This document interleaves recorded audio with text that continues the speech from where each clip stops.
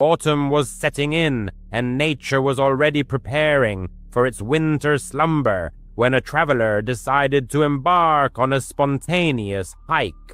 It was an impulsive urge to make one last foray into the northern Minnesota woods before winter arrived and everything plunged into a months-long dormancy.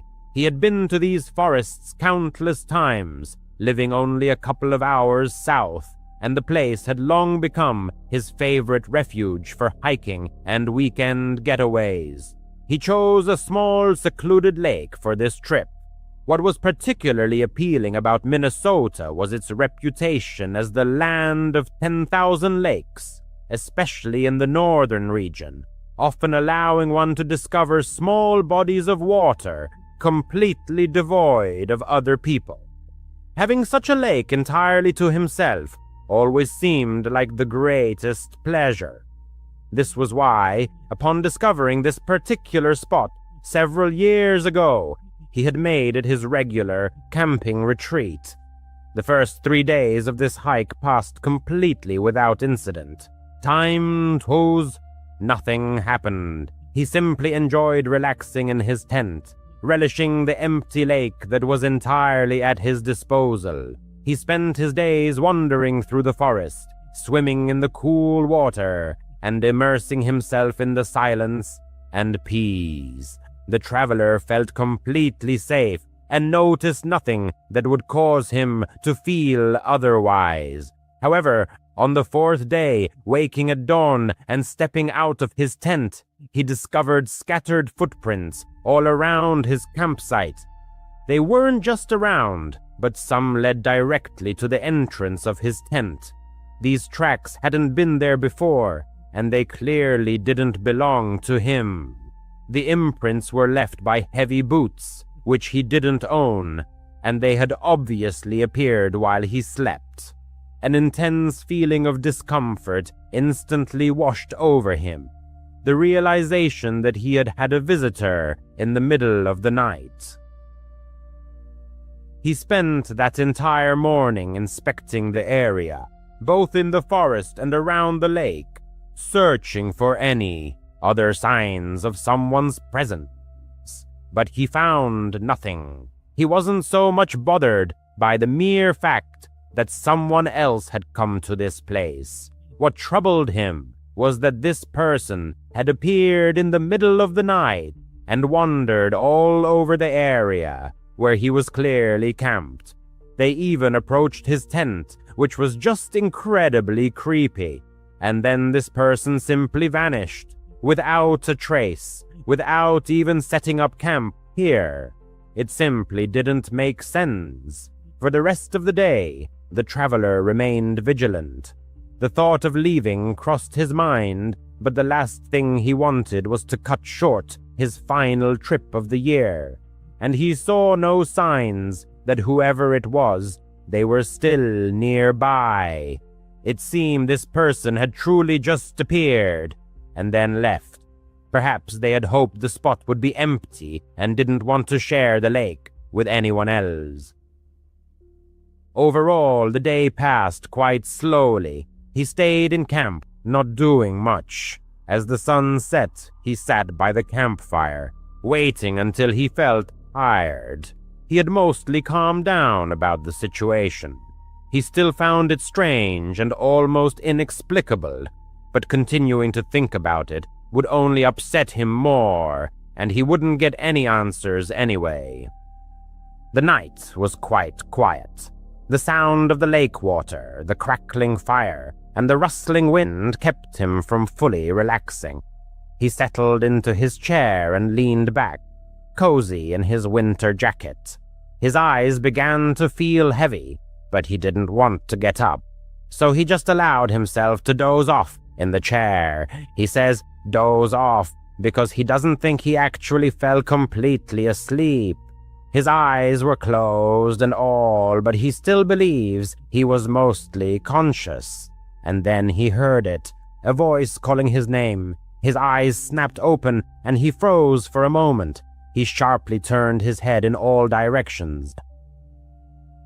The forest was silent. and everything seemed as it was before. His eyes were still wide open, and his heart pounded wildly. He couldn't tell if it was just a brief dream or something similar, or if he had actually heard someone call his name.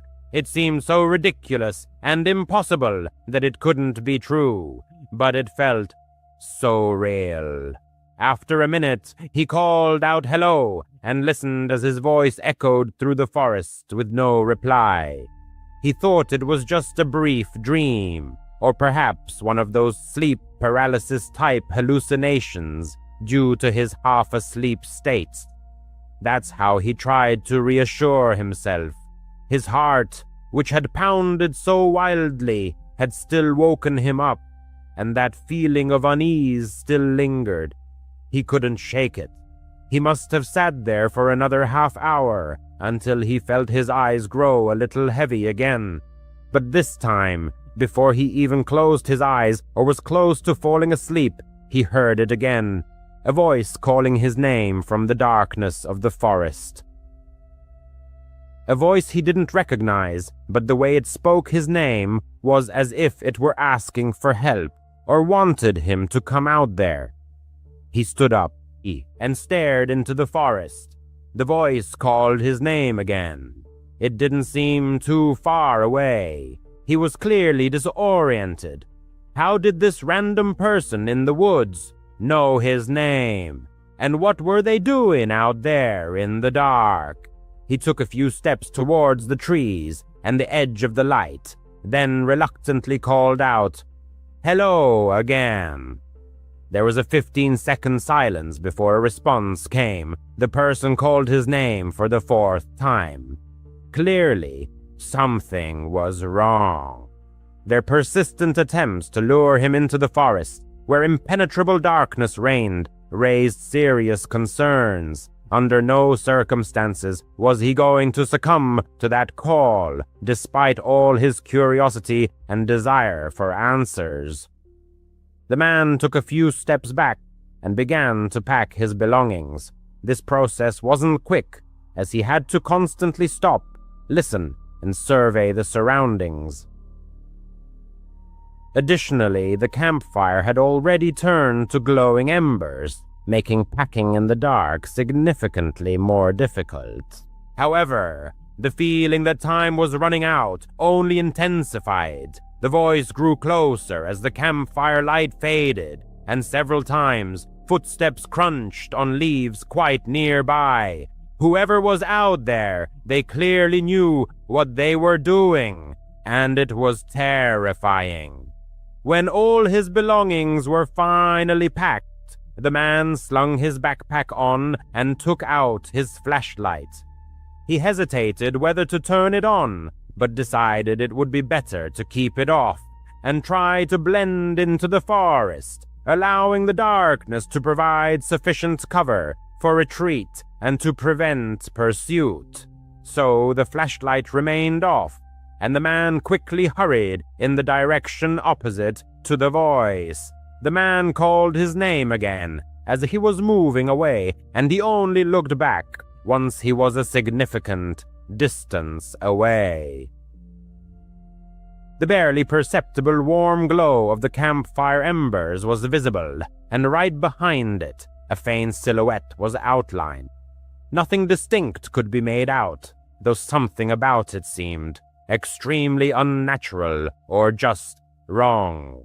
He turned and hurried deeper into the forest, hearing the man call his name one more time before he found himself alone again in the empty, silent, and dark woods. Getting out of the forest was, to say the least, exhausting. But the relief he felt upon making it out, getting back to his car, and driving away from those woods was indescribable. He considered calling the police, but honestly, he thought he'd sound crazy. Some guy calling his name in the woods and seeming to pursue him. What could the police even do about that? So, almost 3 years later, he still doesn't know what actually happened there that night. He admits it's crazy, but a part of him is frustrated that he didn't get closer to the voice to try and figure out who it was or how they knew his name, though he knows that if he had, it might have been the last decision he ever made.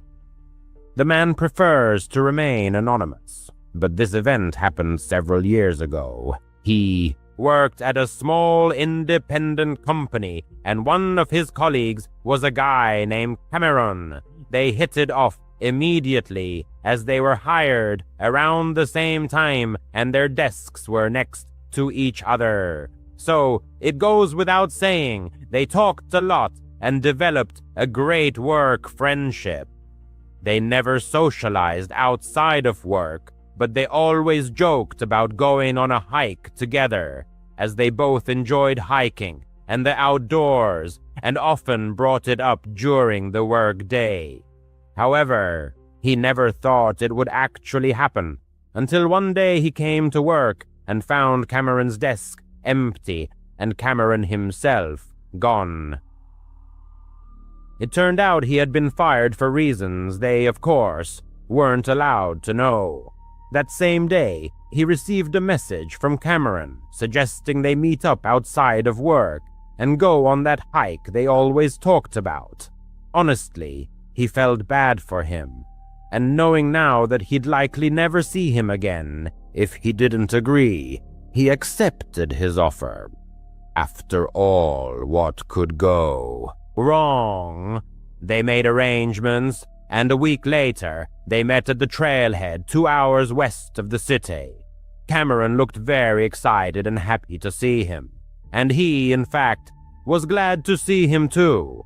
However, right away the man felt that Cameron wasn't the same person he was in the office. It wasn't alarming, but he just noticed it. They started down the trail and talked the whole way.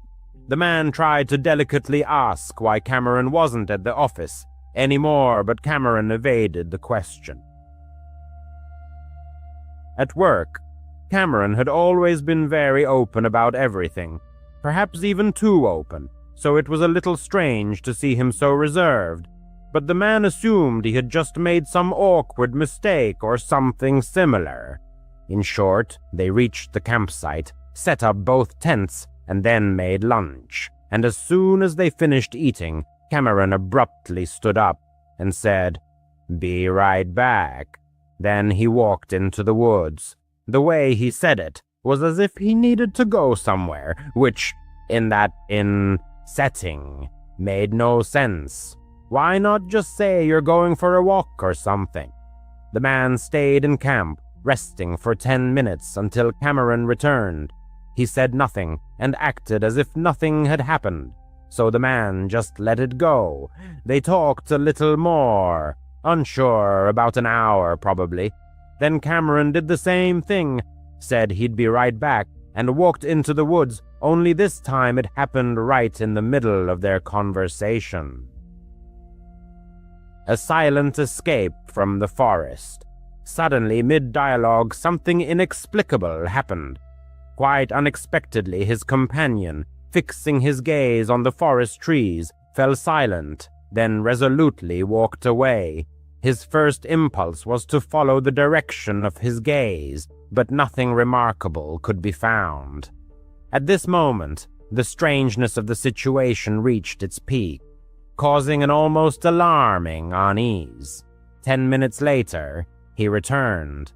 This time, a direct question was posed about the purpose of his absence, to which, after a second's thought, a laconic answer followed: nowhere. No further explanation was offered, and again it was decided to let this oddity go. 6 months of daily interaction with Cameron prevented a few inexplicable occurrences from completely altering the established opinion of him. The conversation by the campfire continued for a while longer, after which they retired to their tents, preparing for sleep. The fatigue was so profound that falling asleep presented no difficulty whatsoever. However, he awoke in the middle of the night. His eyes snapped open, and the absolute silence, broken only by the soft rustling of the forest, was clearly imprinted in his memory.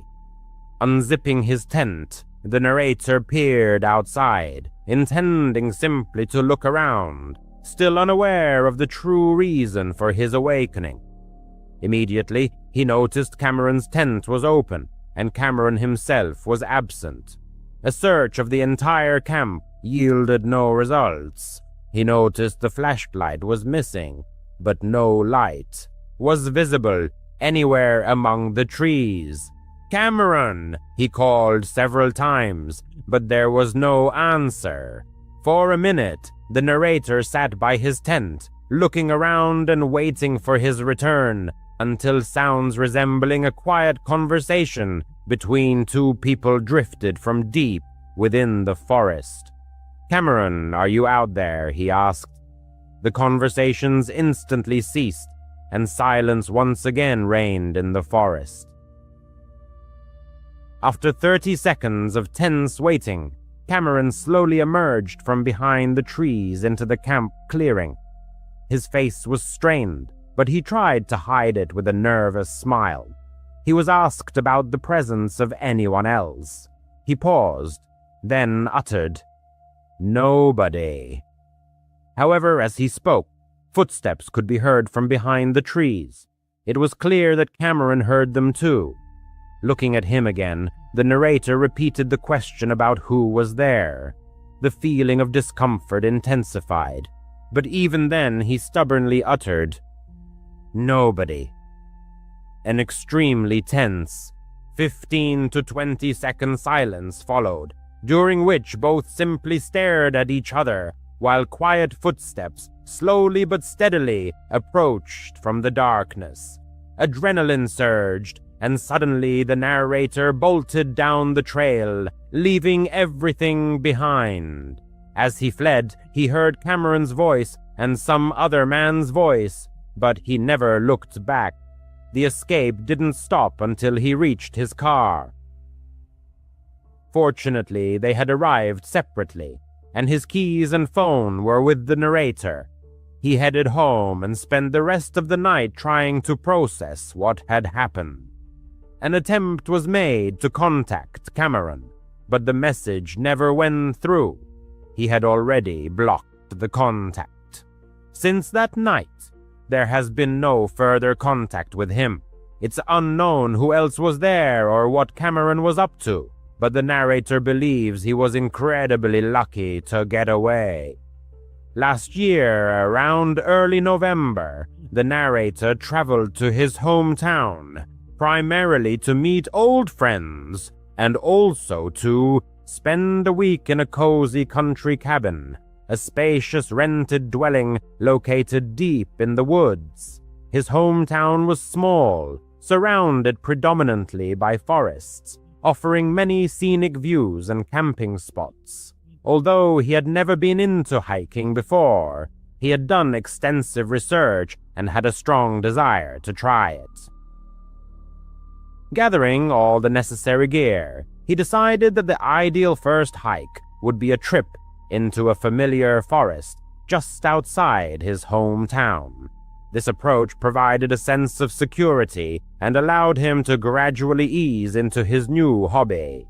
The rented cabin was chosen specifically because of a trail that led to a small camping spot. The narrator reasoned that in case of unforeseen circumstances, he could always return to the cabin and everything would be fine. It seemed like a risk-free way to enjoy his first trip.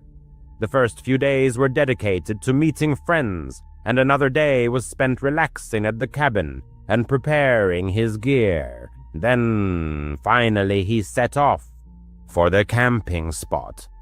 The trail was only about an hour long. For the first 10 minutes, he focused on properly adjusting his backpack and checking all his equipment. Once everything was settled and there was nothing more to worry about, a strange feeling washed over him, a sensation as if he was being watched from behind the trees. Since this was his first time alone in the forest, He assumed he was just nervous. However, this feeling didn't disappear as expected. Every time he looked into the forest beyond the trail, that empty, dreadful sensation enveloped him. It truly seemed like a sign, a warning to get out of there. But he didn't listen. He kept walking, battling these feelings all the way to the campsite. The camping spot was small, just a little patch of land that, frankly, the narrator wouldn't even have considered a campsite if it weren't for a few scraps left behind by previous campers. The place was definitely undeveloped, as it was unkempt and not maintained at all. Nevertheless, being off the trail and in a more open area, the narrator felt a bit better. He felt comfortable enough to stay. He began unpacking his things and setting up his tent. Since this was his first experience, he meticulously followed the step-by-step instructions, aiming to complete all actions flawlessly. This task took, by his estimation, about 15 minutes, which he felt was a perfectly acceptable result. It was at that very moment, as he was pulling the last tarp, that an unfamiliar man approached the campsite. The stranger was tall, and his age, judging by his appearance, was approaching 25, which matched the narrator's age. When the narrator looked at him, the man waved and gave him a strange smile. The strangeness of this smile was that it was normal, yet the rest of his face remained immobile. It seemed he was only smiling with his mouth and teeth, while maintaining a completely blank expression. The narrator found it extremely unusual, and even a crazy coincidence that the stranger appeared right after him at a campsite that, from his observations, wasn't very popular. However, what could he know? He continued with his tasks, setting up his area, getting everything he needed, and gathering branches for a fire. There was already a small fire pit there, likely built by someone long ago. While he was busy, the man set up his tent nearby. But oddly enough, that was all he had brought with him. The narrator saw the stranger approach with what he thought was a proper hiking backpack, but it was actually just a shoulder bag containing only a tent. He had no sleeping bag, no food, no other essential items. The narrator was certain of this because the stranger's tent was mostly mesh, see-through, and it even lacked a rainfly, and the man just sat there, doing nothing. The narrator felt a growing unease every time he accidentally glanced in the stranger's direction, because the man would instantly look back, forcing him to quickly avert his eyes. After gathering all the branches and finally being able to just sit and rest, the narrator became more and more frightened of this man. Simply put, his intuition told him something was wrong with him. And as the sun began to set, the thought of staying there alone with him overnight began to truly alarm him. No matter how much he chided himself for it, he decided it wasn't worth staying here when he felt such strong feelings, especially since his rented cabin was nearby. He might even make it back before the sun fully set. He started packing up, and the man immediately came out of his tent. He stood next to it, and although he tried not to show it, it was perfectly obvious that he was watching the narrator. His smile was gone, and his entire face was tense and almost annoyed.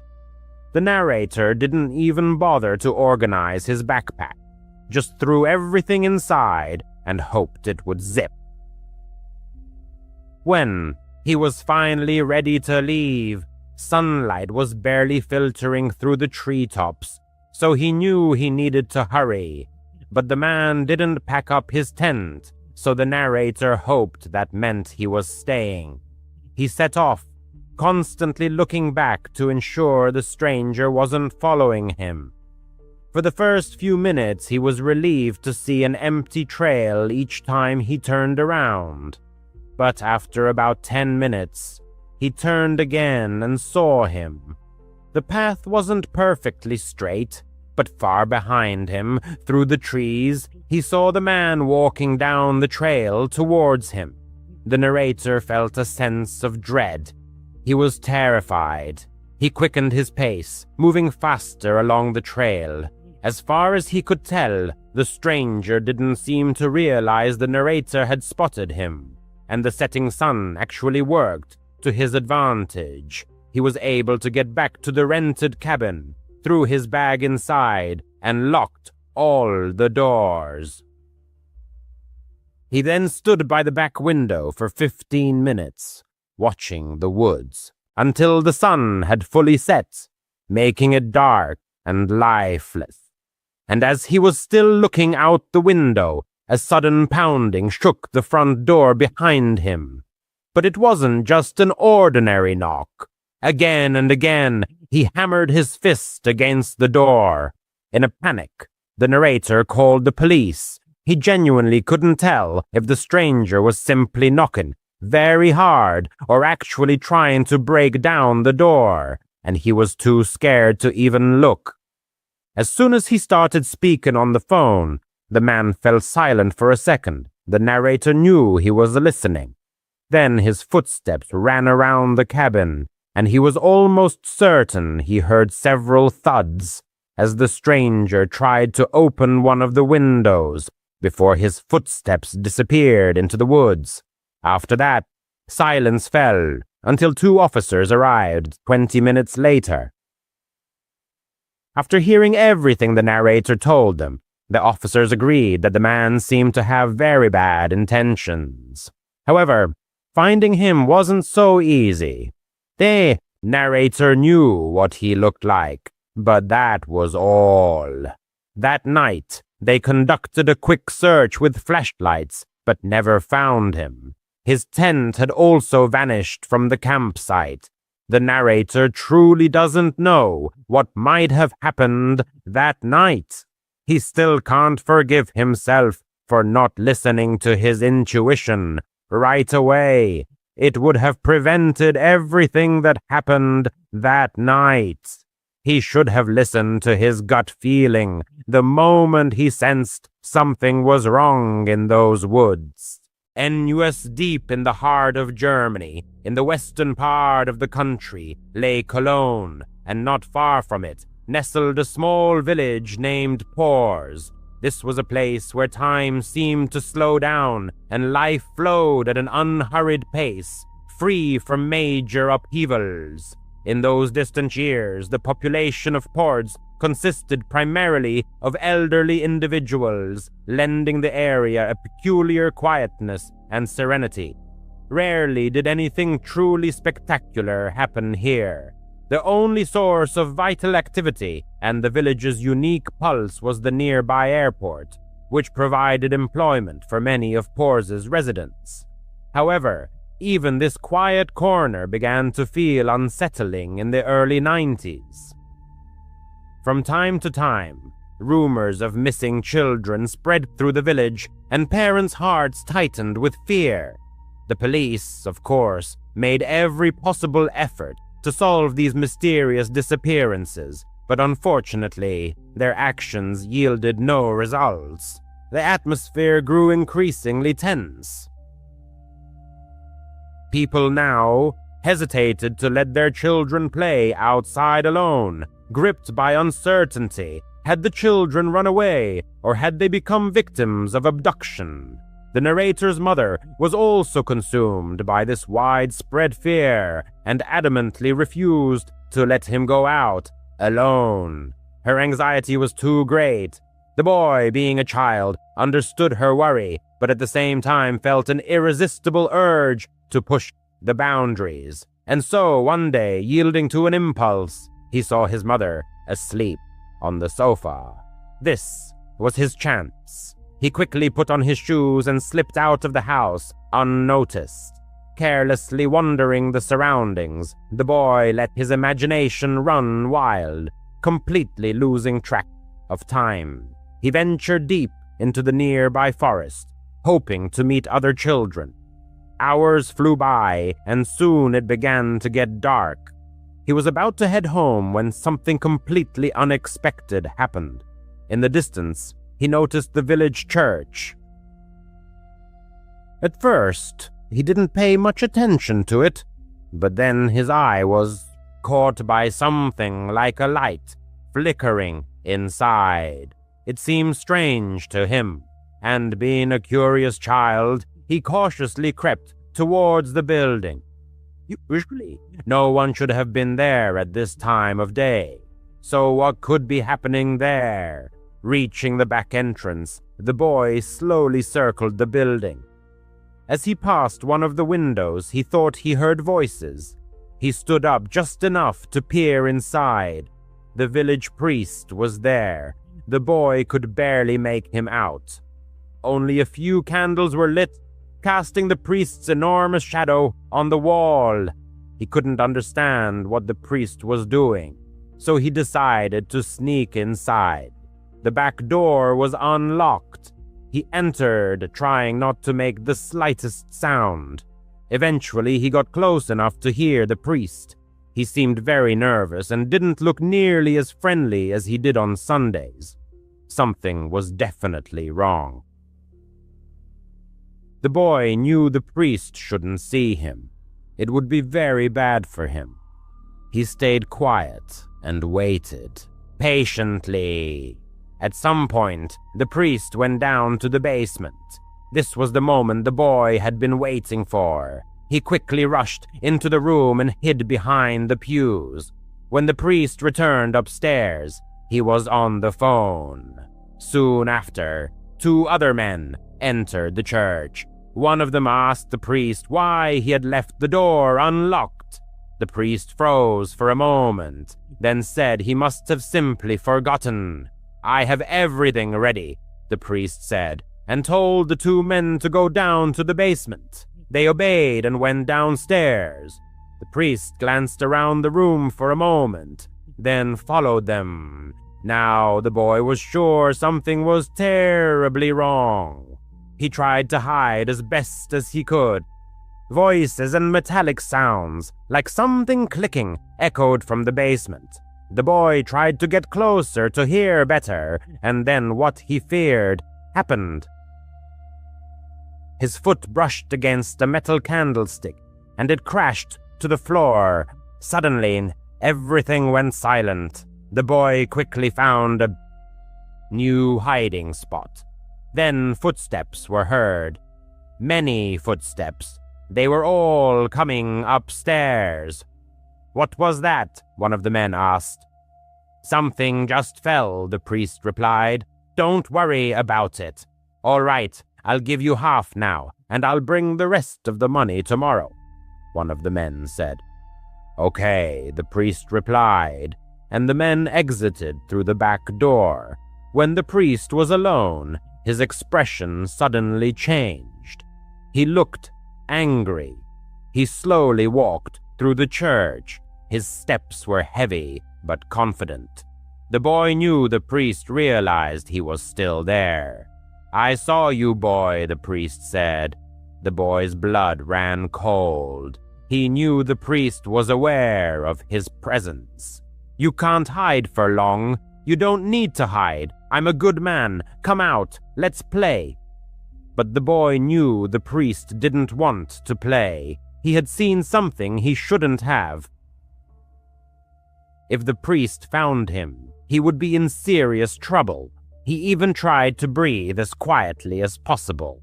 The priest walked around the church a few more times, then said to himself, maybe he really left. He gathered a few things, extinguished the candles, and left the church. The boy remained there for at least 20 more minutes, frozen with fear. What had just happened? He couldn't believe it.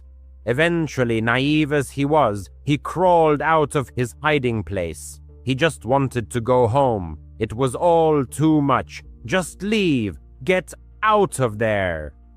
As he headed for the back door, he saw the moon shining through the same window where he had first seen the priest.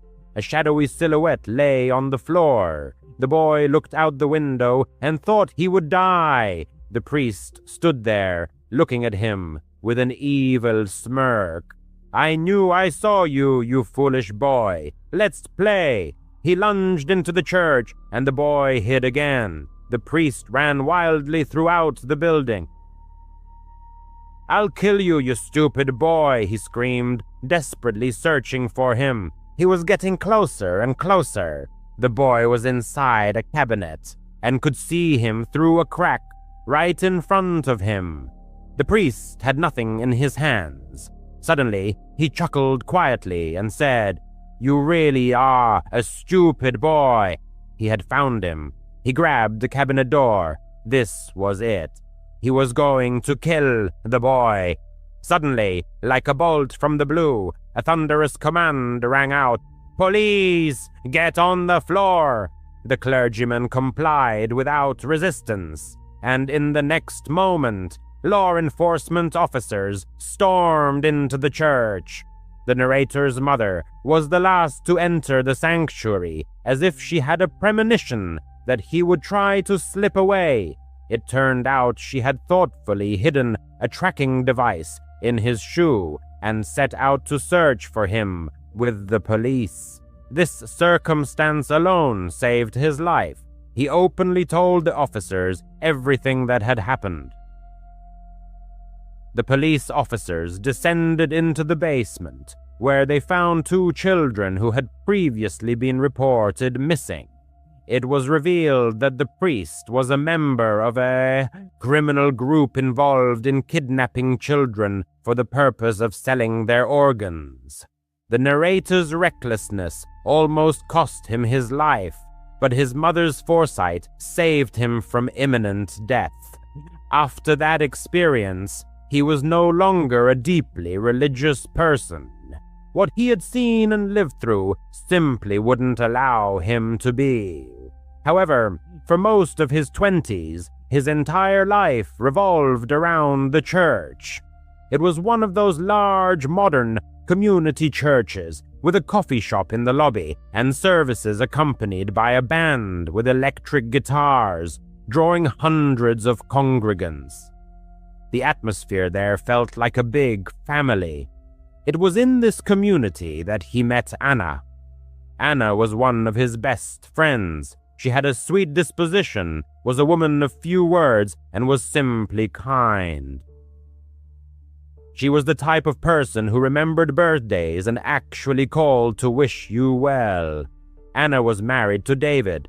In the eyes of all the churchgoers, David seemed like the perfect man. He was charismatic, played the guitar masterfully in the worship band, and always hugged Anna tenderly. They gave the impression of an exemplary married couple. However, when he was alone with Anna, the narrator began to notice disturbing details. He saw David's gaze turn empty and cold if Anna laughed too loudly at someone's joke. He noticed David gripping her wrist too tightly when he wanted to leave a party. David himself called it caring, but the narrator interpreted it differently, as blatant control. Sometimes Anna confided in him, whispering about incidents. She shared how David would accidentally break her things, or how he would block a doorway with his body and jokingly say he wouldn't let her go until she uttered words of love. These small things, taken individually, might seem like manifestations of a passionate or complicated marriage, but when you line them up, they form a clear picture of abuse. The narrator repeatedly urged her to leave, again and again. He told her his apartment was always open to her, but Anna was terrified not only of David, but also of what the church community would say. Their pastor insisted very strongly on the sanctity of marriage. Divorce was considered the greatest sin, worse than anything else. On that fateful night when everything happened, he received a call at 3 a.m. It wasn't Anna calling, but a nurse from the local hospital. She reported that Anna had been in an accident and had listed him as an emergency contact. His heart simply froze with fear. He drove to the hospital, shaking so badly he could barely hold the steering wheel. He was allowed into Anna's room. The entire left side of her face was covered in bandages and dried blood. She was conscious, staring at the ceiling. He did it, Anna said. She told him everything. She had finally made up her mind. She was packing her bag while David was out. She was just zipping it up when he unexpectedly returned early. He saw the bag. He didn't yell. That scared her the most. He just walked into the bedroom, opened the closet, took out the gun he kept in a safe, and came back to her. He held the barrel directly to her temple. "Do you really think you're going anywhere?" he asked. Anna confessed that she thought she would die right there in her hallway. All she could think about was that she didn't want him to be the last person she saw. So she acted. She grabbed his wrist and pushed, trying to shove the gun away, and it fired. The sound was deafening. She said it felt like her whole head exploded. She collapsed, clutching her ear, convinced she was dead. The bullet passed right through the top of her ear, only grazing her scalp. Another centimeter lower, and she would have been gone. David, she said, simply dropped the gun and started crying. "I didn't mean to," he wailed.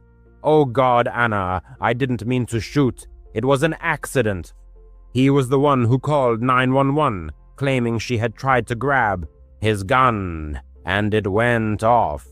The narrator took her home from the hospital.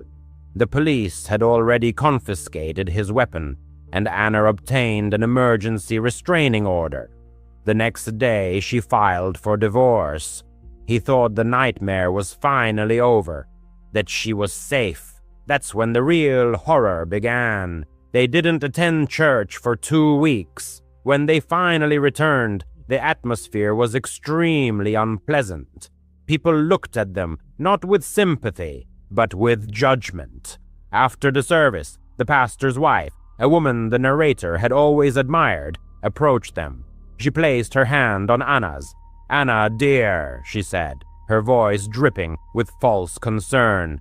"We've all been praying for you and for David." He must be having such a hard time. The narrator just stared at her. "A hard time for him?" he asked. The woman ignored him. "David is just heartbroken," she continued. "He's been in Pastor John's office every day, crying and repenting. He told us all about this. All an accident." "It wasn't an accident," Anna said. Her voice was quiet but firm. "He held a gun to my head." The pastor's wife smiled, a tight, awful little smile. "Yes, but he didn't mean to shoot, did he? That's what he said. He said you pushed him. Anna, you know you can't do that. A wife is supposed to be a calming spirit for her husband, not provoke him." The narrator felt sick. He physically felt the blood drain from his face. The situation continued to worsen.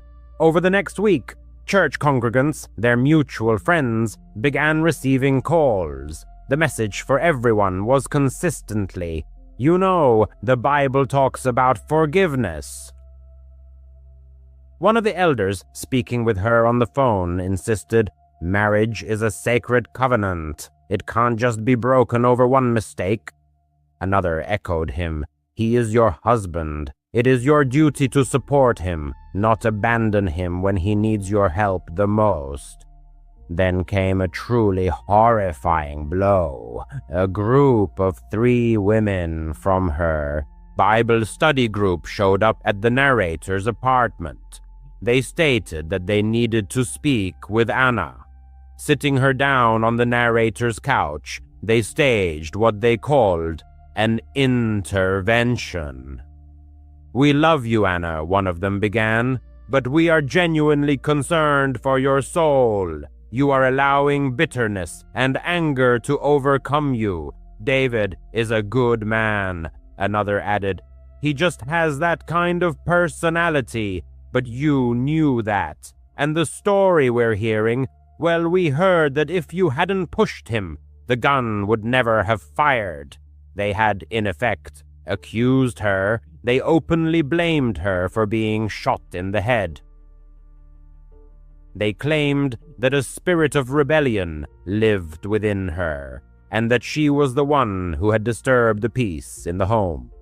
They insisted if she truly loved God, she should cancel the restraining order, stop the divorce proceedings, and return to her husband to help him heal. Anna just sat silently, the stitches on her ear still bright red. That was the last time she ever set foot in that church. A month later, she moved to another state to live with her sister. She changed her name. The narrator hasn't seen her in person since, though they sometimes exchange messages. The narrator stayed there for a few more weeks. He couldn't believe what was happening. He watched as David was welcomed back into the community. He would stand during services and give tearful testimonies about his struggles and how some enemy tried to destroy his marriage, and people nodded. They patted him on the back. They prayed for him. The man who held a gun to his wife's head was declared a victim. The woman who was shot was called a sinner. The narrator finally realized the truth. True horror isn't always found in the monster with a gun. Sometimes it's the smiling faces in the room who, after you've narrowly escaped danger, try to convince you to return to the monster's cage, because to them, your safety was never as important as their rules. And then the narrator converted to Islam. This happened in 2018 when the narrator was working as a cleaner at St. Mary's Church, located in a quiet suburb of Chicago. He was 28, single, and desperately needed a steady job after a series of temporary construction gigs. The church was an old brick building constructed in the 1950s. Nothing remarkable, just a main hall with pews, a small office, a storage room in the back, and a basement for supplies. Father Ali managed the place. He was a kind elderly man in his 60s, living in the rectory next door. The narrator's shifts usually fell in the evenings, cleaning after services or events, mopping floors, dusting the altar, and other similar tasks. It was a quiet job, and he enjoyed the silence there. The pay wasn't great, but it was significantly better than dealing with noisy construction sites. One of the unique features of this church was the front door, which emitted a long, drawn-out creak every time it was opened. The reason lay in the old rusty hinges that needed lubrication. However, Father Ali always claimed it gave the place a special character. He joked that the sound was like the church itself, announcing visitors. The narrator heard this creak constantly during the day when people came for prayers or meetings, but at night, when he was alone, the sound stood out particularly strongly. The door was made of heavy wood, equipped with a latch that secured tightly behind anyone entering. No wind could move it. It required significant effort to open. On that particular night, it was a Tuesday in October. The weather outside was cool and rainy. The narrator was working late because there had been a funeral earlier, and the premises needed a thorough extra cleaning. Flowers to be removed. Programs collected from the pews. Father Ali had left around $8,000 p.m. to visit a parishioner in the hospital. He asked the narrator to lock the door when he finished and said he would be back late, possibly around 11,000 p.m. The narrator nodded, seeing nothing unusual in this. He had his headphones on and was listening to a true crime podcast, which, in retrospect, seemed ironic, while vacuuming the carpet in the main hall. The church was dimly lit. Only the overhead lights were on at a low level, and a couple of lamps near the altar.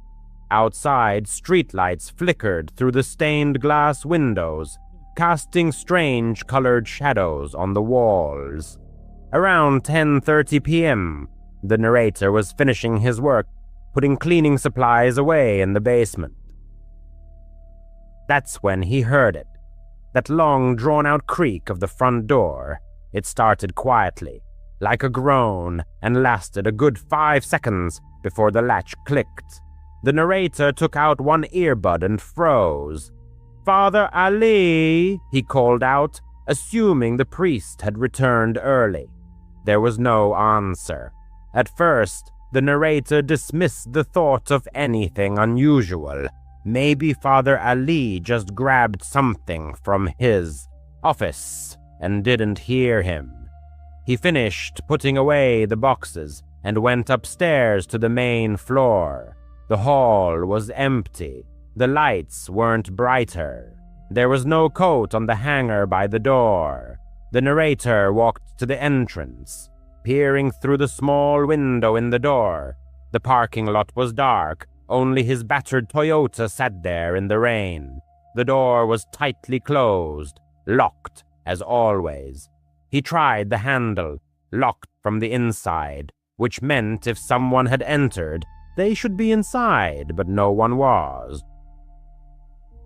He checked the pews, the side aisles, and even looked into the small vestibule where the holy water font was. Nothing.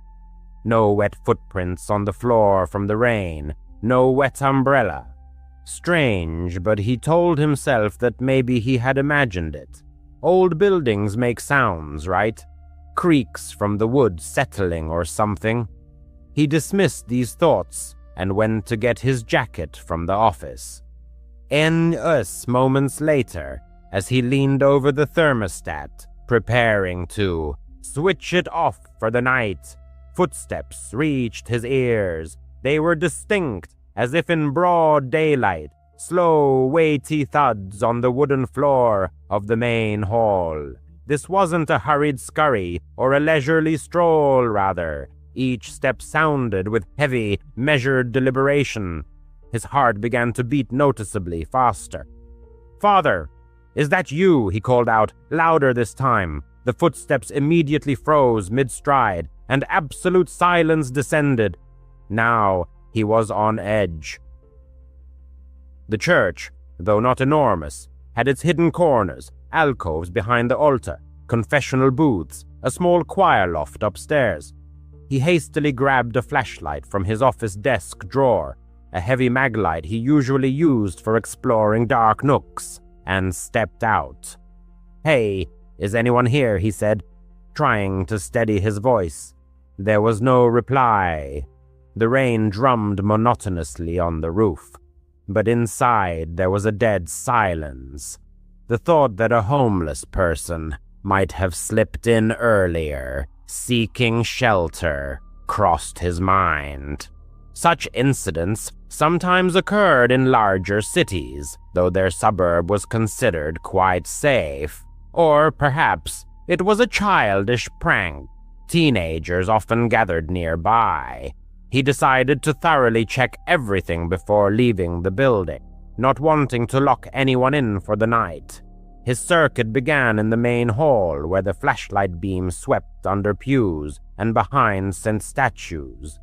Nothing.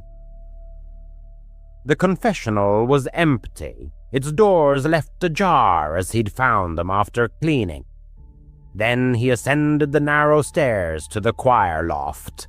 The steps creaked under his feet, but no one was there, just dusty hymn books and an ancient organ. Descending, he checked the office. The desk was clear. No one was hiding under it or in the closet. Next was the storage room. Boxes of candles, altar cloths, cleaning supplies. Everything was in its place. He moved a few stacks, ensuring everything was in order. Down to the basement again, where the furnace hummed quietly. No signs of disturbance. This entire search probably took 15 minutes, and by its conclusion, he began to feel awkward.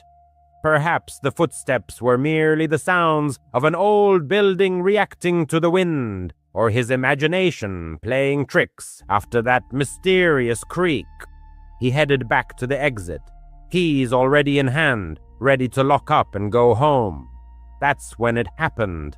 A loud bang echoed from behind him. It wasn't just any door. It was the storage room door he had just checked. It slammed shut with such force, as if someone had yanked it shut. He froze, keys jingling in his trembling hand. Thoughts raced through his mind. No way. It was the wind. There were no windows in the room, and the door was heavy, with a spring hinge that closed slowly on its own. It didn't slam, unless you made it.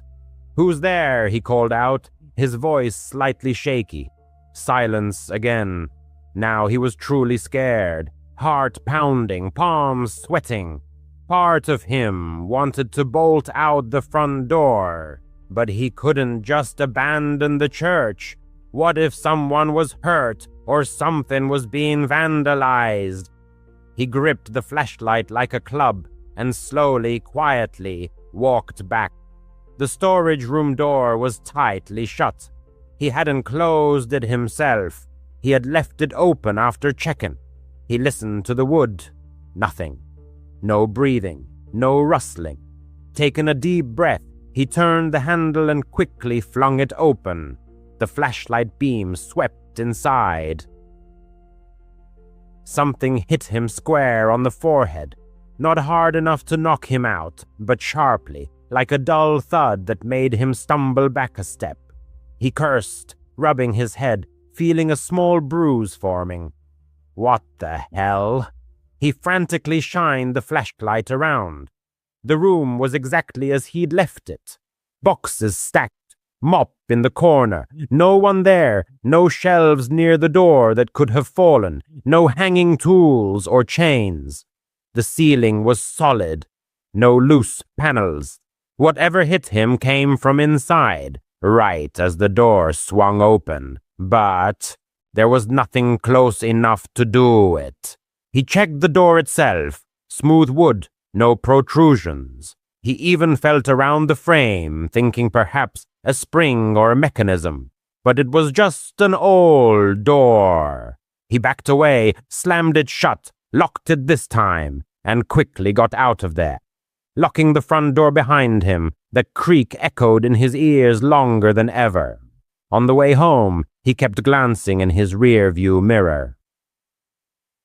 The next morning, he called Father Ali and resigned without notice. The priest was surprised and asked if something had happened.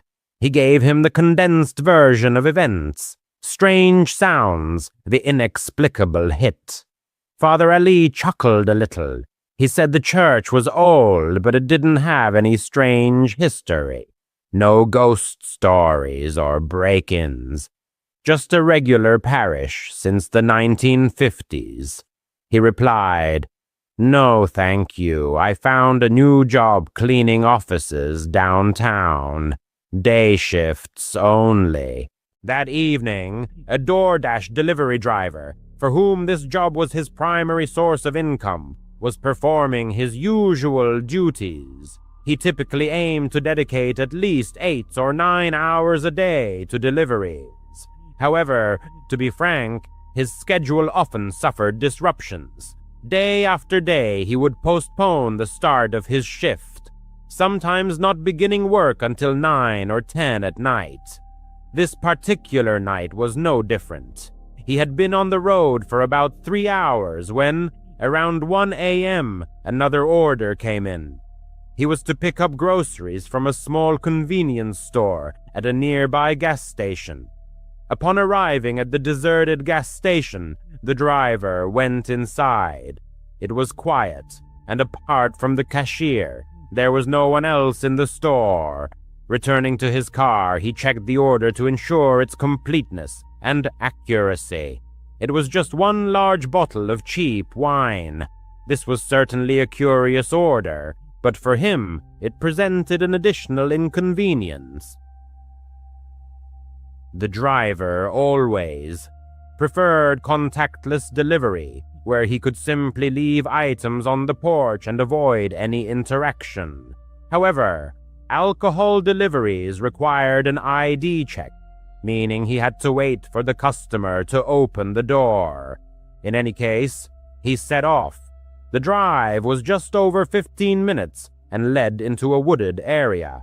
Most of the city was surrounded by forests, so this was not unusual. However, when he turned onto the driveway, it was extremely rough and broken, as if it hadn't been maintained in a long time. Soon he reached the house itself.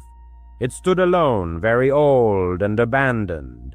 There seemed to be no lights anywhere, and the driver could only see the front of the building, illuminated by his car's headlights. He parked and got out of the car. The forest was absolutely silent. He felt completely alone, and every sound he made seemed to be the only noise in the entire vicinity. But it was already 1 a.m. Standing next to his car, he opened the app on his phone, making sure everything was ready for the ID check and other necessary procedures. While he was there, his gaze accidentally fell upon a light flickering somewhere deep in the woods. However, he didn't pay much attention to it, assuming it was probably a light from another house, perhaps a porch light or something similar. But he couldn't see the house itself. The light was too far away and barely penetrated the dense tree foliage. With the app ready, he headed to the porch. He didn't find a doorbell, so he knocked on the door. He heard the knock echo throughout the house, as it usually does in an empty dwelling. It was a bit strange, but again, he just ignored it and waited for someone to answer. In fact, the only thing that seemed unusual to him until this point was the complete lack of light in the house or on the porch. His headlights were still the only source of illumination, lighting up the front of the house. The fact that it was an old house in the woods was quite common in that area, so while it sounds strange, it wasn't off-putting to him. After a good minute of waiting, he finally heard some sounds from behind the door, and a moment later, it swung open. Immediately, as soon as the door opened, he noticed how dark it was inside. The driver expected to see some dim lighting further back in the room, or perhaps for the occupants to turn on a light as they approached the door, but this didn't happen. It was practically pitch black inside. He could barely make out the man standing in the doorway. He was quite tall and slender, with shadows obscuring most of his face. The driver explained that he just needed to quickly check his ID due to the alcohol. The man nodded and seemed to smile slightly, but it was hard to tell. He asked for a minute to get his wallet. His voice was slow and raspy. The man left the door open as he turned and walked down the hallway into another part of the house, disappearing completely into the darkness, just a few feet from the doorway. Now the driver was truly alarmed. He had already felt a slight unease, but now, seeing that the person simply lived in a completely dark house, it was extremely strange. As his anxiety grew, he began to nervously look around. His gaze fell on his own car, standing ominously on the gravel driveway with its headlights on, and nothing but dark woods behind it. Then his gaze slid to the woods nearby. He noticed the light he had seen earlier again, but now it was closer. The driver stared at it, and after a few seconds, he realized the light was moving. It wasn't just shining in all directions, it was swaying or shaking slightly, as if someone was standing still, holding a flashlight and pointing it directly at him. A chill ran down his spine. The light had to be only about 15 meters into the trees. However, outside there was still absolute silence. He heard no one and nothing. But as he looked at that light, he suddenly heard something from inside the house. The driver shifted his gaze back through the doorway, peering into the darkness of the hallway. He heard faint creaks of floorboards, as if someone was cautiously approaching the doorway. The driver jumped off the porch and rushed to his car. At that moment, the light in the woods moved again, but he didn't linger to find out what was happening. He got in his car and hastily drove away, still catching his breath. He tried to collect his thoughts, got back on the road and parked back at the same gas station. It was amazing how in such situations, the mind so desperately tries to immediately come up with an explanation that everything was not as it seemed. He truly couldn't understand what exactly it was, but he was too exhausted to continue working. So after that, he drove home and ended his work for the night.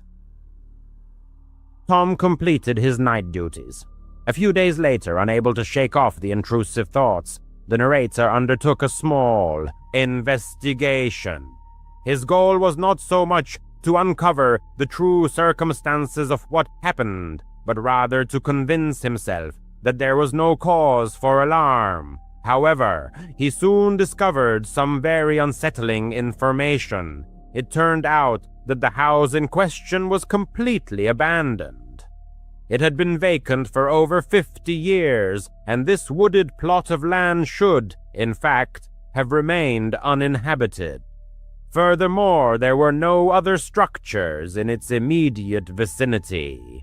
The narrator still cannot comprehend the events of that night, but is deeply convinced that he narrowly escaped imminent danger. In 2019, the narrator went to his older brother's country house to dog-sit for 3 days while his brother was away on a business trip. His brother didn't want to leave his dog, Cooper, with strangers. Although the narrator calls this dwelling a cabin, it was actually a fairly large, ordinary house. It only earned that name due to its location in the middle of a dense forest. The first day was spent socializing with his brother, who left around 3 p.m. There wasn't much to do at the cabin, besides relax and perhaps listen to music by the fireplace. After dinner, the narrator decided it would be nice to sit outside and enjoy the sunset by a campfire. Taking Cooper with him, they settled in the yard, watching the sun slowly descend behind the treetops. The first hour outdoors was quite pleasant. However, the narrator soon realized that after sunset, the atmosphere became quite unsettling. In fact, it took on a very sinister quality. Everything around the cabin was plunged into pitch blackness, and the silence of the forest seemed simply threatening. Not 10 minutes after sunset, the narrator put out the fire and hurried back into the house. Perhaps it just wasn't his thing, but he honestly hated that eerie feeling of being outside at night. He settled on the couch with Cooper and, ironically, put on a horror movie. However, the long drive to the cabin had exhausted him, and he drifted in and out of sleep throughout the film. At one point, the narrator woke up to find Cooper no longer beside him. He sat up and looked around, spotting the dog sitting by the front door. Calling his name, the narrator suddenly realized how strange this sight was. Cooper didn't look like he was just relaxing. He sat upright, head stretched forward, staring intently at the front door. "Cooper, are you okay, Coop?" the narrator asked. The dog glanced back at him, but only for a second, before returning his gaze to the door.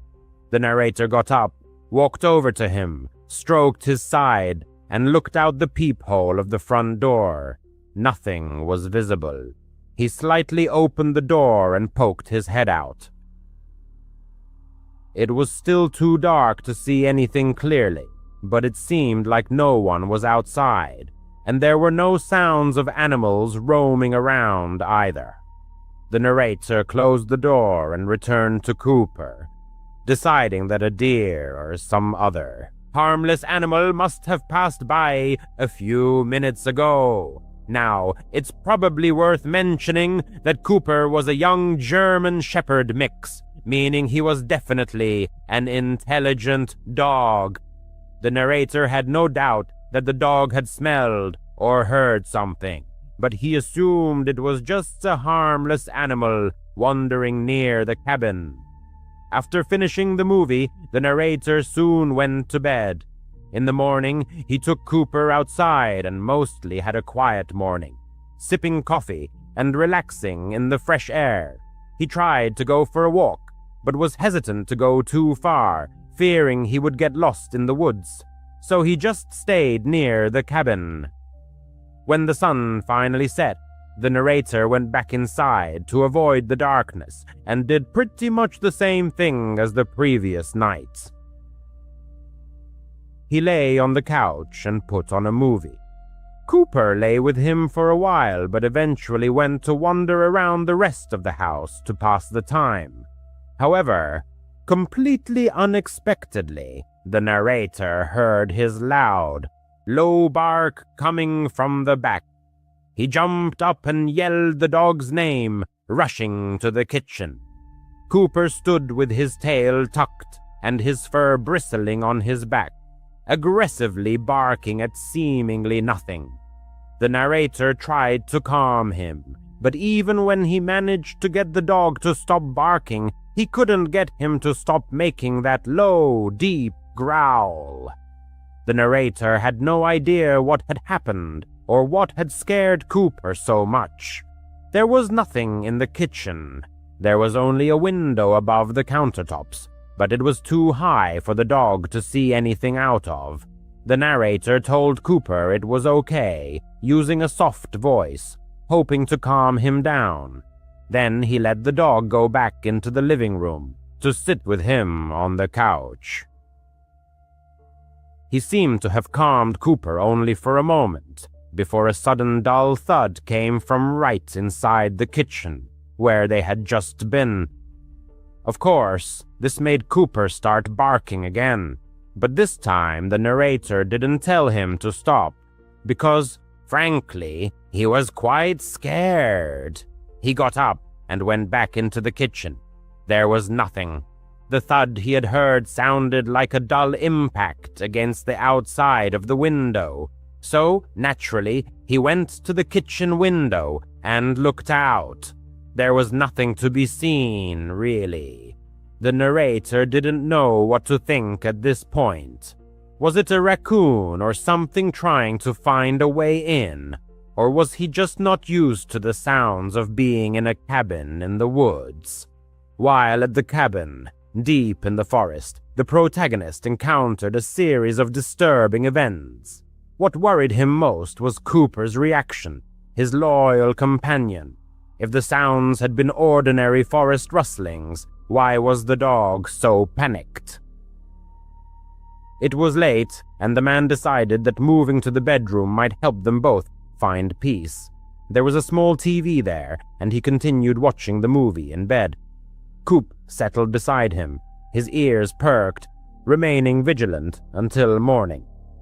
Around 11 o'clock that night, with all the lights in the cabin off, the hero began to prepare for bed. He allowed Cooper to sleep with him in the room, so he closed the door and filled the dog's water bowl, then headed to the shower to freshen up before sleep.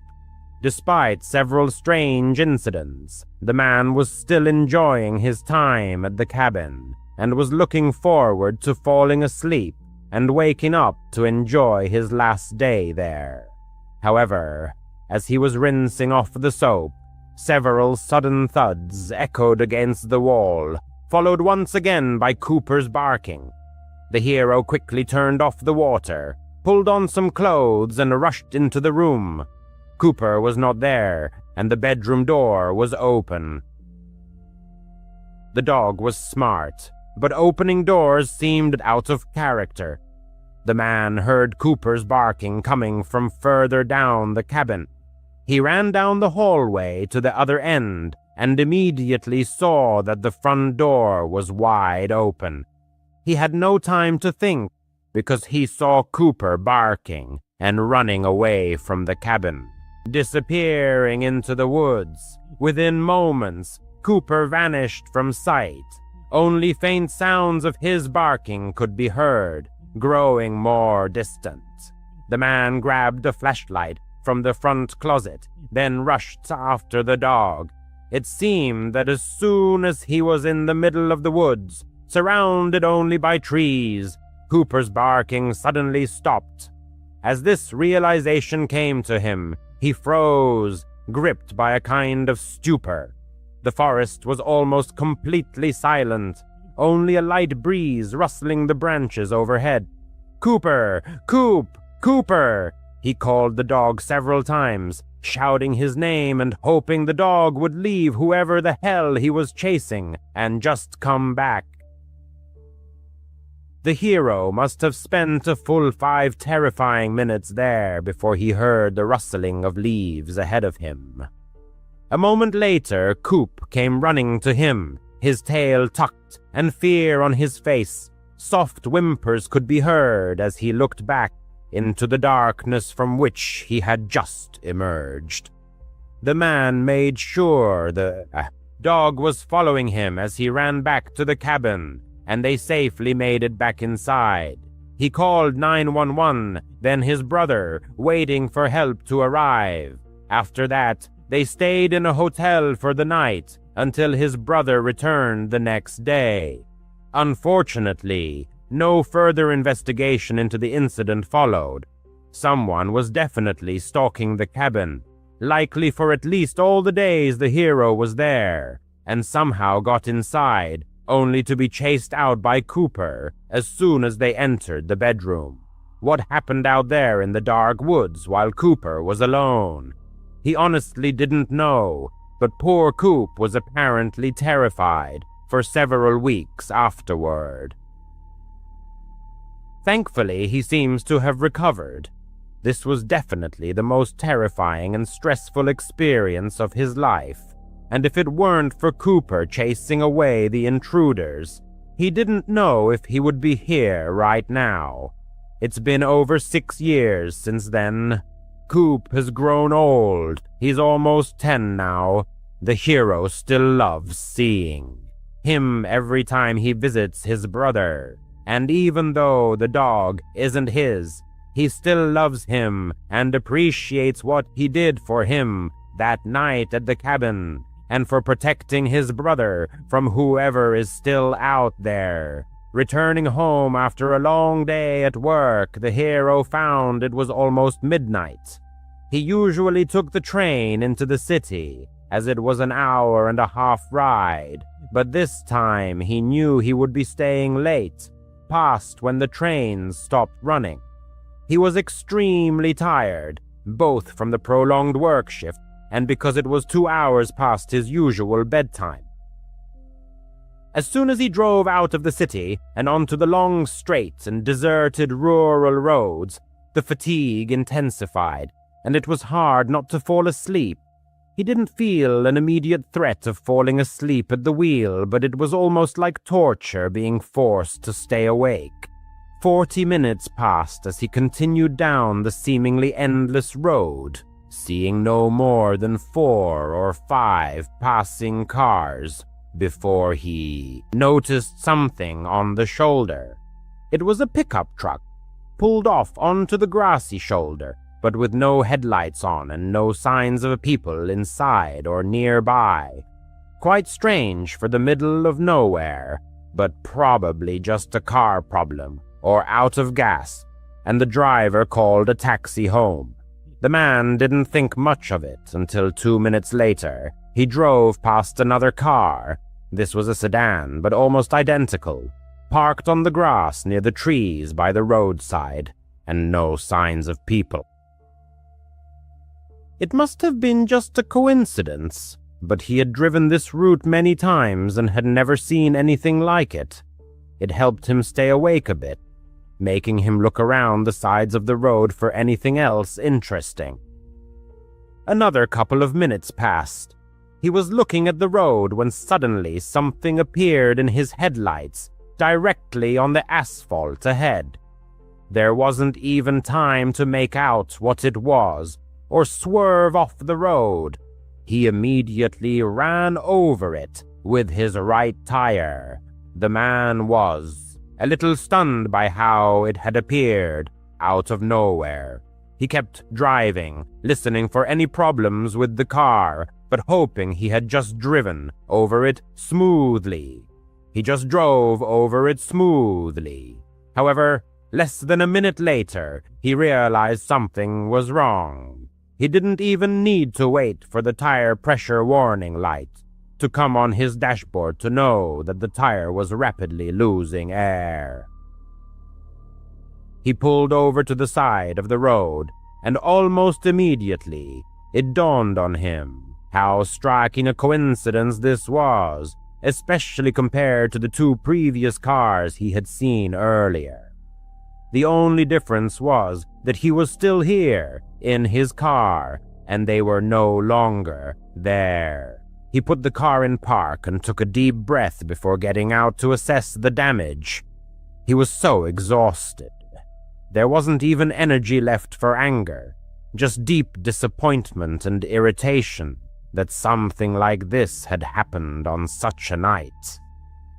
He walked to the side of his car and looked around carefully. Scratches were clearly visible on the paint around the wheel, and the tire was about half flat. A tow truck and a ride home were definitely needed. Before getting back into the car, he couldn't help but look around, assessing his situation. He was on the side of a long, deserted road between towns, with nothing but trees stretching in all directions. It was somewhat eerie to be out there alone, caught in such an unpleasant situation. It was just as these unsettling feelings began to creep in that he noticed something else. Down the road, someone was approaching him on foot. He obviously couldn't make out much due to the darkness, but even more so because the figure was moving along the side of the road, as if at the edge of the tree line. It seemed this person was trying to stay away from the main road, aiming to remain unseen. His first thought was that it might be someone from the other cars he had passed, but as the figure drew closer, an unsettling premonition washed over him. He got back in his car and started calling for a tow service. About a minute later, the man was approaching, almost passing by, before he left the tree line and started making his way through the grass to the road. He came right up to the car. He watched him as he approached the window. The man said nothing, but was noticeably nervous and, how should he put it, unstable, perhaps. It was very difficult to understand him or what he was doing. However, after a few seconds, their eyes met. His gaze was incredibly disturbing and instantly made him want to get out of there. He put the car in gear and drove away. He knew he was risking further damage to the wheel, but his gut feeling told him that something was very wrong with this guy. He had only driven for 20 seconds down the road before he passed another car. This one, however, was different. Its door was slightly ajar, and the interior light was on. It seemed this guy had come from there. He continued driving. In the nearest town, he stopped and got his car fixed. He honestly thought it was just a very strange experience, and he would never truly know what that guy wanted or what had even happened. After everything was fixed, he mostly forgot about it. That was until 4 days later when he heard a disturbing story about two people who had gone missing along the road he frequently took to and from work. He immediately thought of the two abandoned cars he had seen that night and quickly looked into the matter. His body went numb when he saw that it had happened on the very same night, and those two cars belonged to the two missing people. Both cars had tire damage from hitting something on the road, likely placed there by someone to specifically strand them. He called the police to report the information, but as of today, neither of the missing people has been found. As far as he knew, there hadn't even been a single lead or trace of who was behind it or what they had done to them. The thought of how close he came to being the third missing person still haunts him. NUS story 1. Halloween always evoked a sense of awe in the author. At 10 years old, this holiday overshadowed all other events of the year. Preparation began long before the cherished date and included developing a unique costume and, most importantly, decorating the house. The father shared his son's enthusiasm and spared no expense in acquiring all sorts of attributes: artificial cobwebs, huge plastic spiders, terrifying skeletons hung in the trees, and even a fog generator, creating a sinister atmosphere. That year, the narrator's best friends, James and Curls, actively participated in the holiday preparations. 14-year-old James, who seemed older and more experienced, easily reached the highest branches of the trees. 12-year-old Curls, slightly older than the author, also contributed to creating a spooky atmosphere. The friends had fun in the yard, trying to turn the house into the scariest in the neighborhood. The father set up a menacing scarecrow by the porch, and the author skillfully hung cobwebs on the bushes, creating an impression of abandonment and mystery. One day, as James stood on a small ladder and placed a plastic ghost on the branches of an old oak tree growing by the sidewalk, the author noticed a stranger for the first time. The unfamiliar man, never seen in these parts before, was slowly walking down the street and suddenly stopped right in front of their house. He wasn't walking a dog or jogging. He was just standing and staring intently at what was happening. He didn't stand out externally. A man in his 30s, dressed in an ordinary jacket and jeans. However, his smile attracted attention, broad but lacking friendliness.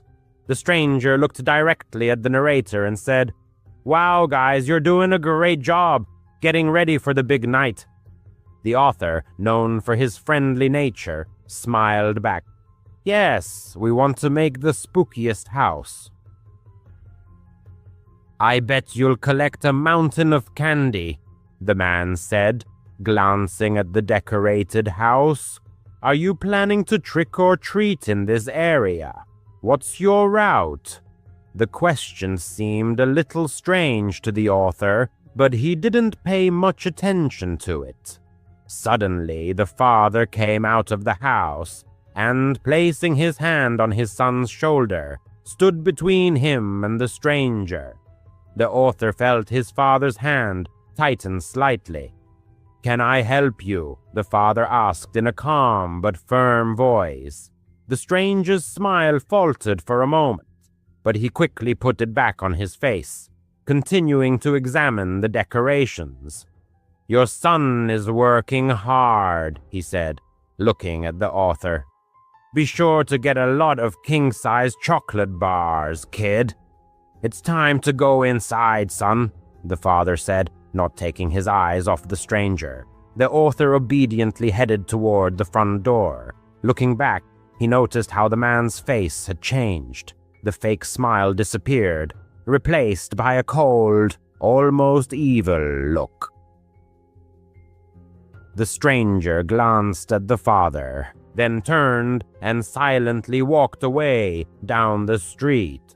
A couple of nights later, the author was awakened by a loud bang coming from the yard. The sound was like something heavy falling. The author's room was on the second floor, and the window overlooked the street and the yard. Overcome with fear but giving in to curiosity, he got out of bed and peeked through the blinds. Streetlights cast long, eerie shadows. Right in the middle of the yard stood that same stranger, partially hidden behind the trunk of a large oak tree. The sound was probably caused by him bumping into the scarecrow that the father had set up, which was now lying on the grass. The stranger did nothing, just stared at the house. His gaze was directed right at the windows, and it seemed to the author that he was looking directly at him. In fright, the author recoiled from the window, feeling his heart pounding wildly. He ran out of the room and down to the living room, where his father was watching television. "Dad, that man is in the yard," he blurted out. The father instantly jumped up from the couch and headed for the front door. He flung it open and went outside, looking around the yard. Returning a minute later, he locked the door. "There's no one there," he said, though he looked worried. "The scarecrow fell over. The wind probably knocked it down." But the author knew it wasn't the wind. The next day was October 31st, Halloween. The author was still feeling some anxiety, but the anticipation of trick-or-treating took over. James and Curls came over after school, and the friends donned their costumes. The author was a ninja, James was a werewolf, and Curls was a vampire. As soon as it got dark, they grabbed their candy bags and went outside. At first, they went to houses in their neighborhood, but soon they had the idea that houses farther away might be giving out more generous treats. So they went block after block until the author almost stopped, recognizing the streets. The bags were filling up with candy, and the friends were proud of themselves. As they approached a dark house decorated with only one pumpkin on the porch, a voice came from the shadows across the street. "Hey kids, come over here. I have something interesting for you." The friends turned around. Standing in the shadows of the driveway of an unlit house was that same stranger. He was holding a large bowl in his hands and took a step forward. The same fake, broad smile was plastered on his face. "Come on, don't be shy," he said, trying to make his voice sound friendly. Curls and the author took a step forward, because who would refuse extra candy? But James grabbed both of them by the arms. "No," he said in a trembling voice. "Don't. We need to leave." James was older and obviously sensed that something was wrong. Story 1. Suddenly it became clear something had gone completely wrong. The stranger, noticing our confusion, instantly changed. His face and his welcoming smile disappeared as if it had never been there. Dropping the empty bowl, he rushed towards us. "Run!" James shouted desperately. We didn't need to be told twice. We turned and ran as fast as our legs could carry us. The sound of his footsteps, fiercely drumming on the sidewalk, grew louder, relentlessly approaching. Our cries merged into a single scream of terror. Curls, always agile, instantly darted between the houses and disappeared into the dark opening of the yard. James, faster than me, pulled ahead. Taking a chance, I looked back. The pursuer's gaze was fixed on me. He didn't seem to notice anyone else. A grimace of inhuman rage was frozen on his face. My strength was leaving me, and the ninja costume seemed unbearably heavy. The pursuer was already close. I could hear his heavy breathing. His hand reached out and grabbed me by the back. At that moment, I was sure it was the end. "Get your hands off my son," my father's thunderous voice rang out. He jumped out of the alley, his face contorted with a mixture of horror and anger. The stranger instantly let go of me, and I fell to the ground in surprise. He looked at my father, then at me, and without saying a word, disappeared into the darkness. My father ran over to me and hugged me tightly. A few minutes later, James appeared, and Curls timidly peeked out from behind the fence. We were all crying, unable to hold back the tears. On the way home, my father squeezed my hand so hard that it felt like he was hurting me. He said that he had started to worry when we didn't come back on time. Calling James, he found out that he wasn't home either. In a panic, he rushed to look for us. Stopping, he asked the neighbors if they had seen us. Fortunately, they said that they had seen 3 children in costumes heading to that part of town. If it hadn't been for them, it's hard to imagine how it would have ended. We never saw that man again, but his face was forever etched in my memory. That Halloween, which was supposed to be full of fun, turned into a nightmare that I will never be able to forget. Story 2. My name is Mark, and I'm 17 years old. I live in a quiet suburb near Chicago, where everyone knows each other by sight. That evening, our neighbor, Mr. Taylor, was having a small party. This elderly man, who is retired, invited a few guests for refreshments and entertainment. I decided to stop by, as my parents didn't mind, and I had no other plans. That's where I met Jake. He introduced himself as a 19-year-old guy, a distant relative of Mr. Taylor, or something like that.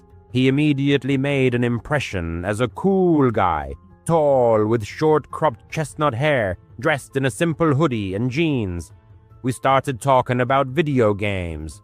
It turned out that he, like me, was into Call of Duty. We even played a few rounds on Mr.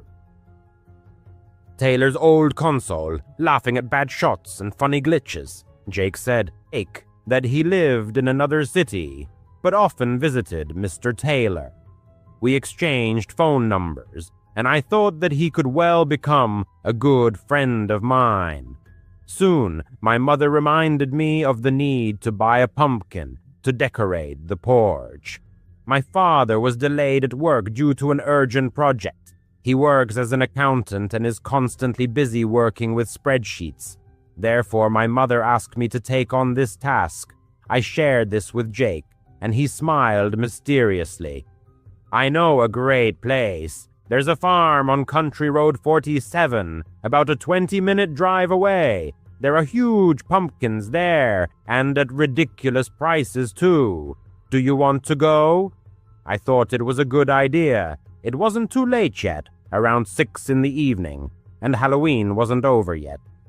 I had my mom's old Ford truck, so we jumped in and set off.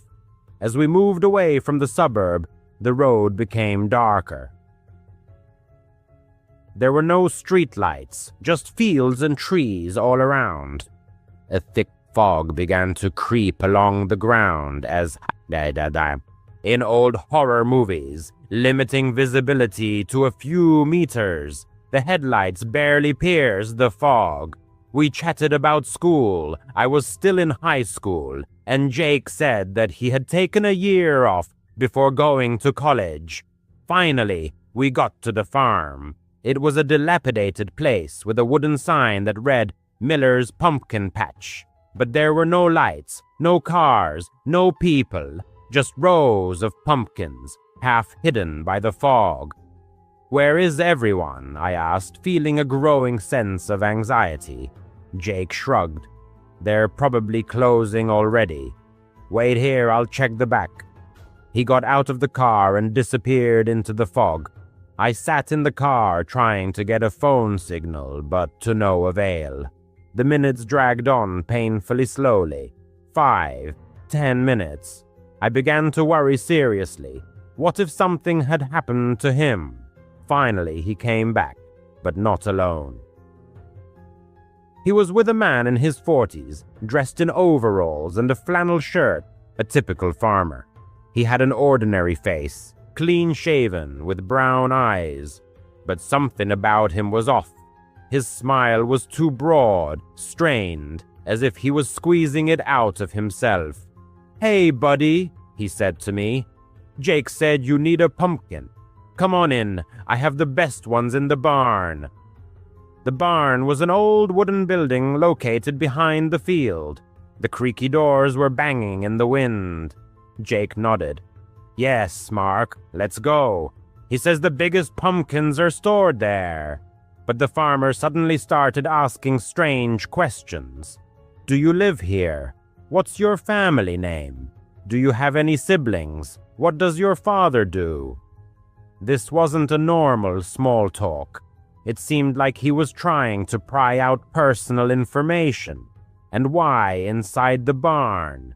The pumpkins were right in the field. That ill-fated day, they stood right there in the middle of the autumn field. The main character glanced at Jake, but he, as if spellbound, watched indifferently, his hands in his pockets. The surrounding fog seemed to erase the boundaries of reality, and the young man imagined that a door slammed somewhere in the distance, perhaps in the old farmhouse adjacent to the barn. Were there more people there? An inexplicable anxiety gripped his insides. Both strangers were now staring intently at him, waiting for a decision. "Come on, what are you afraid of? It's just inside," the farmer repeated insistently, with undisguised impatience in his voice. "No way." The young man firmly stayed by the car. Actually, I just got a message from my mom. She's waiting for me, and I need to get back urgently. Maybe we'll just take a pumpkin from here?"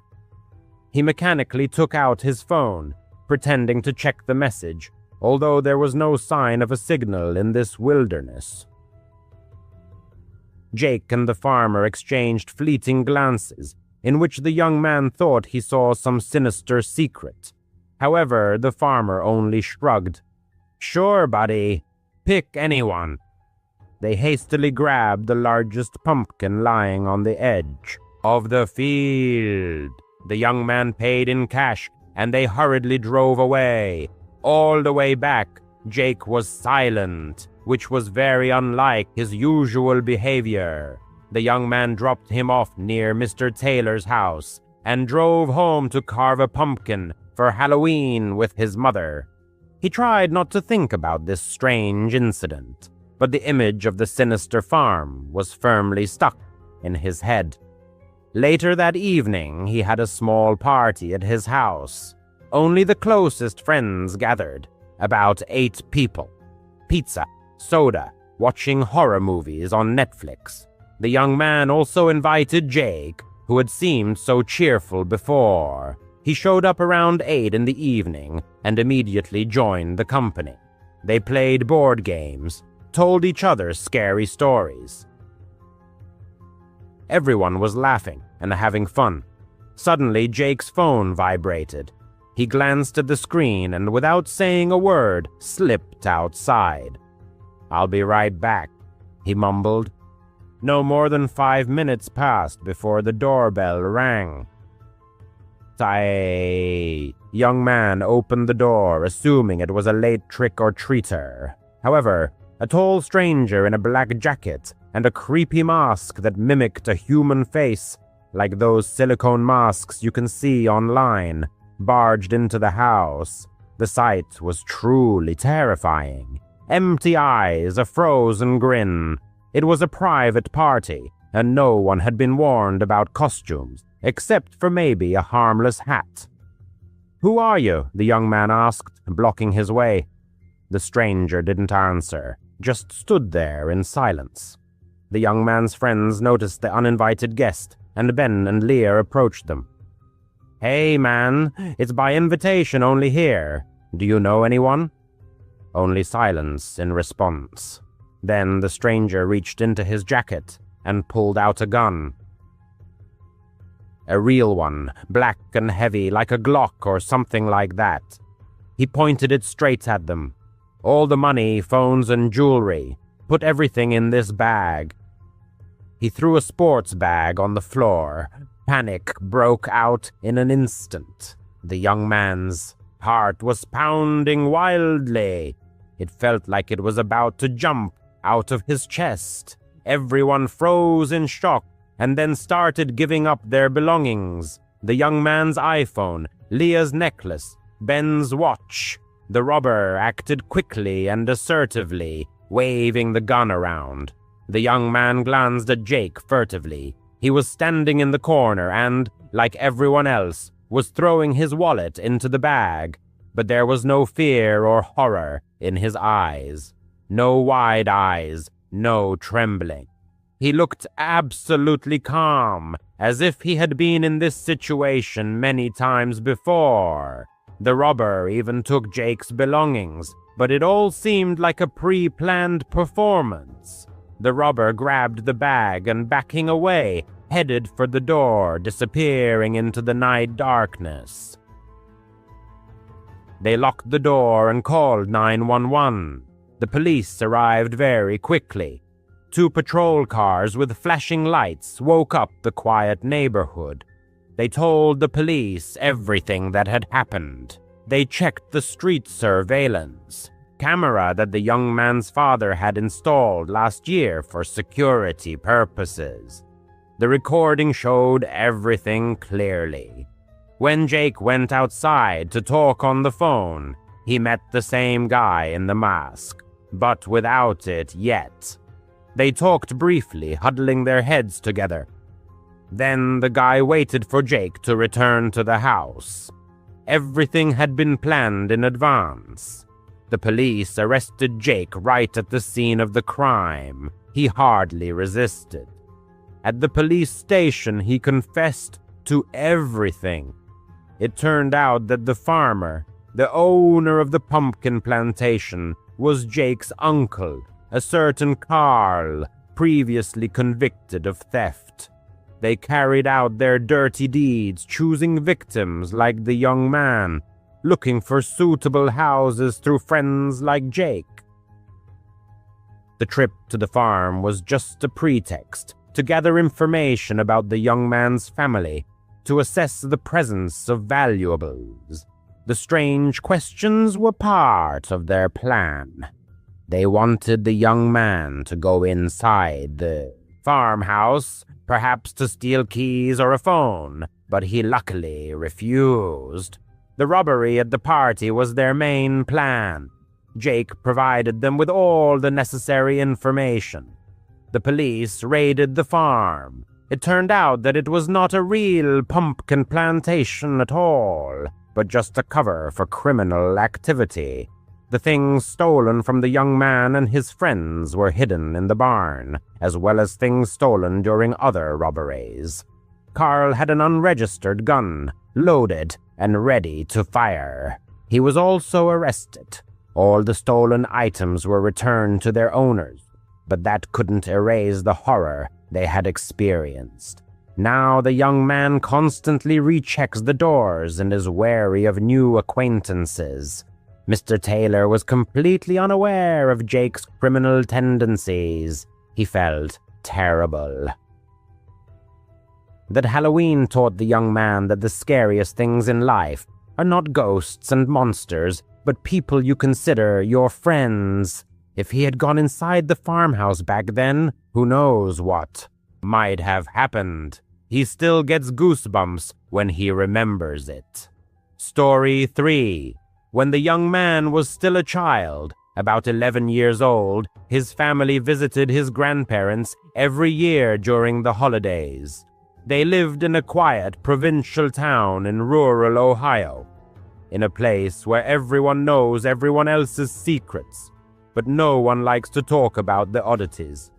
They lived somewhere else, about a 2-hour drive from the town.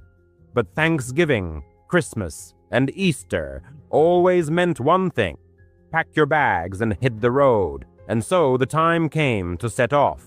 The house where his grandparents lived was located in a quiet cul-de-sac.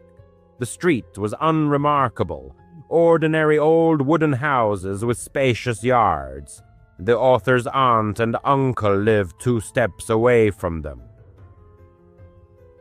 They had a little daughter growing up, the author's cousin, who was barely a year old. To get from one house to the other, you had to walk along the cracked sidewalk past the house in the middle. That's where she lived, a woman who inspired an inexplicable fear. No one knew her real name. The children simply called her the woman with the chain behind her back. She was striking in size, nearly 6'3", and a build like a professional American football player. An unchanging attribute of her appearance was heavy logging chains wrapped around her neck, like those used to transport felled trees. They made an ominous clanging and rattling sound with every movement she made. Her look was completed by dirty, old-fashioned dresses, as if they had come from the pages of 50s magazines, and rough work boots covered in a thick layer of dirt. Her hair, wild gray and tangled, seemed to have never known a comb. Only rarely could she be seen in the yard, digging in the garden, or engaged in the strange activity of washing the walls of her house. Yes, she washed her house from the outside. Armed with a bucket of soapy water and a stiff brush, she would fiercely attack the siding, as if trying to scrub away invisible dirt. She did this constantly, regardless of the weather. Even in pouring rain, it seemed extremely abnormal. Enos, and if she noticed children playing nearby, she would start yelling in her hoarse voice, raspy from years of smoking. "You brats, the devil is coming for you. He'll drag you all to hell." Her voice, low and gravelly, sounded like she had been smoking a pack a day for decades. These cries would terrify the author and his cousins. The adults always warned the children to stay away from her. "She's just old and lonely," the author's mother would say.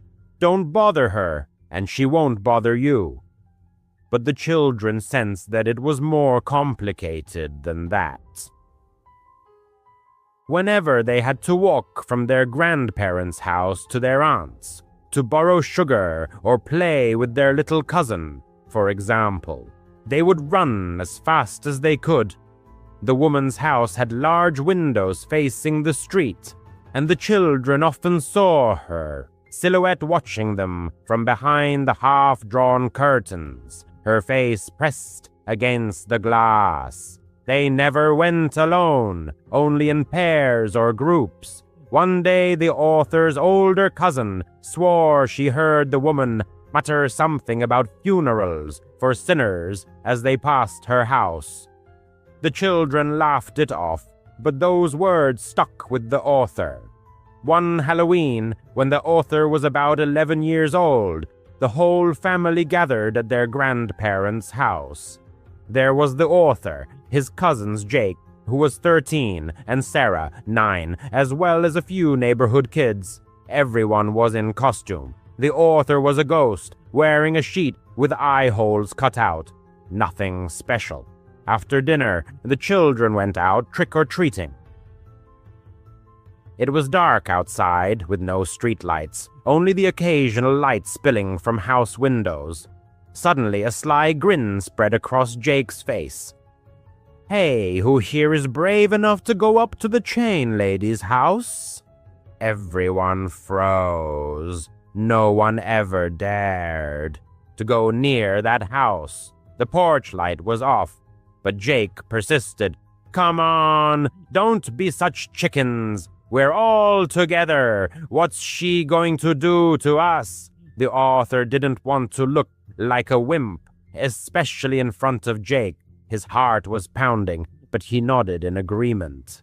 They crept up the walkway to the house, the leaves crunching betrayingly under their feet. A musty odor emanated from the house, like the smell of damp earth. The flower beds in front of the house were raised and filled with fresh soil, which the woman must have just added. One of the children, Sarah it seemed, mustered the courage to ring the doorbell. At first, nothing happened. Then there was a deafening crash. Loud sounds came from inside, like doors slamming. There were heavy thuds. The children nearly turned and ran right then and there, but then the door slowly creaked open. There she stood on the porch, towering over the children, chains dangling ominously, her dress stained with what looked like dirt. In her hands she held, oh God, a severed head. Some dark fluid dripped from it. The eyes were glazed over, and the mouth was slightly agape. The skin looked real, pale and veiny. The children screamed, all as one, and ran as fast as they could back to their grandparents' house. The author tripped on the sidewalk, scraped his knee, but didn't stop. When they burst into the house, gasping and crying, the adults brushed them off. "It's just a Halloween prop," the author's father said. "You shouldn't have bothered her. You scared yourselves for nothing." The adults tried to console the children with candy, but the author couldn't shake the horrifying image. That head looked too real. About a month later, just after Thanksgiving, when the author was back home in town, the phone rang late at night. The author was already asleep, but could hear his parents' muffled voices. His mother was crying. The next morning, his parents sat the author down and said, "Your aunt is in trouble. She was attacked by her neighbor." It turned out that the author's aunt was carrying groceries out of her car, holding her young daughter. It was dusk, getting dark. She didn't hear anything until it was too late. The woman had crept up behind her with one of those rope saws, with handles on both ends that they used to prune tree limbs. She looped it around the aunt's neck and began soaring back and forth furiously. The aunt found herself at the epicenter of a nightmarish ordeal. As seized by panic, she discarded her belongings and frantically kicked at the front door, desperately calling for assistance. The rope, like a serpent, bit into her flesh, leaving a crimson trail in its wake. The uncle, hearing the commotion, rushed out of the house with a fire poker in hand and unleashed a barrage of blows upon the assailant until she released her victim from her clutches. Responding police officers and paramedics provided necessary aid. The aunt was rushed to the hospital, where doctors determined that she had sustained a deep laceration on her neck, requiring stitches and surgical intervention. Fortunately, the aunt survived, but the memory of this horrific event remained in the form of a long, unsightly scar stretching from ear to ear. To conceal this mark, she often resorts to wearing scarves. However, this was only the beginning of the nightmare. The police arrested the perpetrator and searched her residence, where they discovered something unimaginable. It turned out that the woman had been digging tunnels under her house for years. These weren't just holes, but actual underground labyrinths, reinforced with wooden beams like old mines. They ran from her basement and underneath the aunts, the grandparents, and even the neighbors' houses. That's why she was always digging in her garden, carrying out buckets of dirt at night and hiding it in the raised flower beds. The gardens were overflowing with soil, but no one paid any attention. In the tunnels, the police found a gruesome shrine, a dirt-filled room lit with melted candles, with religious symbols and inverted crosses scratched into the walls, and strange drawings of devils. Lying around were severed heads, real human heads. 3 of them had been somehow preserved, placed in jars or wrapped in plastic. According to the police, they belonged to missing persons, drifters, or hitchhikers that the woman had picked up over the years. For decades, she had been living in her own deranged world, without family or friends, surrounded only by her chains and her secrets. It turned out that the head from Halloween wasn't just a prop, but a real head, possibly quite fresh. The police identified it as belonging to a man who had gone missing a week prior. If the aunt had stayed out there, she might have been next. After these events, the house was torn down and the tunnels were filled in. The aunt and uncle couldn't stay there anymore and moved away. The grandparents stayed, but put up fences around their house. The narrator doesn't visit them often, but sometimes at night. He remembers the woman watching from the windows, and he wonders how many other creepy neighbors are hiding their tunnels, and something even more horrifying.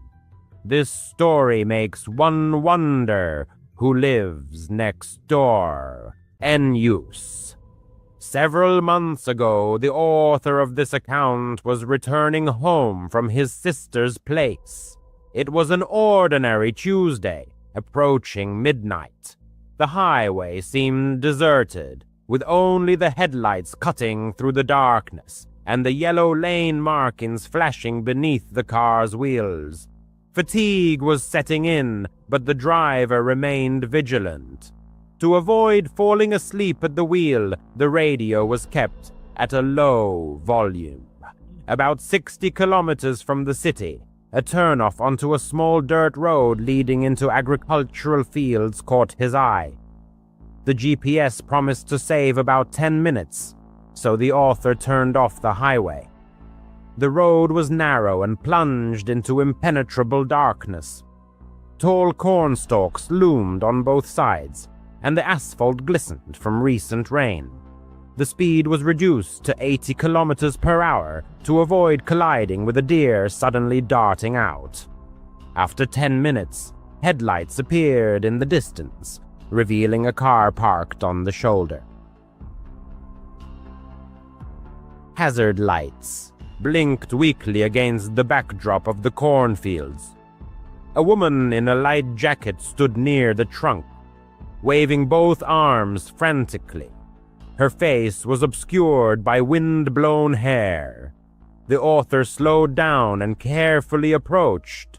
When he was about 12 meters from the woman, she stepped onto the road, continuing to wave her arms energetically. At that moment, the headlights illuminated the rear of her car from a better angle. A man was crouched behind the bumper, almost completely hidden by tall grass. He wasn't changing a tire. He was watching the road intently. Instinct immediately signaled that something was wrong. Why hide if you need help? Flashed through his mind. Gripping the steering wheel tighter, the author maintained his speed and moved closer to the center line to increase the distance as he passed. The woman stepped back toward the shoulder, continuing to wave, but not as desperately as if she were acting. His gaze darted back to the man. He turned his head toward the approaching car, his left hand resting on the trunk, his legs poised to jump. A cold shiver ran through his body, and his self-preservation instinct kicked in. His foot moved from the brake to the accelerator. The engine roared louder. Maintaining a calm expression, the author looked straight ahead, pretending not to notice anything. As he passed, he saw the man's shoulders tense. He seemed ready to pounce. but something held him back. After driving about 15 meters, the author heard gravel spraying from under the tires and a woman's scream, the words of which he couldn't make out. Looking in the rear-view mirror, the author saw both strangers jump into their car. The hazard lights went off, and the headlights came on. The engine roared. The accelerator was pressed to the floor. The car wasn't exactly known for its speed, but on the straight road, it felt like a rocket. The speedometer needle crept up, passing 110 and 130 kilometers per hour. The pursuers swerved sharply onto the road, tires squealing. Their headlights were closing in the rear-view mirror. His gaze fell on the phone lying on the seat. No signal. The dirt road was too far from civilization. Calling for help wasn't possible yet. He needed to get back to the highway. The author tried to calm down and take action. Ahead, the road turned left and went under a railway bridge. For a moment, the headlights were turned off to make the pursuers lose sight of their target on the turn, a risky maneuver. Darkness engulfed the road, but just before the bridge wall, the headlights were turned back on. The calculation was that the sudden disappearance of light would make the pursuers slow down. In the rearview mirror, the pursuers' headlights wavered, then stabilized, continuing to close in relentlessly. They were only a few car lengths behind. His heart was pounding, and a metallic taste filled his mouth. Looking for a lit driveway or farmhouse, all he could see were tall cornstalks and a black sky. After the bridge, the road straightened out for 1.5 kilometers. The accelerator was pressed to the floor again. The engine howled. The distance between the cars increased, perhaps to 10 car lengths. Soon a green highway sign appeared. Exit to I-87 in 3 kilometers. Relief filled his soul. The presence of traffic and light might scare off the pursuers, but something else caught his attention. To the right, there was a dirt road used for agricultural equipment, the entrance to which was hidden by tall cornstalks. The author blinked, deciding that the road was only visible at close range. A sharp brake and a turn toward the cornfield could hide the brake lights. A glance in the rear-view mirror. The pursuers were holding the center of the road, preparing for a straight chase. The author lightly pressed the brake pedal, just enough to flash the brake lights without slowing down, hoping to trick the pursuers into thinking he was panicking. Then, 10 meters from the dirt road, he slammed on the brakes and turned the steering wheel sharply to the right. The tires squealed. The front of the car bounced on the edge of the dirt. Cornstalks slashed the windshield. The headlights were turned off, and the engine was killed. The car skidded and stopped between the rows of corn. The smell of diesel fuel hung in the air. The author held his breath. His hands were shaking so badly that the keychain rattled. Outside, it was pitch black. The only sounds were the ticking engine and his pulse in his ears. The author dared to look out the rear window. The road was empty. No headlights, no brake lights. The pursuers must have sped past without noticing. He slid lower in the seat. After a minute, he heard the roar of an engine in the distance, which gradually faded away. The author sat motionless for a long 5 minutes, counting the seconds. Finally, he started the car again, leaving the headlights off. Slowly moving forward through the cornfield, he reached another path leading toward the highway lights. Crawling at a pedestrian pace, he reached the fence, found the gate, and drove onto the paved road. Late one night, after a 3-hour drive, Returning from his sister's house, the narrator found himself on a deserted highway. The moonless sky and sparse orange lights created a depressing atmosphere. Suddenly, bright headlights appeared in the rear-view mirror, quickly approaching and persistently maintaining their distance.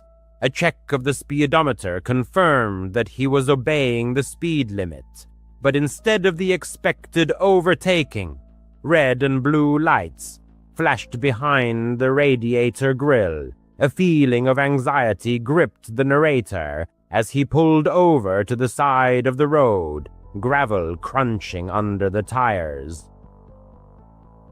Turning off the radio, he prepared to stop in the middle of nowhere.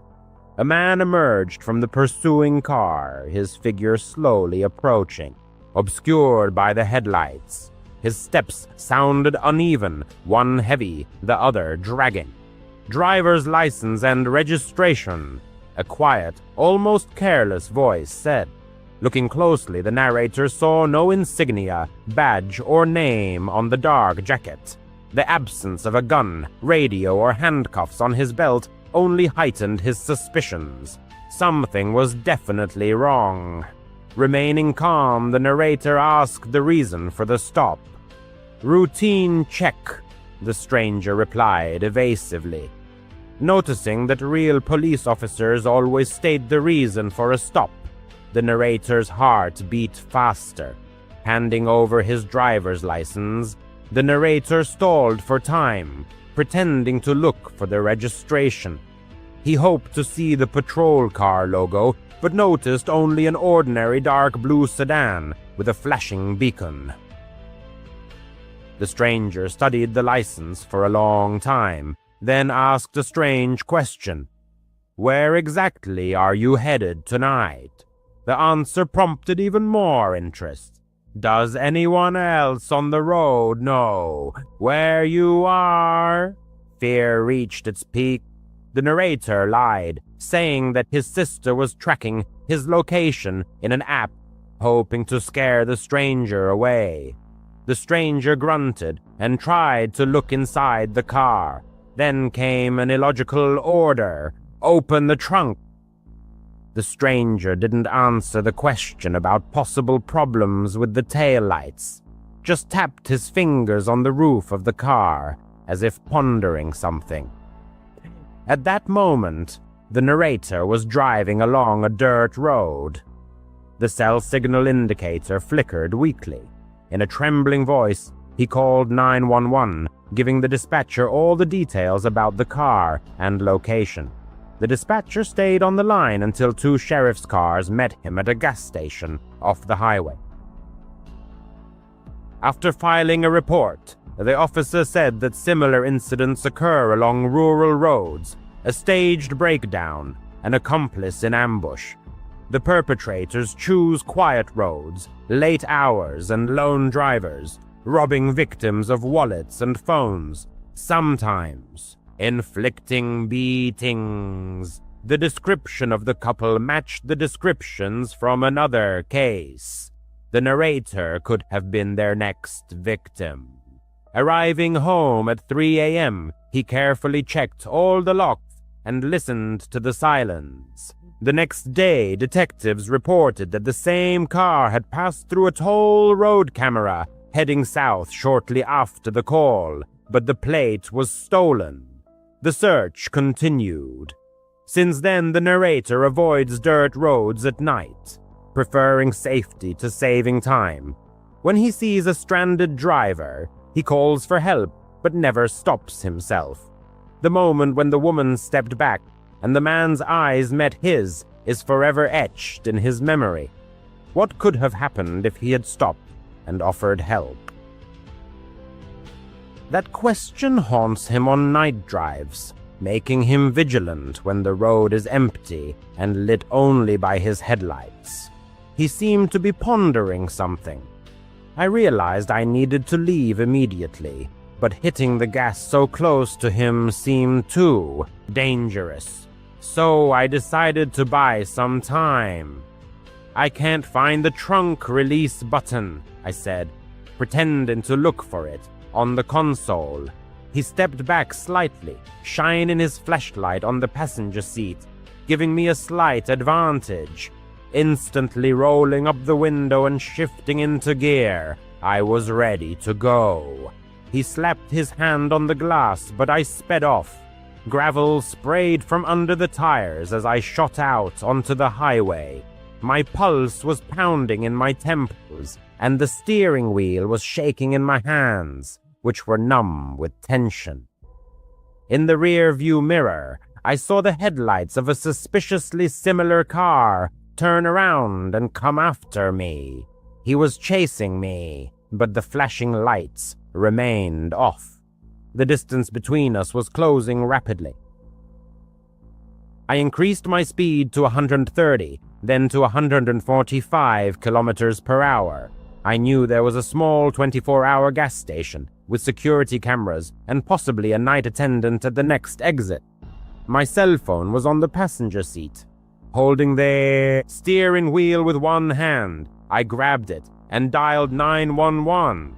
The operator answered, and I frantically reported my location, speed, and being chased by an unknown person impersonating a law enforcement officer. The operator advised me to continue driving toward a lighted area, stay on the line, and not stop until real police arrived. Suddenly, the sedan chasing me slowed down. Its headlights receded, flickered, and disappeared as it turned onto a dirt road. I didn't feel relieved until I saw the bright lights of the gas station ahead. Pulling up to it, I parked near the glass entrance doors and locked myself in the car, waiting for help to arrive. Within minutes, 2 sheriff's cars arrived with their sirens off, but their lights flashing. The real police officers took my statement, examined the tire tracks, and the shoulder where I had been stopped. They said there had been 3 similar reports from that same stretch of highway in the past month. Always late at night, always from lone drivers. The perpetrator had never harmed anyone, but all the victims described the same strange questions and a jacket without any identifying marks. I sat on the curb, unable to stop my hands from shaking, while the police searched the area for the fake car. Returning an hour later empty-handed, they gave me a case number and said they would increase patrols in that area of the highway. They thanked me for calling in time, which had prevented a possible search of my car. Finally, around 2:30 a.m., I got back on the road. The rest of the drive seemed 5 times longer. Every time headlights appeared in the rearview mirror, I felt a painful clenching inside, but I made it home safely at dawn. 2 days later, a detective called me and said that the abandoned sedan had been found in a field near the same highway. Inside were a magnetic flashing light, a dark jacket, and a tablet with the times and locations, presumably a schedule of planned stops. None of the fingerprints matched anything in the system, and the suspect remained at large. He might never be caught. For weeks, I replayed the incident over and over in my head.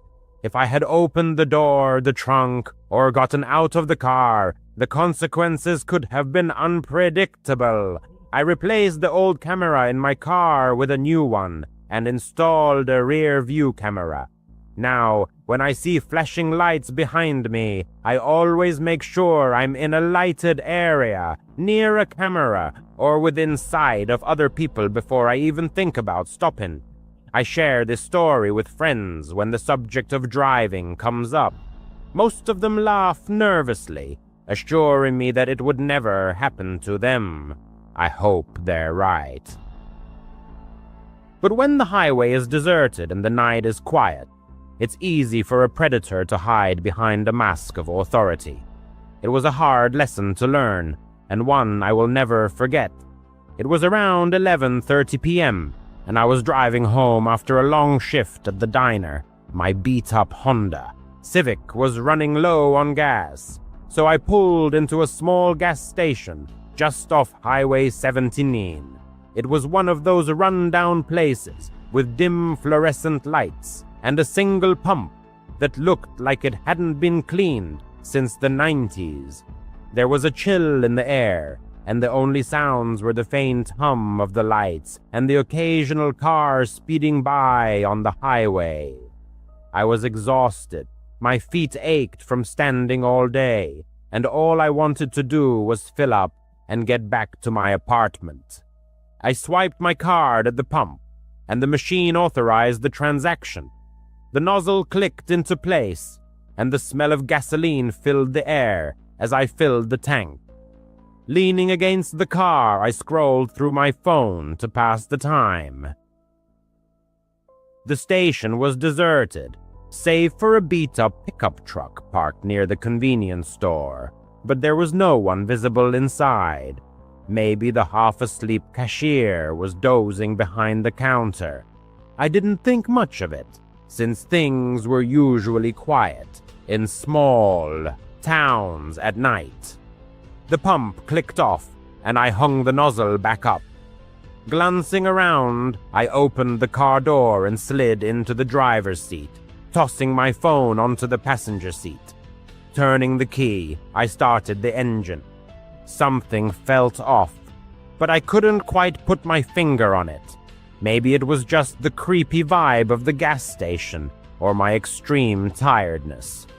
I shrugged it off and pulled out onto the highway, leaving the station's lights behind in my rearview mirror. The rearview mirror reflected the pitch-black darkness of the night road, only occasionally broken by faint glimmers of streetlights. To avoid falling asleep at the wheel, the narrator turned on the radio, which was broadcasting the monotonous drone of a late-night talk show host discussing alien conspiracy theories. After about 10 miles, a strange sound arose in the silence of the car, resembling a quiet exhale. The driver froze, gripping the steering wheel tightly. Turning down the radio, he strained his ears, but only silence reigned. Trying to convince himself that there was no danger, the narrator suggested that it might have been engine noise or a gust of wind. However, soon the sound repeated, this time more clearly, a slow, as if deliberate, breath coming from inside the car. His heart pounded. His gaze darted to the rearview mirror, but the darkness made it impossible to see anything in the back seat. The road stretched ahead, deserted and endless, with not a single light in sight. Trying to remain calm, the narrator convinced himself that he was imagining things, that perhaps fatigue was making him hear echoes of his own breathing. But then the sound came again, a low, raspy inhale, as if someone was trying to breathe silently. And it was coming from right behind him. Slamming on the brakes, the driver stopped the car in the middle of the road. His hands were shaking as he frantically opened the door, practically falling out of the car. Without hesitation, he rushed to the side of the road, his sneakers crunching on the gravel. Turning around, he saw his car, illuminated by a dim light from inside. No one was visible in the back seat, but he had no desire to approach. Suddenly, there was a rustling sound.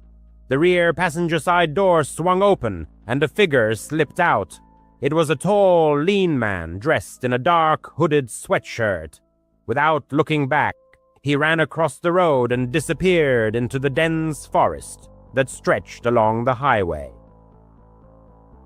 The trees swallowed him up instantly, and only the sound of breaking branches disturbed the night's silence. Frozen in place, the narrator felt his heart pounding wildly. His phone was still in the car on the passenger seat. He didn't want to go back there, but there was no other choice than to stay on the deserted road.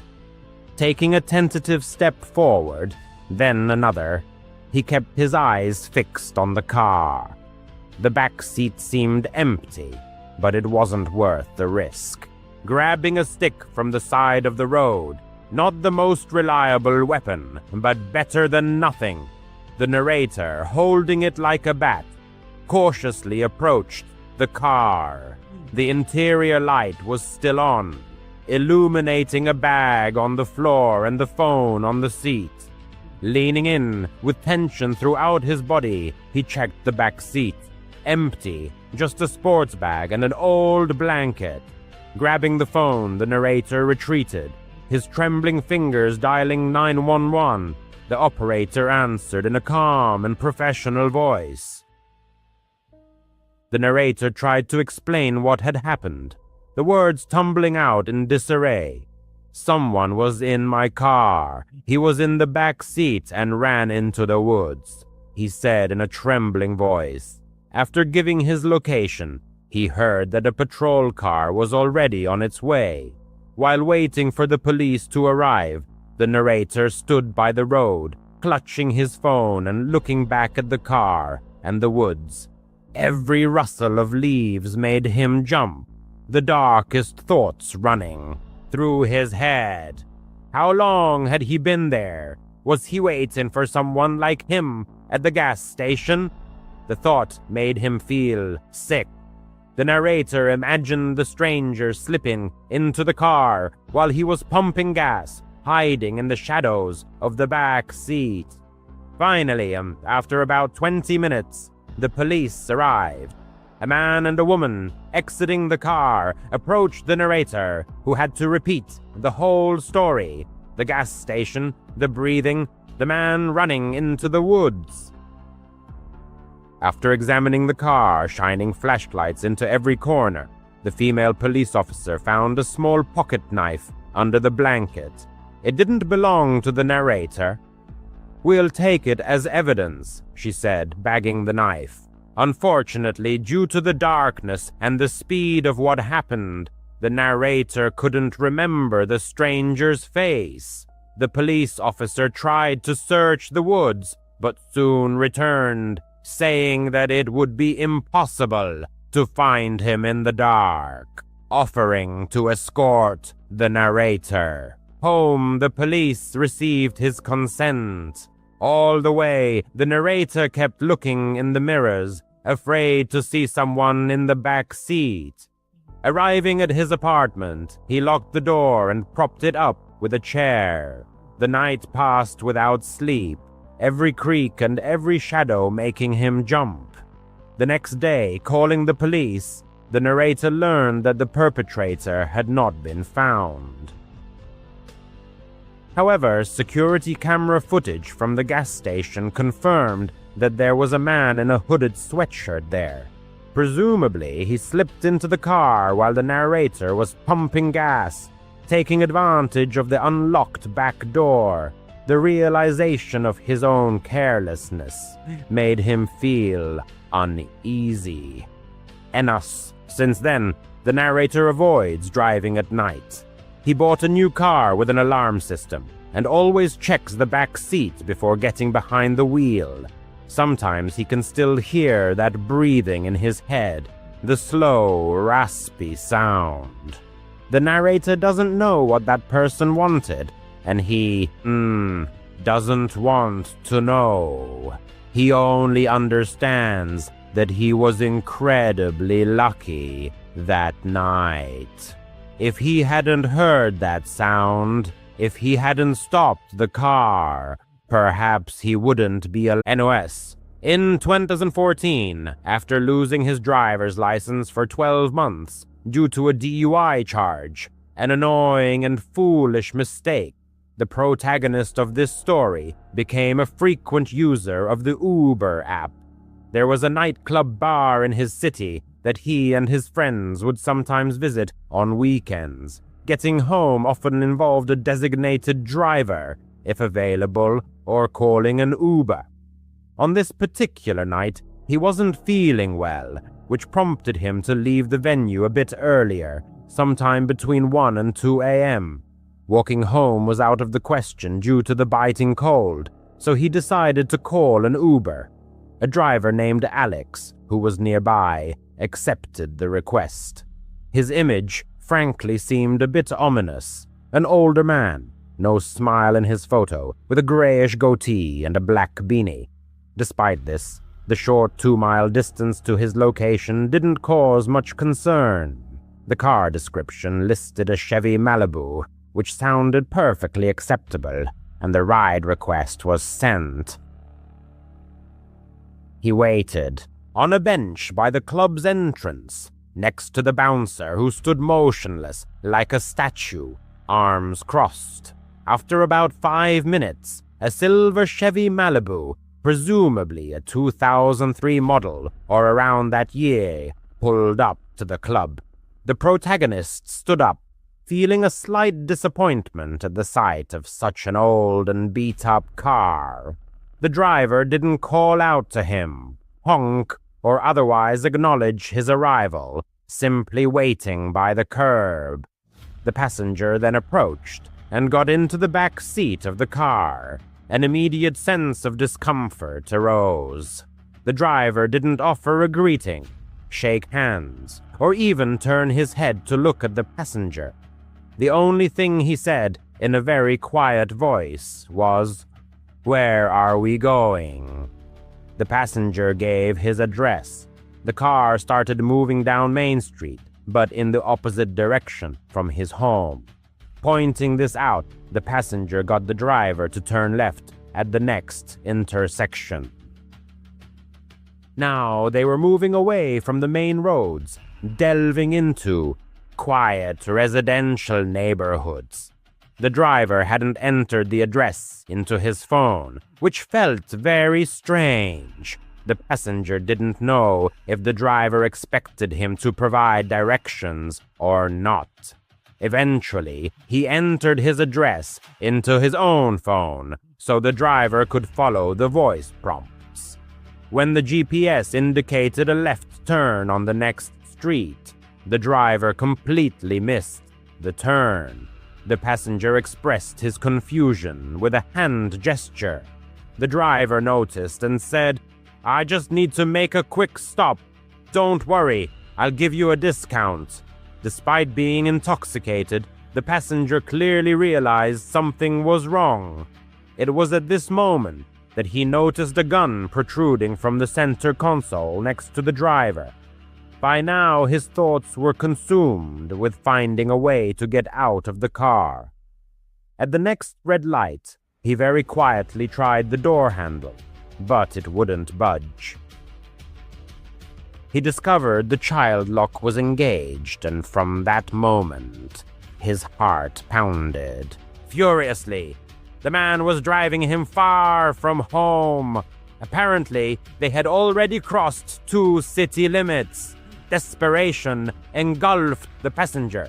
He couldn't call the police, fearing this man's unpredictable reaction. He decided the best option would be to try and flip the child lock switch, located near the driver in the front seat. He needed to somehow move to the opposite side of the back seat, behind the driver, without being noticed. This was one of the most intense moments of his life. The passenger watched the driver's head intently through the rear-view mirror, making sure he wasn't looking. He very casually slid behind him. Fortunately, the driver didn't notice anything. Now came the scariest part. He needed to reach the button on the front seat at the next red light before the driver could react. With each passing traffic light, the tension grew as the passenger waited for one of them to turn yellow, and finally one did. The driver slowed the car at an intersection that would normally be busy during the day. This was the perfect place to escape. The car stopped. The passenger knew this light didn't stay green for long, so he had to act fast. The car was on the opposite side of the intersection, which was a little reassuring. Gathering all his courage, he reached for the glowing child lock button and must have startled the driver because he jumped a couple of inches in his seat. The driver yelled at him and, as the passenger feared, reached for the gun beside him. The passenger managed to open the door and run to a nearby Cadillac Escalade, where he knocked on the windows, begging for help. They drove off, completely ignoring him, but it no longer mattered because the man in his Chevy Malibu had already disappeared around the block. The passenger ran into the nearest 24-hour convenience store, where this time he called a taxi. It was a very sobering experience, as he had no recollection of being drunk in that store or during the taxi ride home. The driver was reported to Uber, who promised to escalate the situation to the authorities. It wasn't until a full week later that an officer finally showed up at his door for questioning, and that was the end of it. The passenger has no idea what happened to that guy, but he hasn't used Uber since. As a former Uber driver, the narrator encountered many unpleasant characters, from intoxicated groups of friends on Saturday nights to people feigning disabilities for free rides. However, sometimes you come across those who can unequivocally be called true perverts. He had driven several such individuals, but none were as bad as a certain Tom. It was a Friday in December, one of the coldest nights of the year. With no other plans, he decided to work a bit late.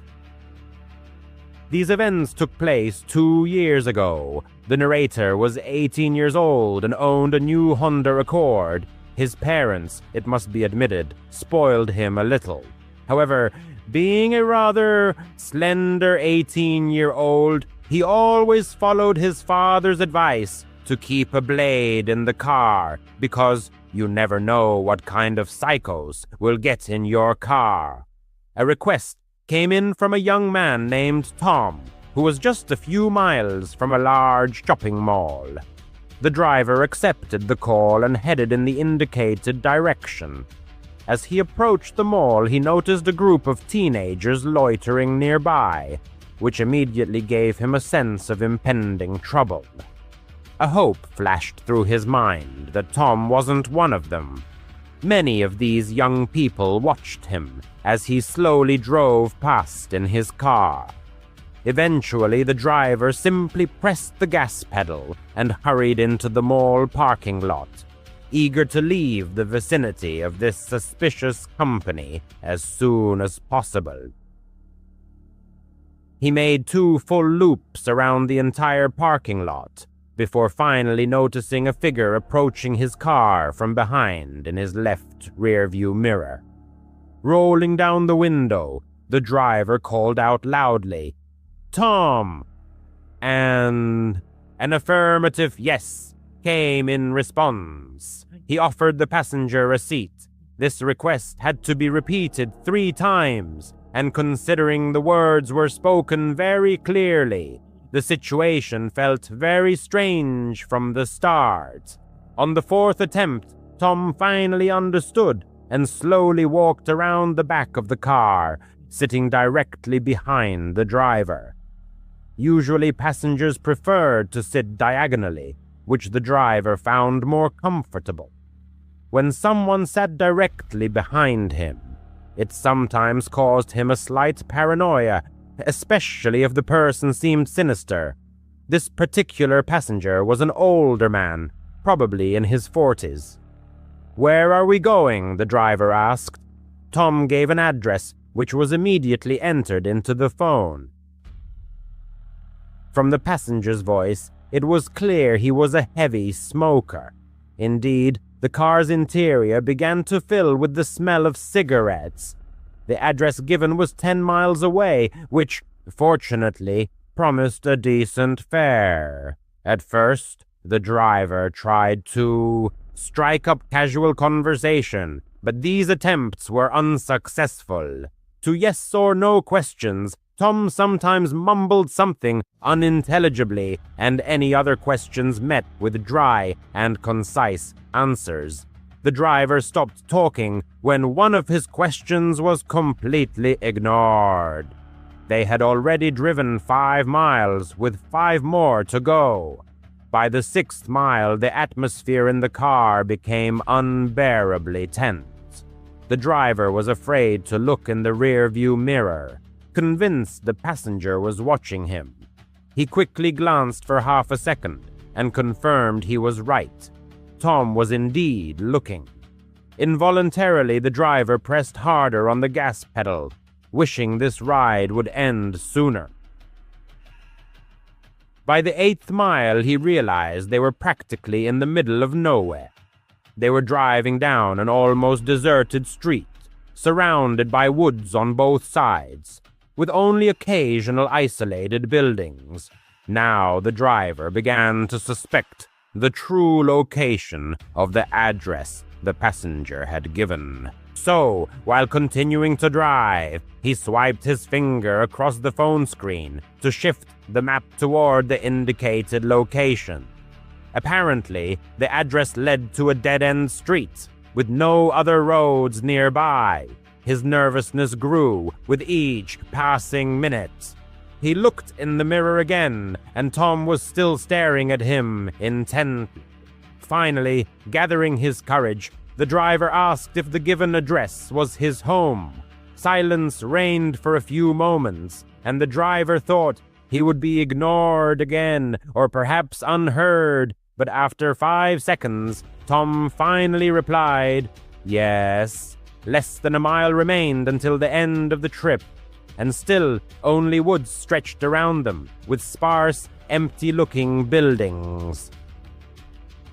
The driver was approaching the dead-end street where the passenger said his address was, secretly hoping to see at least some houses.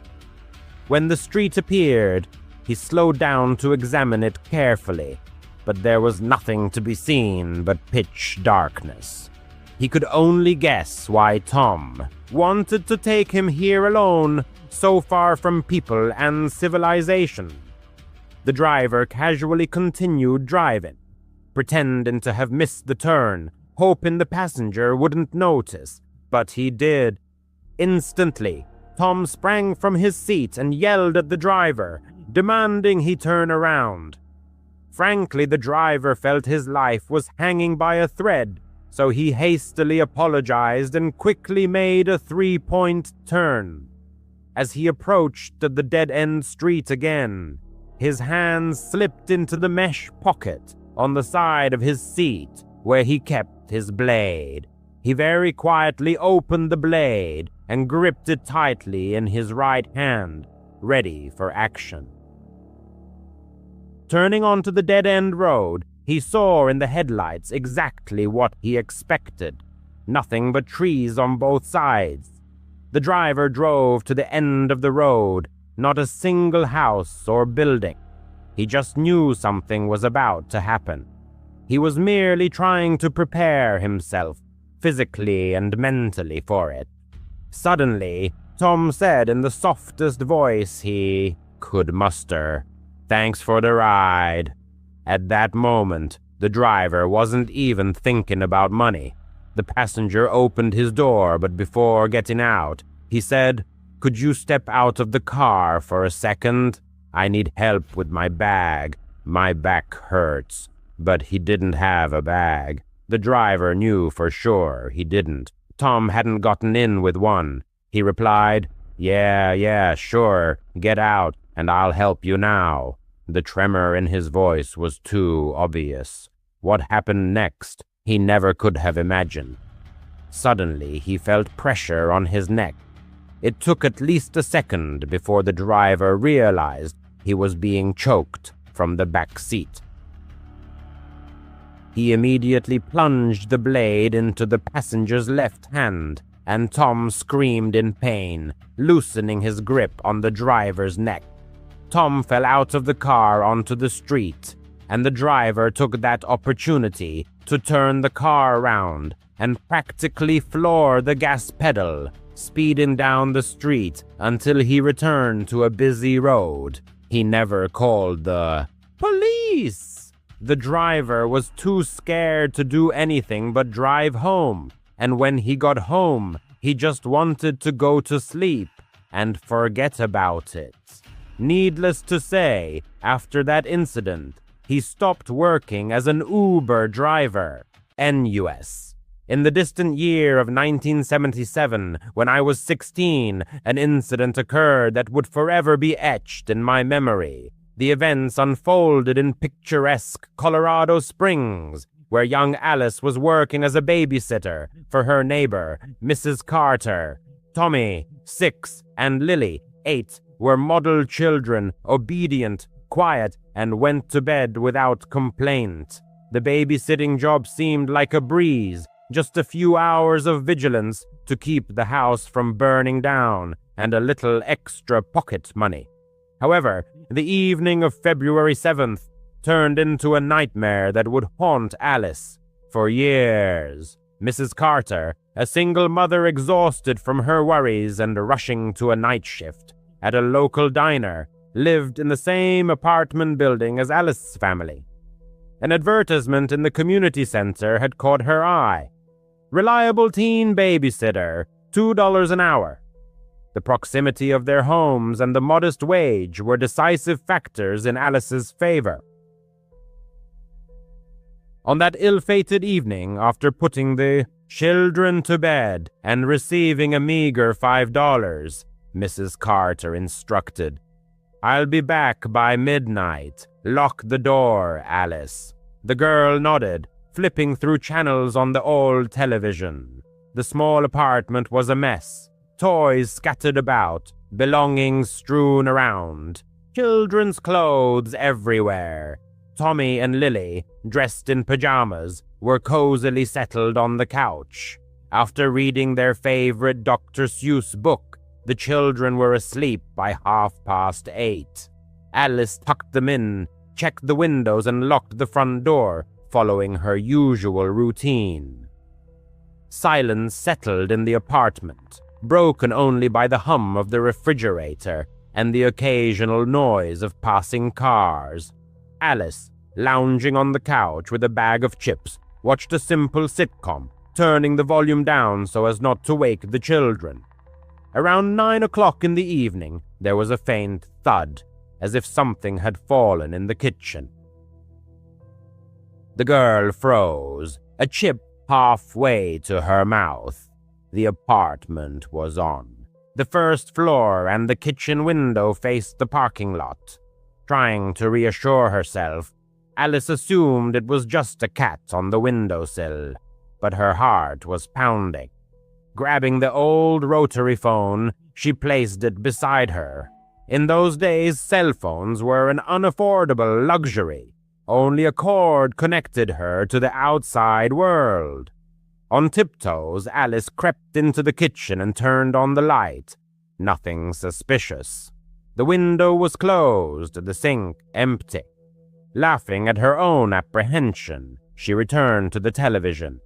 But suddenly, there was a scraping sound, as if metal were scratching against glass. The sound came from the back door, which led to a tiny patio. Turning off the television, Alice strained her ears. The children were sleeping peacefully. Only Tommy's quiet snores could be heard from their room. Silently sliding her socks across the linoleum, she crept toward the back door. There was a small window in the door, covered by a thin curtain. Pulling it back an inch, Alice peered out. The patio was plunged into darkness, the light from the street lamp barely penetrating the night. But the girl swore she saw a shadow moving behind the glass. Animal fear gripped her. Checking the lock, which was fastened, Alice stepped back. Just as she was about to call her mother, she heard footsteps. Not outside, but inside the apartment.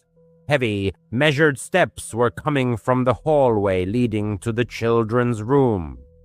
Grabbing a kitchen knife, Alice felt her hands trembling. "Who's there?" she whispered barely audibly. In response, silence, only another step. Slowly, Knife in hand, she moved toward the hallway, holding her breath. The door to the children's room was ajar, as before, but the atmosphere felt oppressive, as if someone were watching her. Pushing the door open, Alice saw Tommy and Lily sleeping peacefully in their beds. Exhaling in relief, she felt her knees weaken. But then her gaze fell on a shadow in the corner. Tall and still. Frozen in place, Alice felt the knife slip in her sweaty hand. "Get out!" she said louder. The shadow didn't move. Turning on the light, she expected to see only emptiness, a figment of her imagination. But in the corner stood a man, about 20 years old, near the children's dresser. Tall, with disheveled hair and dark eyes staring at her. In his hand was a knife, larger than Alice's, the blade gleaming in the lamplight. Screaming, Alice backed away. The man didn't say a word, just stepped toward her. She rushed to the front door, frantically trying to unlock it. Her hands slipped with sweat. Hearing him approaching, Alice threw open the door and ran into the parking lot, desperately screaming for help. A light came on in one of the windows and someone shouted, "Call the police!" Alice ran, not feeling the cold asphalt under her bare feet, until she reached her own apartment. Her father, alarmed by the noise, had already run outside. Grabbing her, he dragged her inside and called the emergency services. The police arrived immediately. The man had fled, the back door lock broken. The children, fortunately, were unharmed. Blood was found on Alice's overalls, not hers. It had smeared when the girl pressed herself against the wall in a panic. Experts collected blood samples and fingerprints from the back door. The perpetrator was William Kernan, a college student who knew Mrs. Carter. He had been seen in the apartment and the surrounding area. He was not caught that night. He disappeared without a trace. Only years later, in 2024, did Alice learn that the case had been solved. DNA extracted from the blood samples matched Kernan's DNA, who had died in 2010. Confirming this for sure was impossible, as the body had been cremated and there were no surviving relatives. But the police were certain. That same night, Kernan had stabbed 14-year-old Maria Hansel, who was babysitting in another apartment. She did not survive. The cold-blooded cruelty and indifference of the Millers left an indelible mark on her memory. She could not erase the horror of that night from her mind, and nightmares haunted her, presenting before her eyes cold and empty children's eyes. After what she had experienced, she decided never to babysit again and left that apartment complex forever, shuddering at how close she had come to becoming a tragic statistic herself. At the age of 12, she began babysitting for the Millers, and by 15 it had become a regular routine. Every time she followed the same path, walked 2 houses down, spent time with their 6- and 8-year-old rascals, received a modest reward, and returned home. The children were noisy, disobedient, and clever in the worst way, but the money she earned helped her buy the necessary school supplies and save up for a coveted used bicycle.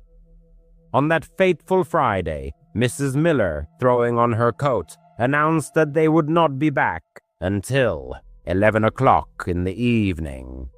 "Just a regular night," she said. The girl simply nodded in response, already mentally planning to put the children to bed by 9 o'clock, then do her homework at their kitchen table, and head to her own bed before midnight. By 8:30, silence had settled in the house. A lone lamp on a side table cast a soft light in the living room. Cartoons were playing at minimum volume. Outside the window, a storm was raging.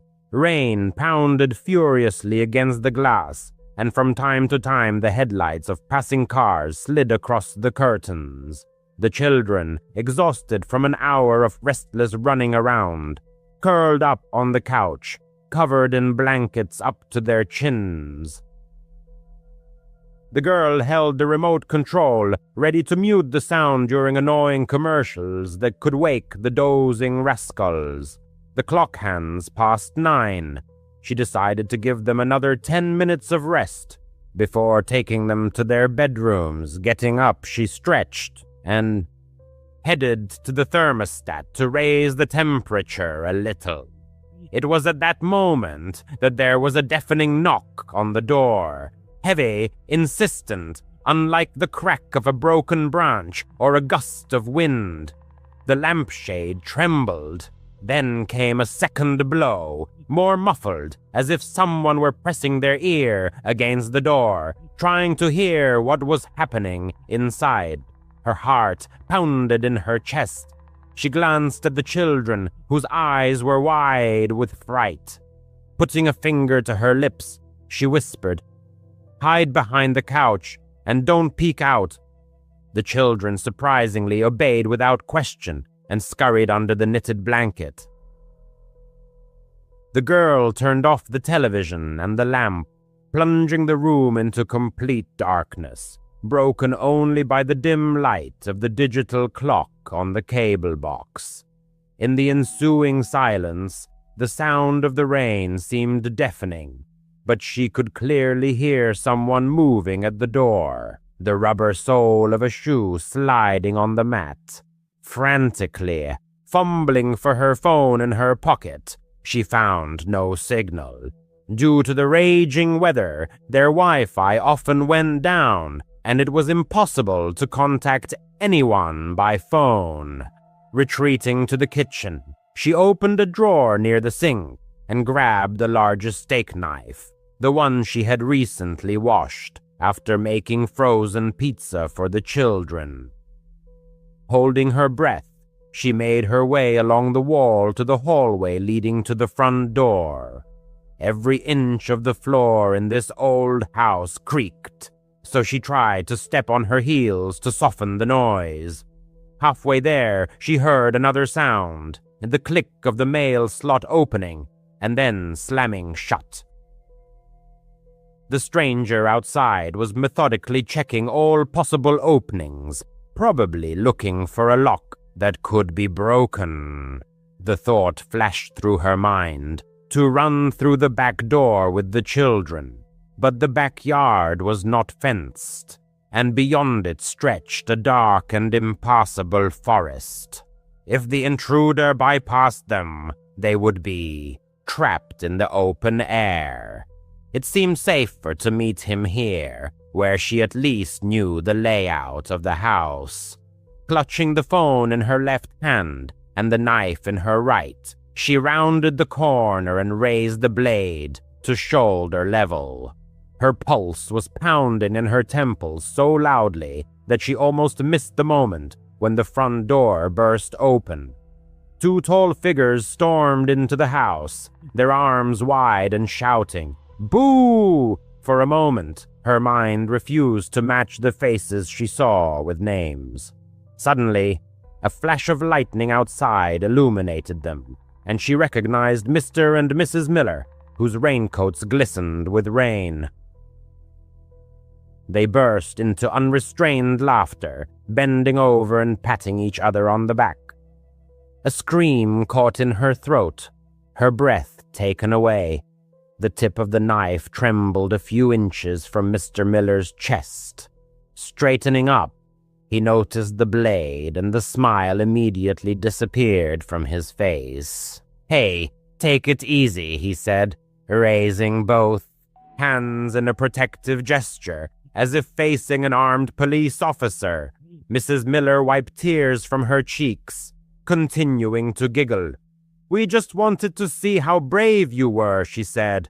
"Looks like you passed the test." The girl lowered the knife, but anger, displacing fear, filled her soul. Her legs trembled treacherously. "You could have been stabbed was all she could manage to say. Mr. Miller waved away her words. Come on, it's just a joke. We came home early and decided to play a little trick on you. Test your nerves. He turned to hang up his coat. Put the kids to bed, okay? We're starving. We're going to make grilled cheese sandwiches. She froze, expecting an apology, or at least permission to go home. But instead, they headed to the kitchen, opened the refrigerator, and began to rattle the dishes. Returning to the living room, she was still shaking from what she had experienced. The children, embarrassed and frightened, peeked out from behind the couch. She told them that their parents were back and carried the 6-year-old upstairs, while the 8-year-old trudged behind. Putting them to bed was awkward. They sensed her subdued mood. She spoke in an even and curt voice. Good night. Your parents are downstairs. Turning off the light in the hallway, she still held the knife in her hand. Returning it to the drawer, she carefully washed her fingerprints from the steel and wiped the blade dry. From the hallway, she could see the adults through the kitchen doorway. They stood at the stove, hugging and swaying, laughing at some joke only they understood, spreading butter on bread. The smell of frying cheese spread throughout the house, but it only made her stomach churn. She sat down at the dining table, placing her phone face down. No one offered her food. No one thanked her for not plunging the knife into Mr. Miller's ribs. The babysitter and the haunted house, a tale of fear and growing up. Working with the Miller family left an indelible mark on her young soul. On that ill-fated evening at 10:30 p.m., her patience reached its limit. Mrs. Miller finally graced her with her attention. You can go, came the cheerful permission. Payment as usual. Accompanied by the drizzling rain and the squishing of her shoes, the girl headed home, the coveted bills clutched in her hand. At night, in the silence of her room, her gaze was fixed on the ceiling. The image replayed over and over in her mind, the door bursting open, the blinding flash of lightning, the ominously gleaming knife blade. Mr. Miller's raincoat seemed dark and slippery, like a character from a crime drama. The realization of how close she had come to a fateful line that would have changed not only her life, but also the fate of others, filled her with dread. At that moment, another realization dawned. Her fear meant nothing to them. An empty sound. The whole spectacle had been staged for their amusement, for their dubious entertainment. After that incident, she no longer agreed to babysit their children. She responded evasively to Mrs. Miller's persistent messages, which came in over the next 2 weeks, citing a busy study schedule. Soon the inquiries ceased. In the evenings, passing by their house on the way to the bus stop, she saw the usual scene, yellow light streaming from the windows, toys scattered on the lawn. But forever etched in her memory was the chilling horror they had created for a moment's amusement. This incident taught her 2 important things. Panic feels indistinguishable from real danger, and some adults never grow up, remaining children at heart. Since then, she carefully checks every door she enters, even the door to her own home. Her phone is always charged and within reach, and when someone suggests a harmless joke at someone else's expense, the very knife that trembled in her hand appears in her imagination, and she resolutely shakes her head, saying a firm no. Before this incident, she didn't really believe in ghosts, but after working at the Thompson house, her beliefs wavered. The seemingly ordinary house was located at the end of Willow Street, across from St. Mary's Church. The girl's mother, who worked at a preschool, knew the Thompson sons, Ethan and Liam, from her classes. One evening, Mrs. Thompson called her, asking her to babysit because their regular nanny had suddenly cancelled. The 17-year-old needed the money and agreed, thinking it would be an easy job. How wrong she was. The beginning of the evening was unremarkable. Ethan and Liam, 6 and 8 years old, turned out to be cute but energetic boys who ran around their old 2-story house. The house was built in the 70s and had all the hallmarks of that era: creaky wooden floors and a faint, musty smell, as if it had absorbed all the years it had seen. Mrs. Thompson left her clear instructions: feed the boys, bathe them, and put them to bed by 9:00 p.m. The task seemed simple. Around 6:30 p.m., she was in the kitchen with the boys preparing dinner. The children wanted tacos, so they were taking ingredients out of the refrigerator. Liam carelessly slammed a plastic container of salsa on the table. The girl turned away to get the cheese, and suddenly the container exploded. Salsa flew everywhere, splattering the walls, cabinets, and refrigerator. The kitchen looked like a crime scene. The boys screamed, their voices mixed with laughter and fright. The girl stood, clutching a piece of cheese, in complete shock. She tried to convince herself that it was just old salsa that had fermented and created gas. With these thoughts, she grabbed paper towels and began cleaning up. The boys helped her, giggling nervously, but Ethan kept glancing toward the living room, as if expecting something to appear there. It took about 20 minutes to clean up the mess, but a sharp tomato smell lingered in the air.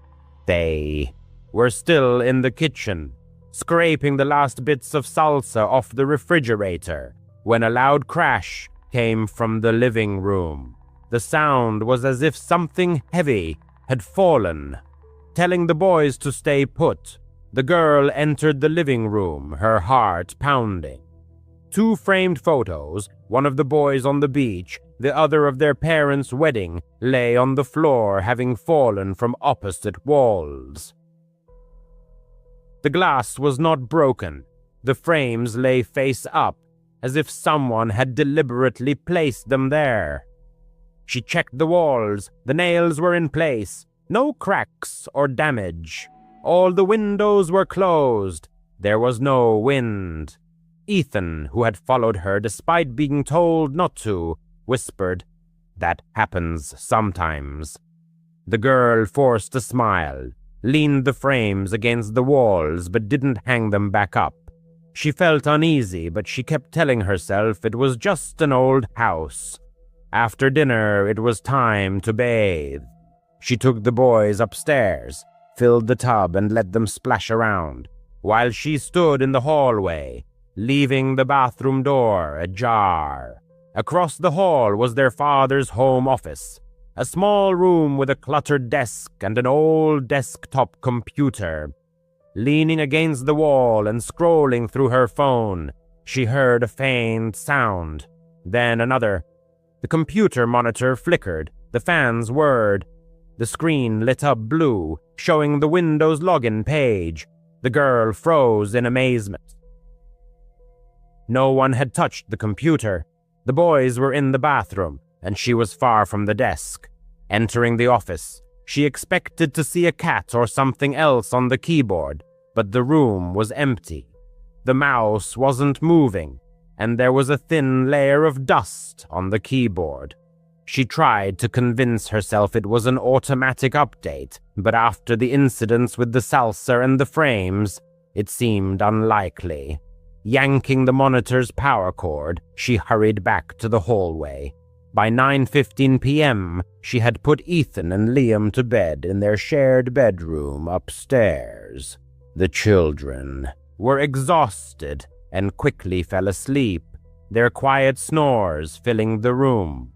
Closing the door, she went downstairs to wait for the Thompsons to return. Flipping through channels on the old square TV, she suddenly heard footsteps. Slow and heavy, they came from the hallway upstairs. Turning off the TV, the girl felt her heart pound. She assumed the boys had gotten up.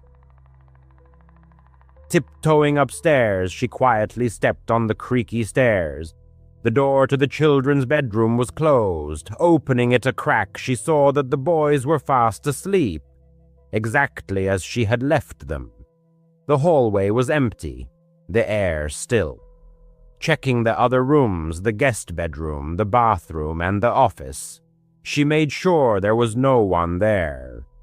Goosebumps rose on her skin as she went back downstairs. 10 minutes later, the creaking repeated, this time slower, as if someone were walking from one end of the hallway to the other. She didn't go up again. Curling up on the couch, the girl texted her boyfriend, telling him about her fear. Just stay calm, he replied. Old houses always have noises. But she didn't believe him. Sitting in the corner of the couch and clutching her phone, she counted down the minutes until 10:30 p.m.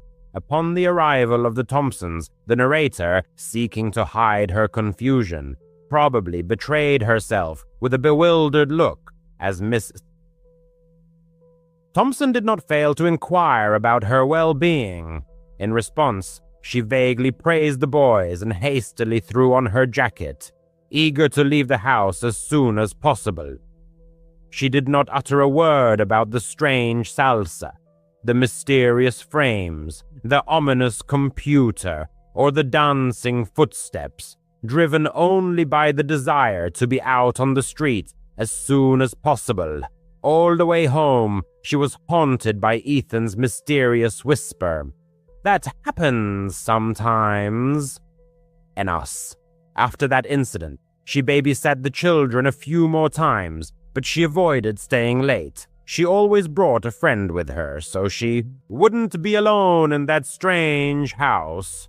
To this day, she is haunted by questions about what was really going on in the Thompsons' house. She is sure that it was not just a figment of her imagination. There was something inexplicable and sinister about that place that has been etched into her memory forever. 5 forests. You to better never enter forests with their towering trees, crisp air, and peaceful solitude usually seem like the perfect escape from the chaos of city life. But on Earth, there are places where this idyllic image gives way to bone-chilling horror. The 5 forested areas described below have earned grim reputations. They are eerie, mysterious, and possibly even deadly. Prepare to step into the realm of the unexplained, because these are places best avoided entirely. 5. The Devil. Footpath. Long before America gained its independence, over 120 years ago, ominous whispers already circulated among the whispering pines of Willow Creek, Oregon.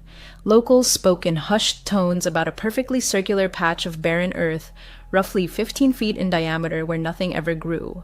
They called it the Devil's Footpath. Year after year, surrounded by lush forest, this circle remained utterly lifeless. Not a single sapling, blade of grass, or even a tiny flower dared take root. Legend has it that even deliberately planted vegetation withers and dies almost instantly. Animals seem to sense something sinister. Dogs approaching the circle tuck their tails, whine pitifully, and howl as if crushed by an invisible force. Even stranger, locals claim that any object left inside the circle, regardless of size, is mysteriously thrown outside its boundaries by dawn.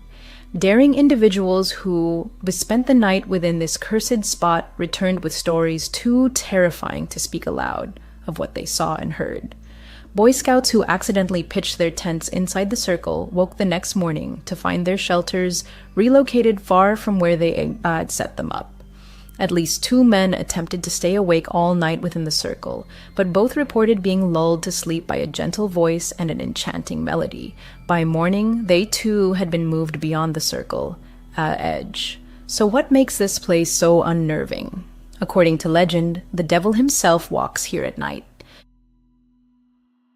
Deep within the silent, shadowed woods, he paces the circle, scorching the earth with his hooves, fixated on the chaos and malevolence he longs to unleash upon the world. The mystery of the devil. Footpath has haunted imaginations for over a century. Passed down through generations, the tale endures. Scientists have been consulted and questioned about why this specific patch remains barren, but even they have no answers. Today, the site draws paranormal investigators. As for Willow Creek residents, most know the legend well and steer clear of the circle. Teenagers, of course, love to hang out there. Whether they had their own encounters or seen or felt the devil guarding his sacred ground remains unclear. 4. A man discovers a shrine to the missing. In October 2016, Marcus Chambers was enjoying a leisurely walk through Briarwood Park in Riverdale, California, when he stumbled upon a truly chilling sight. Along the trail, he noticed something odd attached to the trees. Upon closer inspection, he discovered printed sheets of paper carefully sealed in plastic sleeves, hanging from individual trees across a section of the forest.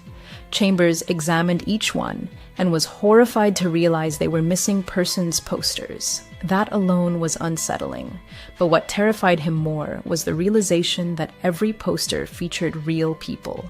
Deeply disturbed, he pulled out his smartphone with trembling hands and began recording.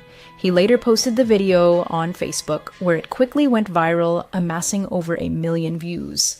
Chambers showed around 25 missing persons posters affixed to trees and wondered aloud who could have created such a display deep in the woods. It seemed the area had been deliberately turned into a shrine for the disappeared. He ended the video by running away, claiming he heard voices nearby. You might assume it was a hoax, perhaps even staged by Chambers himself. But as soon as he left the forest, he immediately contacted the police and showed them the footage.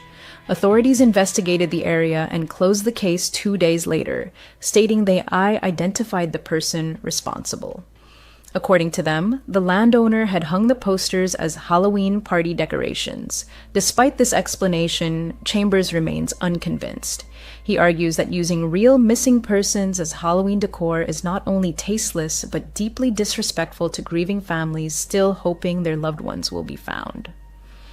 It's disturbing and shows complete disregard for their feelings, he said. The posters and materials looked weathered, as if they had been there for a long time.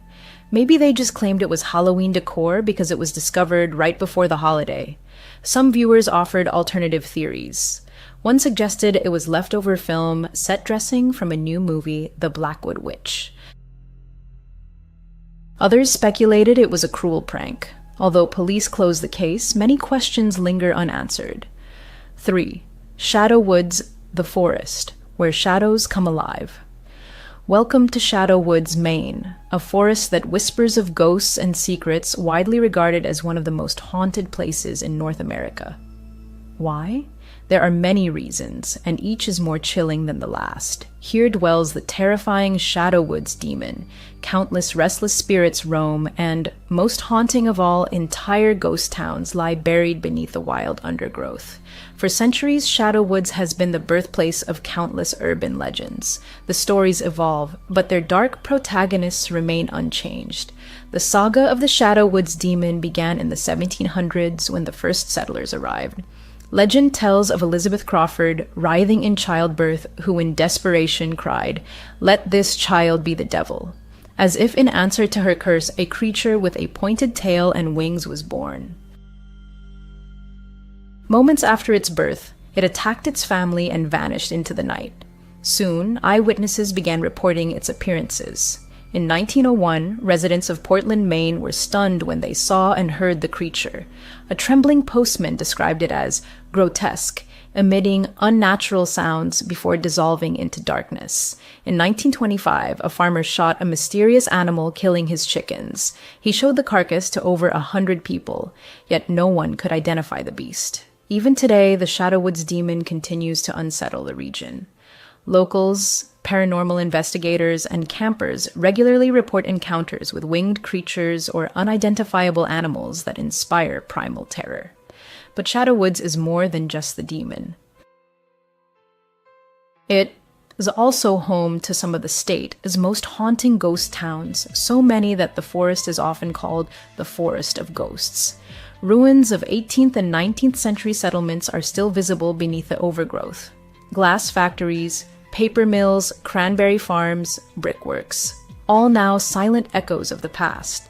One of the best preserved ghost towns is the village of Batstow, nicknamed the Pearl of the Pines for its remarkable condition. Once a bustling hub, it housed iron and glass workshops and even produced cannonballs for Thomas Smith's army. It is no surprise that ghosts are frequently seen and felt by those brave enough to explore these woods. One of the most famous is the spirit of a little boy, believed to be the victim of a fatal car accident. He's often spotted on Burnt Hill Road at midnight. Locals say that if you drive down the road with your headlights off, you'll see the boy chasing his ball, his small figure flickering in the beam of your lights.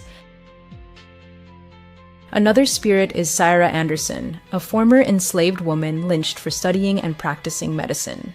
There are also reports of a blonde woman, a black dog, a headless specter, and a white deer, each appearing to lost travelers, as if inviting them into their shadowy realm. Whether you were drawn to ghost towns, seeking paranormal thrills, or hoping to confront the Shadow Woods demon itself, this forest seems tailor-made for you. But beware, it doesn't let its guests leave easily. 2. Blackwood, the whispering woods of the Mississippi. Along the mighty Mississippi River lies Blackwood, a deep, dark forest whose dense canopy blocks out nearly all sunlight. Known in the US as the Black Forest, it has become synonymous with the ominous thickets that inspired the Brothers Grimm's darkest fairy tales. The forest is so densely overgrown that in most areas, sunlight never touches the ground. This creates an oppressive, eerie silence. No wonder Blackwood is rumored to be a haven for the supernatural. For instance, the Lake Luna nymphs, water spirits dwelling in the murky depths of Mystic Lake which borders the forest, are said to live under the rule of the King of Mystic Lake. Legend warns, never throw stones into the water near the forest, or you will anger the king and invite his terrible wrath. Meanwhile, in the nearly vanished town of Harpersville, tales persist of a headless horseman who rides from the woods each year, his hooves clattering along old roads. There is also Greystone Castle, where beautiful, enchanting ladies are said to reside, visible only at night, their silhouettes flickering in the windows. Stories even tell of a ghostly king who abducts young women foolish enough to wander into the forest. As if that weren't enough, Blackwood is also linked to werewolves, witches, and even UFO sightings. Because of these spine-tingling tales, paranormal experts and thrill-seeking tourists constantly explore the area. While charming towns and scenic trails lie nearby, the persistent horror stories serve as a grim reminder. Blackwood may not be a place you want to enter if you value your peace of mind. 1. Interstate 75, the highway to nowhere. To most, the trees lining one of America's busiest interstates seem unremarkable. But few know that Interstate 75 near Austin, Texas hides a horrifying secret. It is a hidden dumping ground for bodies. For decades, the entire 200-mile stretch, from the Texas border deep into southern Louisiana, has served as a grim resting place for murdered and missing persons. Beneath the rustling leaves and the roar of passing cars lie untold stories that will never be fully known. A trail of tragedy. Highway 75, Graveyard of the Innocent. Highway 75 and its surrounding forests have silently witnessed unspeakable cruelty, becoming the final resting place for at least 30 victims. There is no discrimination by age or gender. Men, women, and children have all been callously abandoned in this desolate stretch, doomed to oblivion. A lucky few have been identified, but most remain nameless ghosts. Some bodies were found naked, others clothed, some relatively fresh, others badly decomposed. In some cases, only bones were discovered by hikers, gold prospectors, or developers encroaching on these sinister woods. Much of the land around the highway is wild and untouched. Thick underbrush and rolling hills provide perfect cover for criminals to conceal their crimes. One particularly gruesome case involves David Johnson. Her remains were found in muddy, swampy waters when a woman exploring beaver dams noticed a lone shoe that looked familiar. Upon picking it up, she was horrified to find a foot bone inside. Further searching uncovered clothing, limbs, a breast implant, and more bones. It was later confirmed to be David Johnson. Johnson vanished in October 2015. She was a mother, a Navy veteran, a former bodybuilder, and a cosmetologist. Shortly before her disappearance, she had filed a restraining order against her ex-boyfriend, Emily White, and told her sister that if anything happened to her, he would be to blame. Soon after, Johnson disappeared. Although White was arrested on unrelated charges and for violating the restraining order, he was never charged with her murder, and the case remains unsolved. A similar tragedy befell 18-year-old Emily White. She had a habit. Whenever her boyfriend called, she'd drive to a payphone near a local convenience store on Oak Ridge Road in Springdale to call him back. She always did this. But on that fateful day, after heading to the payphone, Emily was never seen again. Her worried parents found her car in the store as parking lot and soon filed a missing persons report. A week later, on September 29, 1999, her partially decomposed naked body was discovered in the woods near the highway. Why does Interstate 75 attract criminals? Investigators believe the reason is simple: convenience. The highway lies just 20 miles from downtown. Within that radius, it's easy to turn onto a back road where a vehicle can vanish instantly into the dense forest. As parts of the highway are gradually developed, police suspect many more bodies remain hidden in these woods, waiting only for time to reveal them. These, then, are 5 terrifying forests you'd better never enter. The woods are lovely, dark and deep, as Robert Frost once wrote, but they also hold secrets far beyond what we seek, and sometimes those secrets are too horrifying to uncover. NOS, a tragic anniversary, remembering a fateful day. September 6th, 1990, was a warm Saturday, the day I turned 30. I planned a modest party with close friends to share the joy with my 12-year-old daughter. Nothing extraordinary. A birthday cake and the warm company of friends. As was our tradition, my sister and I took our children to our parents' house for Saturday morning bagels. My mother, or rather my stepmother, Linda, had entered our lives about 5 years earlier after the untimely passing of my real mother. This woman always gave me an inexplicable sense of unease. Her cold, piercing gaze seemed to assess everything around her, as if counting invisible dollars. In Linda's conversations, topics of the house, savings, and my father's assets constantly surfaced. It seemed that her marriage to him was based more on financial gain than on love. However, I tried to ignore it, respecting my father's feelings. That morning, my father wasn't home. He had gone to his parents' house to mow their lawn, as he did every weekend. My father's morning phone call was, as always, cheerful and lively. "Happy birthday, Rebio. See you later." I laughed and said our traditional phrase, "Love you, Daddy." Bagels, cream cheese, salmon, and other traditional treats awaited us at the table. The children, engrossed in games, were laughing. Everything was as usual. About 45 minutes later, the phone rang.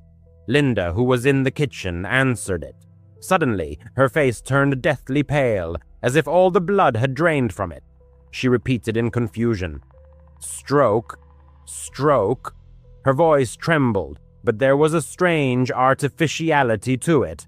Hanging up, she turned to us with wide eyes and said, "It's your grandfather, your father. He's in the hospital." My world collapsed in an instant. "Dad, hospital!" My husband and brother-in-law, alarmed, rushed to comfort Linda. Without wasting time, my sister and I grabbed the children, put them in the car, and raced to my grandparents' house. On the way, I tried to reassure myself by resorting to absurd omens. If I get all greens, my father will be okay. If I see children playing, he'll be fine. If a bird flies by, everything will be all right. The warm September wind ruffled my hair, but everything felt wrong. As we pulled up to the house, I heard a heart-wrenching wail, a sound I had never heard before. This loud, desperate cry came from inside the house. My grandmother, my real grandmother, stood on the porch, hunched over and sobbing so loudly that her voice echoed down the street. That sound still haunts me, embodying pure grief and pain. Running to the house, my daughter noticed broken and bent glasses on the grass. Picking them up in confusion, she said, "Mom, there's our grandpa's glasses." Confusion flashed through my mind. No, wait. Dad was her grandfather. No, my dad was her grandfather.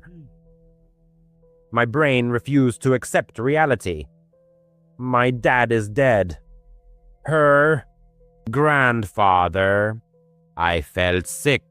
My grandfather returned from the hospital shortly afterward, shaking his head helplessly. He was silent at first, but his face spoke volumes. Relatives began to arrive, uncles, aunts. Then the terrible truth came out. My father didn't have a stroke. It was a massive heart attack. He had collapsed right on the lawn while mowing. Passing sanitation workers witnessed the tragedy. They rushed to help him, trying to give him CPR along with my grandfather. But it was all in vain. He died before he hit the ground. The rest of the day passed in a haze. The party was, of course, out of the question. Everyone sat in a daze, overwhelmed by grief. Linda, who arrived later, feigned inconsolable sorrow, hugging everyone. But her eyes, they darted around the room, as if she were already contemplating her next steps. The house, the money. It filled me with a horrible irritation that I tried to suppress. Grief can do strange things. For the next 15 years, I couldn't bear to hear birthday greetings without shuddering. I forbade them. If anyone dared to say those words, I would scold them severely. Even now, 36 years later, I don't celebrate my birthday in a big way. September 6th is just a day to get through. But I have enormous respect for sanitation workers, considering them true heroes. A few months after my father's death, even stranger things began to happen. I was helping to sort through his belongings in the house. Linda, who lived there alone, was eager to sell everything as quickly as possible. "We need to move on," she said, but her voice sounded more greedy than grieving. One day, while cleaning out the kitchen cabinets, in the furthest corner where you rarely look, I found a bottle of syrup hidden behind old jars.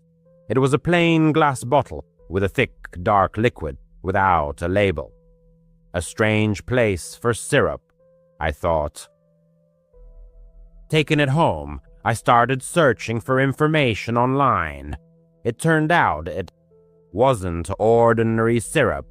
The description, the color, even a photo uploaded to several forums, all pointed to one thing. It matched the description of a homemade mixture with digoxin, a heart medication derived from foxglove. It's prescribed for heart problems, but in large doses, it's deadly, especially for elderly people like my father, who was in his 50s. It can cause irregular heartbeats, leading to a massive attack. And worst of all, it's hard to detect in an autopsy unless you specifically look for it. Story 1. My father's death was ruled a natural cause, raising no suspicion of foul play. However, traces of a substance were found in one of the bottles, which tested positive after an anonymous sample was sent to a lab. Gradually, sinister details began to emerge. Linda, a former nurse, had knowledge of medications.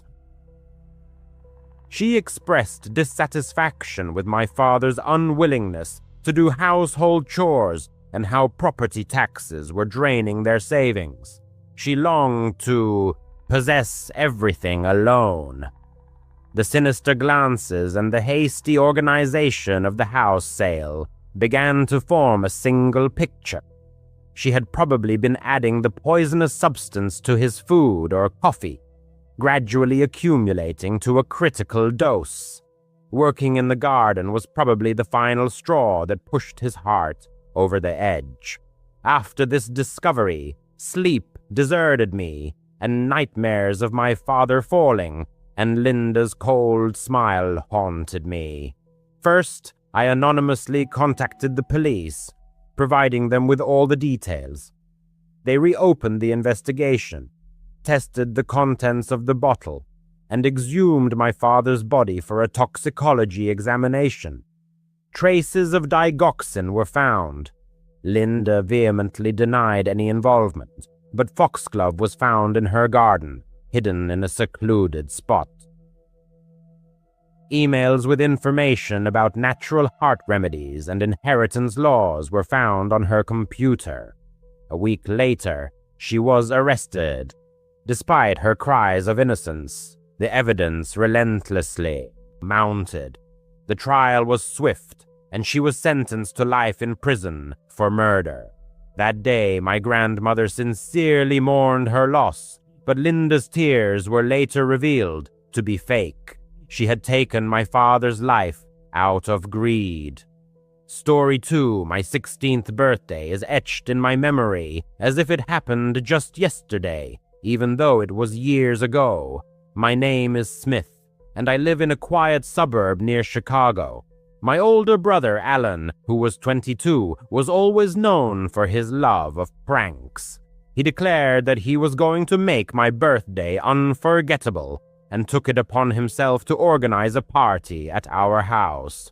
Our parents were away for the weekend, visiting relatives in Ohio, so it was just me, Alan, and about a dozen friends from school at the house.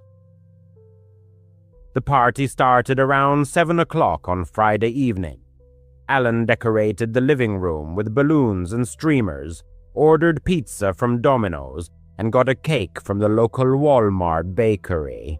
My friends gradually arrived, guys like Ben, Tyler, and Chris, and a few girls, including Sophia and Emily.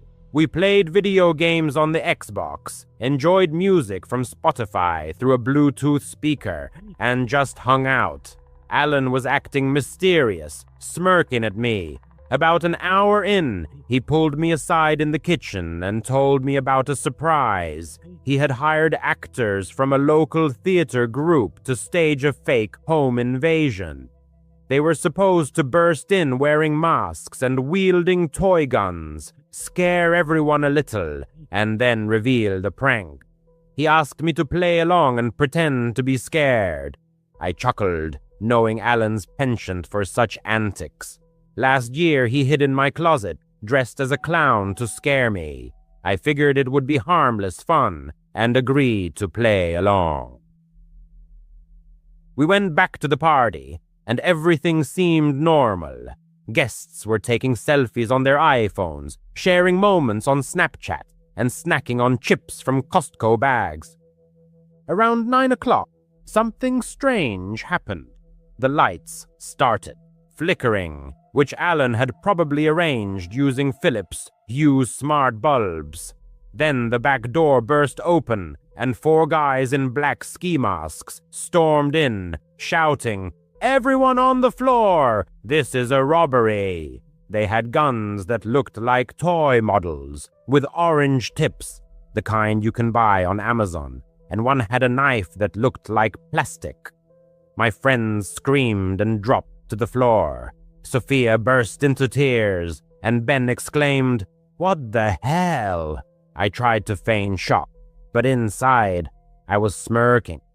I even whispered to Tyler, who was standing next to me, "It's Alan's prank, relax." The robbers started herding us into the living room, tying our hands with cheap plastic zip ties from Home Depot. Alan was tied up too, winking at me when no one was looking. One of the guys, who I'll call Mask 1, was tall and skinny. He demanded our wallets and phones, threatening, "Give us your stuff or else." His voice sounded fake and gruff.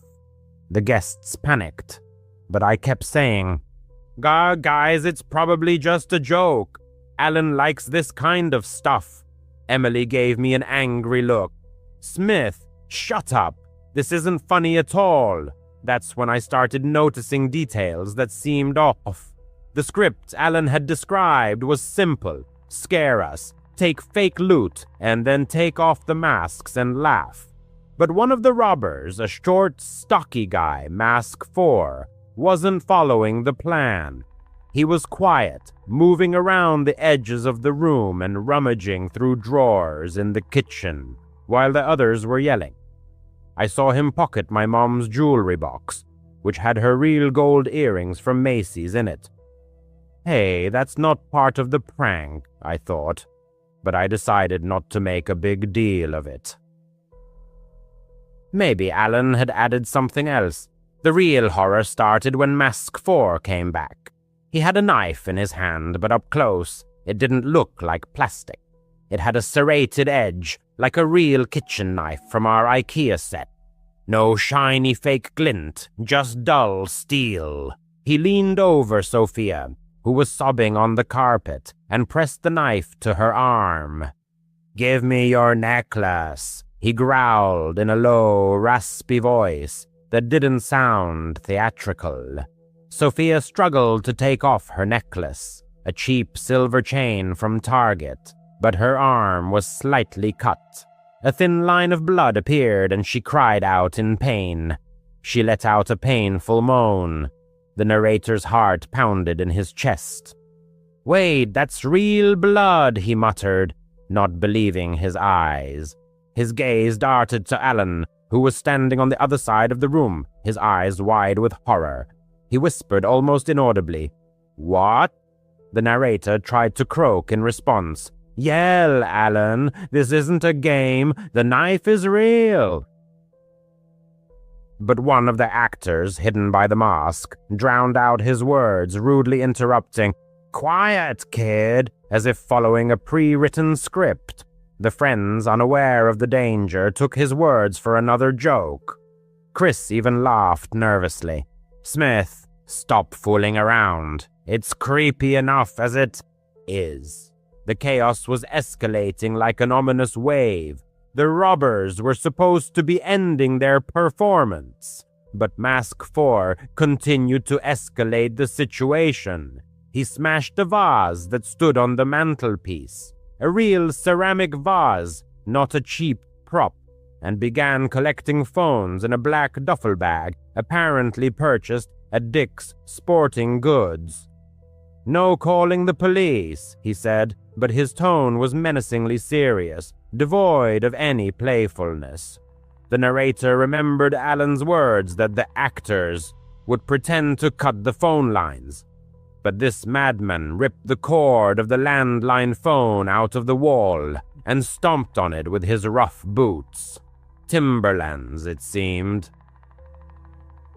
The narrator desperately tried to free himself from the zip ties which were tied too tightly.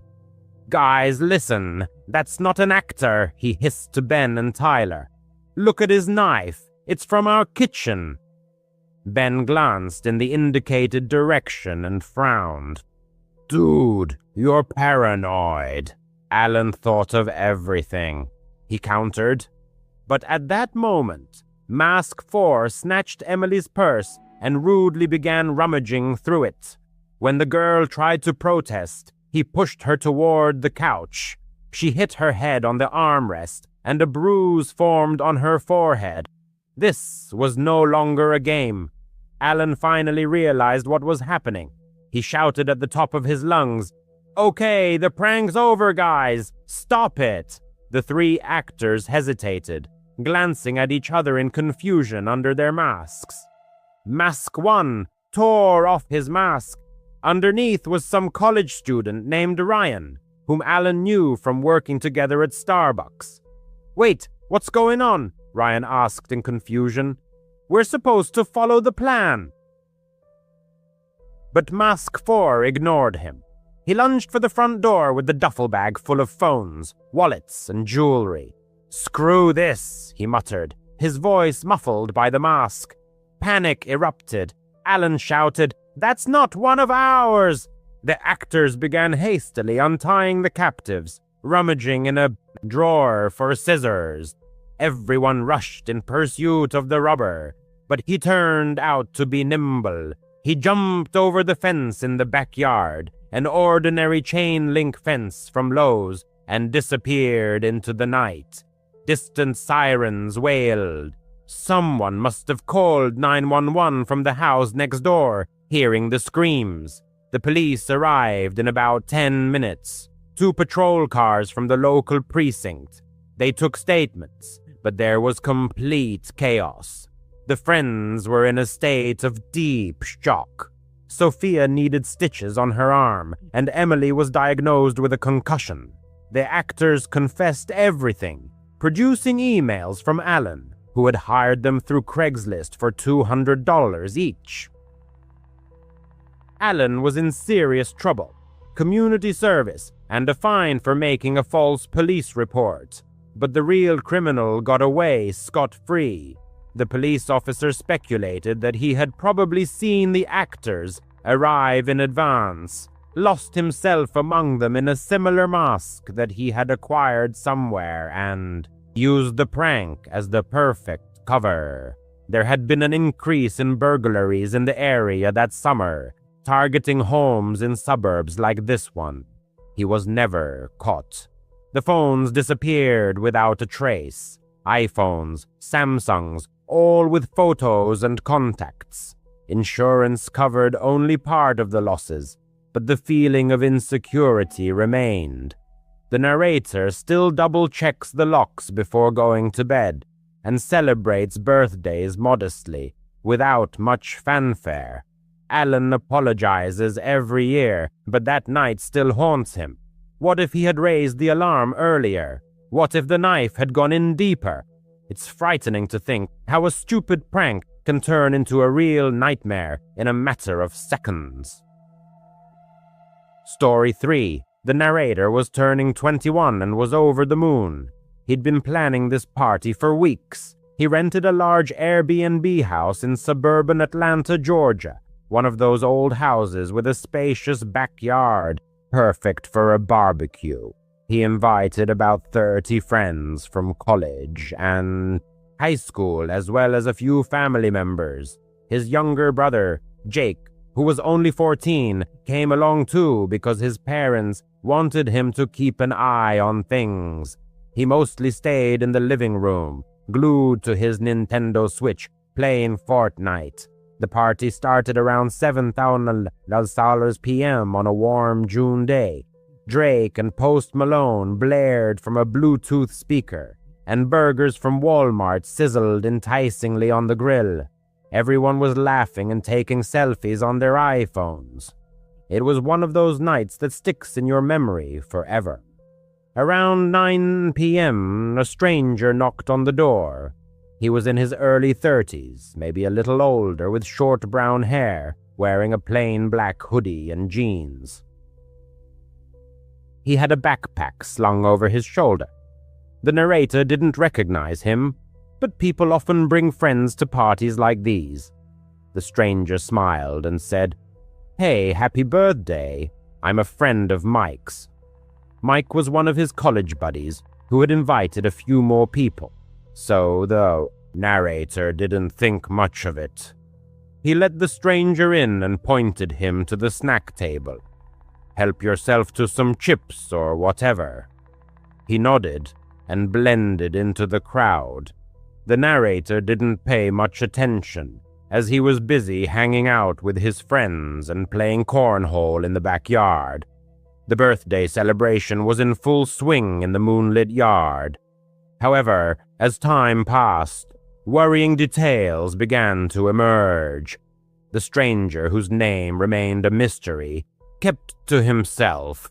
He loomed near groups of people, listening to their conversations but not joining in. From time to time, he discreetly pulled tiny plastic baggies from his pocket, like the ones sold in pharmacies. These manipulations occurred surreptitiously when he thought he wasn't being watched. A concerned friend, Nicole, pulled the narrator aside around 10:30.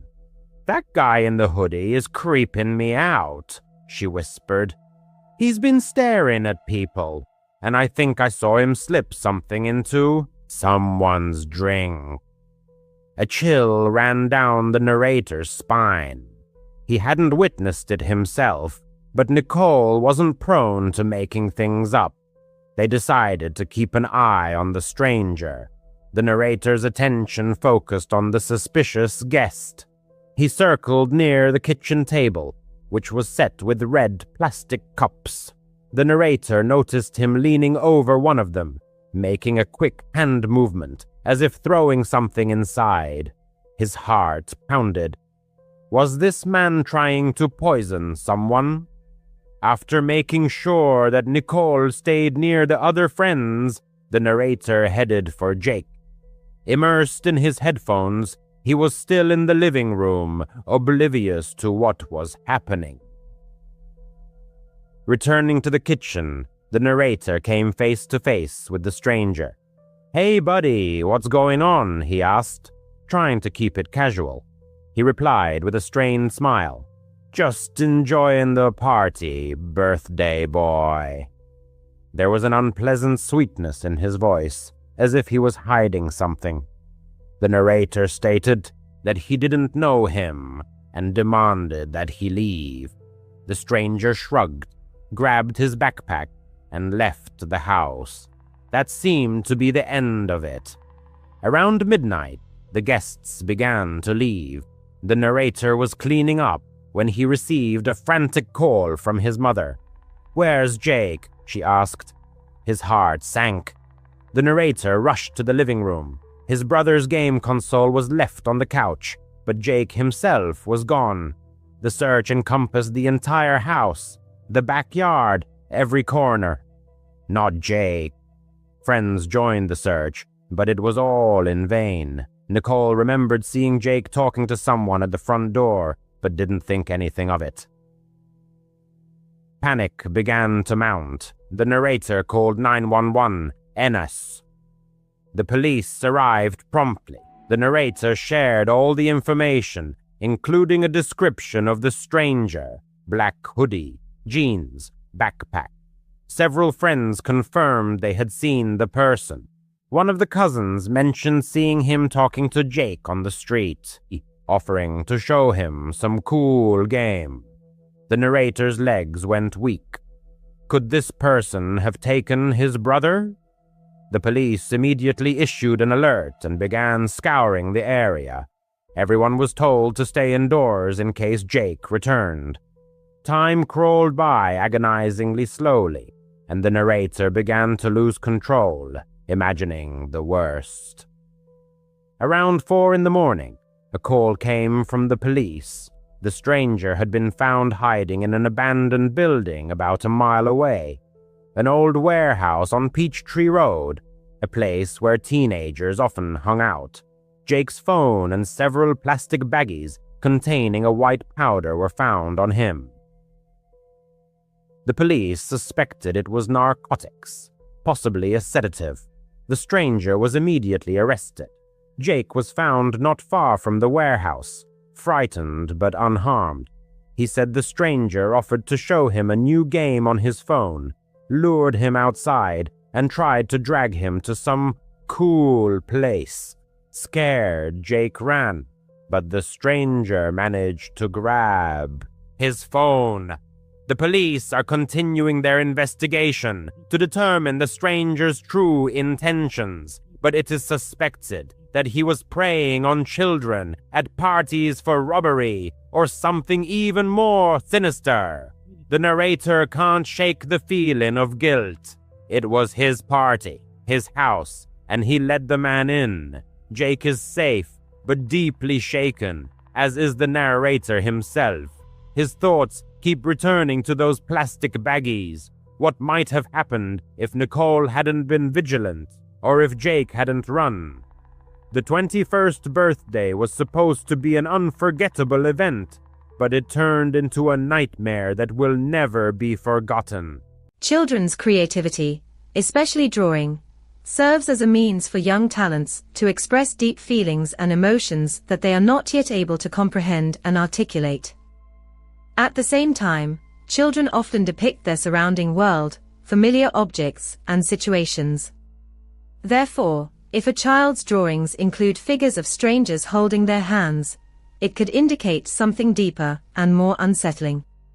Martin and his wife, raising a 6-year-old daughter and a 3-year-old son, encountered an unexplainable phenomenon. Their daughter, whom we'll call Jess, had an extraordinary love for drawing, and her parents fully encouraged her hobby, providing her with all the necessary art supplies. They had a whole Crayola backpack filled with markers, colored pencils, crayons, and drawing paper. Jess's room and even her backpack were filled with numerous drawings, mostly with ordinary, innocent subjects. However, one day Martin discovered a drawing in his daughter's room that puzzled him. It depicted an unfamiliar woman holding Jess's hand. The woman didn't resemble the girl's mother, who was blonde. Instead, she had dark hair. Martin asked Jess who the woman was, and the girl replied that it was someone who sometimes visited her. Such words could be attributed to the fantasies of a 6-year-old with an imaginary friend. But when Martin asked for the friend's name, Jess said Lucia. This name immediately alarmed Martin, and he hurried to show the drawing to his wife, asking if the woman resembled her sister. Initially, Martin's wife suggested it could be anyone, but when Martin told her that their daughter had called the stranger Lucia, her face contorted in horror. Lucia was the name of Martin's wife's deceased sister, who had died long before the children were born. The couple went to their daughter's room and again asked Jess who Lucia was. The girl repeated that she sometimes visited her. Trying to find out more details, the parents asked when Lucia usually came and what they talked about. Jess replied, "She comes sometimes at night when I'm drawing." Martin's wife asked Jess that the next time she saw Lucia, she should draw her again, but with more details. Jess agreed. From that moment on, Martin and his wife started leaving Jess's bedroom door ajar so they could hear if the girl was talking to someone.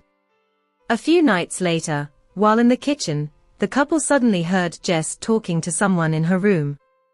They quietly approached the door to listen in on the conversation. There were long pauses in Jess's speech, but it was clear she was talking to someone or something invisible, answering questions the parents couldn't hear. At one point, Jess said, "They asked about you when they saw my drawing of you. They want me to draw you again." Then Jess fell silent, and Martin and his wife entered the room, asking if she had been talking to Lucia again. The girl nodded, and the parents asked where Lucia was in the room. Jess looked around the room, then stopped at a corner and said, "She's standing right there."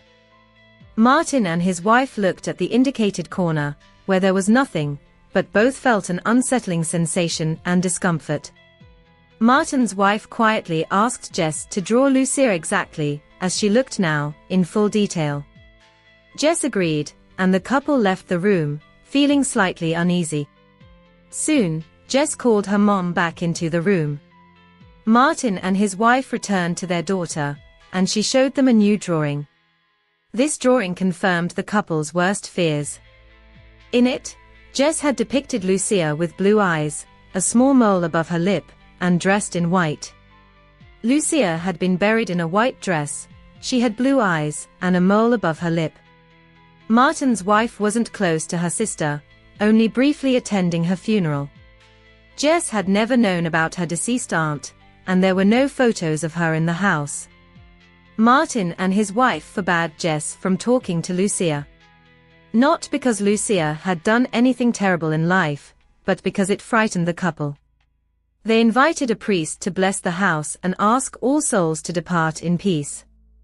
According to Martin, such occurrences ceased afterward. This story was told by an elementary school art teacher.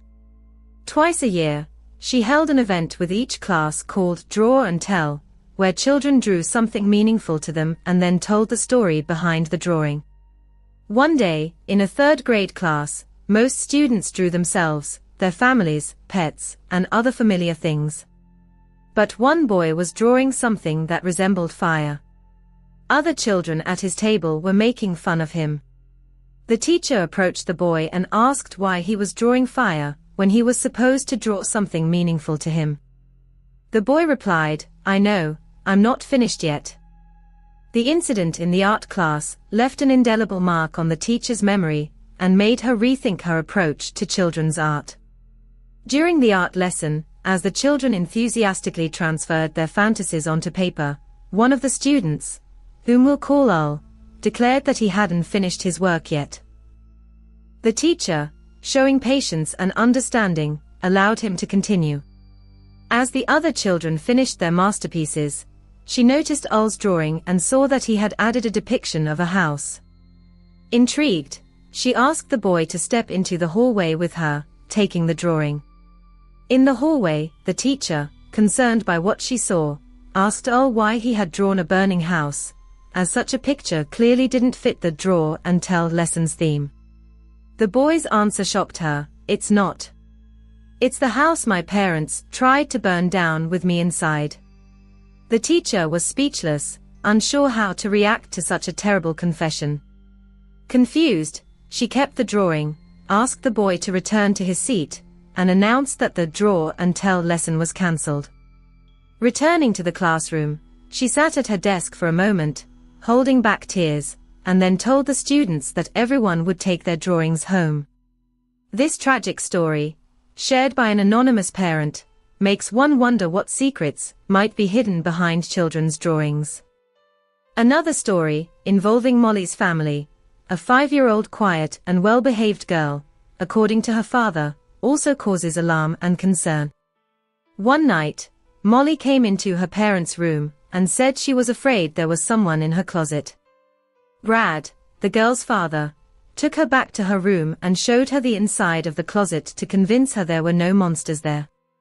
The next night, Molly again came into her parents' room, saying there was a monster in her closet again. This time, Brad and Jane allowed Molly to sleep with them. The next day, Molly drew the supposed monster she had seen and showed it to her parents. Brad stated that the drawing, admittedly, scared him, but up until that point, it all seemed like normal childish things. Until one of the following nights, Brad and Jane were woken by Molly's crying and screaming. They rushed to her room to find out what happened, and she said, "I'm bleeding," lifting her shirt on her back, where 2 scratches were visible. Molly claimed it was the monster. Brad turned the entire bedroom and the whole house upside down, looking for anyone who could have done it. When the house was empty, Brad and Jane had no choice but to assume that Molly had probably done it herself somehow, either intentionally or accidentally. But over time, as the couple was able to think it over, the chain of events seemed too wild to be just a coincidence. While the couple was getting Molly used to sleeping alone again, Molly never changed her story that the monster had scratched her back. To make her more comfortable sleeping alone, they moved Molly's furniture into the guest bedroom and made it her new room.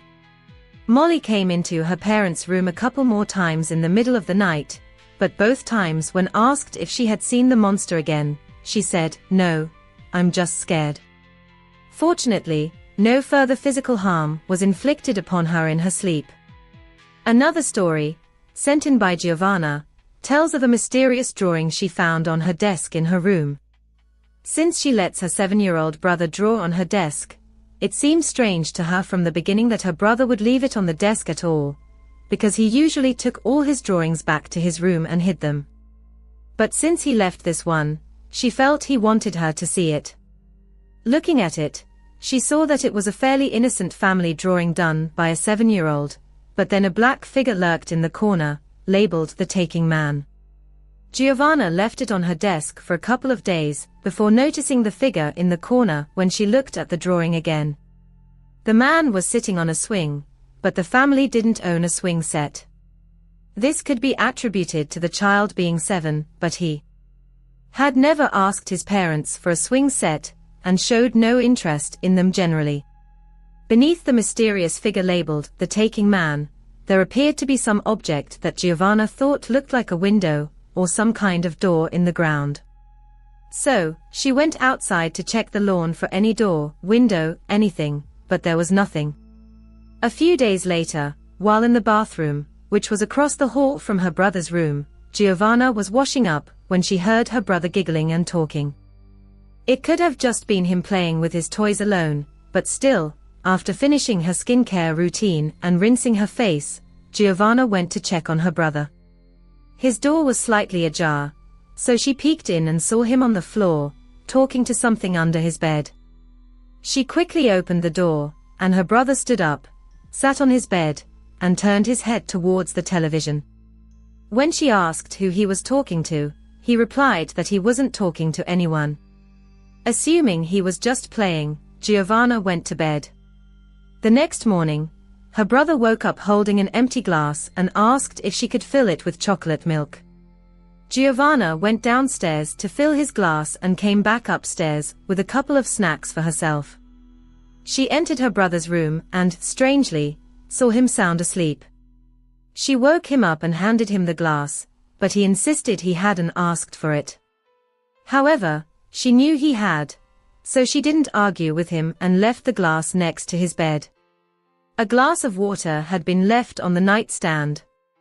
That night, around 4 in the morning, Giovanna awoke to the sounds of conversation coming from her brother's room. Without losing a second, she went across the hall to his room and peeked inside. The girl remembered her brother's voice, animatedly talking to someone, and a vague silhouette of a dark figure looming in the dim light. The next thing she remembered was waking up in her own bed the next morning. When questioned by his sister, the brother merely shrugged, puzzled, assuring her that he didn't remember any nighttime conversations. Giovanna, concerned by what she had seen and the strange drawing, shared her worries with her parents. After talking to their son, they learned that the character in the drawing was the Taking Man, who returns and takes things. The boy spoke of him with trust and even called him his best friend, mentioning red berries, similar to cranberries, that he had been given. However, according to the child, this mysterious friend would not return. Giovanna still cannot say with certainty whether what she saw in her brother's room was a dream or a sinister reality. The image of the dark figure, imprinted in her memory, was too vivid and clear to be a simple dream. But if it wasn't a dream, then what happened after the encounter with the shadow remains a mystery to her, as her memory of that period was as if erased. Since then, her younger brother has never once mentioned the Taking Man. NUS. Mark Allison, a landowner with 700 acres of fertile land south of Grinnell, near a busy highway, was completely absorbed in the harvest. Time was of the essence, and he needed to gather the crop before the rains that the weather forecasters had predicted. Warnings from the local agricultural cooperative added to the pressure, forcing the farmer to work to his limits. That evening, he decided to stay late to finish harvesting the western section of the cornfield, which stretched out in a flat, seemingly endless expanse. Driving the combine, which cut through the field in 12 rows, felt like moving through a long, monotonous corridor. Bright moonlight flooded the surroundings, clearly outlining the boundaries of the property. The air felt autumnal, fresh, and dry. Mark sat in the cab of his reliable John Deere, with its 12-row header, the auger neatly folded away, and the hopper half full. Inside, the atmosphere was warm and comfortable. with the machine emitting a steady, soothing hum. Hot coffee sloshed in the thermos, and local AM radio played softly from the speakers. Suddenly, the usual course of things was disrupted by a strange sound. At first, Mark thought it was interference on the radio. However, a faint, ghostly voice pleading for help cut through the engine noise. "Help me!" He immediately turned off the radio and strained his ears. Silence. Only the crunching of corn stalks being ground up by the machine and the whistling of the fan, blowing away the chaff. The farmer guessed that the sound might have come from coyotes, howling from the tree line along the southern edge of the field. Sometimes the mooing of neighboring calves carried for great distances. Reassured by this rational explanation, he continued working. But after a few more passes, the same eerie sound pierced the night silence again. The same words, sounding as if they were coming from deep within the field, rather than from the road. Mark slowed the combine, stopped at the end of the row, and turned off the header. In the ensuing silence, the night seemed boundless. He opened the cab door and climbed down the steps. A light breeze rustled the corn leaves like a soft, dry rain. The moonlight bathed the field in a pale, mystical glow. "Help! Help!" The words sounded sharp and disjointed, as if someone were speaking through thick fabric. Announcements about a missing girl, posted at Casey's in Grinnell, flashed through his mind. Abby Cole, 14 years old, had disappeared back in September. She lived near Rock Creek State Park, about 1.5 miles east of Mark's farm, on a gravel road near the old grain dryer. In the photograph, she had brown hair and wore a gray hooded sweatshirt. Mark had often seen her when he was filling up with diesel fuel or buying coffee. Deciding to investigate the source of the strange sound, the farmer grabbed a flashlight from the cab and, for good measure, tucked a wrench behind his belt and his jacket. He left the combine's flashing lights on to keep his bearings, after sending his wife a short message. "Hearing noise in Westfield, checking it out, phone dying." Mark stepped into the corn rows. The dry leaves rustled under his feet. The ground was hard on top but soft and yielding underneath. His boots crunched softly. After just 20 yards, the combine's lights had faded to a dim glow. A feeling of unease grew, and Mark, acting on instinct, moved in the direction from which the voice was coming, trying to move cautiously. "Help, please!" The sound was very close, almost from under the ground. He stopped and pointed the flashlight beam down. In the light, a flat gray patch appeared on the ground, like a rectangle pressed into the soil. A small PVC pipe stuck out at an angle, its end neatly cut. A piece of duct tape was tangled in a corn root nearby. Mark knelt down, his heart pounding in his chest. He began to dig away the dirt with his gloved hand until he felt something hard. The soil crumbled easily, like dry crust. Under the layer of dirt, he found a sheet of plywood. A faint breath came from the pipe, followed by a sound that he couldn't make out. Grabbing the wrench, Mark pried up the edge of the plywood. One corner lifted. A warm, musty air hit his face. "Hold on," Mark said, his voice sounding unnaturally loud in the night silence. The pipe rattled against the wood as he lifted the plywood higher. Sliding his fingers under the sheet, he raised it a few more inches. The flashlight beam illuminated a small space below, no bigger than a dog crate. He saw reflecting eyes, a small mouth trying to say something, a gray hooded sweatshirt, and brown hair matted to a forehead. It was her. Suddenly, there was a rustling sound behind him. Mark froze, holding the plywood. The flashlight beam trembled, catching cornstalks bending unnaturally in the darkness. Another sound, not the wind. Someone was nearby, their breathing louder than Mark's. A man appeared 4 rows away, tall, broad-shouldered, with a cap pulled down over his eyes. In his hand, he held a curved blade, perhaps a scythe, glinting in the moonlight. He was silent. Mark dropped the plywood. It fell back with a soft thud. The pipe clanked, and a faint sound came from below, perhaps a word.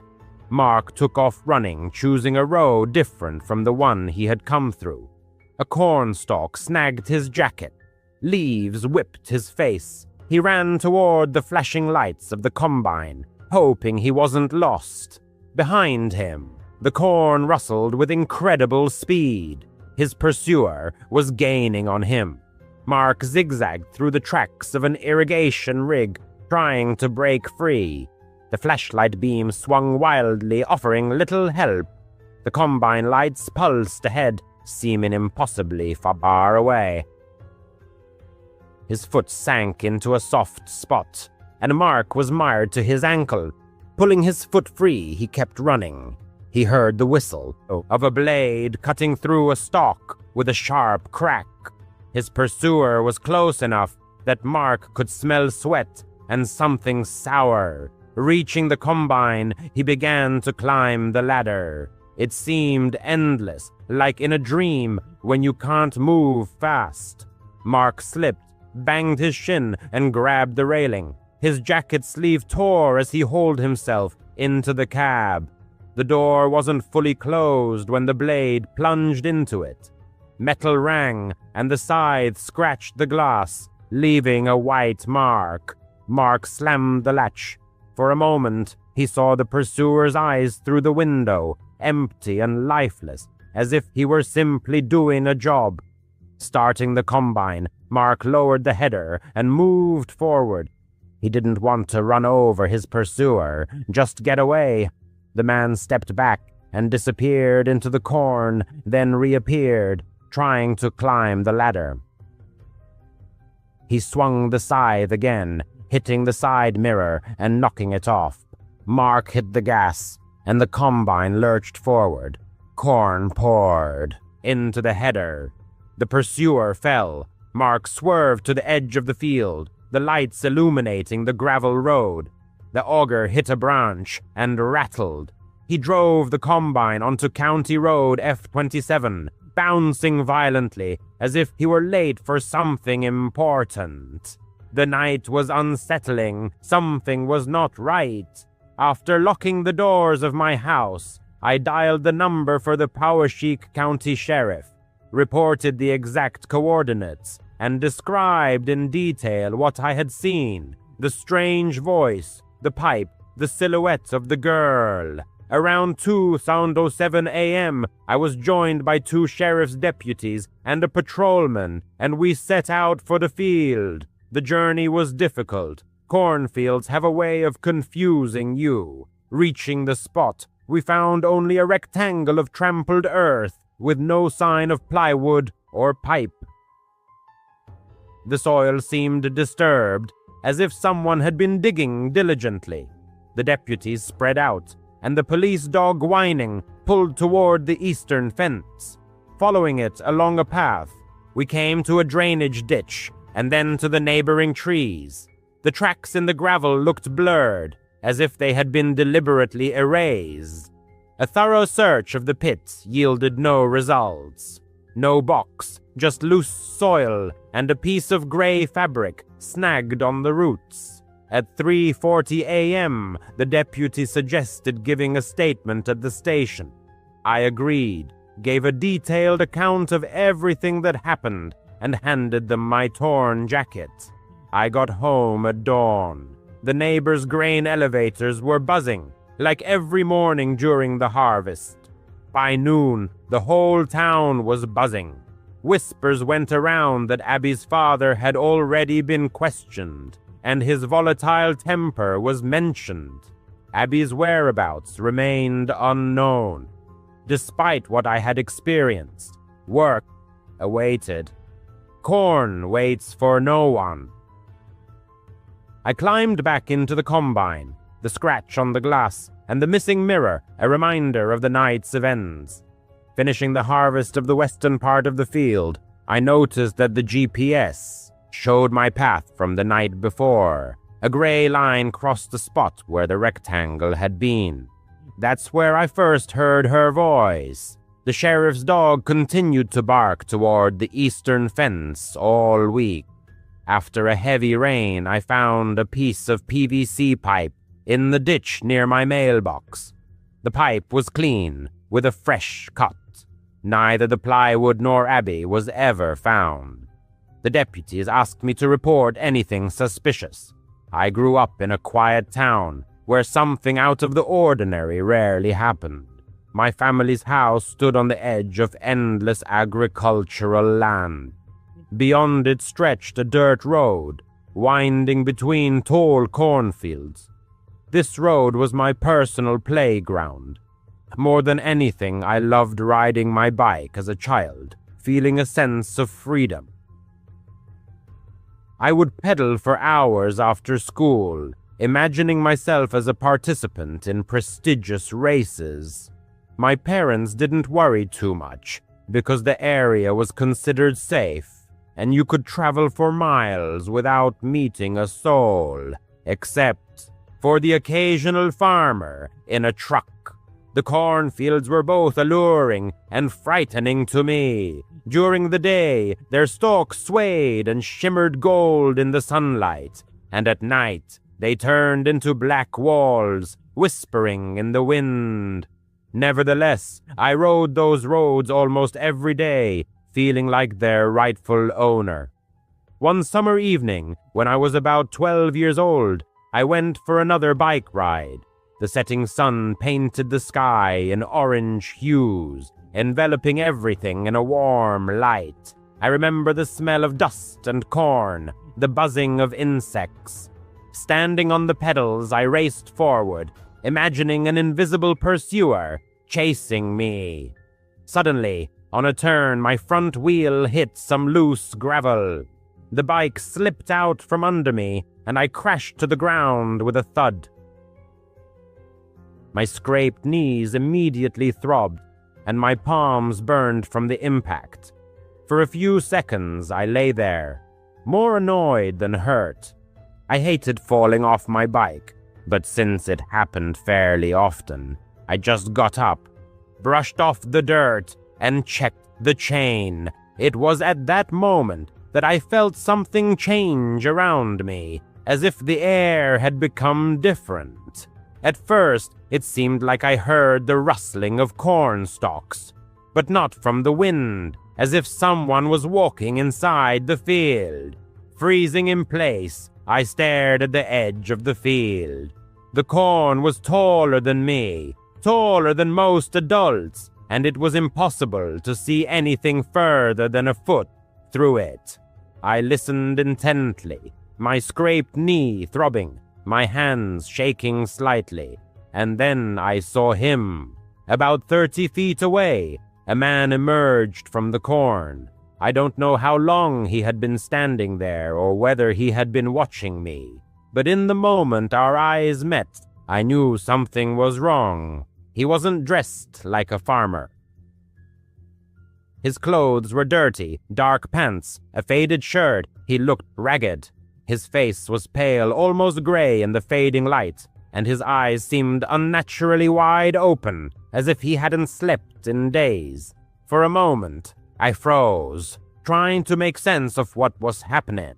Maybe it was just a passerby who lived nearby.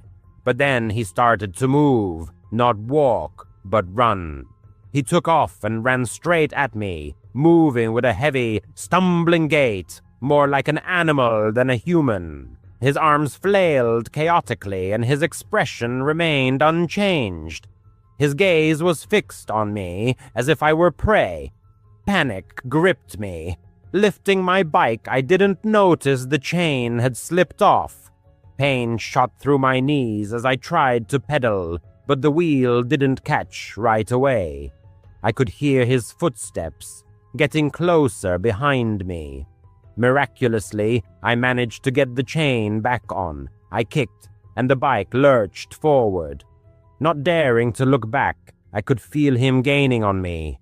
The dirt road seemed endless. The sound of his running was forever etched in my memory, heavy, uneven, desperate. I pedaled as hard as I could. Tears welled up in my eyes, my chest burned from panting. When I finally looked back, he was still there, still chasing me, maybe only 20 feet away. His face was distorted, his mouth slightly open, and his eyes wide in the last rays of the sun. Under the rays of the setting sun, the road twisted treacherously, and a careless maneuver almost led to a fall. But then, in the distance, like a beacon of hope, my home appeared, and the light on the porch was already burning brightly. Unable to contain his excitement, the traveler shouted, calling for his mother, and this sound seemed to give him new strength. With an incredible effort of will, he reached the driveway, dropped his bike, and beside himself ran toward the porch, continuing to call for help. His father came out of the house, puzzled and alarmed. Breathlessly, the traveler pointed toward the road, expecting to see the pursuer, but there was no one there. The road was empty, and the cornfield stood in silence, leaving no traces. The father, armed with a flashlight, searched the area, but to no avail. The mother, meanwhile, was administering first aid, washing the scrape on his knee, while the traveler, gasping, tried to explain what had happened. The parents, however, were skeptical of the story, suggesting that it might have been a figment of his imagination, a random passerby, or a neighbor. But the traveler was sure of what he had seen. After that incident, he avoided riding his bike near the fields for a long time, and at night, looking out the window, he thought he saw an ominous figure lurking at the edge of the corn. The parents eventually decided to share the story with the neighbors, but none of them had seen anything suspicious. One old farmer even joked, saying that this road likes to play tricks on children. The shadows move very strangely here. But the traveler knew that it wasn't a trick of the imagination. He still remembers how the pursuer's feet sounded, how he never took his eyes off him, whoever it was, and whatever he wanted, the traveler was. Lucky that his bike hadn't failed him at the most critical moment. The strangest thing was that the father, returning from the road, found tracks in the dust, starting at the edge of the cornfield and ending a few dozen feet away, as if the man had vanished into thin air. Many years have passed since then, but whenever he passes a cornfield, the traveler feels the same fear, the feeling that he is being watched, that something ominous is waiting for him beyond the realm of visibility. He never found out who the man was and what made him run out of the cornfield.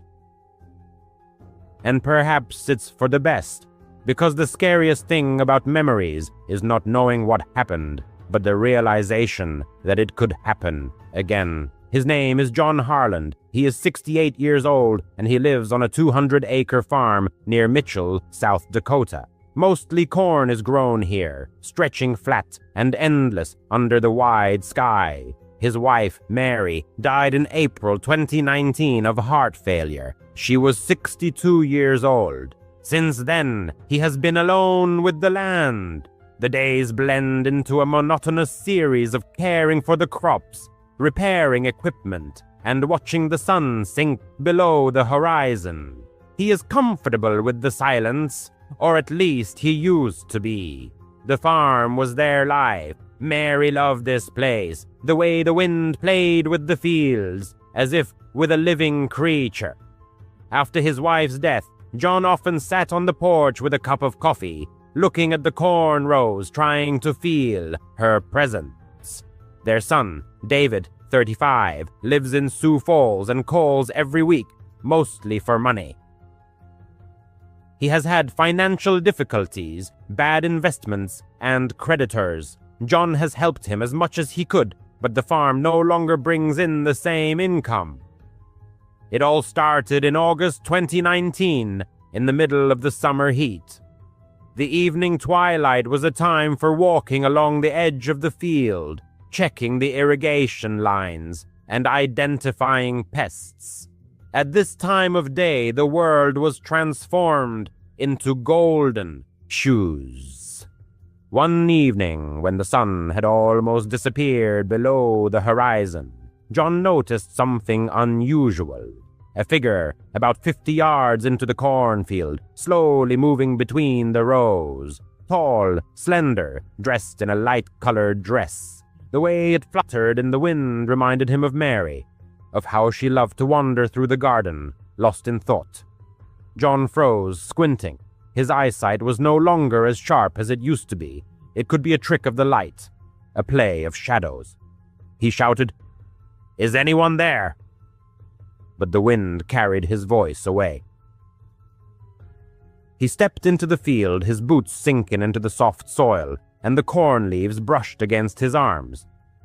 But when he got to the spot, the figure had disappeared, leaving only bent stalks, perhaps from the wind or wild animals. John dismissed the thought, deciding that old people are prone to seeing things that aren't there. But the next night, it happened again. At the same time, but closer to the house, the figure was moving purposefully, making its way through the corn. John managed to make out its outlines, long hair and a familiar gait. His heart clenched with pain. Mary, it can't be, he thought. He pushed his way through the rows, the corn stalks crackling under his jacket.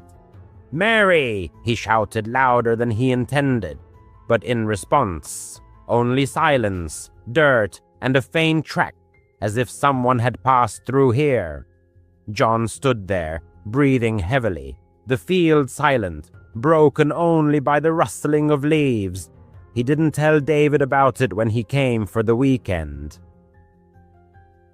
His son brought groceries, sat on the porch, and talked about his work.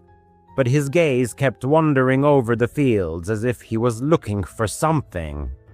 "Are you okay, Dad? Aren't you bored here alone?" he asked. John nodded, saying that everything was fine. David left on Sunday morning.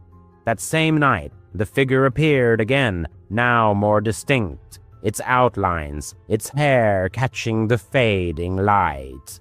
John grabbed a flashlight and took off in pursuit, going deeper into the field than ever before. The corn closed in around him, creating the feeling of a maze with no exit. He found nothing but a scarf, Mary's blue scarf with tiny flowers, snagged on a corn stalk. He gripped the corn stalk tightly, as if seeking support in a raging sea of grief. The days turned into a monotonous sequence, losing their individual characteristics. The ominous visions became obsessive, invariably arising in the twilight. He found things that belonged to her, an old gardening glove, half buried in the ground, a hair clip, shimmering in the dirty soil. Each find was perceived as a mysterious message, but from whom? Grief flashed through his mind. My mind is losing touch with reality. After dark, he stopped going out into the fields, preferring to stay in the house, locking all the doors. However, an irresistible attraction to the cornfield did not leave him, as if the earth itself was calling him. One day, consumed by a thirst for answers, he thoroughly searched the house. In Mary's dresser, he found her diary. The last entries showed her deteriorating health. complaints of abdominal pain and dizziness, which she had never mentioned to him. David brought tea today, so thoughtful, she wrote. Tea, he always offered her tea when he came to visit. Some kind of herbal blend, whose beneficial properties he was absolutely certain of.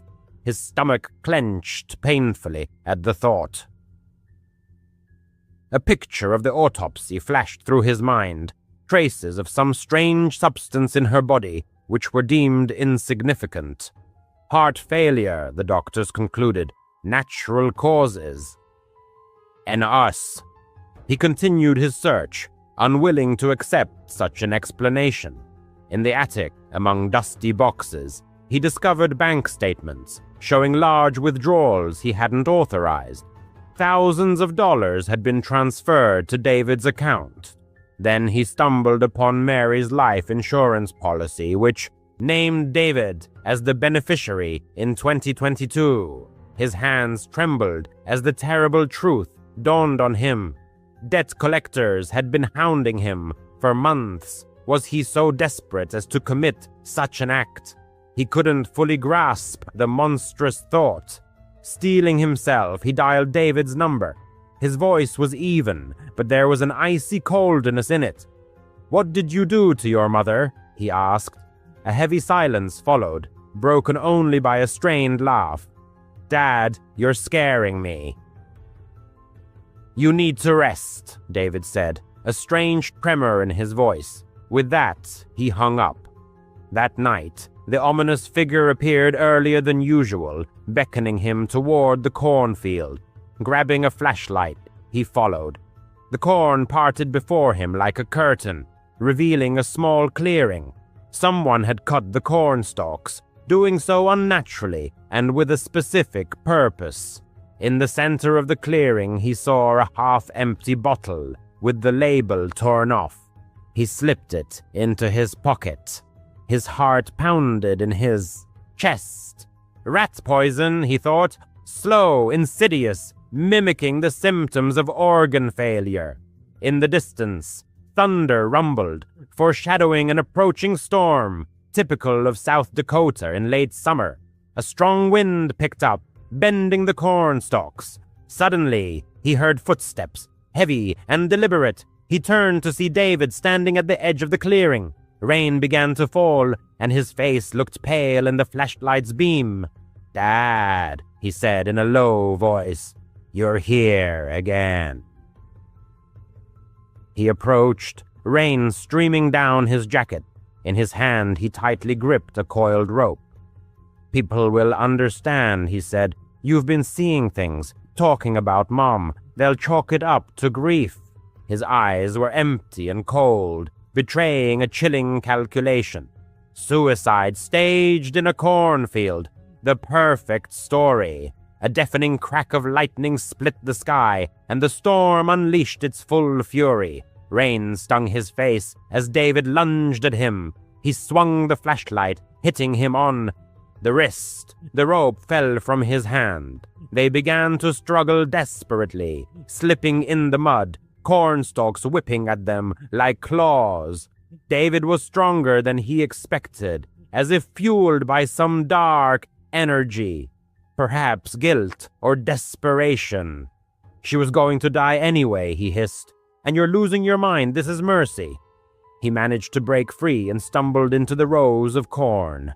The field had become a labyrinth. The rain and thunder drowned out all sounds. He hid, crouching as low as possible, and watched as David stalked between the stalks, calling out his name. Time seemed to stand still, minutes or hours, he couldn't tell. Suddenly he heard the faint sounds of sirens. That morning, he'd called the sheriff, leaving a vague message about his suspicions, the bottle, the money.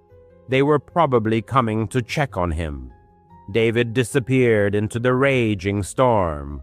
The police found the bottle, the bank statements, and the insurance policies. Days later, David was arrested in Sioux Falls, charged with murder and attempted murder. The poison found in the bottle matched traces found during Mary's autopsy.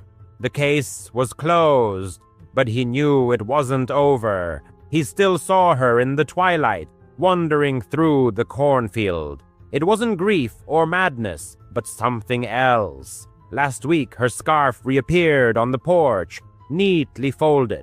He burned it, but the field still seemed alive, as if watching him. Was it all David's doing, or did he have an accomplice? The corn sways in the wind, whispering secrets it won't share. At night, he hears footsteps outside, but no one is there. Or perhaps they are simply waiting for the right moment. NUS last spring, a 17-year-old girl took a Friday night babysitting job at the Davids' house, just 5 blocks from her own home in Chandler, Arizona. She was saving up for college, and the prospect of earning an extra $20 an hour seemed especially appealing. The neighborhood seemed like a safe haven, with neat single-story homes, manicured lawns, and streetlights every 30 yards. Her parents approved of the visit. She arrived at exactly 6:30 p.m.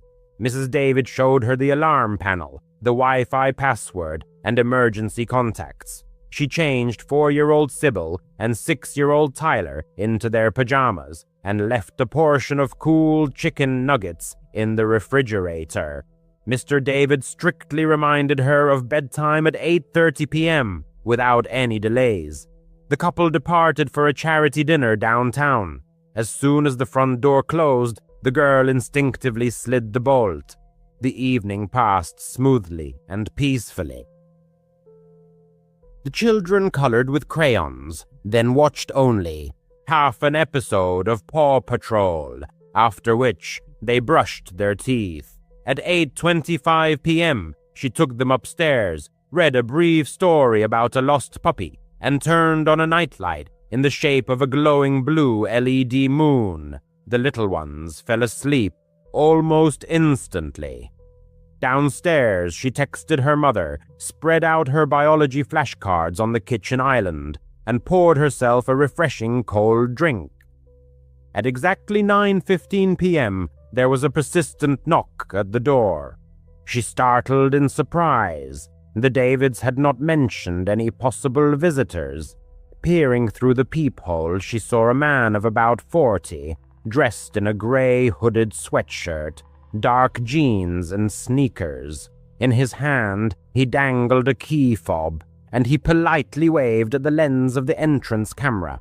A black Honda idled quietly at the curb.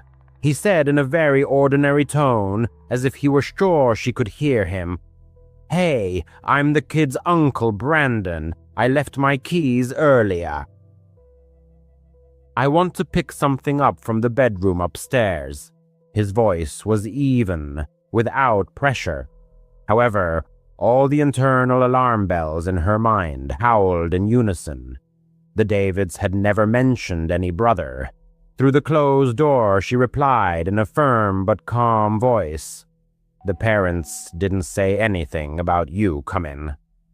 "That's my fault," he retorted. "I assured my sister that I had a spare key. Listen, Sybil asked for her purple blanket earlier, right? She always reaches for it when she's tired, and Tyler ate macaroni and cheese before changing into his dinosaur pajamas. I know their usual routine." His words were accurate in detail. Her stomach twisted into a knot. Maybe he really is a relative. Maybe it's just a clever trick. She stepped away from the door and launched the nursery monitor app. Both children were snoring peacefully in a steady breathing rhythm. Her gaze slid to the tablet with the living room cameras. The street lens captured the man, impatiently shifting from foot to foot, but not trying to grab the handle.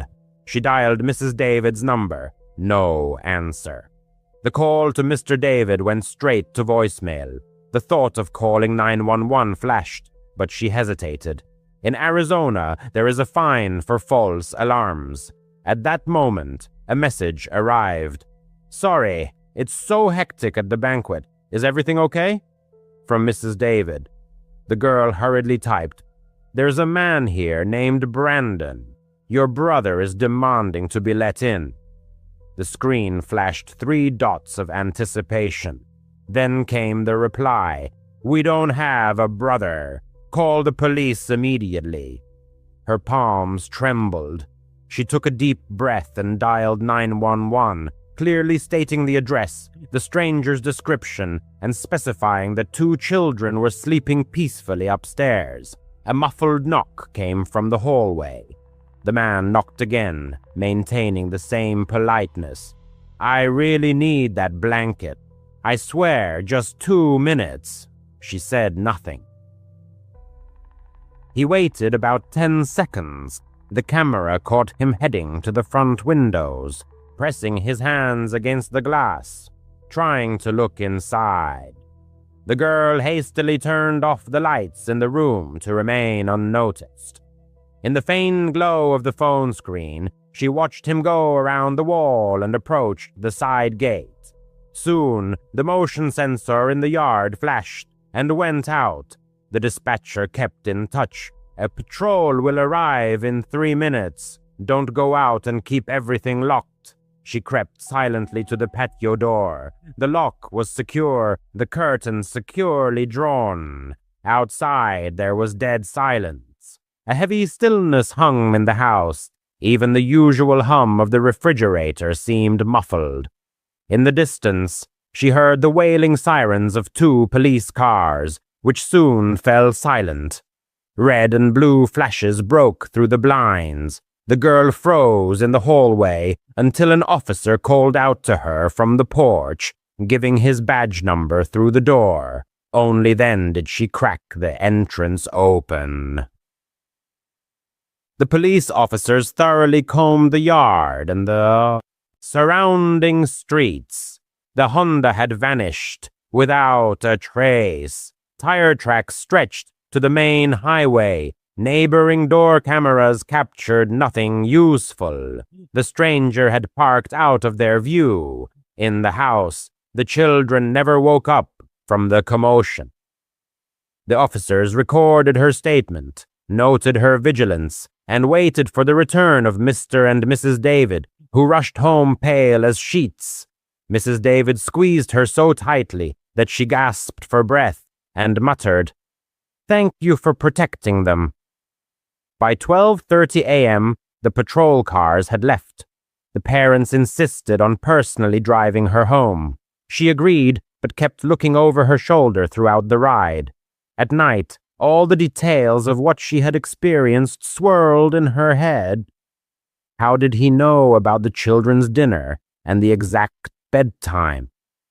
Had he been peeking in the windows beforehand? Had he been eavesdropping on her conversations?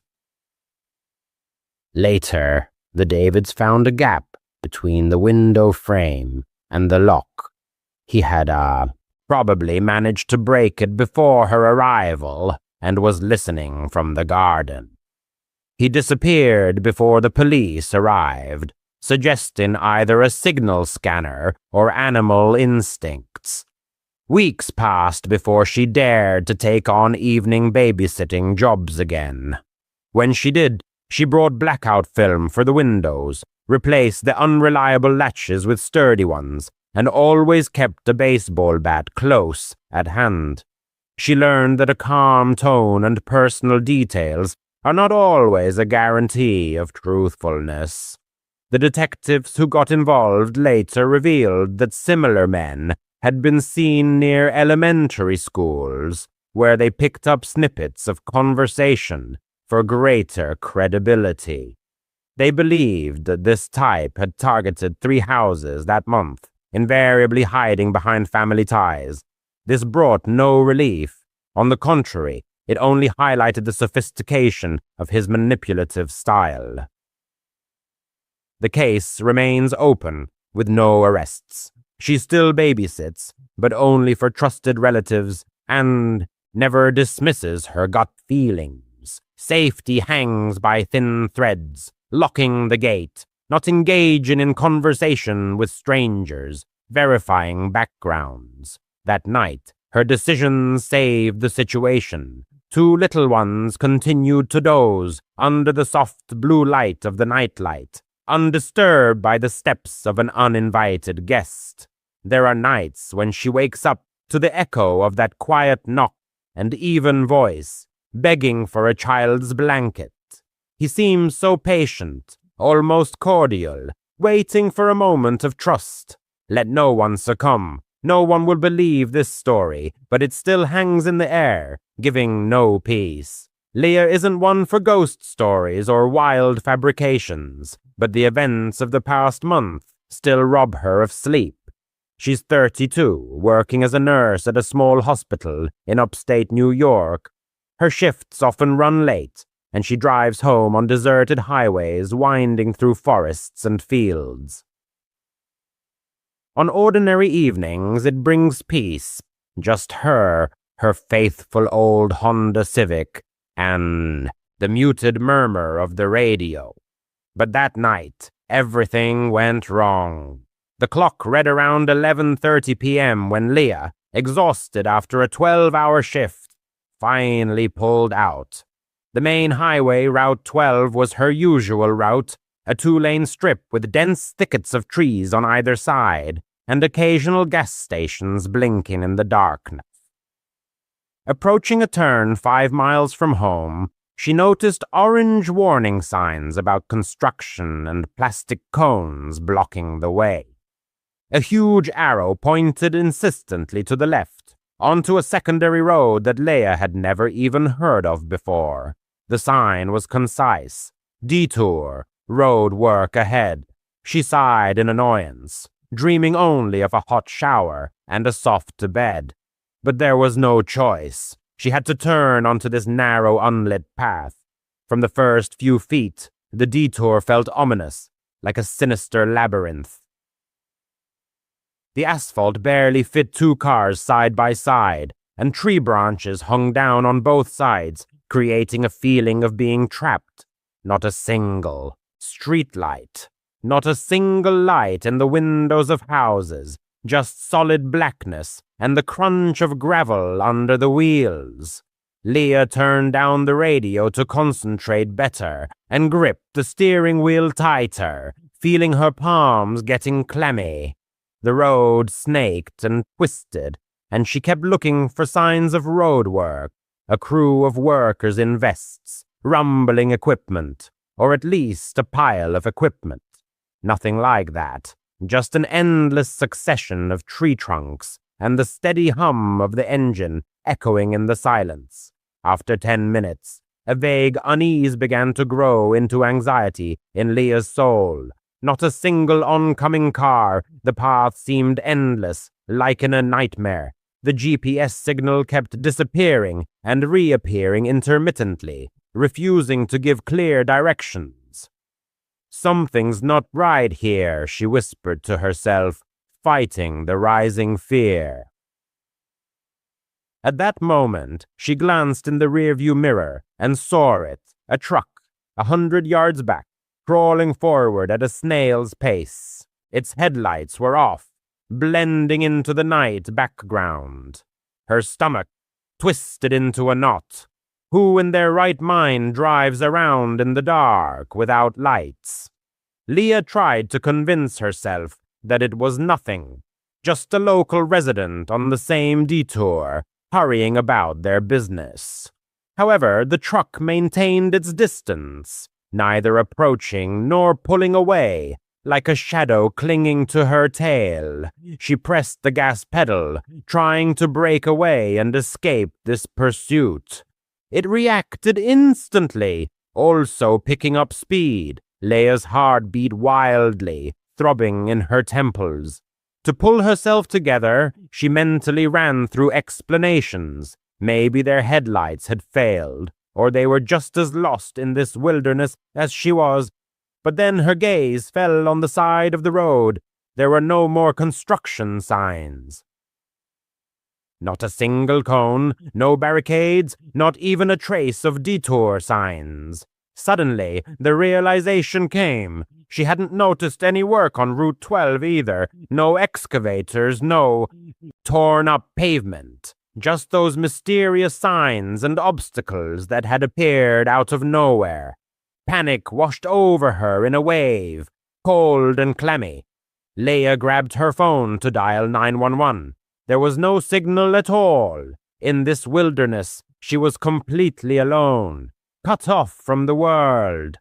The truck stubbornly stayed behind, its silhouette in the mirror resembling a disembodied ghost, relentlessly following at her heels. She pressed down even harder on the accelerator, and the car shook on the potholes, protesting against such driving. It didn't fall behind by a single step. Now Leia could make out the details. It was a worn-out pickup truck, painted black or dark blue, and the figure of the driver was lost in the dimness of the cab. "Hang on, find a way onto the main road. Everything will be fine," she repeated to herself like a mantra. But the road continued to twist and turn, and she lost all sense of her location. Suddenly, a dim light flickered ahead, promising salvation.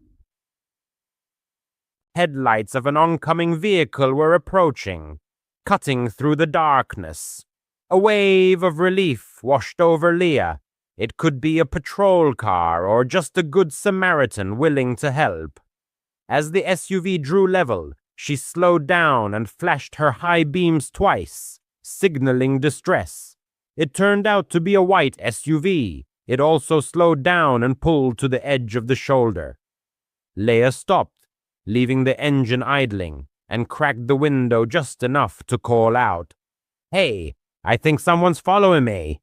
The driver, a middle-aged man in thin-rimmed glasses, leaned out of the cab and asked, "Are you okay?" She pointed back. "There's a truck back there, no headlights. It's been chasing me for miles."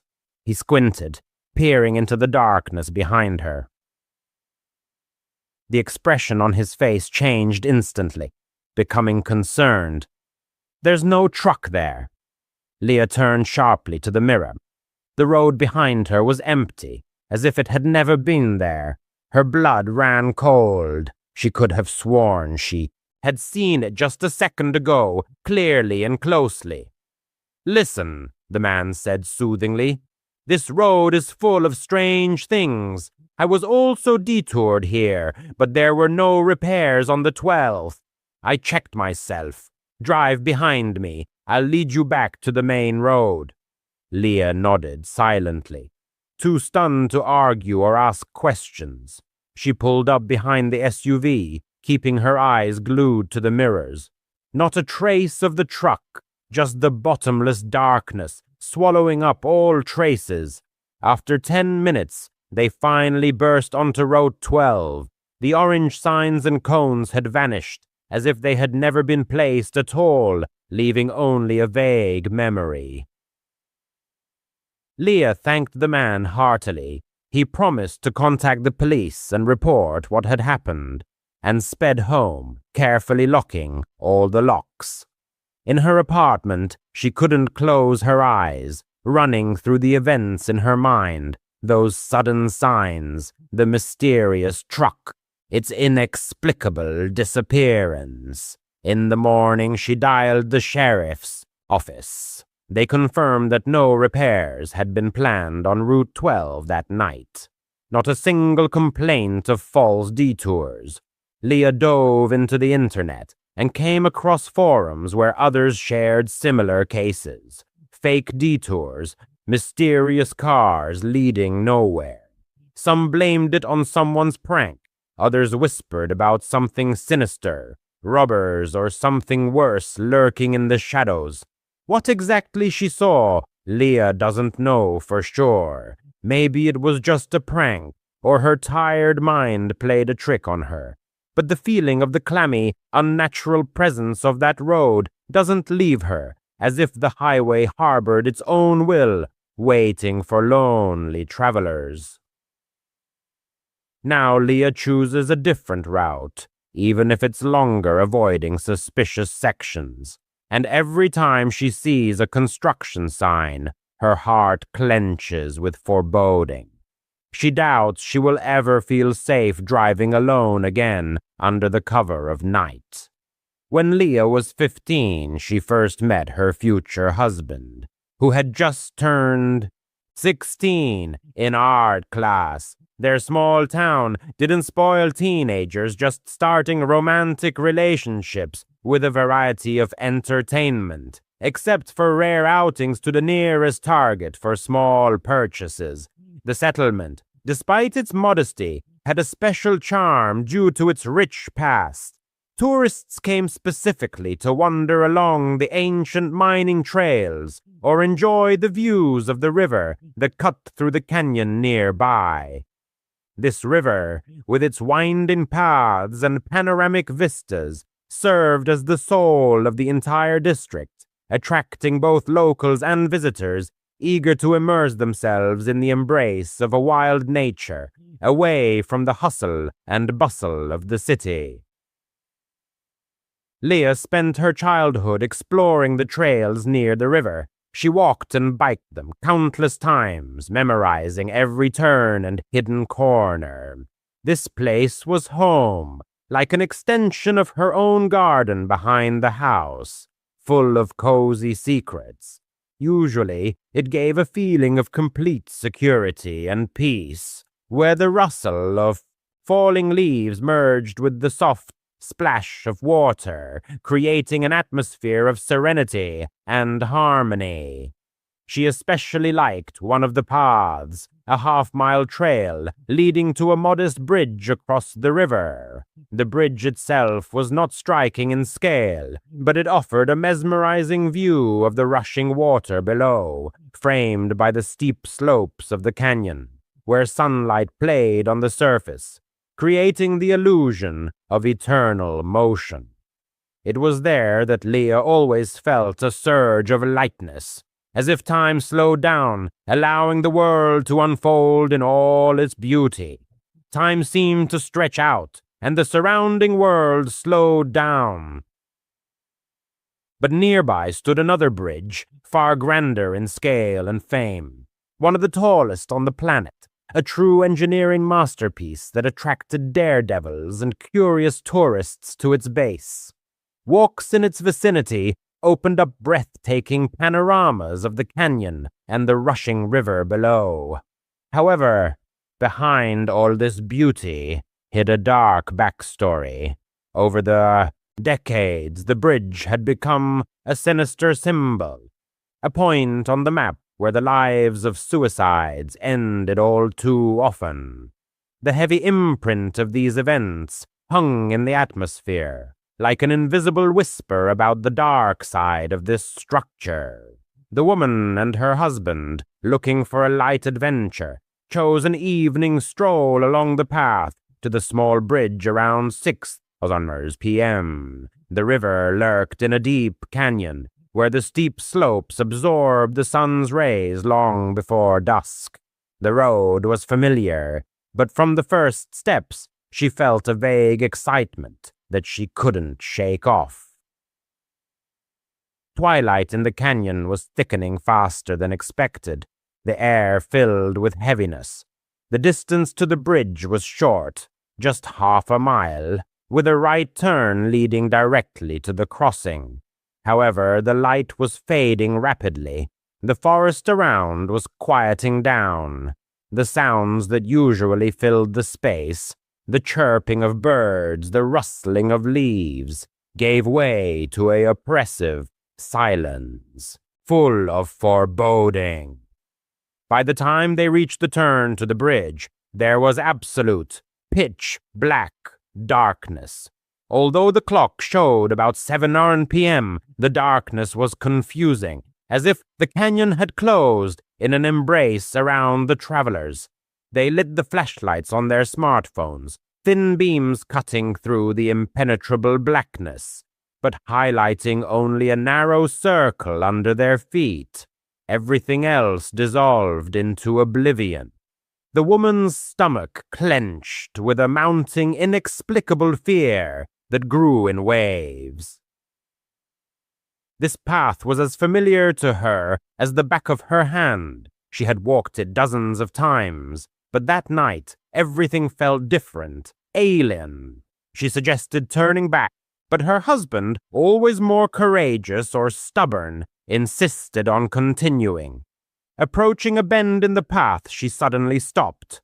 Right 3 feet from the path, at the very beginning of the bridge, loomed a tall silhouette. The flashlight beam highlighted his back, and the woman's heart clenched. The figure seemed gigantic, at least 6-7 feet tall, with a powerful physique of 200 to 250 pounds. He was wearing a brown flannel shirt and dark pants, blue or black. Brown hair rose unnaturally, as if molded from clay rather than growing. However, it wasn't the size that caused horror. The proportions of the body seemed distorted, inhuman. The arms were elongated, hanging lower than usual as if belonging to an ape. The head was perfectly round, almost spherical, like a basketball mounted on the shoulders. The legs remained hidden in the darkness, which amplified the feeling of unreality. The silhouette stood motionless, staring down the slope into the complete darkness. The woman whispered to her husband, "What is that?" Her voice trembled. He also froze, not taking his eyes off the figure, holding his breath. The three of them froze in this tense, silent scene. 1 minute usually flies by unnoticed, but when your pulse is pounding in your temples and your instincts are screaming to run, it stretches on endlessly. The figure didn't stir, didn't react to their presence. The woman couldn't figure out if it was a human or something else. Thoughts swirled. How did he get here? There were no other cars on the trail. Why is he standing in pitch darkness, straying to the side, staring into the void? Why doesn't he turn around? Is he hiding his face, or what he's doing? The husband, gathering his courage, though his voice betrayed his excitement, called out firmly, "Hey, buddy, what are you doing here?"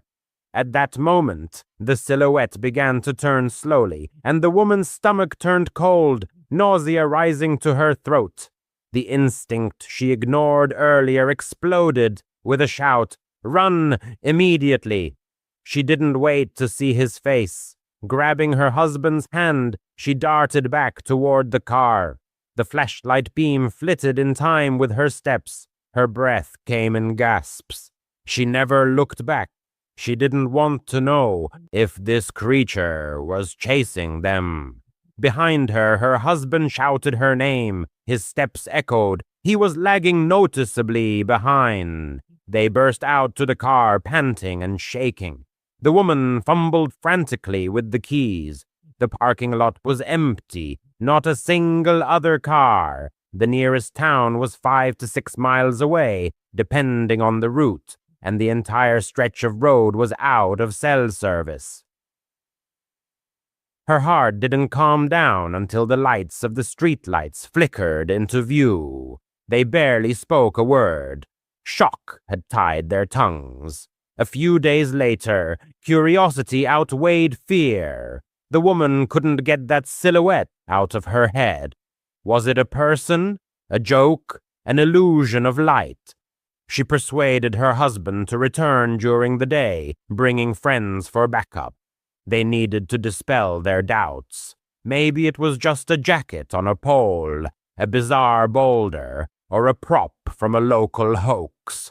But there was nothing there. No pole, no clothing, not a single hint of an explanation. But what? She saw now sent a chill down her spine. The place where the silhouette had stood ended in a steep ledge, 4 feet down. If he was really standing there, then his height was not 6 to 7 feet, but closer to 8 to 10. The realization hit like a blow. What they had seen was not just tall, It was unimaginably huge. This river, this town, is steeped in a rich past. Some stories are full of charm, others of tragedy. Legends of mining times, lives cut short on the high bridge, the serene beauty of the canyon, all intertwined into a fabric, alive and almost sentient. What exactly they encountered that night remains a mystery. The woman shared the story with friends, relatives, anyone who would listen, but no one knew the answer. A person, a ghost, or something beyond. The memory of the motionless figure in the darkness doesn't let go. It's a fragment of the river's legacy that she will never solve. A mystery hovering like shadows in the canyon. For a long time she kept it secret. A year ago, silence seemed wiser. But now it's clear. It's useless to hide it. Someone may need a warning. He worked as a security guard at a small airport in Germany. Most flights took off in the pre-dawn hours, so his shifts were always at night. For 5 years, his service flowed monotonously, checking doors, verifying passes, monitoring cameras. Mid-July, the height of tourist season. Families with strollers, noisy groups with luggage, long lines at check-in counters. Despite this bustle, the terminal that night seemed distorted, wrong. He couldn't quite explain the feeling, so he just continued to perform his duties. Around midnight, he went out for a smoke. He went to the bakery, grabbed a chocolate bar and an energy drink, and sat down at a metal table. He was watching a short video on his phone when he felt an impulse to look back. Behind him stood a man in a black raincoat. The hood was pulled up, but his eyes were staring intently at him. His gaze didn't waver, no pretense of looking at the displays. Just him, the watcher. The guard held out for a couple of seconds, then returned to the screen. Strange types in airports are a common, daily occurrence. The vast majority of them are harmless. AirTag. The vast majority of them are completely harmless.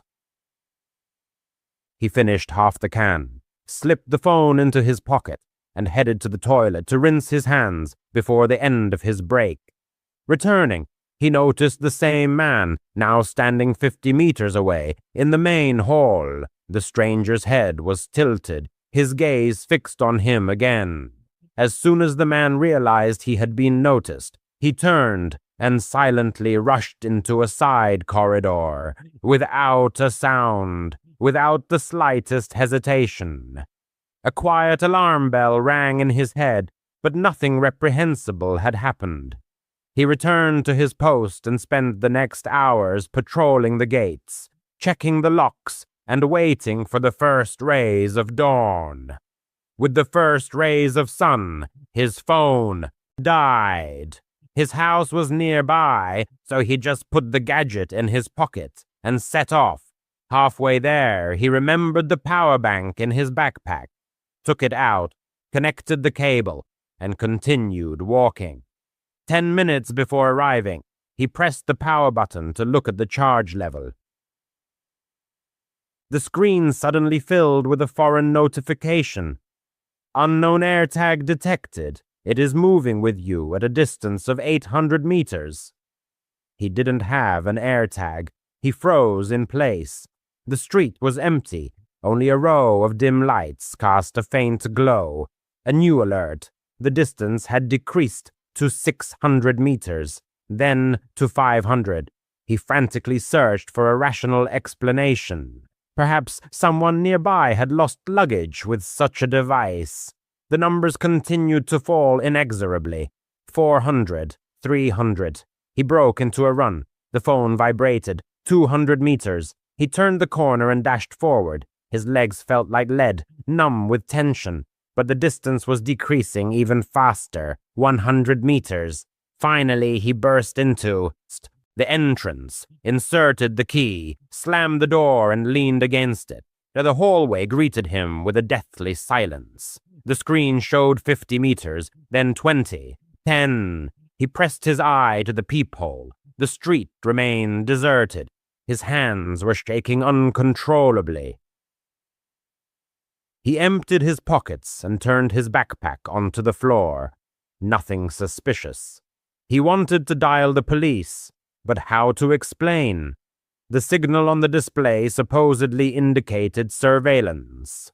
In the end, he convinced himself that he was overtired. The shift had been exhausting. His mind was in a semi-sleep state. After changing, he collapsed into bed and started a video with a scary story on his phone. The narrator's voice usually lulled him to sleep. He only remembered the beginning, and then sleep finally overcame him. Later, he woke up in complete darkness. The video had ended, but the home screen was still flickering. A fresh notification appeared. Unknown AirTag detected. It is moving with you. Distance 2M. 2 meters. That's inside the room.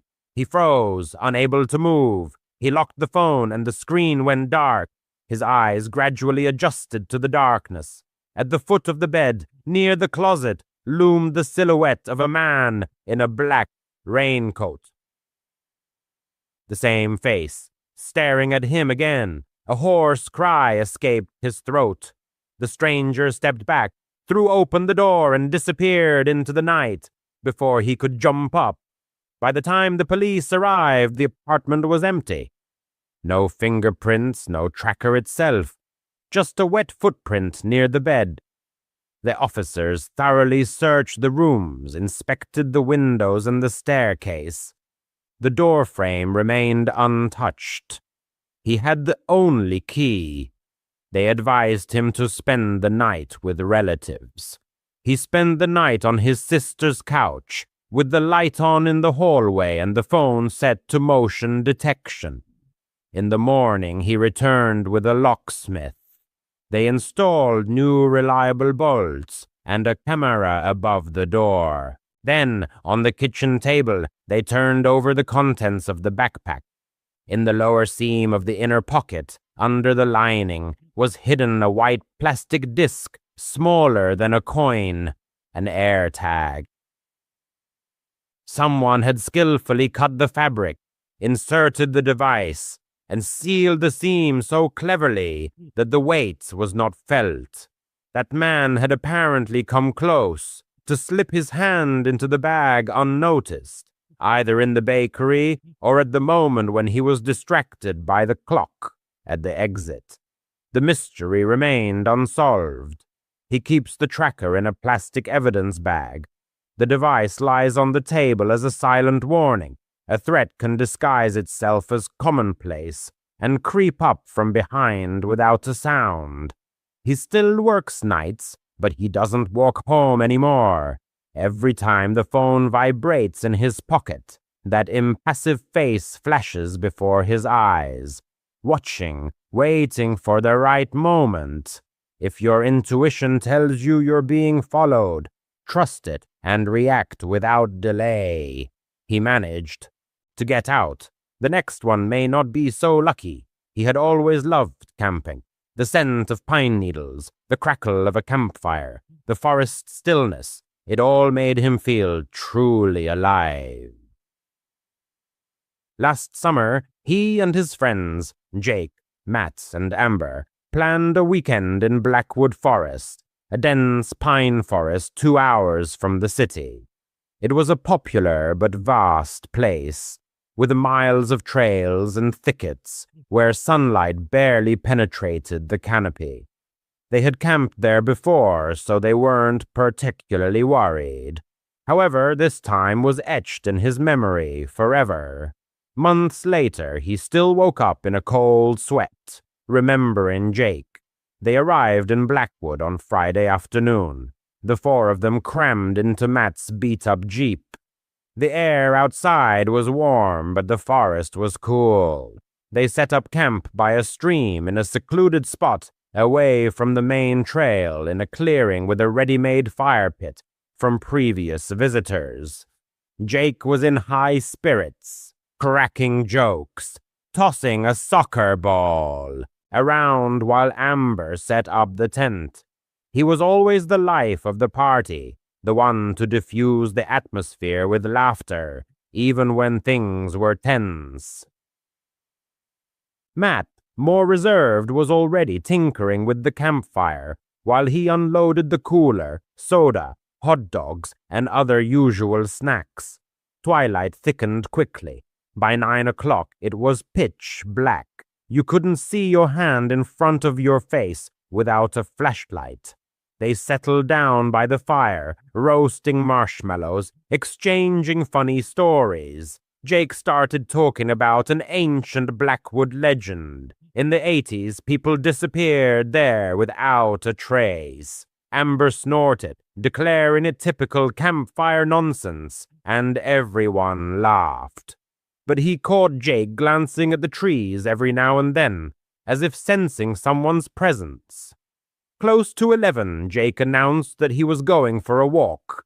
His usual excuse, to pee and check out the stream. He grabbed a flashlight. Amber reminded him not to go far, but he waved her off. "I'm not a kid, Mom." Classic Jake, cocky but harmless. No one paid much attention.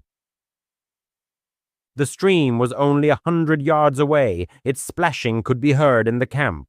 Minutes dragged on, 10, 20. Amber began to get nervous, looking at her phone every now and then. "He's probably just messing around," Matt muttered, though his voice sounded uncertain. He grabbed a flashlight and called out, "Jake, stop kidding around." His voice echoed, swallowed by the trees. Silence. His stomach went cold. Blackwood is huge, but not endless.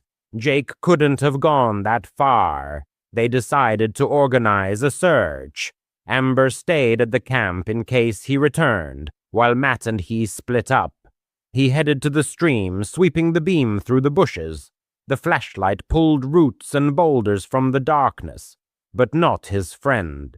He called out his name every few steps, his voice fading. The forest seemed deathly silent. No chirping crickets, no hooting owls, only the crunch of his boots on the carpet of pine needles. His boot crunched on pine needles, echoing in the dense silence of the forest. The narrator expected to see his friend's familiar grin, to hear his signature joke that could diffuse any tension. However, with each step, the situation worsened, as if the forest was tightening its grip. By the stream, he stumbled upon Jake's flashlight. It was lying in the mud, still on, the beam pointing at the dense ferns. His heart clenched. Jake was never sloppy. He didn't leave things to chance.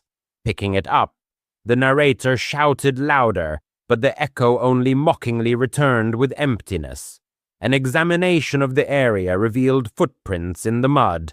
Jake's boot prints led to the water, and then abruptly stopped, as if he had vanished into thin air halfway. His voice broke as he called Matt. He rushed over, and seeing the flashlight, instantly turned pale, his face contorted with horror. The search dragged on for hours. Amber joined them, her voice hoarse from shouting and anxiety. They combed the stream, the paths, returned to the camp. Maybe he had just gotten lost in this web of trees. By 2 in the morning, everyone was exhausted, but they didn't give up, stubbornly moving forward. Amber burst into tears, blaming herself. She shouldn't have let him go alone on such a night. Matt muttered encouraging words, assuring that Jake was okay, just lost somewhere nearby. But the narrator felt that there was something sinister here. The air seemed thick, saturated with threat, and the forest, a living guardian, watching every movement vigilantly. At dawn, when the first rays broke through the canopy, they called the police. There was a ranger station nearby, and they quickly assembled a search team, experienced rangers, tracking dogs, and even a helicopter for aerial surveillance. They presented the flashlight and the tracks, answered questions. Had Jake been acting strangely? Had he left on purpose? No, that's just Jake, they assured. Funny, a little silly, but always full of adventurous spirit. The rangers nodded, though their eyes betrayed suspicion of the worst-case scenario. Blackwood Forest had a grim reputation. People disappeared here, though not often, but inevitably. Hikers, campers, even locals. Some were found safe and sound, while others were never seen again. Days flowed into one another. The search efforts grew. Volunteers, additional dogs, drones to scan hard-to-reach areas joined in. The group stayed at the campsite, barely closing their eyes, helping as much as they could. Amber went into hysterics, endlessly blaming herself for that fateful night. Matt fell silent, staring into the endless wall of trees, as if his gaze could magically bring his friend back. The narrator, on the other hand, mentally reviewed the events of that night. Jake's strange look at the forest before leaving, the sudden silence after his step, the break in the tracks at the stream. All this didn't fit into a logical picture, like a puzzle with missing pieces. The rangers found nothing suspicious. Not a scrap of clothing, not a drop of blood, no signs of a struggle. They thoroughly checked the caves, ravines, and abandoned forest roads, but all in vain. The dogs, like the human tracks, lost the thread at the stream, as if the scent had evaporated into nowhere. One of the rangers, an older and seasoned man, took the narrator aside and said with a heavy sigh, "Sometimes people just disappear without explanation. Blackwood is treacherous. It has too many nooks and crannies." These words hit like a slap. He wanted to object, even hit, but the reality was cruel. Jake wasn't just lost, he had disappeared, as if swallowed by the very essence of the forest. Weeks stretched into months. Search operations were scaled down. The police stated that the case remained open, but in reality, they gave up, putting it on the back burner. Amber couldn't take it and left for the city, where she was trying to start over. He and Matt stopped communicating, meeting him only resurrected pain and memories. The narrator sometimes returned to Blackwood alone, went to that stream, stood where the tracks ended, peering into the water and the grass. He didn't know exactly what he was looking for, a sign, a clue, or at least comfort. Reading online articles about people who disappeared in forests like Jake. Without a trace, he came across theories. Some blamed bears or cougars, but then there would be signs of a struggle. Others talked about sinkholes or hidden caves, although the rangers had checked all this. On the internet, there were posts about the paranormal, strange lights in the canopy, whispering voices luring into the depths.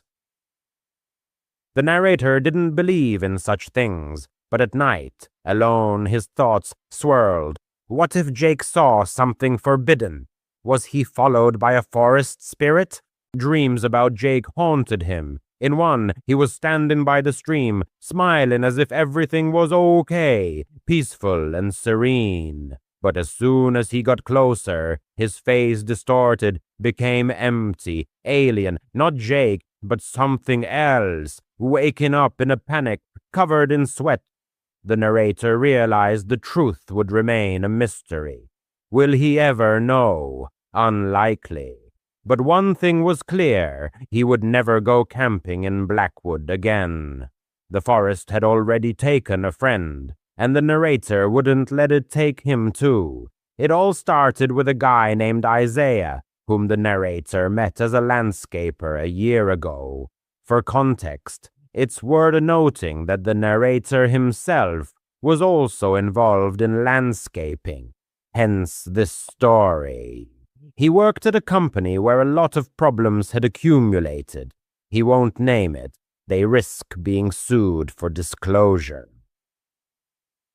The meeting with Isaiah took place at the dump, where the narrator had come to drop off a trailer. As the driver and foreman, he often took care of such matters. Isaiah approached him. They talked about work, nothing unusual at first glance. He said that he had been in the landscaping business for only a year and dreamed of starting his own business. He handed out business cards to the narrator and his crew, but he didn't pay attention. He already had enough orders. A year passed. The narrator was fired, and he remembered the business card. He called, asked for a job. Isaiah hadn't. And yes, that night, even more toys flew over the fence, with greater force than before. One struck their sliding glass door with a resounding crash. In response, he and Laura installed additional lights in the backyard and ensured all gates were securely locked. He traveled extensively for work as a sales representative for a tech company, which meant Laura often spent nights alone at home. She began double-checking the locks before bed. "I don't like that guy," she confessed. "He gives me a bad feeling." Then came the night that changed everything. It was a Tuesday in July, hot and humid. He was at a conference in Austin, about 2 hours away, staying in a hotel. Laura texted him goodnight around 11, mentioning she was watching Netflix and would soon go to sleep. He drifted off early. His phone rang at 2:17 a.m.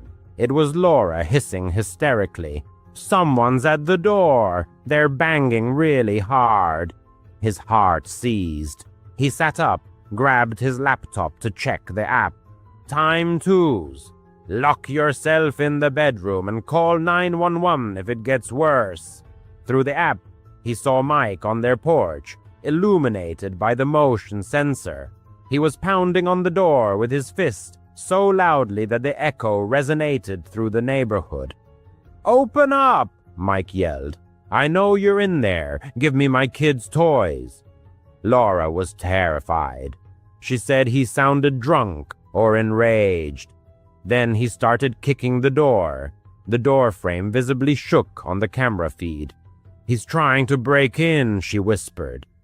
He called the police from his hotel room, giving them their address and describing what he was witnessing live. "My wife is alone and the neighbors are attacking the door. Please hurry." The dispatcher confirmed that patrols were already en route. He muttered something to himself and left.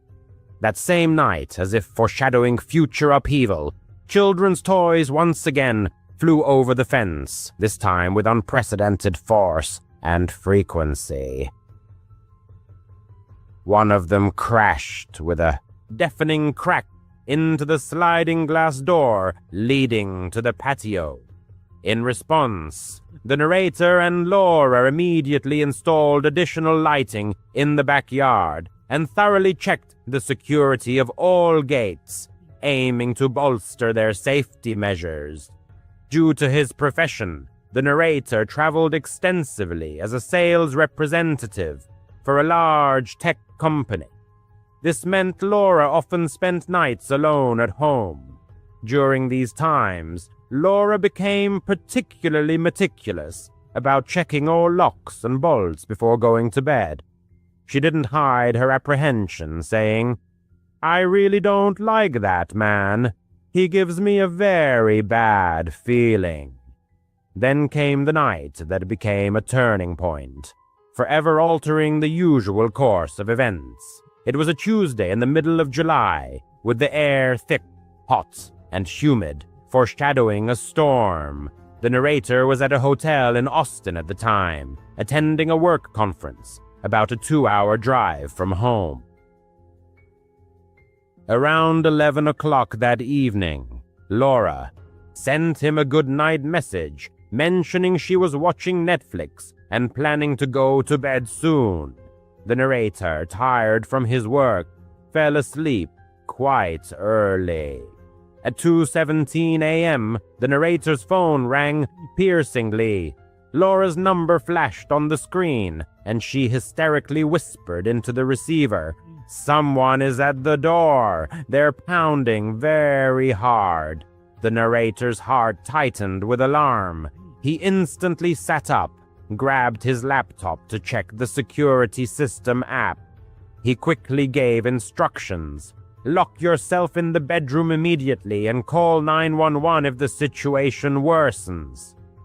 Through the mobile application connected to their home surveillance system, the narrator clearly saw Mike standing on their porch. The neighbor's figure was brightly illuminated by the activated motion sensor.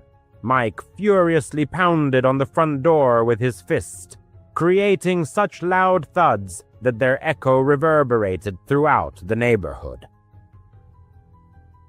His voice, full of rage, pierced the night's silence. "Open up! I know you're in there! Give me my kids' toys!" Laura, inside, was gripped by genuine terror. She conveyed that Mike's voice sounded either drunk or filled with furious malice. Soon, Mike escalated from punching to furious kicks, shaking the door. The camera recording clearly showed the doorframe trembling from the impacts. Laura, full of panic, whispered, "He's trying to break in." The narrator immediately called the police from his hotel room, providing his exact home address and detailing the unfolding events he was watching live. "My wife is home alone, and the neighbor is attacking the door. Please hurry," he pleaded. The dispatcher assured him that patrol units were already en route to the location. As the narrator refocused on his conversation with Laura, his ears were assaulted by the deafening crash of breaking glass. "Oh my God, the kitchen window!" Laura shrieked in terror. Mike had managed to smash it. The narrator clearly saw this moment on the backyard camera recording. Sharp shards of glass showered inwards, and through the created opening, Mike stretched out his hand, desperately trying to reach the latch and unlock it. Laura cried out in fear and rushed upstairs, where she hastily barricaded the bedroom door with a chair, creating at least some obstruction. At this critical moment, the distant wail of police sirens could be heard on the camera's audio feed. Mike froze in place, then hastily retreated from the porch, but his actions had already gone too far, and there was no turning back. Soon, 2 police cars pulled up to the house, their flashing lights cutting through the night's darkness. Officers swiftly exited their patrol vehicles, pistols drawn, ready for any contingency. Clear commands rang out. "Hands up! Get on the ground!" Mike complied, raising his hands, but immediately began to protest, shouting, "They stole from my children!" He was promptly handcuffed right in the middle of the front lawn. Laura, still holding the phone to her ear and continuing her conversation with the narrator, cautiously peered out the window. One of the officers entered the house to check on her safety, and Laura showed him the shattered kitchen window. Bloodstains were visible on the glass shards, indicating that Mike had cut his hand when breaking through the barrier. As Mike was being led to the patrol car, he sharply turned and through the open front door fixed his gaze directly on Laura, as if trying to burn a hole through her. The surveillance camera captured this moment with absolute clarity, as if it were broad daylight. Ominous words escaped his lips. "I'll kill you someday, bitch!" Even while handcuffed and restrained by the police, he uttered this phrase with striking calmness. as if making an unbreakable promise. The officers who witnessed this also heard the threat and immediately documented it in their report. The narrator immediately started his journey back, arriving home only at dawn after many hours on the road. Laura was utterly shaken by what had happened, and upon seeing him, hugged him tightly, seeking comfort. The police arrested Mike, charging him with attempted burglary, vandalism, and making terroristic threats, which underscored the seriousness of his offenses. He spent the night in jail, while the victims, in the meantime, obtained a court-issued restraining order intended to ensure their safety. The next day, his wife came over, offering her apologies and explaining her husband's behavior as anger management issues caused by work stress. The neighbor's children stopped throwing toys over the fence, and their family began to keep to themselves, avoiding contact. However, the deeply rooted fear in the hearts of the victims did not disappear. They repaired the broken window, installing reinforced glass instead of regular, and added even more surveillance cameras, striving to maximize their home's security. Now Laura flinches at every rustle and sound that breaks the night's silence. Her nerves remain on edge. The narrator sometimes rewatches that ominous recording, hearing Mike's chilling voice again and again, uttering, "I'll kill you someday." Mike is out on bail and still lives next door. The question that torments the narrator is, what if those words weren't just a threat, but a true intention? They are seriously considering moving, but the cost of real estate remains a significant obstacle. For now, all they can do is meticulously lock all doors and sincerely hope that this nightmare has finally ended. However, in rare moments of quiet and solitude, the narrator invariably asks himself the unsettling question, will Mike attempt another attack one of these coming nights? The events unfolded in July 2017 in Austin, Texas. The narrator, Emily, remembers this period well, as it was one of those sticky summer nights when the oppressive heat didn't subside, even after the sun dipped below the horizon. Her name is Emily, and that month she regularly visited the public pool located in Zilker Park.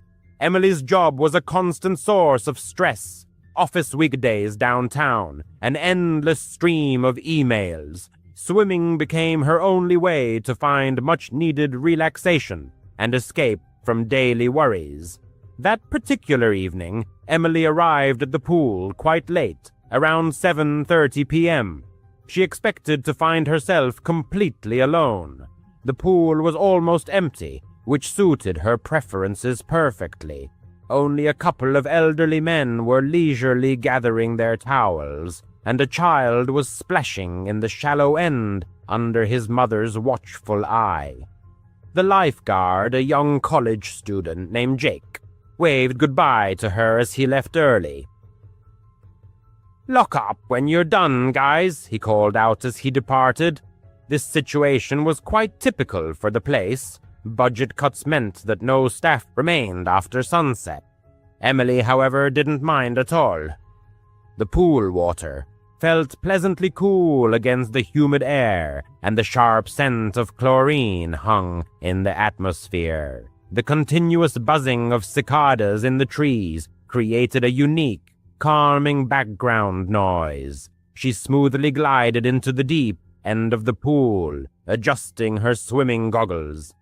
Freestyle swimming had become her familiar routine. Slow, measured strokes allowed her thoughts to wander freely. With each movement, work worries and anxieties receded, dissolving into the water. The sun was already sinking low on the horizon, painting the sky in rich orange hues and stretching long shadows across the wet pool deck.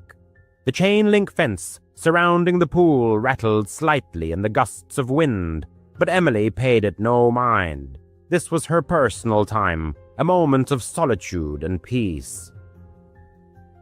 Enos.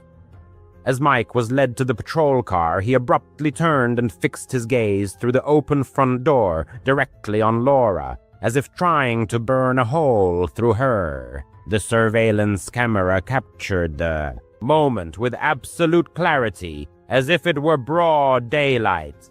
Ominous words escaped his lips. "I'm going to kill you someday, you bitch!" Even while handcuffed and restrained by the police, he uttered this phrase with striking calm, as though making an unbreakable promise. The officers who witnessed it also heard the threat and immediately documented it in their report. The narrator immediately turned back, arriving home only at dawn after many hours on the road. Laura was utterly shaken by what had happened, and upon seeing him, she embraced him tightly, seeking comfort.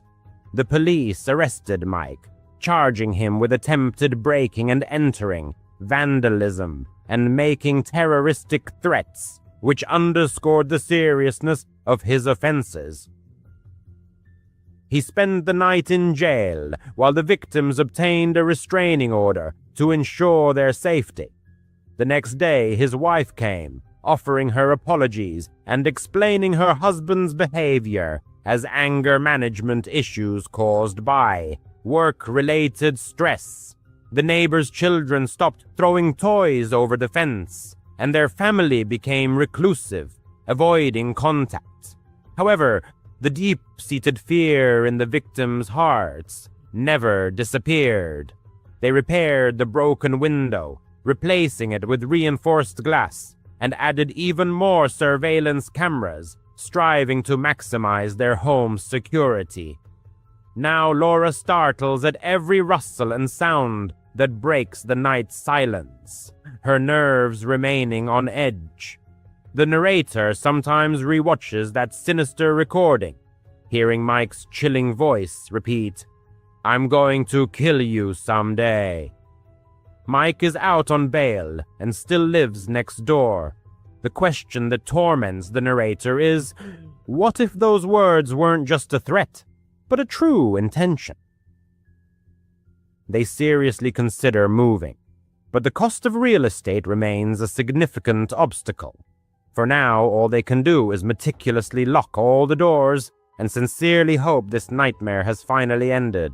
Yet in rare, moments of silence and solitude, the narrator invariably asks a disturbing question.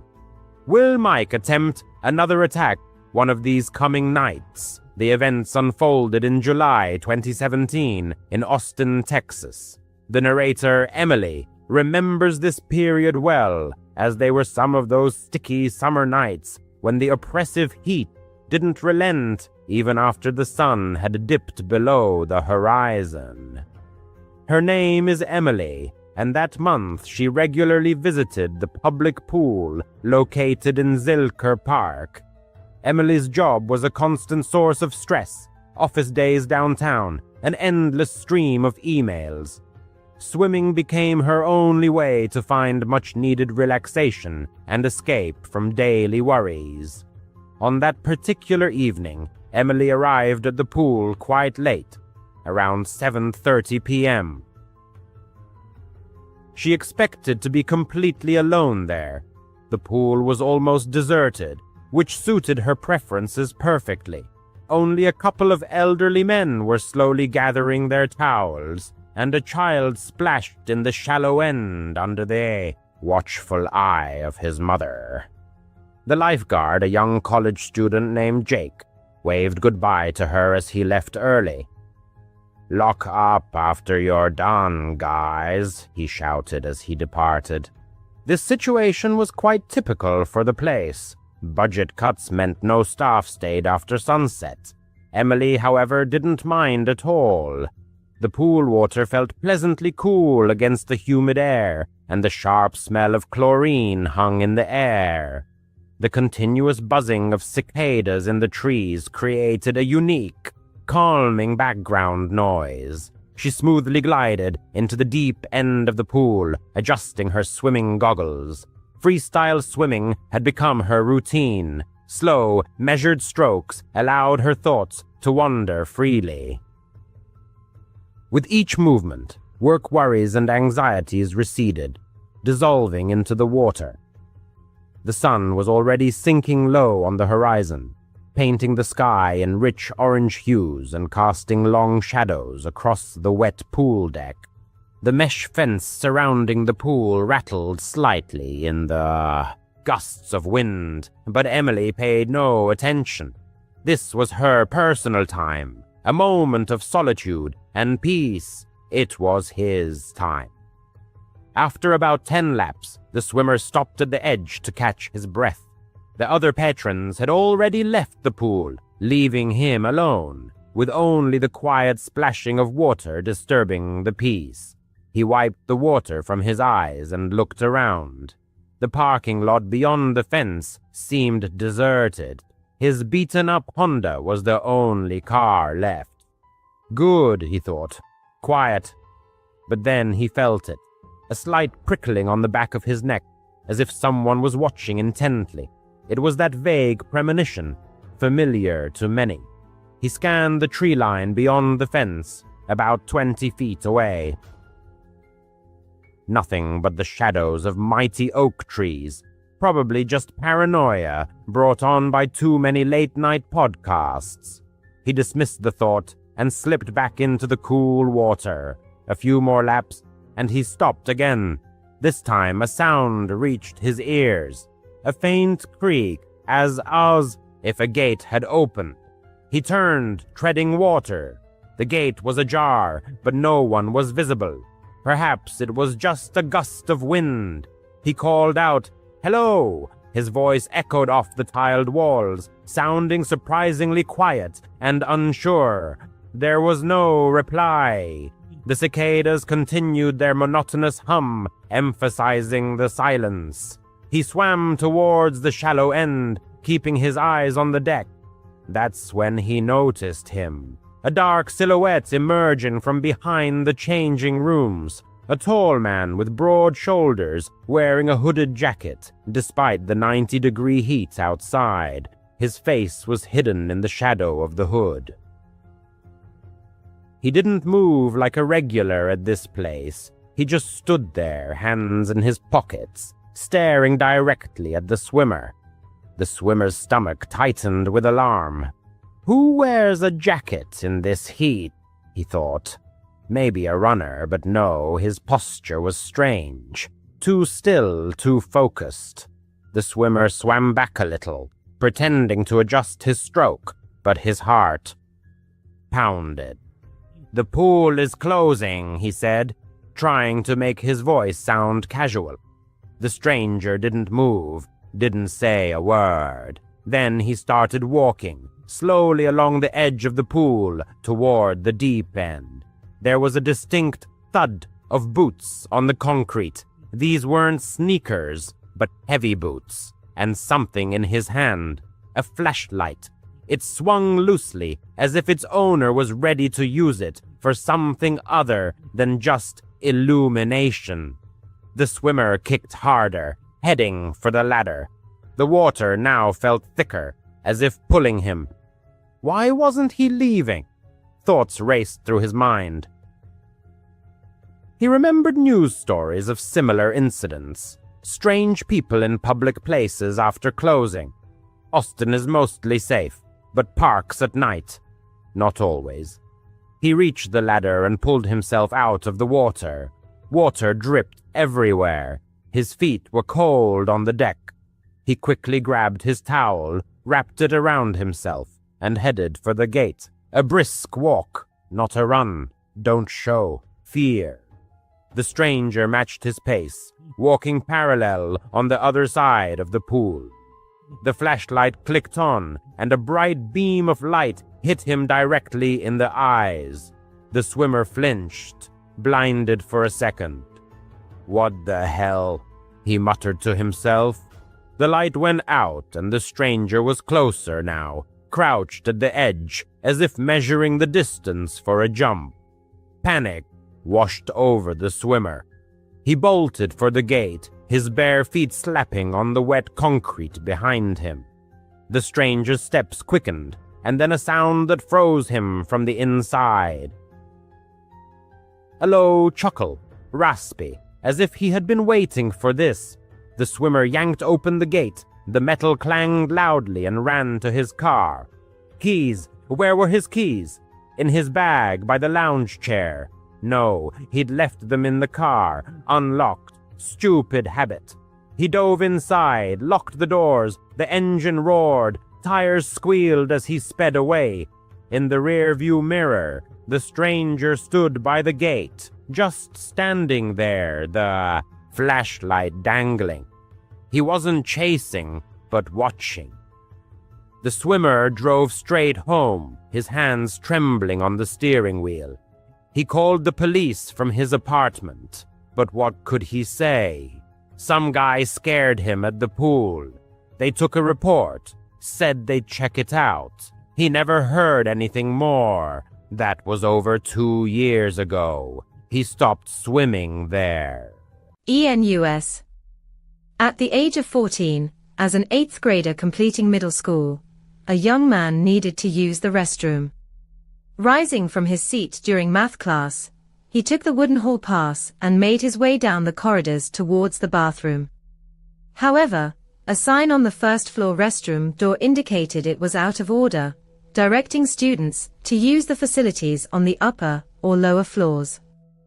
At that moment, an elderly man approached him with a friendly smile, asking if he knew where the nearest restroom was. Without hesitation, the young man pointed out the alternative options upstairs or downstairs. The man thanked him and headed towards the staircase. To avoid further conversation with the stranger, the narrator decided to go downstairs. His mind was occupied with the identity of this person. He was certainly not a school employee, perhaps a parent. The lower level had only 4 restrooms and changing rooms for sports teams. Opening the restroom door, he found the lights, as usual, were off, the sign that this particular restroom was used less frequently. Entering a stall, he closed the door, covered the toilet seat with paper, and sat down. Suddenly, the restroom was bathed in bright white light, and outside, the fire alarm blared. It was a drill, the first fire drill of the school year. The young man's heart pounded faster, as he didn't know how to proceed. He wondered if he could get away with simply finishing his business while everyone else was outside. Making a decision, he continued with what he was doing. The flashing lights and loud alarm began to irritate him.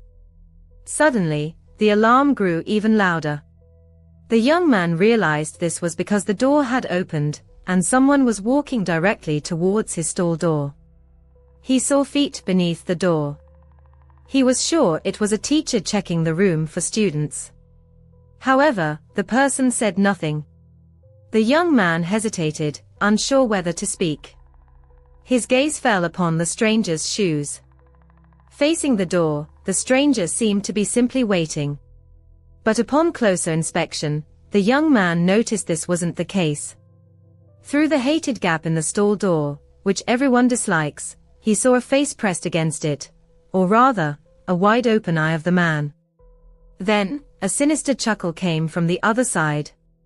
The young man's breathing quickened, his heart pounding wildly. He didn't know whether to scream. Suddenly, the stranger knelt down and put his head under the stall to look at him. It was the same man from the hallway. Recognizing him, the man crawled under the door into the stall, grabbed the young man, and covered his mouth. He whispered things like, "Don't resist, and just relax." The young man didn't know what this person was going to do to him. In that moment, he experienced something unreal, as if his entire life flashed before his eyes at such a young age when one usually feels invulnerable. Suddenly, the fire alarm grew louder again, as the restroom door burst open. The principal's voice echoed through the room, "Is anyone in here?" The young man screamed, and although the sound was muffled by the man's hand, the principal heard him and rushed to the stall, trying to open it. He demanded the door be opened. The man released the young man, flung the door open directly into the principal's face, and ran away. The principal was elderly and unable to pursue the assailant. There were no surveillance cameras in the school at the time, so the perpetrator managed to escape. The principal hugged the young man, and, very upset, offered to take him to his office to call his parents. The young man's friends saw him almost in tears as he walked with the principal to his car. It was humiliating, but at the same time, he felt immense relief. The principal had seen the man press the fire alarm button and run downstairs, so he had calmly gone down there and checked the restroom first. Unfortunately, 5 years later, the principal passed away. The young man still feels deep gratitude towards this man, considering him his hero. In high school, fire drills were typically a source of amusement, especially if you were with good company and in the right class. One overcast day, during third period, the narrator's friends, all in the same class, heard rumors that a fire drill would occur during that period. It was a Friday, near the end of the school year, and they had no assignments in subsequent classes, so they decided that during the drill, they would sneak to the storm drain behind the school, near the woods, and smoke. They eagerly awaited the piercing bell, and when it rang, it was music to their ears. Exchanging glances and laughing, they were the first to exit the classroom and head down the hallway. While everyone else from that part of the school headed towards the main entrance, they moved towards the back exit, located near the woods. Once in the crowd, they proceeded to the back of the school, where the basketball and tennis courts were. They approached their escape quite strategically, ensuring no teachers were nearby. Passing through a narrow gap between the tennis courts and the bushes, they found themselves directly at the storm drain. A few students who noticed them probably thought they were acting strangely, but it didn't matter. They reached the storm drain, a huge hole in the ground, surrounded by bushes and trees, located at the edge of the forest. This place had a nickname, which the narrator unfortunately doesn't remember. He only knows that it was a spot where people gathered at night to drink, smoke, and use other drugs. Rumors circulated that students even built bonfires there. In this place, where bonfires once blazed, a chain of mysterious events unfolded. The day was unusually gloomy. Heavy, leaden-gray clouds hung low, creating an oppressive sense of impending evening. Gusty winds, a harbinger of the storm, only added a sinister piquancy to the scene. After waiting for the commotion on the hill to subside and people to disperse, the group of friends indulged in carefree fun. One of them, rummaging through his backpack, pulled out a pipe and a grinder. At that moment, one of his friend's eyes caught a strange silhouette in the distance, at the very edge of the woods. Something resembling a human face peered through the dense thicket of bushes that concealed the rest of the figure. For a moment, he looked away to get his friend's attention, but when he looked back, the vision was gone. His friends merely laughed at his apprehension, but deep down, he was 70% sure he had seen a person. The remaining 30% were tormented by doubt. Had he imagined it in the prevailing gloom? Unwilling to argue, he stayed with his friends. As the smoke from the pipe increasingly enveloped his consciousness, so did his paranoia. He had never been a big fan of smoking, as it often triggered anxious thoughts, but the desire to keep up with the group was stronger. Now, all his thoughts were focused on the mysterious face in the woods. Was someone watching them? Were they in danger? Meanwhile, his friends decided to venture deeper into the forest and visit an old shed that once belonged to the school. He felt uneasy about this venture. The damp air and the first signs of rain only intensified his anxiety. He tried again to persuade his friends to return, citing the approaching storm. But his words went unheeded. As they ventured deeper into the forest, he swore he heard footsteps other than their own. However, Under the influence of the intoxication, he couldn't determine where the sound was coming from, front, back, left, or right. But he was certain he heard a loud snap of a broken branch from behind. Stopping and turning around, he loudly asked, "What the hell was that?" His friends also stopped, but seemed to have heard nothing. No one was visible, and his comrades again laughed at him. He seemed to be losing his mind, and his friends' jokes grew increasingly sarcastic. Finally, the old shed appeared ahead. It seemed larger and more ominous than he remembered. The school had long abandoned this dilapidated structure, which looked as if it would collapse at any moment. Even on the path leading to the door, grass pushed through the cracks. The front door was ajar, as if inviting uninvited guests. One of the friends, Jack, forcefully pushed the door open. Inside, impenetrable darkness reigned, with only faint light penetrating from outside. Piles of old, broken crates were visible in the room. However, there was an unpleasant smell in the air that the friends did not remember from their previous visit. A sudden sound of something soft thudding to the floor, followed by footsteps on the wooden floor, made everyone jump. In the corner of the room, in the shadows, the silhouette of a very tall person emerged. Their outline was only discernible thanks to the faint light filtering through a window.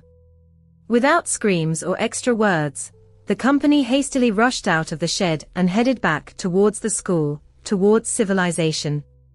Looking back at the window closest to the mysterious figure, they saw something horrifying. The first flash of lightning illuminated the room, and in the window, a person's face appeared, monstrously deformed. Without wishing to offend people with physical disabilities, it should be noted that this person barely resembled a human. Half of their face seemed to droop, and one eye was missing entirely. They stood so close to the window that their face was practically pressed against the glass. Without losing a second, the friends ran. Reaching the storm drain, they stopped to catch their breath and decide what to do next. Just as the rain began, Jack pointed upwards, towards the forest. There, behind a bush, stood a person, showing only their face, exactly as the first time, but this time 10 times closer. However, it was not the same person they had seen in the shed. In a panic, they ran back to the school and hid by the back entrance, where they could shelter from the rain. They agreed to forget what had happened, tell no one, and never return to that shed again. And they kept their word. Their school had a hidden door that led down a half staircase into a strange, dark corridor. Many students knew of its existence, but no one knew what lay beneath. The door only opened during fire drills when almost all doors in the building unlocked. Two friends, Kyle and the narrator, had long dreamed of finding out what was down there. In their early high school years, they often got into trouble, and the plan to infiltrate the underground during a fire drill was one of their craziest schemes. They had 3 classes together, increasing the likelihood of being in the same class during a fire drill. And luck smiled on them during independent study. When the alarm sounded, Kyle and the narrator hurried to take cover in one of the restrooms, the door of which was thoughtfully propped open with a doorstop. They hid in a stall, waiting out the commotion until everyone had left the building. Descending the stairs after that proved easy. A dim light barely illuminated the doorway leading to the next flight of stairs, where complete darkness reigned. Attempts to find a light switch were futile, and they had to use their phone screens for orientation. Soon, they discovered a door with a warning sign, "Do not enter." Naturally, this only piqued their curiosity. The door seemed to weigh a ton and opened with a terrible screech, revealing a small square room. Strange clicking sounds echoed in the room, originating from a ventilation shaft in the corner. Deciding to investigate the source of these sounds, they approached the ventilation and heard grunting and moaning. Kyle suggested holding his phone screen up to the vent to peer inside. Unable to restrain his curiosity, the narrator followed Kyle's advice. Pressing his phone screen against the ventilation grate, he knelt down and heard someone breathing. As he pressed his ear to the grate, something suddenly grabbed his ear. In a panic, he screamed, and Kyle pulled him away from the vent. Stepping back, the narrator saw a hand reaching out from the ventilation shaft. In horror, they ran out of the room, slamming the "Do Not Enter" door behind them, and rushed back to the restroom. The next day, they decided to speak with a janitor named Tom, who wasn't particularly enthusiastic about his job.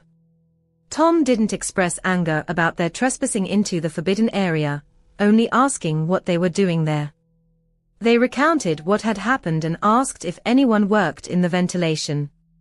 Tom replied that no one had been in that room for years, and that it was impossible to access the ventilation downstairs.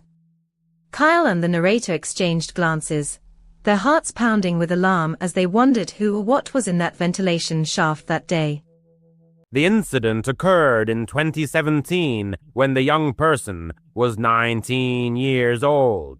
By their own admission, they were, to put it mildly, quite foolish during that period. Circumstances dictated that they were heading to visit a friend, but missed the last bus departing from the station, and they had absolutely no money for a taxi. Moreover, their mobile phone battery was at a critical 5%. It was at that moment, as they later realized, that they made the most reckless mistake of their life. They walked to the highway entrance, stuck out their thumb, and began hitchhiking. Their sole goal was to reach the next major town, located approximately 80 miles from their current position. Dusk was already gathering, and the time was approaching 8 in the evening. After about 30 minutes, during which countless cars sped past, a dark blue sedan slowed down and pulled over right in front of them. The driver, a man in his 40s, leaned over and lowered the passenger window. He seemed like a perfectly ordinary person. "Where are you headed?" he inquired. The young person told him the name of the town. "Hop in," the driver offered, gesturing an invitation. The young person felt a wave of relief. They grabbed their backpack from the ground, got into the back seat, a habit of theirs as they never liked sitting in the front next to strangers, and said, "Thanks a lot, man. You're a lifesaver." The driver merely grunted in response, pulled back onto the highway, and they continued their journey. He was quiet, which suited the young person just fine. They put in their headphones, but their phone died almost instantly. With a frustrated sigh, they took them out and simply stared out the window, watching the dark trees rush by. Their drive on the highway continued for about 20 minutes. The young person was starting to doze off when they felt the car slow down and turn. They sat up abruptly. They were taking an exit too early. "Hey," they said, my exit is still about 50 miles away." The driver didn't respond, continuing to drive. At the bottom of the exit, instead of turning left towards the lit gas stations, he turned right onto a 2-lane road that disappeared into a black wall of trees. "Where are we going?" the young person asked, their voice already trembling. "This isn't the right road." Their heart pounded wildly in their chest. This was wrong. This was very, very wrong. The driver looked at them in the rearview mirror. His eyes were indifferent. He let out a low, guttural chuckle. "I'm going to take you into that forest," he said in a calm voice, "and have some fun with you." The young person's blood ran cold. They didn't think, they just reacted instinctively. They grabbed the door handle and pulled. Nothing. In desperation, they pulled again. The plastic handle simply spun freely in their hand, as if disconnected from anything, clicking and turning. Useless. The driver laughed again, louder, this time. "You're not going anywhere," he said. "Child lock. Very useful feature." The young person simply slumped. They began to sob, pleading with him. "Please," they cried. "Please don't. You can take my money, anything you want. I won't tell anyone. I swear I'll say I got lost. Please, just let me go." The driver completely ignored them, as if the young person wasn't even speaking. He just continued to drive slower, turning his head from side to side, surveying the dark forest. He muttered almost to himself, looking for a good spot. It was then that the young person realized they were going to die. They would die here in the dark, and no one would ever know what happened to them. They felt unbearably sick. They were sure they were going to vomit right there in the driver's car, and then they felt it, a sudden, hot, and strong gush in their jeans. It was so instantaneous and so copious that for a second they thought they had wet themselves. They were so scared they had lost bladder control. It was a new layer of humiliation on top of pure terror. They were still crying, but they seemed to freeze. They looked down. In the dim light of the dashboard, they saw a dark, spreading stain on their faded jeans. It wasn't urine. It was blood. A lot of blood. Their period wasn't due for another 2 weeks, but it had started immediately. They had no plan. It was just a final animal instinct. The driver was slowing the car almost to a complete stop, pulling onto the gravel shoulder. "Wait!" the young person cried, their voice hoarse. "Look!" The driver looked back in the mirror, annoyed. "Look at what?" "Just look!" They pointed to their knees, to the blood. "I'm bleeding. Look at me. I'm getting blood all over your car." The driver's face instantly changed. The cold, predatory look in his eyes simply vanished. It was replaced by pure, sudden disgust. He grimaced, as if he smelled something rotten. He stared at the young person's knees for a second, then back at their face. He said nothing. He just slammed the gear shift into park and reached for his master controls. The young person heard a click as their door lock disengaged. "Get out!" he spat at them. "Get the hell out of my car now!" The young person fumbled for the handle. This time it worked. They grabbed their backpack, tumbled out of the car onto the gravel road, and scrambled to their feet. The driver leaned across the passenger seat. "If you tell anyone a single word about this," he growled, "I'll find you. I'll come back and I'll finish it. Do you understand me?" The young person didn't respond.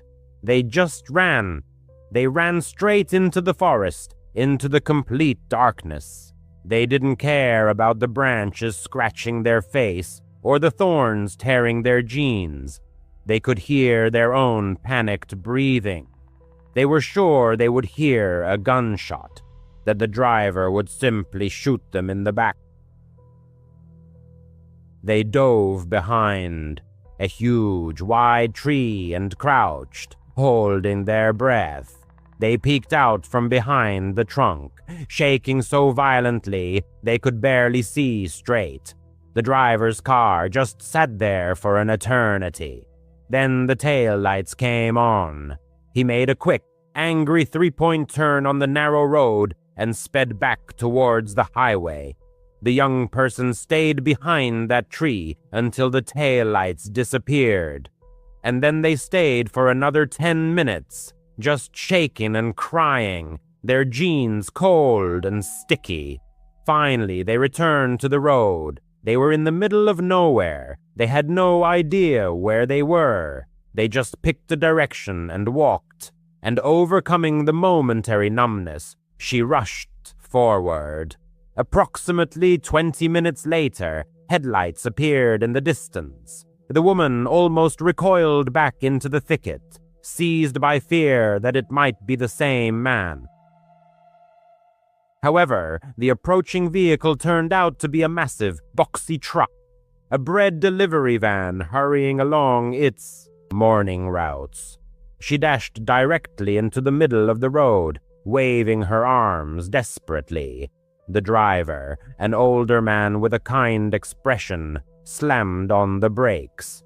He immediately assessed her condition, covered in dirt, leaves, and blood. Without a word, he opened the passenger door. "Get in, sweetie," he said. "You're safe." The man drove her directly to the nearest police station, where she gave her statement. The police officers were kind and attentive, but the woman clearly understood that they realized the futility of the search. A dark sedan with no license plates on a night road. The driver was like a ghost, vanishing without a trace. 6 years passed. The woman completed her education and never attempted to hitchhike again. One evening, sitting at home, she was flipping through TV channels. Suddenly, a special on HBO caught her attention. It was a true crime documentary about the psychology of serial killers. On screen, a man in a prison jumpsuit was being interviewed by a psychiatrist. The remote control slipped from her hand. It was him. The blood in her veins turned to ice again. Her breath caught. It was his face, his voice, those same empty, lifeless eyes. He had been sentenced to death. Calmly, almost indifferently, he spoke of his exploits, of the women he had raped and those he had killed. He spoke of them as inanimate objects. The woman consciously and persistently erased his name from her memory. She refused to keep it in her mind, but his face, his image, she would never, under any circumstances, forget. She later learned that what happened to her is a real, documented phenomenon. In moments of extreme, life-threatening stress, the female body is capable of this. It can induce immediate, heavy, unscheduled menstruation. It's a primary biological defense mechanism. That's what saved her. Not her pleas, not her non-existent phone. Her own body did the only thing that could stop that monster. And that's the only reason she's here to tell the story. She owns a 10-year-old sedan that has certainly seen better days. But there's one thing she treats with almost religious reverence. The door locks. As soon as she settles into the car, she immediately presses the button, and the characteristic click is heard. She doesn't care who walks by. She never stops for people standing on the side of the road. It's not because she's a bad person. It's because of Dr. Evans. Her college wasn't anything special. It was a typical sprawling state university in North Florida, with flat concrete buildings built in the 1970s and huge old oak trees draped with Spanish moss. As a sophomore, she took criminology 2 or 3. It was one of those large, sometimes tedious lectures held in a giant auditorium with fold-down wooden seats. Dr. Evans, the professor, was an older man, always looking tired, with a quiet, raspy voice that made it hard to stay awake. Before teaching, he had worked as a criminal psychologist for 20 years. Usually his lectures were a monotonous recitation of statistics and case study analyses. But one Tuesday, when victim selection was being discussed, the classroom was deadly silent. Students were either dozing or texting. Dr. Evans suddenly stopped mid-sentence. He took off his glasses, rubbed the bridge of his nose, and scanned the 200 people sitting before him. "You all look at this as just numbers," he croaked, his voice suddenly clear. "You think you'll recognize a monster. You think there's some kind of sign on them. No, sometimes they just look pathetic. The room suddenly became very, very quiet. "This didn't happen to me," he continued, "but to a close friend of mine many years ago near Ocala. He was a traveling salesman, always driving all over the state. A kind-hearted guy, maybe too kind. One day he was driving down a long 2-lane stretch of highway, one of those roads that cuts right through the Ocala National Forest. It was an hour's drive through pines and swamps. It was late, around 11 at night, and it was hot, one of those muggy, humid Florida nights. My friend, let's call him Ted, was just trying to get home, and his headlights cut through the darkness, illuminating a figure walking on the gravel shoulder. Ted saw him, and his first instinct was to just drive past. But as he got closer, he slowed down. The man looked terrible, just disheveled and ragged. His clothes were torn, he was covered in dirt, and he just looked exhausted, like he couldn't take another step. So Ted stopped. He told himself, the guy's car must have broken down. The man shuffled over and opened the door. A wave of smell hit Ted. It was sour sweat, pine needles, and something coppery, like old coins. The man collapsed into the passenger seat. He was young, in his mid-20s, with matted hair and those wide, haunted eyes. "Thanks," the man hissed. "Car trouble?" Ted asked, pulling back onto the empty road. "Something like that," the man mumbled. "Just need to get to a gas station, anywhere." They drove in silence for a few minutes. The only sound was the tires on the asphalt. Ted started to feel that cold, prickling sensation on the back of his neck. On the back of his neck. The man, staring fixedly ahead, breathed heavily through his nose, his breathing audible in the silent cabin. "Where are you headed?" he asked. "I'm going all the way to St. Augustine," Ted replied. The man slowly turned his head. His eyes, dark and empty, seemed bottomless. "St. Augustine? That's quite a ways. I guess I should just ride with you. I should just go wherever you're going." Ted let out a nervous, high-pitched chuckle. I don't know, buddy. My wife's waiting." "I was planning on dropping you off at the nearest town at the 24-hour truck stop." The man seemed not to hear him, continuing to stare intently at Ted. "They wouldn't stop talking," he uttered. Ted cast a quick glance at him. "What?" "My parents, they never stopped. Said I was lazy, said I was no good, said I was a mistake, just over and over, day after day. It was so loud in my head, always so loud." Ted's hands gripped the steering wheel so tightly, they ached. He was in the middle of nowhere, not a single car for miles around. "I was fixing the fence today," the man continued, his voice dreamy, as if recounting a movie plot. "Dad came out, started yelling again. I just had the tool in my hand. He was so loud I had to make him stop." Ted was sweating profusely. He felt the cold air conditioning blasting, but the sweat still broke through. He wanted to hit the gas, floor it. Mom came out. She saw and just started screaming louder than him. So loud I had to make her stop too. She wouldn't stop screaming. Dr. Evans paused. He surveyed the room, making eye contact with everyone. My friend Ted was terrified. He didn't know what to do. He was trapped in a metal box, speeding at 60 miles an hour alone with this man. "It was messy," the man said, a note of surprise in his voice. "It gets all over you." Then the man slowly reached for the waistband of his dirty jeans. Ted flinched, his foot hovering over the brake. The man pulled out a knife. It wasn't a regular pocket knife. It was a thick, heavy utility knife, meant for cutting leather or wire. The handle was wrapped in black electrical tape, and the blade looked dark.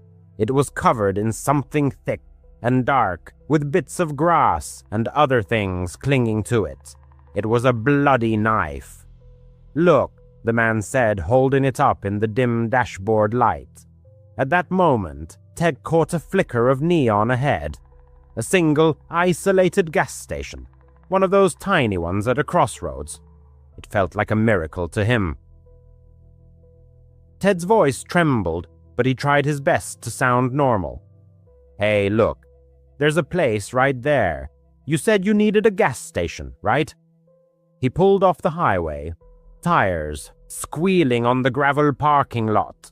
The car stopped directly in front of the brightly lit door. The man just sat there for a second, looking at the knife. Then he looked at Ted. He didn't look angry. He just looked tired. "Yeah, that's good." He opened the car door, got out, and just walked away. He didn't run. He just walked around the building with the bloody knife in his hand and disappeared into the pitch darkness. Ted sat there for a full minute, unable to move. Then he slammed the car into drive and sped out of the parking lot. He didn't stop until he was home, securely locking the door behind him. Dr. Evans put his glasses back on. He called the police, of course, but by the time they arrived, the man was long gone. Ted sold that car.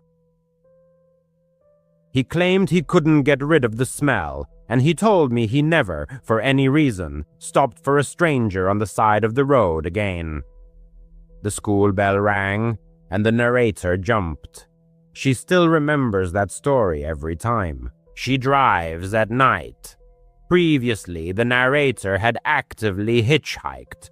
It was simply an economical way to travel, and most of the time she met interesting, normal people. However, this particular trip made her abandon hitchhiking forever. She was in Pennsylvania trying to get to Ohio.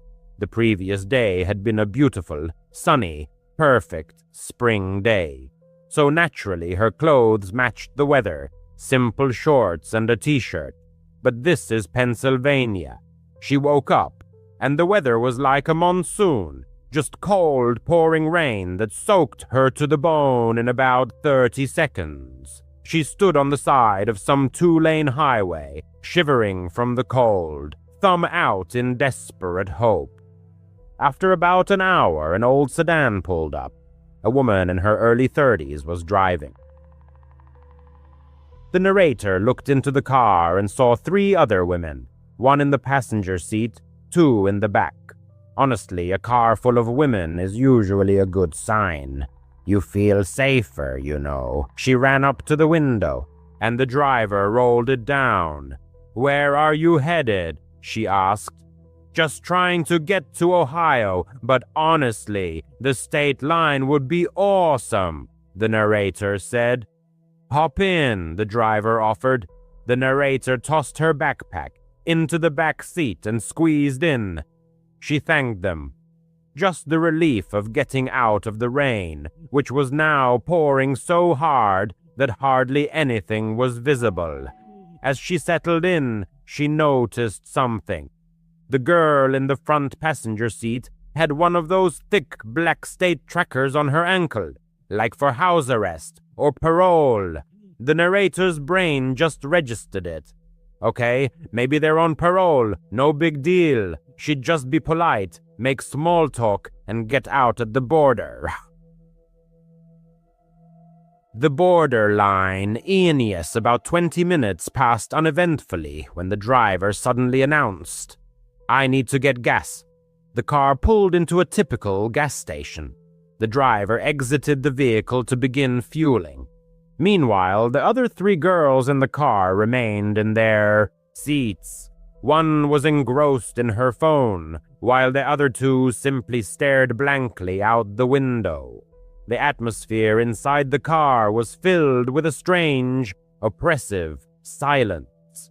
After finishing with the gas, the driver, instead of returning to the steering wheel, walked to the back of the car and opened the trunk. The narrator, trying to stay warm, remained seated in the cabin.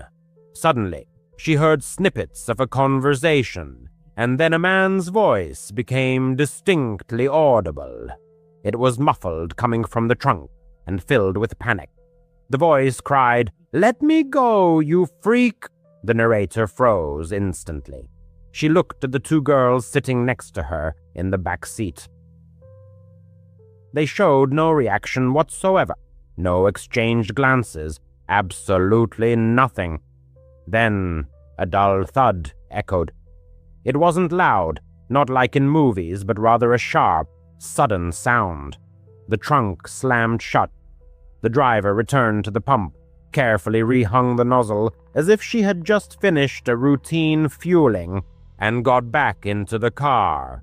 She started the engine. Her gaze flickered to the rearview mirror, met the narrator's eyes, and a faint smile played on the driver's lips. "All set," she said. The car left the gas station. As they drove away, the narrator looked back and swore she saw a man lying on the ground near the pumps, bleeding. She sharply turned away, her heart pounding so hard it felt like it would burst through her ribs. Her gaze fell on the other passengers. They simply sat there, immersed in absolute silence, as if nothing out of the ordinary had happened. The narrator didn't utter a word. What could she say? She was trapped in a car with 4 women who, she suspected, had just dealt with someone in their own trunk at a public gas station, without even batting an eye. The journey continued for about another half hour. The only sounds were the monotonous swish of the wipers and the drumming of the rain. Then the driver stopped the car again. This time they were on the side of a secluded road, surrounded by a vast, dense forest to their right. "We need to take care of something," she said. The driver got out, and the other girls followed. The trunk opened again. The narrator tried not to look, staring straight ahead, but out of the corner of her eye, she still saw what was happening. The driver retrieved a shovel. One of the girls pulled out a large black plastic bag, resembling a heavy-duty trash bag, and something inside it moved slightly, wriggling. Then all 4 simply walked into the forest and disappeared. The narrator was left alone in the car. She tried to open the door, but it was locked. For 2 hours, a full 2 hours, she sat there staring intently at the spot where they had gone. The rain was finally subsiding, but it was already starting to get dark. Thoughts raced through her mind. Should she try to break a window? Where would she run? They had a car. They had a shovel. Then they returned. Their shoes were covered in mud. The shovels and the bag were gone. They all got back into the car. No one said a word. The driver simply started the engine, and the journey continued. They drove for another hour, complete silence. By this time, it was pitch black outside. Then the driver turned off the highway onto a dark, muddy dirt road, winding deep into the forest. She parked the car and turned off the engine. It was so quiet that the narrator could only hear her own breathing. The driver turned in her seat. She looked the narrator straight in the eyes. Her gaze was empty, indifferent. And then she said, "You're next." The narrator didn't think. She didn't say anything. She just reacted. With a sharp motion, she slammed her hand against the door handle. This time, the door was unlocked, and she flung herself out of the car. Falling into the mud, she scrambled up and bolted into the forest. She ran. She ran harder than she ever had in her life. Behind her, she heard car doors opening, but she didn't look back. She just ran, branches scratching her face, tripping over roots in the darkness. She must have run for miles. Finally, she broke free from the trees onto another road. Looking up, she saw a sign, "Welcome to Ohio," the state line. She flagged down the first headlight she saw. It was a taxi driver just finishing his shift. She must have looked like a maniac, covered in mud, soaking wet, still in shorts and a t-shirt. She told him she had been robbed and was lost in the woods. She paid him every dollar she had to take her to the nearest town. From that moment until the end of her trip, she always ordered a taxi and never, ever hitchhiked again. At 16, he began his working life at a pizzeria located in a suburb of a large metropolis. Initially, his duties were limited to assisting the chef in the kitchen and maintaining cleanliness. However, after a couple of months, management offered him a weekend courier job, filling in for the main pizza delivery driver. He, of course, agreed, seeing it as an opportunity to earn more money and gain new experience. Soon, something unexpected happened. The main courier suddenly quit. After delivering an order to one of the houses, he returned to work in a state of extreme shock. Something in his eyes and facial expressions spoke of the terror he had experienced. Following a heated 15-minute argument with his boss, he emerged from the office and, with a final "good luck, kid," announced his departure.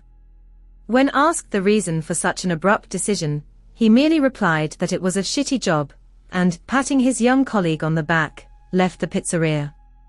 The story's protagonist felt it was more than just difficult working conditions, but didn't give it much thought. This was their last encounter. Thus, for several weeks, he performed the duties of a courier until management found a replacement for the departed employee. Approximately 2 weeks after starting as a courier, his boss handed him the address of another client. As usual, he entered the address into his GPS and set off, admiring the sunset. He hoped the delivery wouldn't take long, and he could return home quickly. To his dismay, the house was located in a remote rural area, where homes were spaced about a quarter of a mile apart. As he pulled up to the 2-story house, he felt an unexplainable unease. The overgrown lawn, weeds, dead trees, and old, unfurnished porch gave the impression of abandonment. It seemed as though no one had lived there for a long time. Nevertheless, he got out of his car and knocked on the door, hoping his boss had made a mistake with the address, and he could leave this eerie place as soon as possible. Suddenly, the door lock rattled, and the door slowly opened. Standing on the threshold was an elderly woman, about 70, with gray hair, several missing teeth, and painfully thin. Her piercing gaze instilled genuine horror. Mustering his courage, he decided to remain polite. "Pepperoni pizza?" he asked as friendly as he could. "Yes," she croaked, as if her throat was sore. "Great, here you go." He offered her the pizza, but she, showing no emotion, continued to stare at him, not taking the order and fumbling in her purse. "You didn't come alone?" she asked unexpectedly. He froze, then quickly looked at her. Her intense gaze didn't waver. That question truly scared him. No," he replied. "Where's the other one?" "He ran away from me last time he came." Ran away, flashed through his mind. It made no sense. The previous courier had quit weeks ago. He tried to explain the situation, but the old woman, ignoring his words, continued rummaging in her purse, trying to find money, or so he thought. The search continued for a full minute, which felt like an eternity. With her hand still in her purse, she suddenly froze and looked at him with an expression that couldn't be clearly interpreted. She seemed to be deep in thought. He noticed something in her right hand, but couldn't make out what it was. At that moment, genuine panic seized him. What if it was pepper spray, a knife, or even a gun? Was it really that hard to get $10 out of a wallet? Suddenly, behind the old woman, he saw a shadow, the silhouette of a man approaching the door. Simultaneously, he heard footsteps crunching on leaves to his left, near the porch, and heard a rough male voice say, "Hey." He turned and saw the head of a middle-aged man, with an angry expression peeking from around the corner of the house. As this man started to climb onto the porch, he knew he'd had enough. He rushed to his car, threw the pizza onto the seat, started the engine, and sped away. He didn't look back as he sped down the dark road. He had to lie and pay for the pizza. Out of his own pocket, but it was worth it. On the day he quit, he told his boss what had happened. His boss, in turn, panicked and asked why he hadn't reported it sooner. The boss recounted that James, the previous courier, had mentioned a strange incident where he simply drove off, ignoring a client. After that, the boss called the police to investigate the suspicious situation and sent him home. 2 days later, his boss called back and informed him that the house had been registered by the police as foreclosed due to debt over a year ago. During the search, 3 people were found in the house, 2 men and the old woman. All 3 were arrested. No further details were provided. The story's protagonist still experiences emotional trauma and cannot imagine what might have happened if he had lingered. They could have easily attacked him. Fortunately, he quit after that incident and remained safe. He would never forget the time he filled in for a friend at the pizzeria. He usually worked the cash register, while his friend was the delivery driver. That evening, he successfully delivered 2 orders to regular customers, and then the manager gave him the last order for the night. The address was 5 miles from the city, which was quite a distance. His GPS directed him off the highway into a quiet town he had never heard of before. Then, the navigator led him onto secondary roads that were even more desolate than the main streets of the town. Half of the street lights were out. He didn't like this place. He just wanted to deliver the pizza and leave. Late in the evening, as a pizza delivery driver, he received an order that turned out to be the farthest in his entire career. A 20-minute drive wasn't unusual for his area, but the order included 4 large pizzas, which suggested a party and a generous tip. However, driving at night on country roads was always inconvenient. Upon arriving at the specified address, he discovered an old, sinister-looking building, lost deep in the woods. The absence of parked cars and lights only heightened his anxiety. Stopping his vehicle, he called his manager, who, despite being in a bad mood, insisted he verify the address and attempt the delivery. The manager was known for his anger regarding returned orders, and the prospect of bringing back 4 pizzas caused the delivery driver serious apprehension. Despite his intense unease, he got out of the car and headed towards the door. The lack of a doorbell forced him to knock loudly. The silence that followed was broken by rustling sounds from within. He knocked again, announcing himself as the pizza delivery driver, but silence once again prevailed. Suddenly, a movement flickered in the window. Someone was staring at him, their eyes unnaturally wide, their gaze fixed and terrifying. Overwhelmed with horror, he dropped the pizzas and rushed back to his car. But when he tried to start the engine, the car refused to obey. Only on the 3rd attempt did he manage to get it moving. However, as he drove from the grass onto the country road, he felt the car behaving strangely. Soon, a loud scraping sound echoed, and the car came to a halt. Getting out to assess the damage, he felt a chilling terror. All 4 tires were punctured, and he realized this had happened while he was knocking on the door. Instead of running, he locked himself in the car and called 911. The operator advised him to stay hidden and wait for the police to arrive, remaining on the line. A shiver ran through his body as he realized he was trapped in the middle of a dark, endless forest, knowing that help would not arrive soon. He was extremely uncomfortable being in the car, so close to whoever had committed this act of vandalism. Recalling another incident, he recounted a delivery to a single-story house, where he was met by an elderly man, with a pale face and a grey mustache. The man seemed nervous and insisted on inviting him inside while he waited. Unable to resist the persuasion and escaping the cold, the delivery driver entered the house, but immediately felt uncomfortable. The man disappeared into another room, then suggested he go down to a dark basement for the money. Refusing, the delivery driver heard footsteps in the basement and, sensing danger, tried to leave. But the man blocked his way. In desperation, the delivery driver hit him and ran, not looking back. After this incident, he told his manager everything, who then called the police. He was subsequently given a few days off. This experience taught him never to enter strangers' homes. The trauma he experienced left an indelible mark on the narrator's memory. But the most horrifying moment was what left him in a state of paralysis. To this day, the memories of it make him shiver, and he sincerely hopes no one ever has to experience such terror. While checking the windows to ensure no one was outside, he accidentally glanced in the rearview mirror and froze. There, in the reflection, he saw the same sinister figure he had seen in the window. The stranger's eyes were unnaturally wide, and now the narrator could discern that it was a woman. A creepy smile slowly spread across her face, chilling his blood.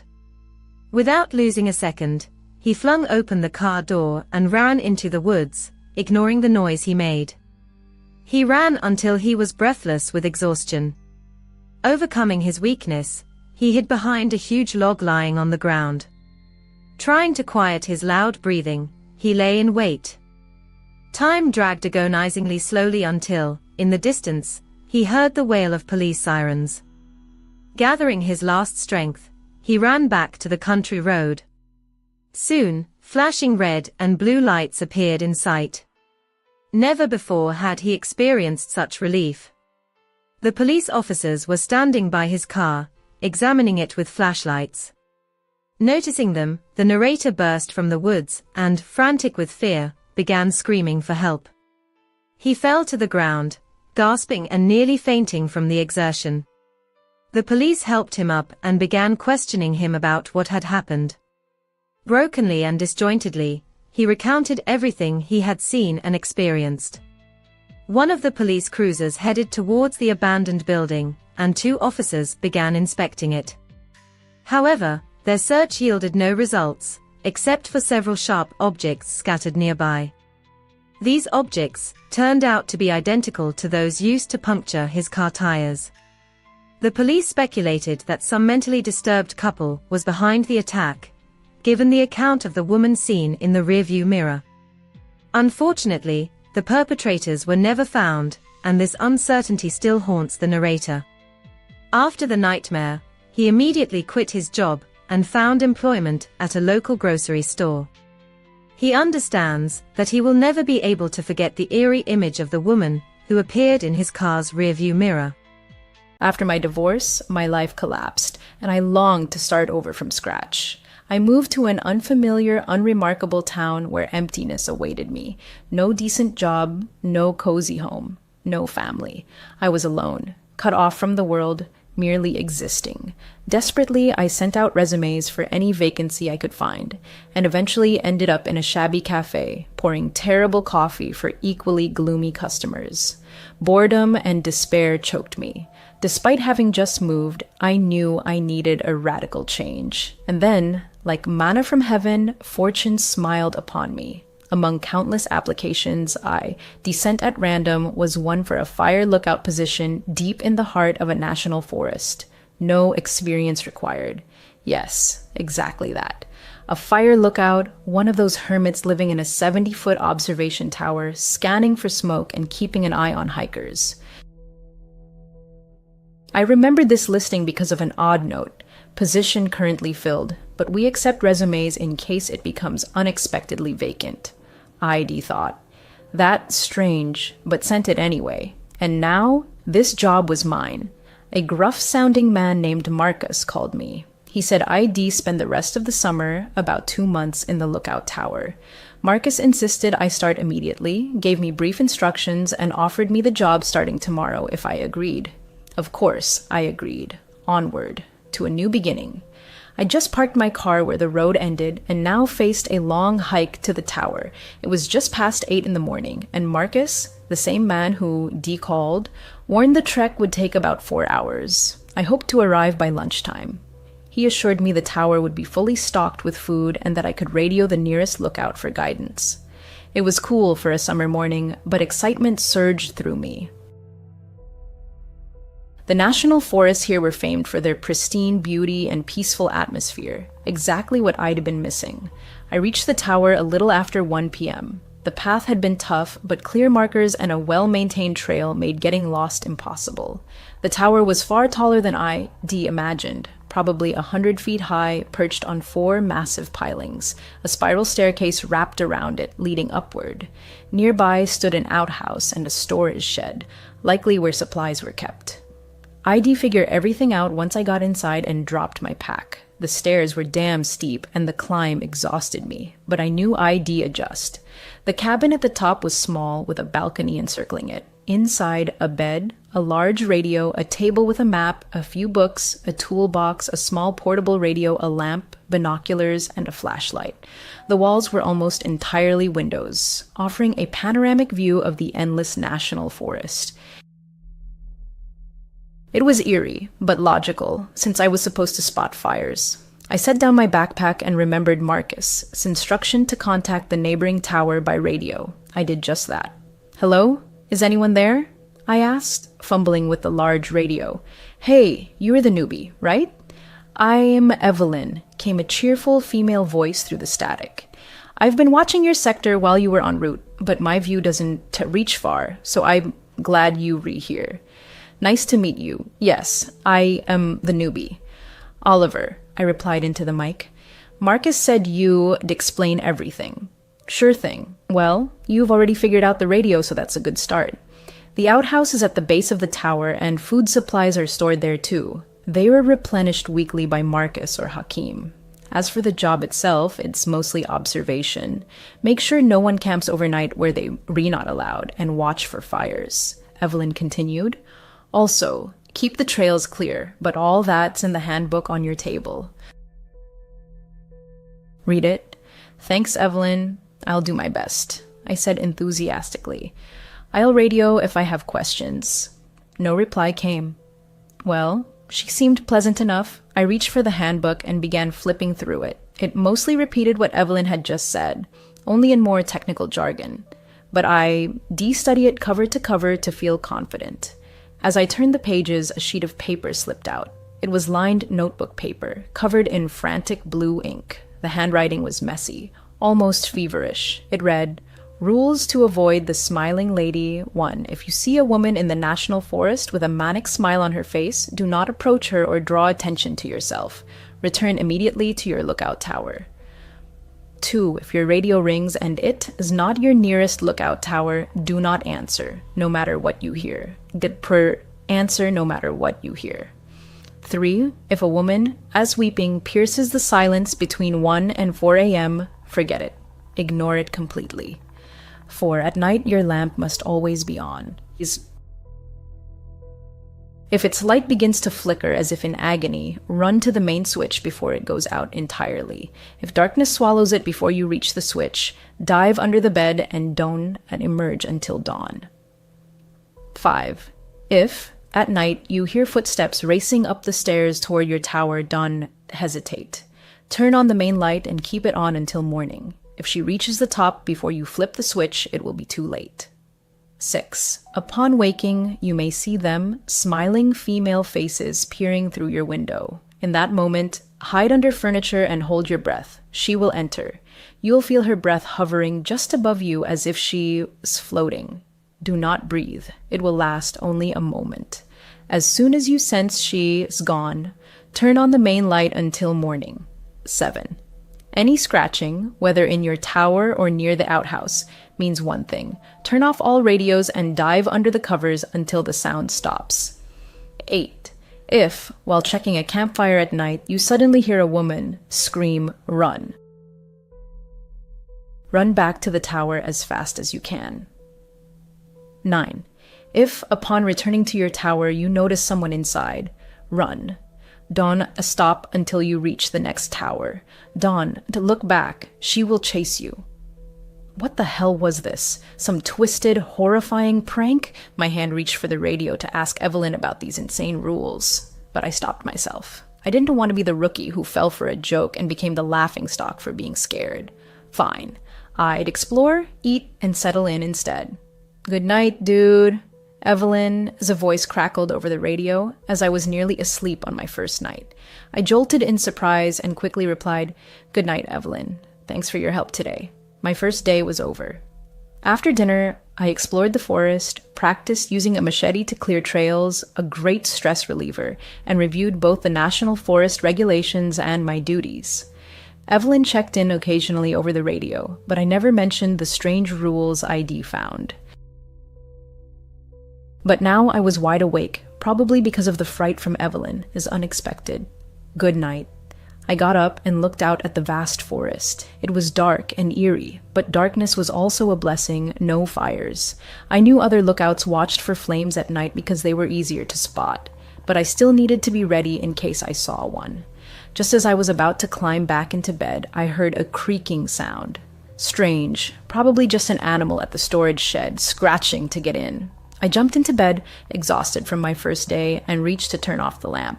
The moment I did, the scratching sped up as if whatever made the sound had been excited. I yanked my hand back, and the scratching slowed.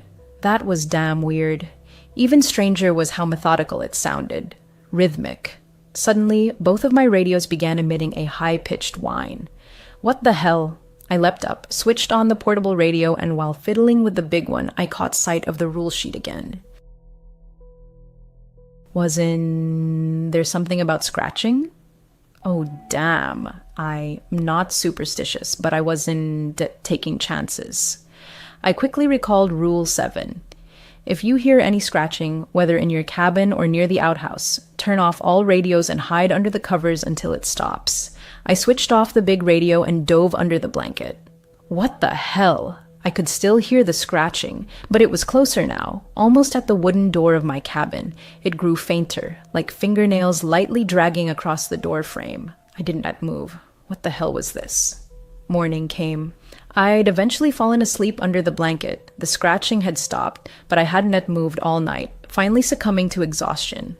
In hindsight, I feel foolish. I am in a national forest, full of animals, and radios pick up all kinds of interference. I figured the first night would be the hardest, adjusting to life 100 feet up, alone in the middle of nowhere. Today, I'd make the most of it, and I was sure the coming nights would be far less eventful. But I couldn't stop thinking about that scratching. What was it? Had to be an animal, right? God, I hope it was just an animal, and I kept trying not to think about that list, but damn, it was hard. ID brought it with me just in case, though I felt a little silly doing so. I was sure it was a prank. It's only my second day, and they were already messing with me. Day 2, the mysterious forest, and red scarves. On my second day, and they are already pranking me. My mind raced, trying to make sense of it all. I was on patrol, walking familiar trails, ensuring no one had illegally camped. Dusk was falling, and I was about to head back to my tower. Just as I turned onto the path leading to my post, I caught something in the corner of my eye. A campsite. There it was. My first real duty, politely but firmly tell the hikers they had to pack up. This area was for day hikes only. I approached the camp. It sat in a large clearing surrounded by trees, just one reddish-yellow tent and a cold fire pit. "Hello," I called, trying to sound confident.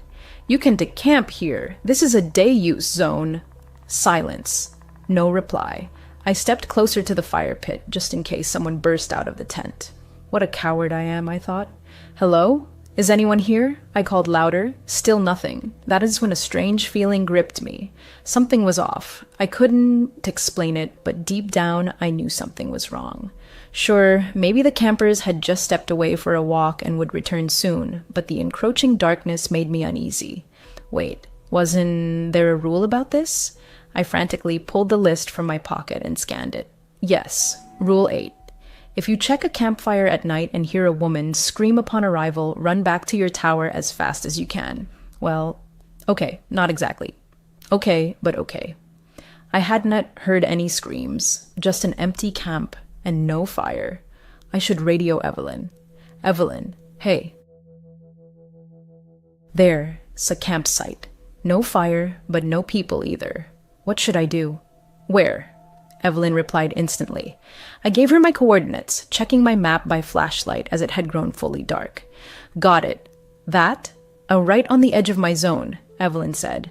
I'm heading there now. You just head back to your tower, okay? Okay. You sure? I asked, feeling uneasy. Positive. Go back. Stay safe, came her calm voice. Fine. She was a pro. I decided to radio her once I returned to find out what happened. I walked about 30 minutes nearly back to my tower when I noticed a distinct trail veering deep into the forest. Strange. I didn't remember it on the map. I thought the path ID taken had no branches. Figuring ID missed it that morning, I promised myself to check it tomorrow. With a tired sigh, I trudged back to my tower. Back inside, I slumped at the table and stared at the rules. I hadn't asked Evelyn about them. I didn't want to. Not until something even stranger happened. Tonight hadn't it been that weird, just an empty camp. No screams as the rules warned. I'd been reading the rules for about 20 minutes when my main radio rang. Hey, Oliver, Evelyn's voice came through. Sorted out the camper. He says he was relieving himself in the woods and didn't know camping was banned here. He must have been behind a tree when you showed up. I'm walking him to his car now. All good. Good. Thanks for handling that. Good night, I replied, feeling a bit awkward that she'd gone to all that trouble over nothing. I lay in bed, trying to sleep. The next day arrived. Last night had been quiet, uneventful. I felt far more confident and left the rule sheet on the table. This morning, I ate a lot. Apparently, all this walking was boosting my appetite. I sat in my tower, enjoying the view of the forest, and it calmed me. Time for my afternoon patrols to ensure no one was breaking rules. But first, I decided to check that strange trail not on the map. I reached it quickly. It was fairly close, and sure enough, it was as clear as any main trail, seemingly maintained just as well. I walked slowly down it, expecting nothing special. The path sloped gently downward, but was easy to navigate. After about 5 minutes, I thought I saw the end. A dead end, oddly, just a wall of trees. I was about to turn back when something caught my eye, a small red scarf tied to the branch of the nearest tree. Interesting. I stepped closer, and immediately spotted another, deeper in the woods. Then another. What the hell? Was I about to be an idiot and follow them straight into a serial killer's trap? Almost as if to prove I wasn't a coward, I decided to follow. I passed 5 scarves, each bright red, plain, no markings. Then I reached another, but this one lay on the ground. All the others had been hanging. Beyond it, I saw nothing. That was annoying. I bent to pick up the last scarf and froze. It was tightly fastened to something wooden and heavy. I lifted it. Dirt crumbled away, revealing a small underground hatch. Cool. It was about 10 feet deep and wide. A ladder was bolted to the wall beside the door. I shone my flashlight down and saw a sleeping bag on the floor and a camera. That was it. Just a sleeping bag and a camera. I carefully climbed down. The ladder was surprisingly sturdy. The whole bunker looked neat for such a place.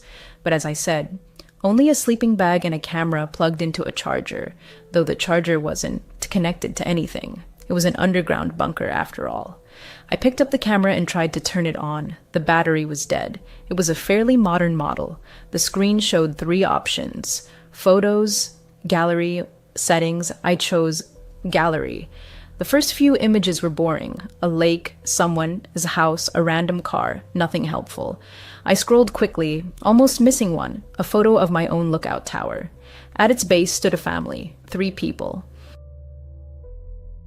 The father, dark-haired, tall, an experienced-looking hiker, strong. The mother, blonde, with a charming smile, her hand on her husband's shoulder. The third, a boy with short chestnut hair, strikingly similar to the man I assumed was his father. I kept scrolling but saw no more group shots, only the man. He took selfies inside my tower, photographed the views, the outhouse, some trails. Was this Henry or Roy?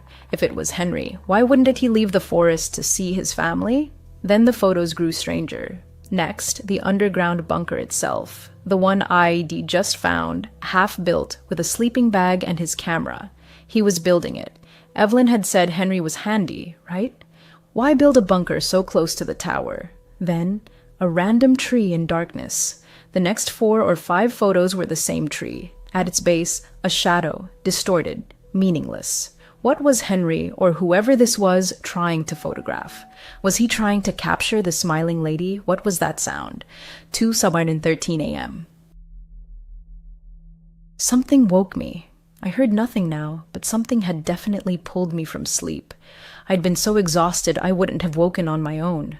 Maybe it was. I heard faint weeping. A woman, weeping. Not too close, but I sat up in bed, listening to long, mournful sobs. I knew Rule 3, if you hear a woman weeping between 1 and 4 a.m., ignore it. But I couldn't ignore it. It sounded so sad, so broken. Part of me wanted to help, another part wanted answers. None of me wanted to ignore it. As quietly as possible, I geared up, grabbed my flashlight and radio, and opened the cabin door. I carefully descended the stairs, lighting my way to avoid tripping. The weeping came from off the trail, so I crept toward a dark cluster of trees. The cries were filled with such pain, such grief, I could only compare them to a mother who'd lost her child, howling in utter despair, losing a piece of her soul with every anguished breath. I turned off my flashlight as the weeping grew louder. Crouched low, I moved from bush to bush, tree to tree. The air grew misty, colder the closer I got. Crouching behind a tree, I saw her. She sat at the base of a tree, face buried in her hands, weeping. Long dark hair spilled down her back, tangled in the dirt. Though I couldn't unsee her clearly, her clothes looked clean and intact. But her hands were twisted and broken. One elbow bent backward, bones protruded under the skin of both forearms, though not piercing through. Her nails were long and sharp. She was skin and bone, skeletal. Her pale white skin glowed in the dark, clinging to her collarbones, emphasizing her gauntness. My radio crackled, just for a second. I quickly looked down to turn it off, and in that moment, the weeping stopped. Damn, she'd heard me. I couldn't look up. I felt sick. I forced myself to slowly raise my eyes. She was staring at me. Her eyes were empty, dark white orbs, lifeless. The whites sharply contrasted with her black pupils. Her eyebrows were raised. She was smiling. Her smile was unnaturally wide, stretched across her face beyond what should be possible, baring all her teeth. It was like some dark medicine. Tears still streaked her sharp cheekbones and thin neck, but she wasn't crying anymore. She looked excited. I was going to run. I couldn't look away, but I told myself, damn it, run. I needed to run. Dee stared at her for about 30 seconds, and she hadn't moved. Her eyes stayed locked on mine, her smile sinister. Just as I gathered the courage to turn and flee, she moved in one swift motion. Her neck snapped sideways with a crack, and she crawled into the darkness after it. The movement was so fast, her broken arms crackled as she retreated. The snap of branches under her heavy body was my signal, my chance. I bolted like a madman, not daring to look back. Dodging some trees, crashing into others, I did not stop for a second. Why did you just leave me alone? There it was, the lookout tower. Stumbling, I raced up the stairs, burst into my cabin, and slammed the door shut. Safe behind walls, I listened. Silence. I scanned the base of the tower, the forest stretching around. Nothing. Forget it. I dove under the blanket, clicked off the lamp, and jumped into bed. Shaking, I tried to calm down enough to hear anything beyond my own heartbeat. But there was only silence.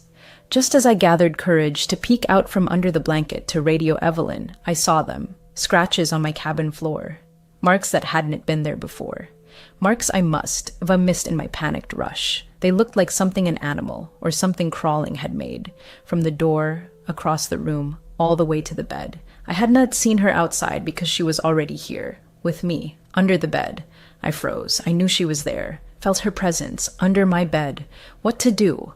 I frantically recalled the rules. Was there anything for this? Rule 6. If you wake and see smiling women peering through your window, hide under the blanket and hold your breath.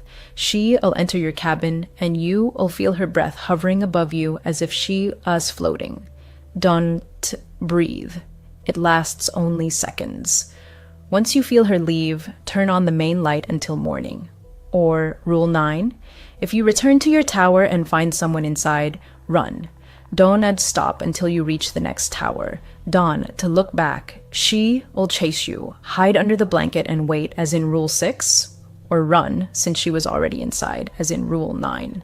She'd been here when I entered, so that was Rule 9, right? I heard her. Not loud, but clear. A sound of someone moving slowly, trying not to break the silence. Soft shuffling.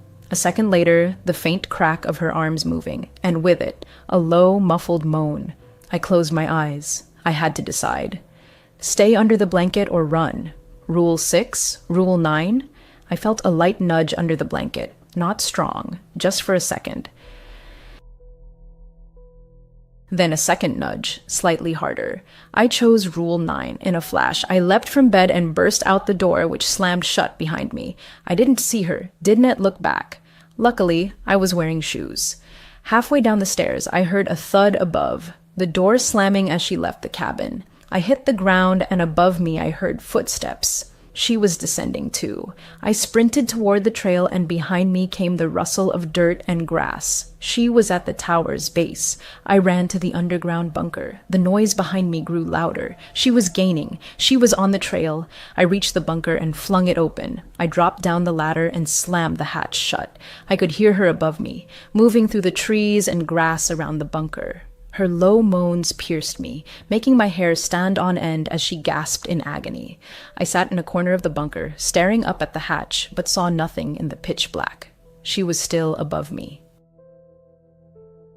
I heard her movements, a mix of sudden, quick jerks and slow, almost confused motions. Maybe she hadn't seen me descend.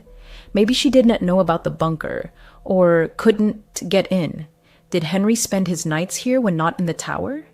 Evelyn said she didn't know where he slept. Was this it? Now I heard nothing. 20 minutes had passed. I think the thing above me had left, but I wouldn't and be an idiot again. To stay here until morning. Eventually, I fell asleep to the soothing sound of wind in the nearby trees. Last night had been too close. Looking back on my decision to investigate, I felt foolish. Whether from sleep deprivation or some spell she'd cast, I wouldn't make such choices again.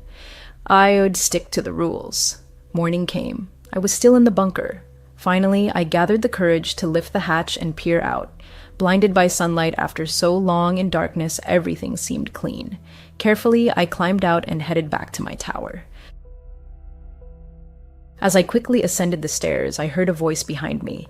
Hey, I nearly pissed myself. Whirling around, almost falling off the stairs, I saw a girl at the tower's base. An ordinary girl. Chestnut hair, glasses, a large backpack, dressed in hiking gear, smiling at me. Suddenly, a figure in hiking clothes appears before me, radiating a disarming smile. "Oh, sorry to scare you," she says softly. "Hi, I am Sarah." My heart pounds wildly. I stare at her stunned. "Marcus's daughter," she explains.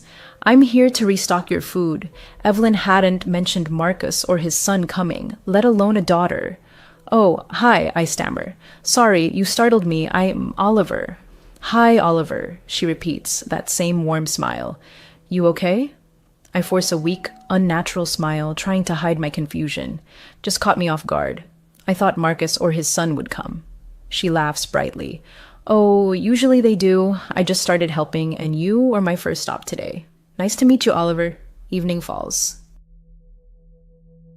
My resolve to unravel the forest's mysteries only grows stronger. Yes, I am scared, but I want to make foolish mistakes again. As far as I know, I am completely alone. I don't know who to trust. Evelyn? Maybe. I need to meet her. Before bed, I radio her with one question. "Hey, Evelyn," I say. "Does Marcus have a daughter?" "Ask her," Evelyn replies after a pause. "I was just about to wish you good night. I'm not sure about a daughter. I've only met his son." "Why?" "Oh, just curious." "You okay, Oliver?" Something else happen? No, I am fine, Evelyn. Good night. Fear still grips me, but I know exactly what to do. These rules are my lifeline. They will save my life, and I must follow them. Now I understand that more than ever. I decide to sleep in my boots tonight, just in case, and turn on the lamp before switching off the main light. I.D. lay in bed about 30 minutes when I heard it again, scratching. Rule 7. If you hear any scratching, whether in your cabin or near the outhouse, turn off all radios and hide under the covers until it stops. The scratching was faint, seeming to come from the stairs, or maybe the outhouse below. I immediately rushed to my big radio and switched it off. I checked my small radio. It was already off. I quickly returned to bed and dove under the blanket. The scratching continued, growing louder. Each scratch was slow and long, mimicking fingernails on wood. After each, about 10 seconds of silence, then another, closer than the last. Soon, it seemed right beside me, almost on my bed frame. I held my breath and closed my eyes. Not a rule. I was just terrified. The next scratch was longer than the others, either on my bed frame or the cabin door. I didn't know. I couldn't think clearly, but I wouldn't move. The scratching stopped. For about 15 minutes, I heard only the rustle of trees below as wind whistled past my cabin. ID decided to stay under the blanket all night when I heard another sound. Soft footsteps, quick but growing louder as she ran up the stairs. In panic, I forgot the rule. Instinctively, I leapt from bed and ran to the main light switch. I flipped it on, and the running stopped immediately. I froze by the switch, waiting for something to happen, but nothing did. Shaking, I walked to the rule sheet by my bed, checked it, and confirmed. ID done right. Rule 5. If you hear someone running up the stairs to your tower at night, turn on the main light until morning. If she reaches the top before you do, it is too late. Thank God. I'd remembered the main light was key in multiple rules, and I was so glad I'd chosen correctly. I scanned the balcony, saw nothing. I looked up the stairs. Nothing came. The bright main light made it impossible to see the forest below. I sat at my table. 2 hours had passed since she'd tried climbing my stairs, and I wouldn't sleep tonight. So I used my time wisely, studying maps of surrounding areas, memorizing trails around my tower. I also learned something new, the route to Evelyn's nearest tower. It wasn't too hard. Though I still thought I could trust Evelyn, I wanted to meet her in person, to see her with my own eyes and talk face to face, not through a radio. I decided I'd go to Evelyn's tower tomorrow. I woke early. I'd slept only a few hours, but it was enough. I was too driven to notice. I packed a light backpack, food, water, flashlight, radio, map, machete, and the camera so Evelyn could confirm if the man in the photos was Henry. Sunlight filtered through the treetops, but I.D. never truly appreciated dawn's beauty. Usually I was either asleep or terrified, but today the sunrise was magnificent. I decided not to tell Evelyn I was coming. Though I trusted her somewhat, I did not want her changing anything if she knew my location, just in case.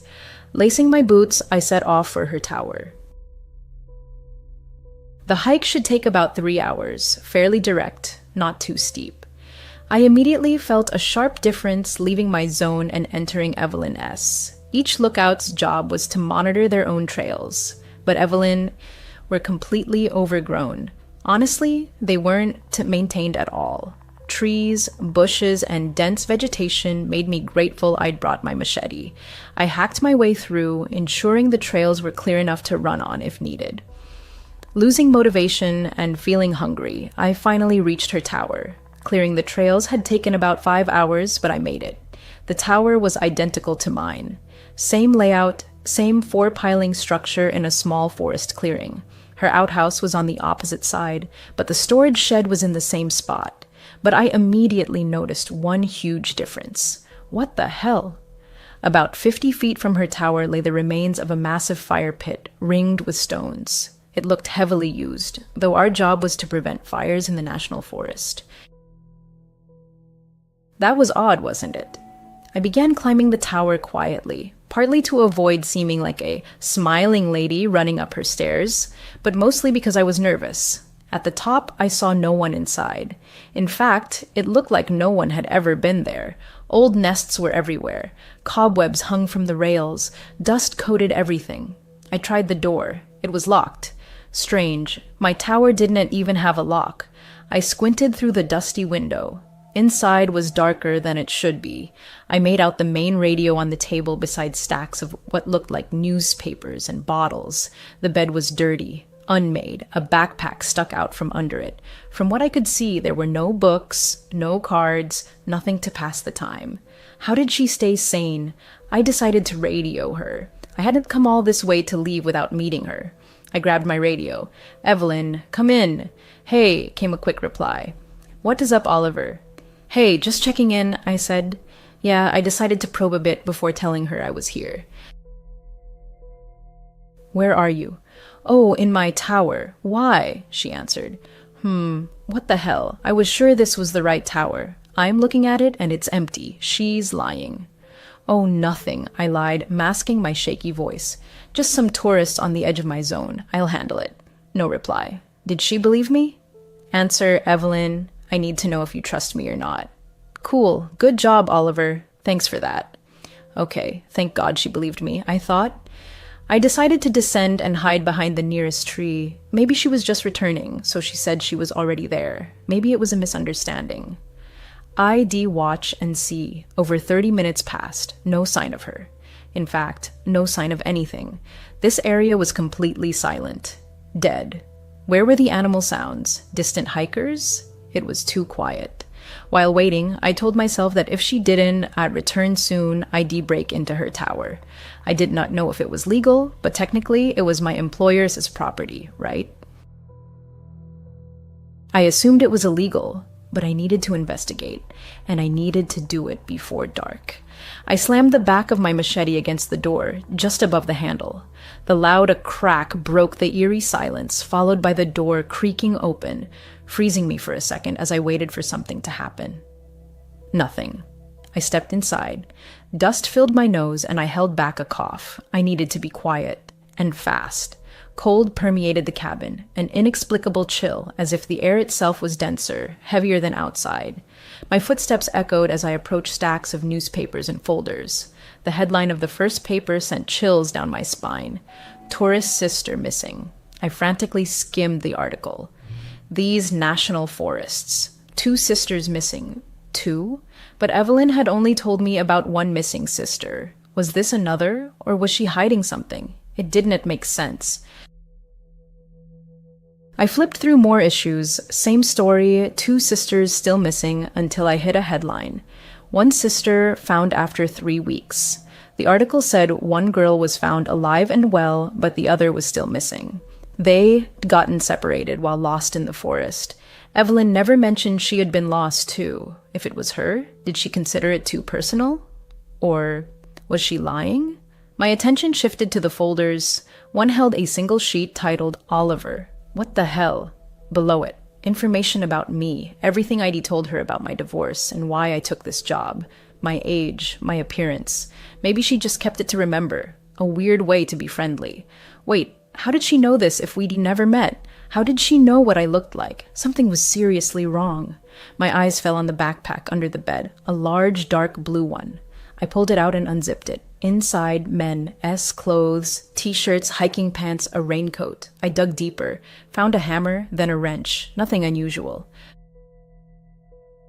Next, sunglasses with green frames and initials that weren't T. Evelyn S. I reached to the bottom and felt a small metal object. I pulled it out. A pocket knife. A beautiful knife. Custom made. Gold outline with wavy silver and black patterns, engraved in tiny letters, "To my love. Yours, Henry." What the hell? Why did she have Henry's knife? Were these his things? What happened to his belongings after he disappeared? I didn't take anything. She'd know I'd been here, but I had to leave. I didn't feel safe. Just as I turned to go, I heard a familiar voice behind me. Evelyn S. "You know, she wants you to smile." I spun around. A woman blocked my path to the door. She was shorter than me, with dirty, unwashed blonde hair sticking out like a nest. Her clothes, long light brown hiking pants, were stained with old dirt and grime. Her light red flannel shirt looked like it had seen better days, wrinkled, dirty, sleeve torn. Her face was normal, or at least human. Her bright blue irises sharply contrasted with bloodshot whites. She looked like she hadn't slept in weeks. Her manic stare screamed madness, fixed on me. Her hands hung at her sides. Her frail body was starved, abandoned. Evelyn, I stammered, voice trembling. What do you mean she wants me to smile? She just wants you to smile, Evelyn repeated, not breaking her manic gaze. Okay, Evelyn, what is going on? I tried to sound confident, though my heart pounded. Are you okay? Evelyn moved toward the bed. I circled the cabin, staying closer to the door. Now I was at the exit. Good. She sat on the bed, staring at the dusty floor. I saw a tear roll down her face. She was a broken woman. We got lost, Evelyn called. Both of us. They saved me, but not her. I couldn't tell them what I did, but it was bad. And now she trailed off, her voice breaking. What did you do, Evelyn? I was ready to grab my machete, tension rising. We got lost, and we were lost so long. She kept telling me, it'll be okay, Evelyn, they'll find us. But they didn't find us for so long, and I was so hungry. She was always so positive, always smiling. But food. We couldn't catch anything. Nothing worked. We tried, Oliver, I promise. We tried, Evelyn said, her voice fading, growing weaker. Okay, Evelyn, I know you tried. What happened? She looked up. I flinched, but she kept talking. She looked at me, smiling when I pushed her. I pushed her far away. It was a moment of weakness, of hunger. She fell so far. Her arm, they cracked. She didn't move. I was so hungry, she looked down again, despair in her eyes. She died as she lived, smiling. My stomach twisted. She killed her sister. I'd heard hunger drives people to madness. I'd heard it makes you do anything for food. But after I pushed her, I couldn't. She looked at me again. Tears streamed down her already mad eyes. And the next day, they found me. My heart clenched in horror. They found her. Just one day later, though I feared Evelyn, I couldn't help feeling sympathy. I couldn't live with that moment of madness defining my life. And for what? Literally nothing. And then she found me. Evelyn whispered, staring at the floor again. Another tear rolled down her cheek. Who found you? I asked, hoping it wasn't who I thought. My blood ran cold. My sister. Still smiling, still hungry, Evelyn murmured. She is avenging me and avenging you. Evelyn stood, her gaze locking onto mine again. All of you. I took a small step back, exiting the cabin, eyes never leaving Evelyn. What did I do? I asked, voice trembling. She blames you all. You did not find her. Your job, our job, was to find her. Instead, she found me, and I'll never lose her again. Evelyn slowly moved toward me. Evelyn, I wasn't even working here. I'd never even been in these forests. I started panicking, stepping back. Evelyn, we can help you. We can get you out of this. She gets hungrier each time. She will never be full again. There's no way out, she whispered, and in that moment, I understood why the surrounding forest was so deathly quiet. Henry had written 10 rules, but she still got to him. Rules I couldn't even grasp. Evelyn smiled for the first time. And Oliver? She's so hungry now. She lunged at me with a sudden, piercing shriek, arms outstretched. Her frail body was easy to overpower. I rolled aside and shoved her away. She stumbled, her foot slipping off the balcony edge. Losing balance, she thudded onto the wooden floor before crashing down the side of the tower. It happened so fast. I collapsed to the floor from the shock. I heard her hit something on the way down, probably the stairs, followed by a dull thud as she hit the ground. Not a single cry escaped her lips during the fall. Oh my God, I just killed her. Oh my God, I jumped up and raced down the stairs, desperately hoping she was still alive. At the base, I saw her, lying about 10 feet from the tower. Face down, arms unnaturally broken and twisted, a small pool of blood seeped from her head, feeding the soil. Motionless. I bolted back toward my tower, stopping only when exhaustion hit. I had to reach it before dark. To hell with everything. I was leaving this forest. Evelyn was insane. She attacked me. It was self-defense. She was damn crazy. One thing she said stuck in my head. Henry had written 10 rules on that sheet. I now knew it was Henry S., but there were only 9. What was the 10th rule? That at least explained how Henry survived so long, a whole year. Poor Roy before him, who I now suspect only had the sunglasses, and Evelyn said he lasted only a week. But Henry had 9 rules. 9 ways the smiling lady could get you and how to avoid her. I wasn't, staying to find out. I was leaving this forest. I was still running back. I felt someone watching me. I saw my tower. It was almost dark. I did not know how I'd reach my car, and I didn't want to walk these forests at night. So I decided to sleep in the underground bunker. I figured Henry spent his nights there when not in the tower. I thought it was key to his survival, and it had saved me before.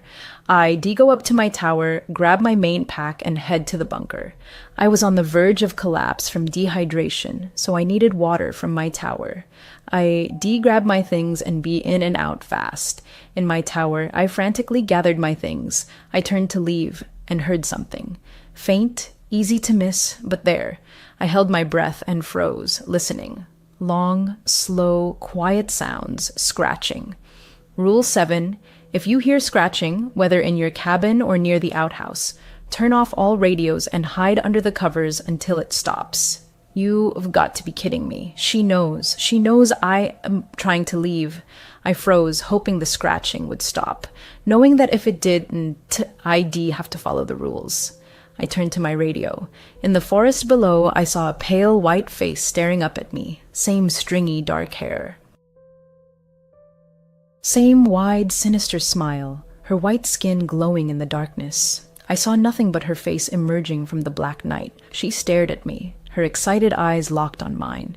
Her piercing eyes, like magnets, held my gaze. She knew I planned to escape. Another night here, and I felt her gathering strength to catch me. I abruptly broke eye contact, switched off the radio, and dove under the blanket. Evelyn's words echoed in my ears. She so hungry now. The scratching stopped the moment I hid under the blanket. I literally felt her hunger hanging in the air, thickening over my tower, focused on me. Peeking from under the bed, I confirmed the awful sounds had ceased. I did not want her to catch me off guard. I wanted to be ready for any trick. I stood, walked the balcony, scanning the area. Where she'd stood, she was gone. I knew she was incredibly fast. She'd outrun me before when I found her weeping in the forest. She could be anywhere. I turned to re-enter the cabin. Glancing at a window, I saw the reflection of my dim lamp behind me begin to flicker. Damn. Rule 4.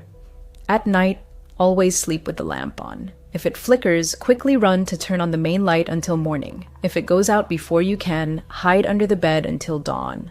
My eyes adjusted to the dark as I watched the lamp's reflection, and then she appeared right before me through the glass, standing on my balcony. It was her. Broken arms outstretched, wild white hair, huge eyes, and that horrifyingly wide smile. Rule 6. If you wake and see a smiling woman peering through your window, hide under the blanket and hold your breath. She'll enter your cabin and you'll feel her breath hovering above you as if she's floating. Don't breathe. It lasts only seconds. Once you feel her leave, turn on the main light until morning. The lamp flickered again, then went out, plunging me into darkness. I had 2 rules, 2 conflicting rules. I couldn't look away, but I knew I had to turn on the main light. Her neck suddenly twisted sideways and she began walking. Very fast, each step loud as she moved across the balcony toward the door on the other side.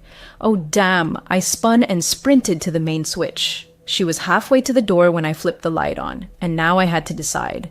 Hide under the bed or under the blanket. I chose the blanket. Rule 6 said, she'll enter your cabin, and she was about to. I dove to the bed and pulled the blanket over my eyes. The moment I did, the cabin door opened. I heard loud, fast footsteps rushing toward me, but I saw only darkness under the thick blanket. I held my breath. I felt her, just as the rule predicted, right above me. Her breath, cold, washed over me. My eyes were shut, but I knew she was there. I desperately tried not to breathe, heart pounding, stomach clenched, but I refused to inhale. And still, she waited, desperate for me to give in. What if I breathed? Would she kill me right there? Possess me? My chest ached unbearably. I couldn't hold on. There it was. I lost. My mouth opened. She vanished. Just gone. I held out 3 or 4 more seconds until my body physically couldn't before coughing and gasping. But she was gone. No cold breath, no presence. I was alone again. I threw off the blanket. The cabin door was wide open, swinging in the wind. My main light was still on, as was the lamp which had reignited. Had she used the lamp's flicker to trick me into choosing the wrong rule? If I.D. hidden under the bed, would she have killed me? Hours passed in silence. Both lights still burned. I felt a bit safer, but suspected it was her tactic, to lull me into complacency. I stayed alert, and thank God I did. I saw a campfire right at my tower as base. The cabin lights made it hard to see, but I spotted it. In fact, I saw more than one. Fires burned all around my tower as perimeter. I walked the balcony, counting 6 fires. At each stood a dark human figure, back to me. What the hell? All stood alone by a fire, staring into it. Figures of different sizes. One looked like a child. I couldn't make out features in the dark, only silhouettes. The 6th fire had no figure. Why was no one there? As my eyes adjusted to the darkness below, the figures began falling into their fires one by one. The first, a tall, thin man, fell face first into the flames, almost willingly. As he writhed, fire consumed him, making his features indistinguishable. His screams pierced the air. As I watched in horror, a woman fell into her fire. She screamed as flames covered her, writhing but not trying to escape. Then a smiling figure, a child, a boy, fell face first into the fire. I gasped. I couldn't scream. My whole body was in shock. The child was silent, but twitching.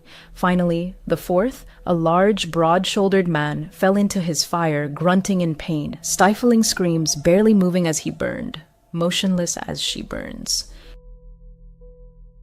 Finally, a woman, a silhouette. I spun toward her, trying to catch her before she fell.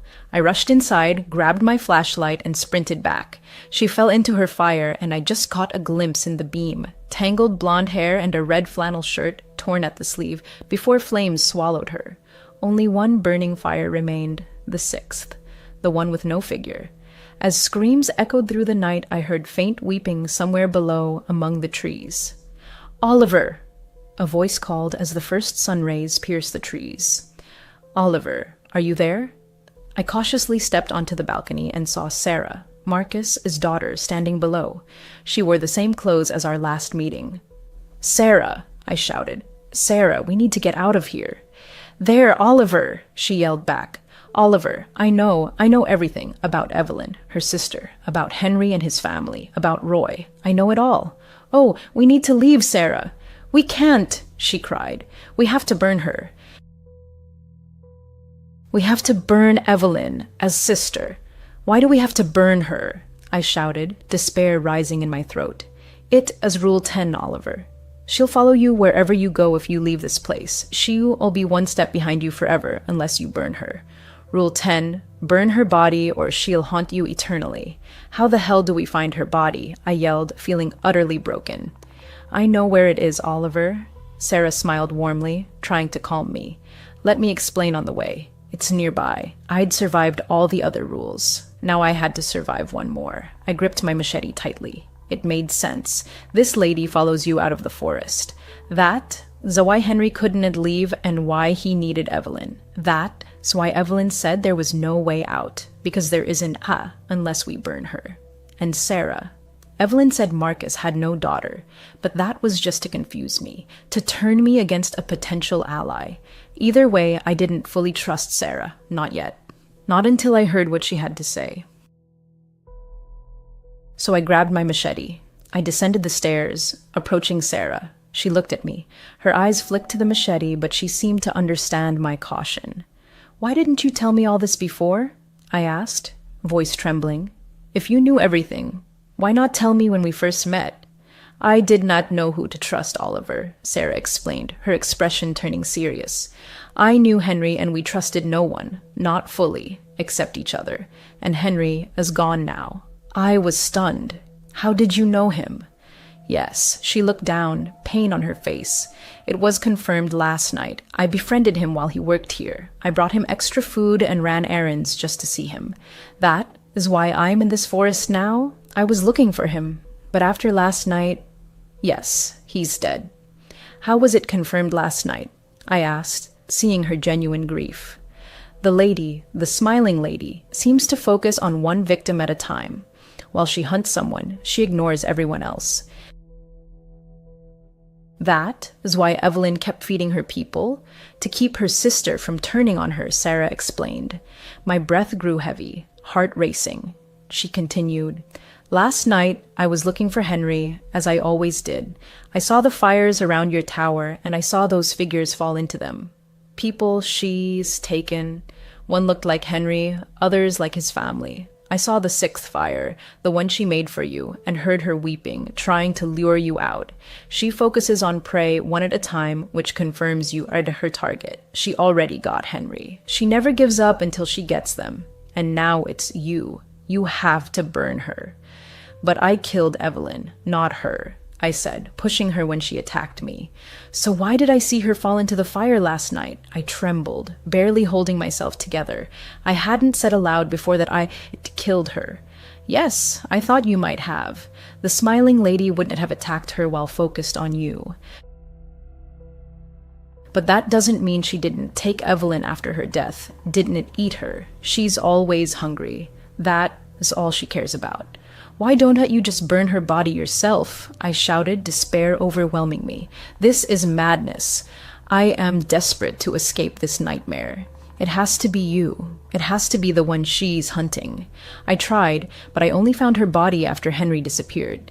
Every time I try to burn it, the fire won, to light. I don't understand it, but I know it has to be you. She lit a fire for you last night, and it has to be you who lights hers. How the hell can I trust you? Tears streamed down my face. It made sense. While she searched for Henry, she needed him to burn the body.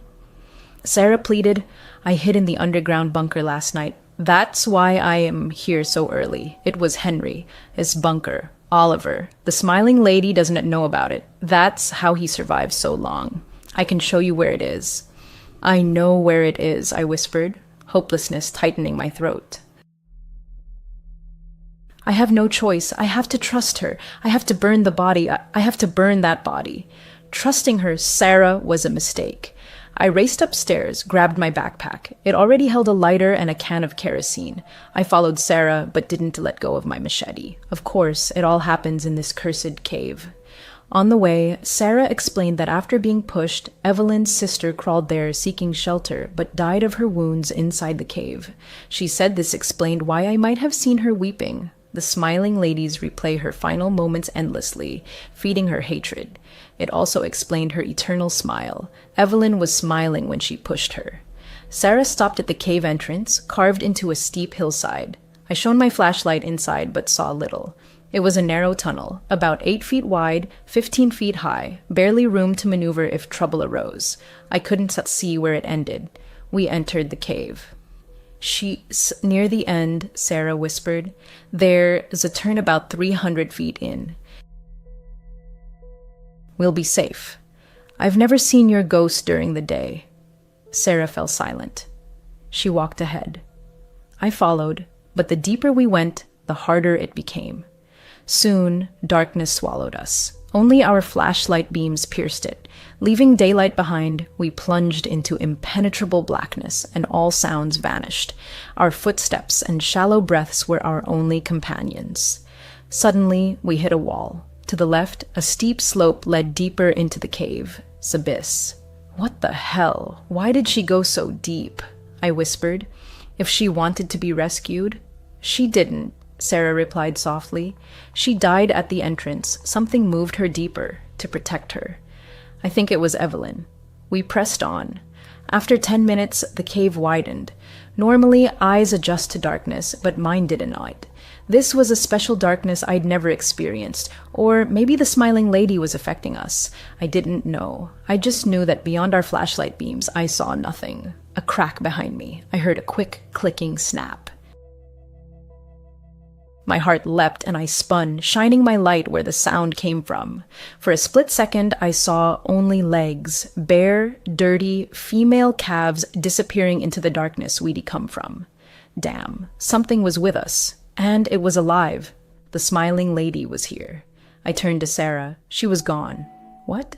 I was alone. Sarah's flashlight lay on the ground. What? Where was she? Should I shout? I did not know. I'd leave her light. I needed one hand for the machete. I couldn't go back. The lady was after me. I had to find her body. I had to burn it, and I had to help Sarah.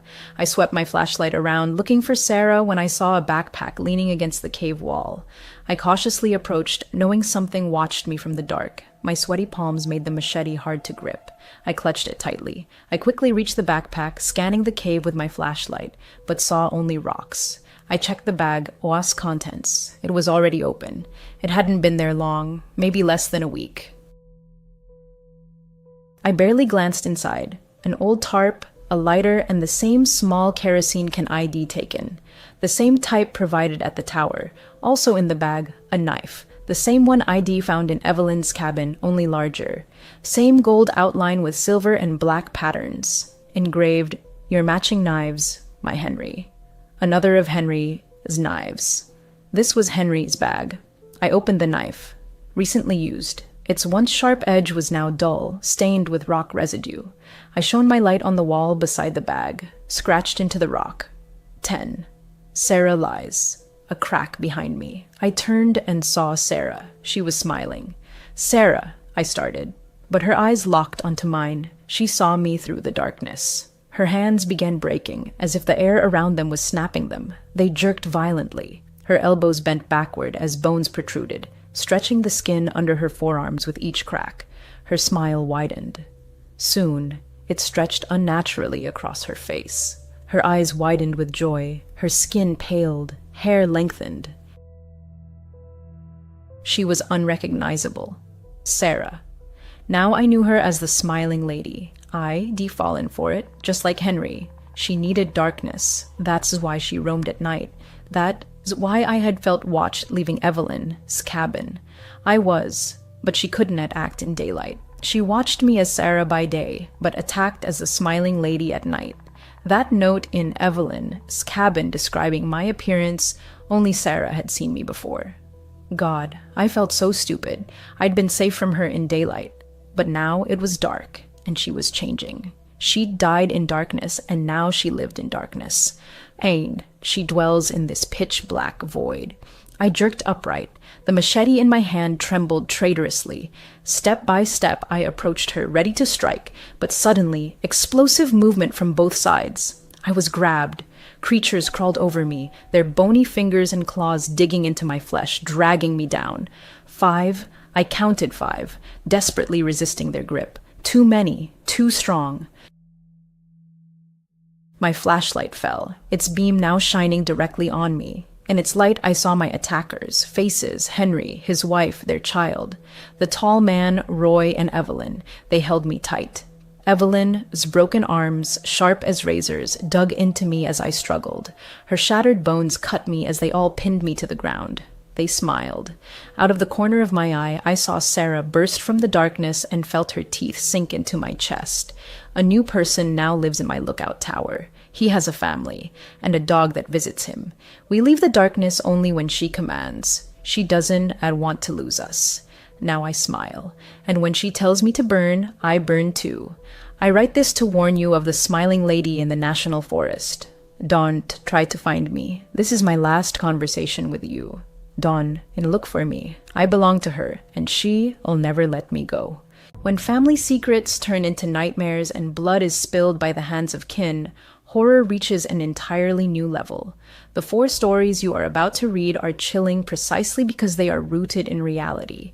Whether it siblings, cousins, or an entire clan, these are 4 terrifying, enigmatic families whose deeds have been forever etched into the dark annals of history. 4. the Bloody Benders.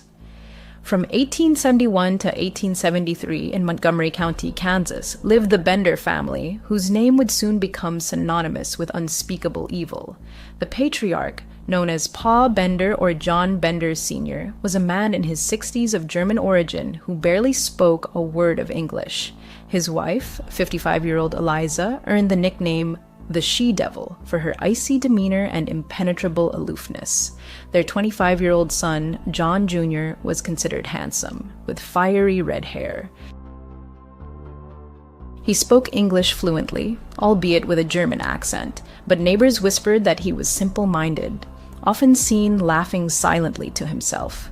Mary Bender, the true muse of the family, embodied charm, beautiful, courteous, and speaking flawless English without a trace of an accent.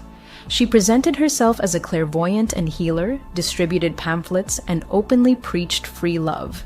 It was largely thanks to her that the Benders' roadside inn and general store thrived, drawing travelers from across the region.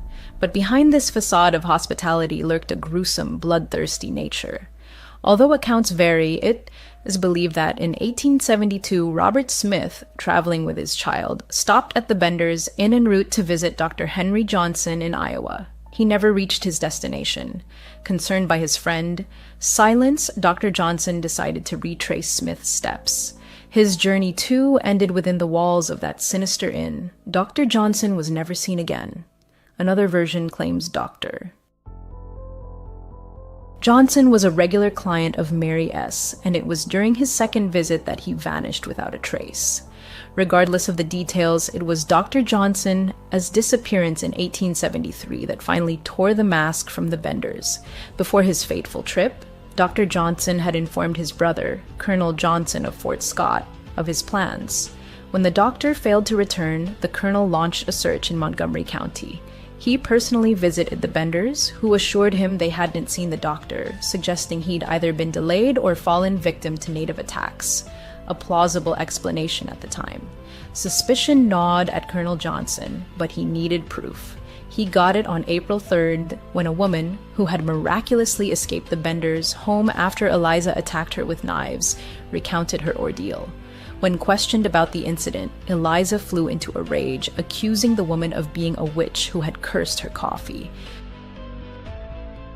This outburst exposed the lie. Despite claiming ignorance of English, Eliza clearly spoke it quite well. Rumors soon spread of numerous disappearances in Montgomery County. Suspicious skulls bearing signs of violent death were discovered. At a hastily convened town council, Colonel Johnson and local officials announced imminent individual home searches. Despite growing suspicion, no one kept watch over the Benders. By the time their turn came, the family had vanished without a trace. When authorities searched their property, they were met with a foul stench that led them to a trap door beneath the family room. Underneath lay a 6-by-7-foot cellar. The floor was caked in dried blood, the source of the nauseating odor seeping through the ground. No bodies were found inside. Attention then turned to the surrounding land, particularly the garden. It was there that the bodies were unearthed, including Dr. Johnson's. Many victims had been bludgeoned in the head and bore signs of mutilation. Among them was a little girl, likely strangled or buried alive. It's believed the Benders lured victims to dinner, seating them directly above the trapdoor.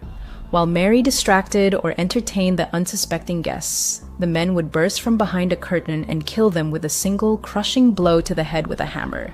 The bodies were then dumped through the trapdoor, allowing blood to drain freely. Afterward, the victims' valuables were taken and the corpses buried on the Benders' property. In some cases, the motive remained unclear. Many travelers carried little of value. This led to a horrifying possibility: the Benders killed for sport. Once their atrocities were exposed, large posses of vigilantes set out in pursuit. A reward was offered, yet to this day, there is no conclusive evidence the Benders were ever captured. Over time, various individuals were arrested and accused of being one or more of the Benders, but none were ever definitively identified as family members. Eventually, other accomplices in these horrific murders were apprehended. It was estimated the Benders murdered over 20 people during their time in Montgomery County, but the true number was likely far higher, both before their arrival and even after they fled, and possibly several more after they went on the run. 3. The Smith family, life in the shadow of despair. David Smith, born August 22, 1946, was the eldest of 4 children. His childhood unfolded in an atmosphere of constant tension. A mother consumed by religious fanaticism and a father who was a violent alcoholic created an unbearable home environment. After finishing school, David joined the military and served in Europe for a time. Upon returning to the U.S., Smith settled in San Jose, California, beginning a relationship with Sarah Johnson, a married woman, and her children.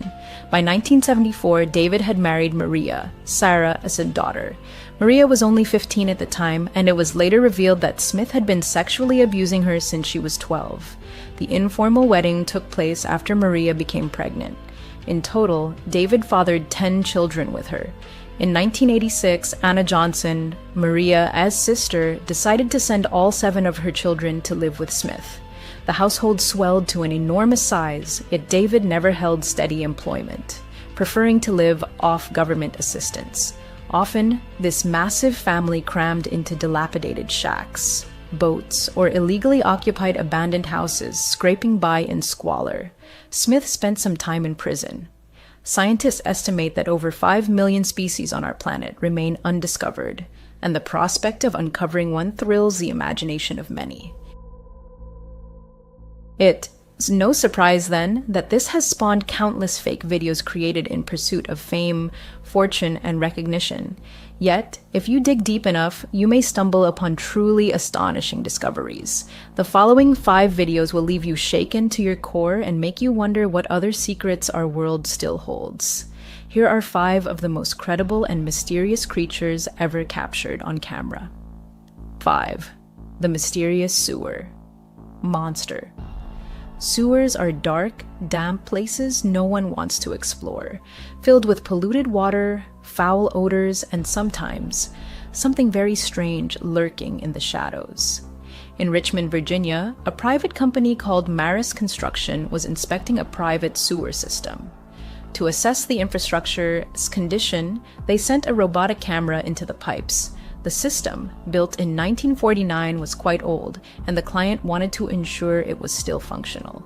What they found, however, left them stunned. As operators guided the camera through the tunnels, they encountered 3 pulsating red masses. These slimy formations resembled a living, breathing organism in an early stage of metamorphosis. Puzzled, they uploaded the footage online, where it instantly sparked intense debate. Initially, everyone was baffled. The city's environmental coordinator suggested it might be a colony of tube worms that had somehow entered the sewer, but many disputed this, noting that no individual worms were visible in the video. Instead, the clusters, or cysts, appeared smooth and pulsed in unison, as if part of a single organism. A biology professor proposed they were likely bryozoans, tiny, harmless creatures that extend tentacles to feed. Yet even this theory was challenged by a bryozoan expert who firmly stated, that is not them. In his view, they were tubifex worms, another type of tube worm typically found in soil but somehow washed into the system. He explained the pulsing as a chain reaction. One worm contracting would trigger others to do the same, creating the illusion of a single massive muscle. But these remain only hypotheses. Even now, no one knows for sure whether these are worms, bryozoans, or something entirely unknown. Whatever it is, this strange organism or colony still resides within Virginia, as pipes, and is likely still growing. 4. The Chupacabra Corpse. On October 21, 2015, residents of Mystic Falls were shocked to discover a decomposing, floating carcass in the Rio Grande River. The creature was about the size of a small dog, floating face down, its body badly decayed. It had pale, hairless skin, a long tail, and human-like hands with fingers. Local firefighters were first on the scene. The fire chief noted their initial impression was that it might be a monkey due to the human-like digits, but the advanced state of decomposition made identification nearly impossible. When photos and videos spread online, many claimed it was the elusive chupacabra. Believers accused this creature of mysterious livestock deaths, with legends tracing back to the early 1900s. Known as the goat sucker, the chupacabra has long been part of folklore across many countries. It's said to drain the blood of goats and other farm animals at night. Many in Latin America firmly believe it's a real threat. Belief even reached Canada in 2014 after a series of unexplained mass livestock deaths. Ottawa's Ministry of Agriculture was forced to publicly deny the chupacabra's existence. Those who examined the body argue it was a monkey that likely fell into the river and drowned. Others insist it could be an alien or an unknown cryptid, if not the chupacabra itself. What do you think it was? 3. The Greenland worm. Monster first mentioned in Greenlandic records from 1935, the Lagarfjord worm, also known as the Greenland worm monster, has since become a popular subject among locals and folklorists. According to tales collected by John Arnold, a woman once gave her daughter a gold ring and instructed her to catch a snake or a lingworm, then place the ring beneath it and store both in a linen chest. The girl obeyed. Over time, however, the snake grew to enormous size and the chest began to split apart. Terrified, the girl seized the chest, ring and all, and threw it into a lake. Eventually, people learned a serpent lived in the lake, as it had killed humans and animals that crossed its waters. Multiple witnesses have reported sightings of this mysterious worm monster over the years, describing it as over 39 feet long, longer than a bus. Aside from lake sightings, it's been seen coiled on shorelines or slithering up trees. In 1998, a teacher and his students reported an encounter. The Loch Ness Monster, New Evidence and Old Mysteries. In 1983, cable company workers performing maintenance in the eastern part of the lake witnessed something incredible, a massive, moving shape beneath the water. When they retrieved the cable lying directly above the anomaly, it was torn and shredded in multiple places, as if mauled by something powerful and predatory. The most recent evidence emerged in 2012 when footage captured a serpentine object speeding through the swift currents of Lagarfjord's Snow River. Many consider this irrefutable proof of the beast's existence. Skeptics, however, remain unmoved, suggesting it is likely a fishing net, the river, strong current merely creating the illusion of a living creature. A local municipal council formed to assess the video's authenticity declared it genuine after thorough analysis. Whether it shows the Greenland worm monster or just fishing gear, the footage is undeniably eerie. The mere possibility that it's real is enough to send chills down your spine. The mysterious underwater blob, Alaska Gulf Enigma. In April 2012, a camera operator inspecting an oil rig in Alaska's Gulf encountered something utterly inexplicable. As the camera glided along the pipes, a huge, undulating orange-brown blob suddenly appeared. Baffled, the operator maneuvered the camera to follow the object. It briefly vanished, then reappeared in view. When the video was first released, it caused a sensation, sparking waves of speculation. Many suggested it was a whale placenta, but marine biologists dismissed this, explaining that a whale placenta couldn't drift at 5,000 feet without being devoured. It's far too nutritious to go unnoticed by deep-sea scavengers. The blob moved with apparent purpose, as if it knew exactly where it was going. Remarkably, as it passed the camera several times, it revealed a unique hexagonal, almost glowing pattern on its surface. At one point, it even displayed gonads, confirming it was a living organism. What was this mysterious blob? It wasn't tied until 2 years later that marine biologists offered a plausible explanation. Craig McLean of the National Evolutionary Synthesis Center at Stanford University proposed it was a rare jellyfish, Deepstaria enigmatica. Though it doesn't resemble a traditional jellyfish with a bell and trailing tentacles, the viewing angle and ocean currents might make it appear as a giant flowing sheet. Other biologists lean toward Deep reticulum rather than enigmatica. This jellyfish species has surface bumps used for defense and a unique opening with membranes that seem to glow, creating the illusion of a giant, alien-like droplet hovering in the ocean depths. Still, there's no consensus on what the video truly shows. It could be a rare jellyfish or an entirely new, unidentified creature. Britain as Nessie the Loch Lomond monster. When we hear Loch Ness monster, we instantly picture Scotland as Loch Ness. For centuries, this creature has been woven into Scottish folklore. But what if another sea monster dwells elsewhere? This time, it's in the UK. Recently, a video surfaced online filmed by 3 film students working on a project near Loch Lomond in the Highlands. Recorded on April 15th, the footage shows a large mass moving steadily toward their boat. Though shaky, it was shot in HD. The exact shape of the alleged monster is hard to discern, but the video is undeniably spine-chilling. Britain has a rich history of sea monster sightings. One of the most notable occurred off the coast of King County in Cliffside. The story appeared in a local newspaper in October 1871, a month after the event. It described a small group exploring the area known as Diamond Cliffs when a massive monster suddenly rose from the water, shocking everyone. The creature was said to have a horse-sized head, with a mane of seaweed just behind the head and around the neck. Its eyes were large and gleaming, and the churning water behind it suggested its body was far larger than what was visible. An artist's illustration of the monster and the event accompanied the article. This remarkable account resurfaced when the Mary Evans Picture Library in New York began digitizing old Victorian newspapers. Could this historic sea monster be the same one recently sighted, or something entirely new? The answer remains shrouded in mystery. Thus, we've encountered 5 of the most credible and enigmatic creatures ever captured on video. It's hard to believe, but scientists estimate that fewer than a quarter of Earth's species have been discovered and classified. That means countless unknown animals and beings still hide in the ocean depths and remote jungles and forests. Who knows what other secrets await their moment to be revealed?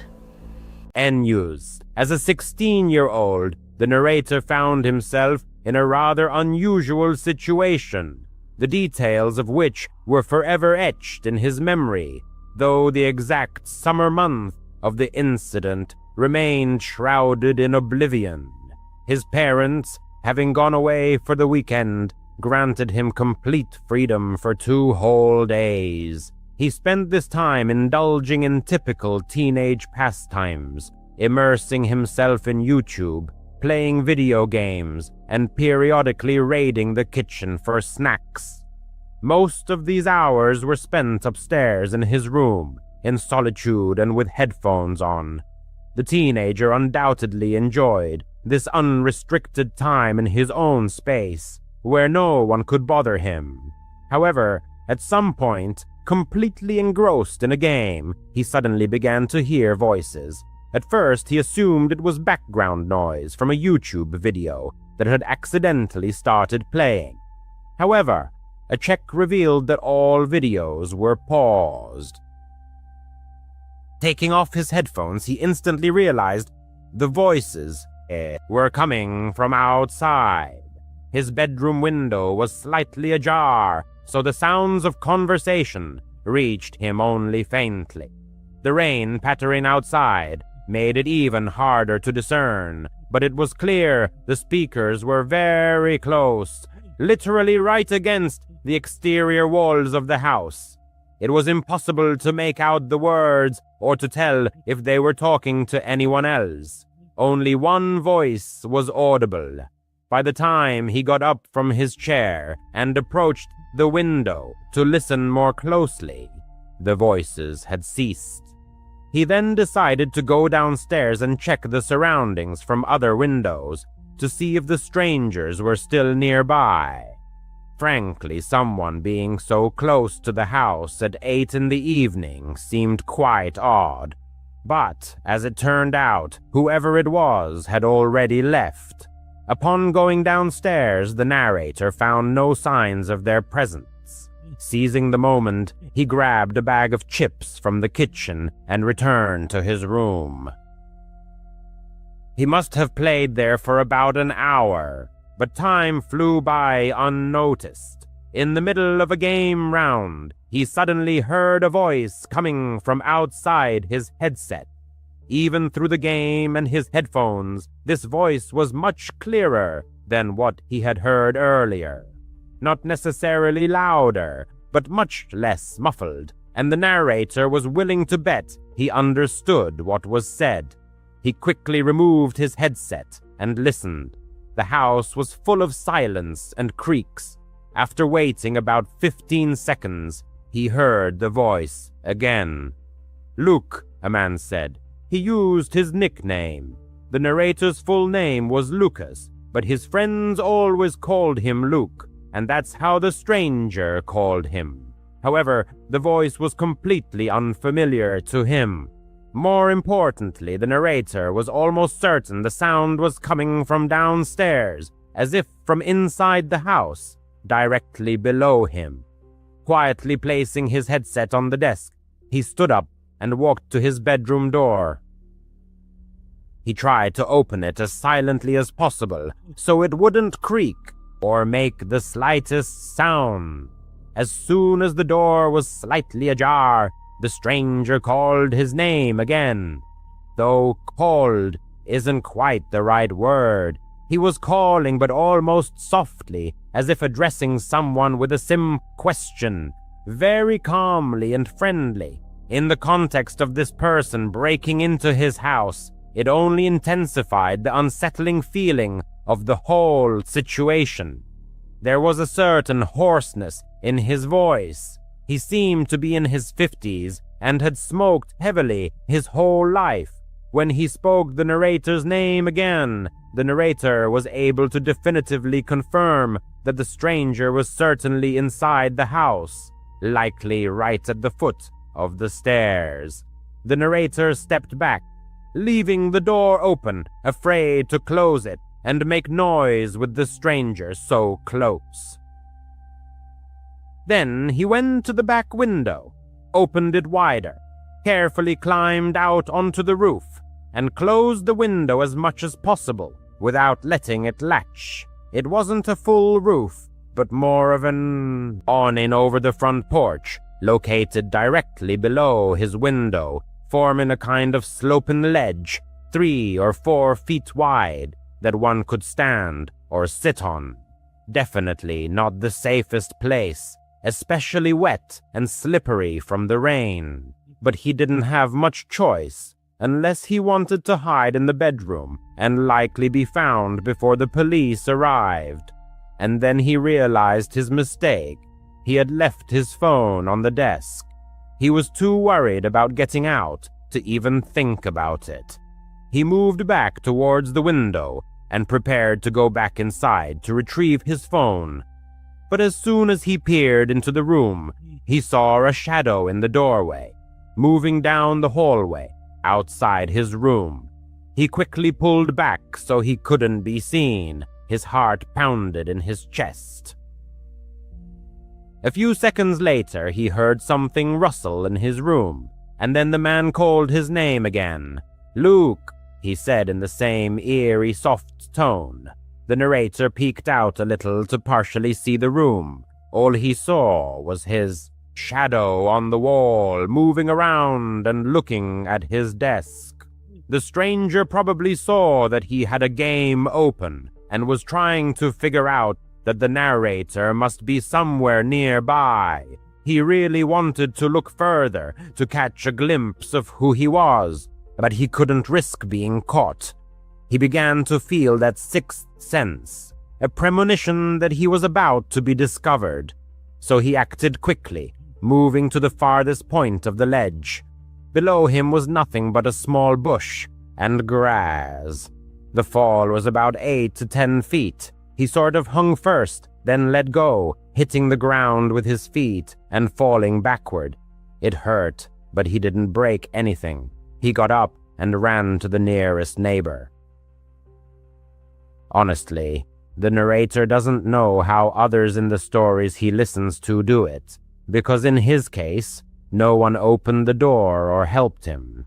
He means it was the middle of the night, and they probably thought he was some crazy person trying to get them to open the door and let him in. However, it still worked because one of the houses called the police on him for knocking on their door, after which he was able to explain his situation to the officer. Eventually, he managed to explain his difficult situation to the officer. He couldn't precisely determine how long he had been at that spot.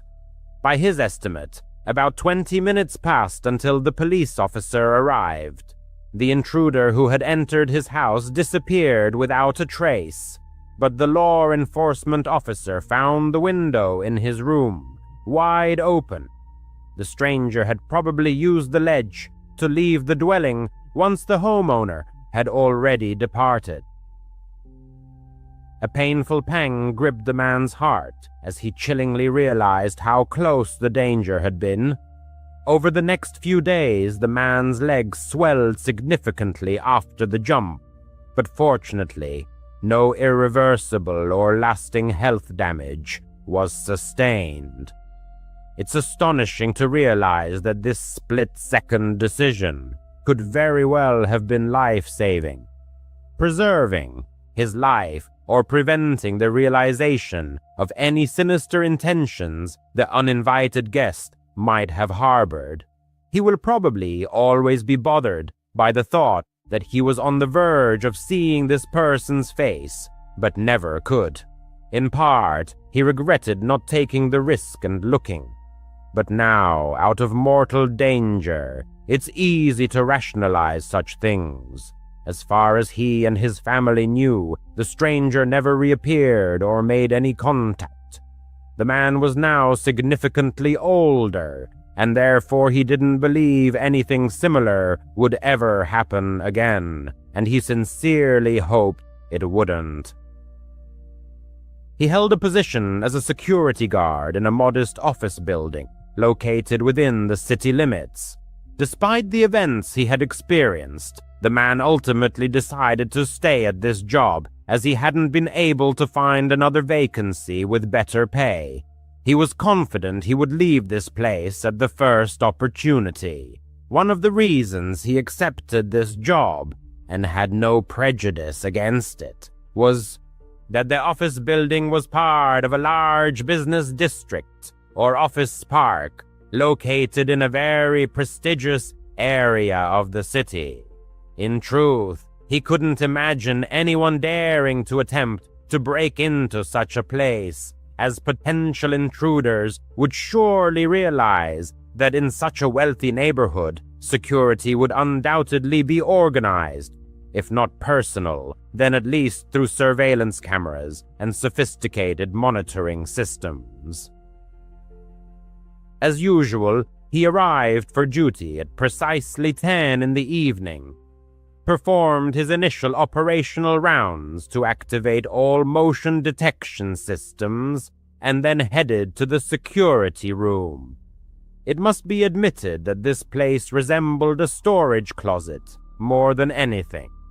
Windowless and without any amenities, which made it extremely unappealing. If he had the opportunity, he would leave this confined space much more frequently. According to instructions, he was required to get up and make rounds every hour, including patrolling the building's perimeter, but he performed his actions more often as continuous monitoring of camera monitors, security systems, and other equipment was extremely tiring. However, on that particular night, heavy rain was raging outside, making outdoor patrols impossible. Thus, he was forced to remain inside, pacing the building's corridors.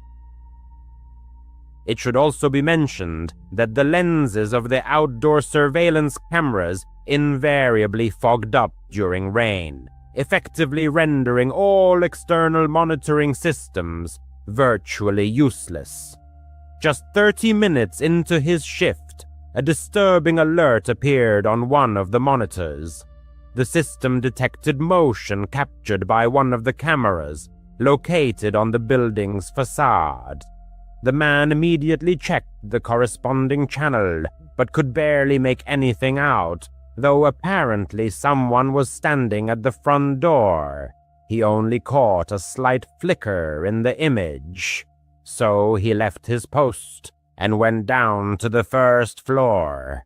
His intention was merely to go outside and find out what that person wanted, or to ascertain if anyone was even there.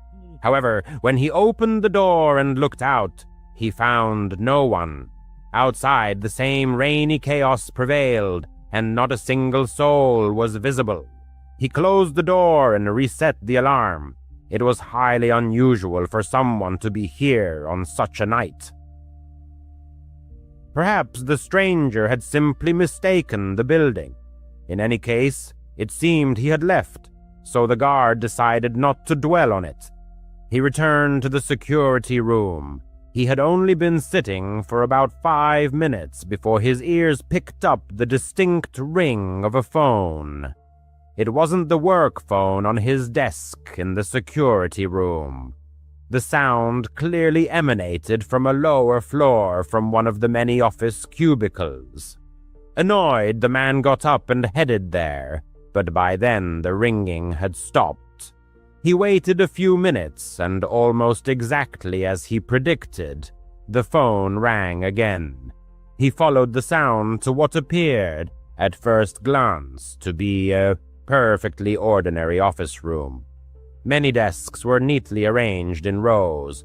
The main overhead lighting was off, but right in the center of the room, on one of the desks, a small indicator from a ringing phone flickered. The man approached the device. Its display showed "Unknown Caller." It seemed extremely strange to him that this particular, seemingly random phone on an office desk was ringing. Why did the call come here and not to the main phone at the reception desk, which was directly connected to the company? How could anyone even have information about the specific number of this office phone and its internal extension? He felt an unbearable urge to answer the call and find out who was on the other end. Ultimately, such an intriguing mystery was hard to ignore, but it wasn't his duty to answer arbitrary phone calls. It was highly probable that he could get into serious trouble if someone found out about his unauthorized actions, so he left the phone alone.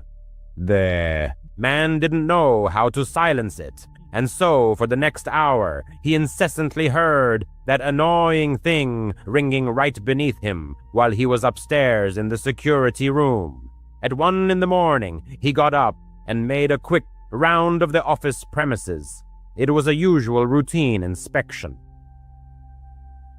The entire round took no more than 10 minutes, and he returned to his desk in the security room. However, he hadn't even sat down when his ear caught a dull, heavy thud that echoed throughout the building.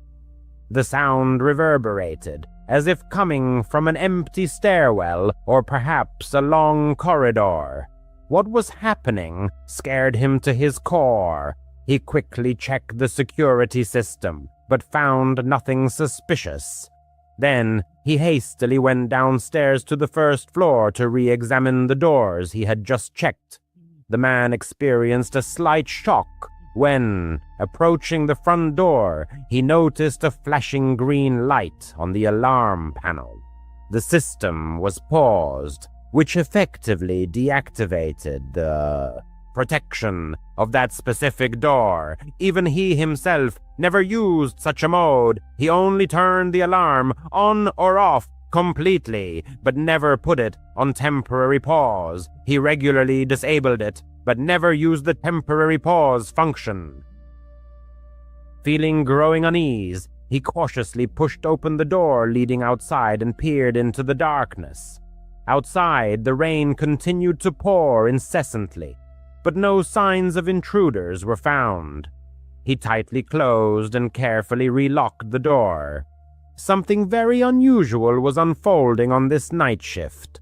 For the first time since he started this job, he felt a genuine sense of anxiety and discomfort. He simply couldn't understand what was happening. The victim hurried back up the stairs, hoping that a recheck of the security system might shed light on the situation and provide some answers. Upon reaching the 3rd floor, he suddenly froze right on the landing. It turned out that the door leading to the 3rd floor office corridor, from which their phone call had previously come, was ajar. He approached the opening with extreme caution, trying not to make the slightest sound, and peered down the corridor. Nothing seemed amiss. It was at this moment that the world around him suddenly plunged into darkness. His sight, hearing, and apparently his entire consciousness instantly shut down for a fleeting fraction of a second. Coming to his senses, he felt completely stunned and began to helplessly retreat, stumbling. Despite the brief loss of consciousness, he instantly realized he had received a powerful blow to the back of his head. As his body desperately fought to remain conscious, he tumbled down several steps in the stairwell, and at that moment, his gaze caught only a vague, blurred silhouette of a person frozen in the doorway. He immediately got to his feet and, staggering, climbed the remaining steps, while a continuous ringing filled his ears and his head throbbed painfully. Once outside the building, he hastily pulled out his work phone, clipped to his belt, and quickly dialed 911. He took cover behind his car, waiting for the services to arrive under the furious downpour. The victim was so dazed by what had happened that he couldn't accurately determine how long he had waited. The arriving law enforcement officers found no one else inside the building. He was taken to a medical facility where a fairly severe concussion was diagnosed and treated, but overall his condition was deemed satisfactory, although the incident could have been considered a routine break-in. Numerous details pointed to a much more, shall we say, professional nature of the occurrence. The perpetrators likely chose a rainy night for their actions, when camera lenses were most likely fogged, making identification difficult. Moreover, if we assume that they made that phone call, it means they knew the internal phone number of a specific office employee, information that is not publicly available. And perhaps the most compelling evidence, they possess deep knowledge of how this security system functioned and knew how to deactivate it to enter the building completely unnoticed. All these circumstances seem too significant to attribute the incident to a random burglar. The unknown assailant struck him with such force that the victim could not distinguish anything other than a blurry, indistinct silhouette of the attacker. Thus, he could not provide the police with any useful description of the perpetrator. Despite all assumptions, the victim realized that he would most likely never get comprehensive answers. Even months after the incident, he continues to work for the same company, but management has provided him with absolutely no information. Not a word was said about whether anything was stolen, if they knew the identity of the intruder, or even what the true purpose of his intrusion was. Absolutely no information. This circumstance seems extremely suspicious. The victim is actively looking for a new job, but until then, he intends to be much more attentive to all unusual phenomena occurring within the walls of this office.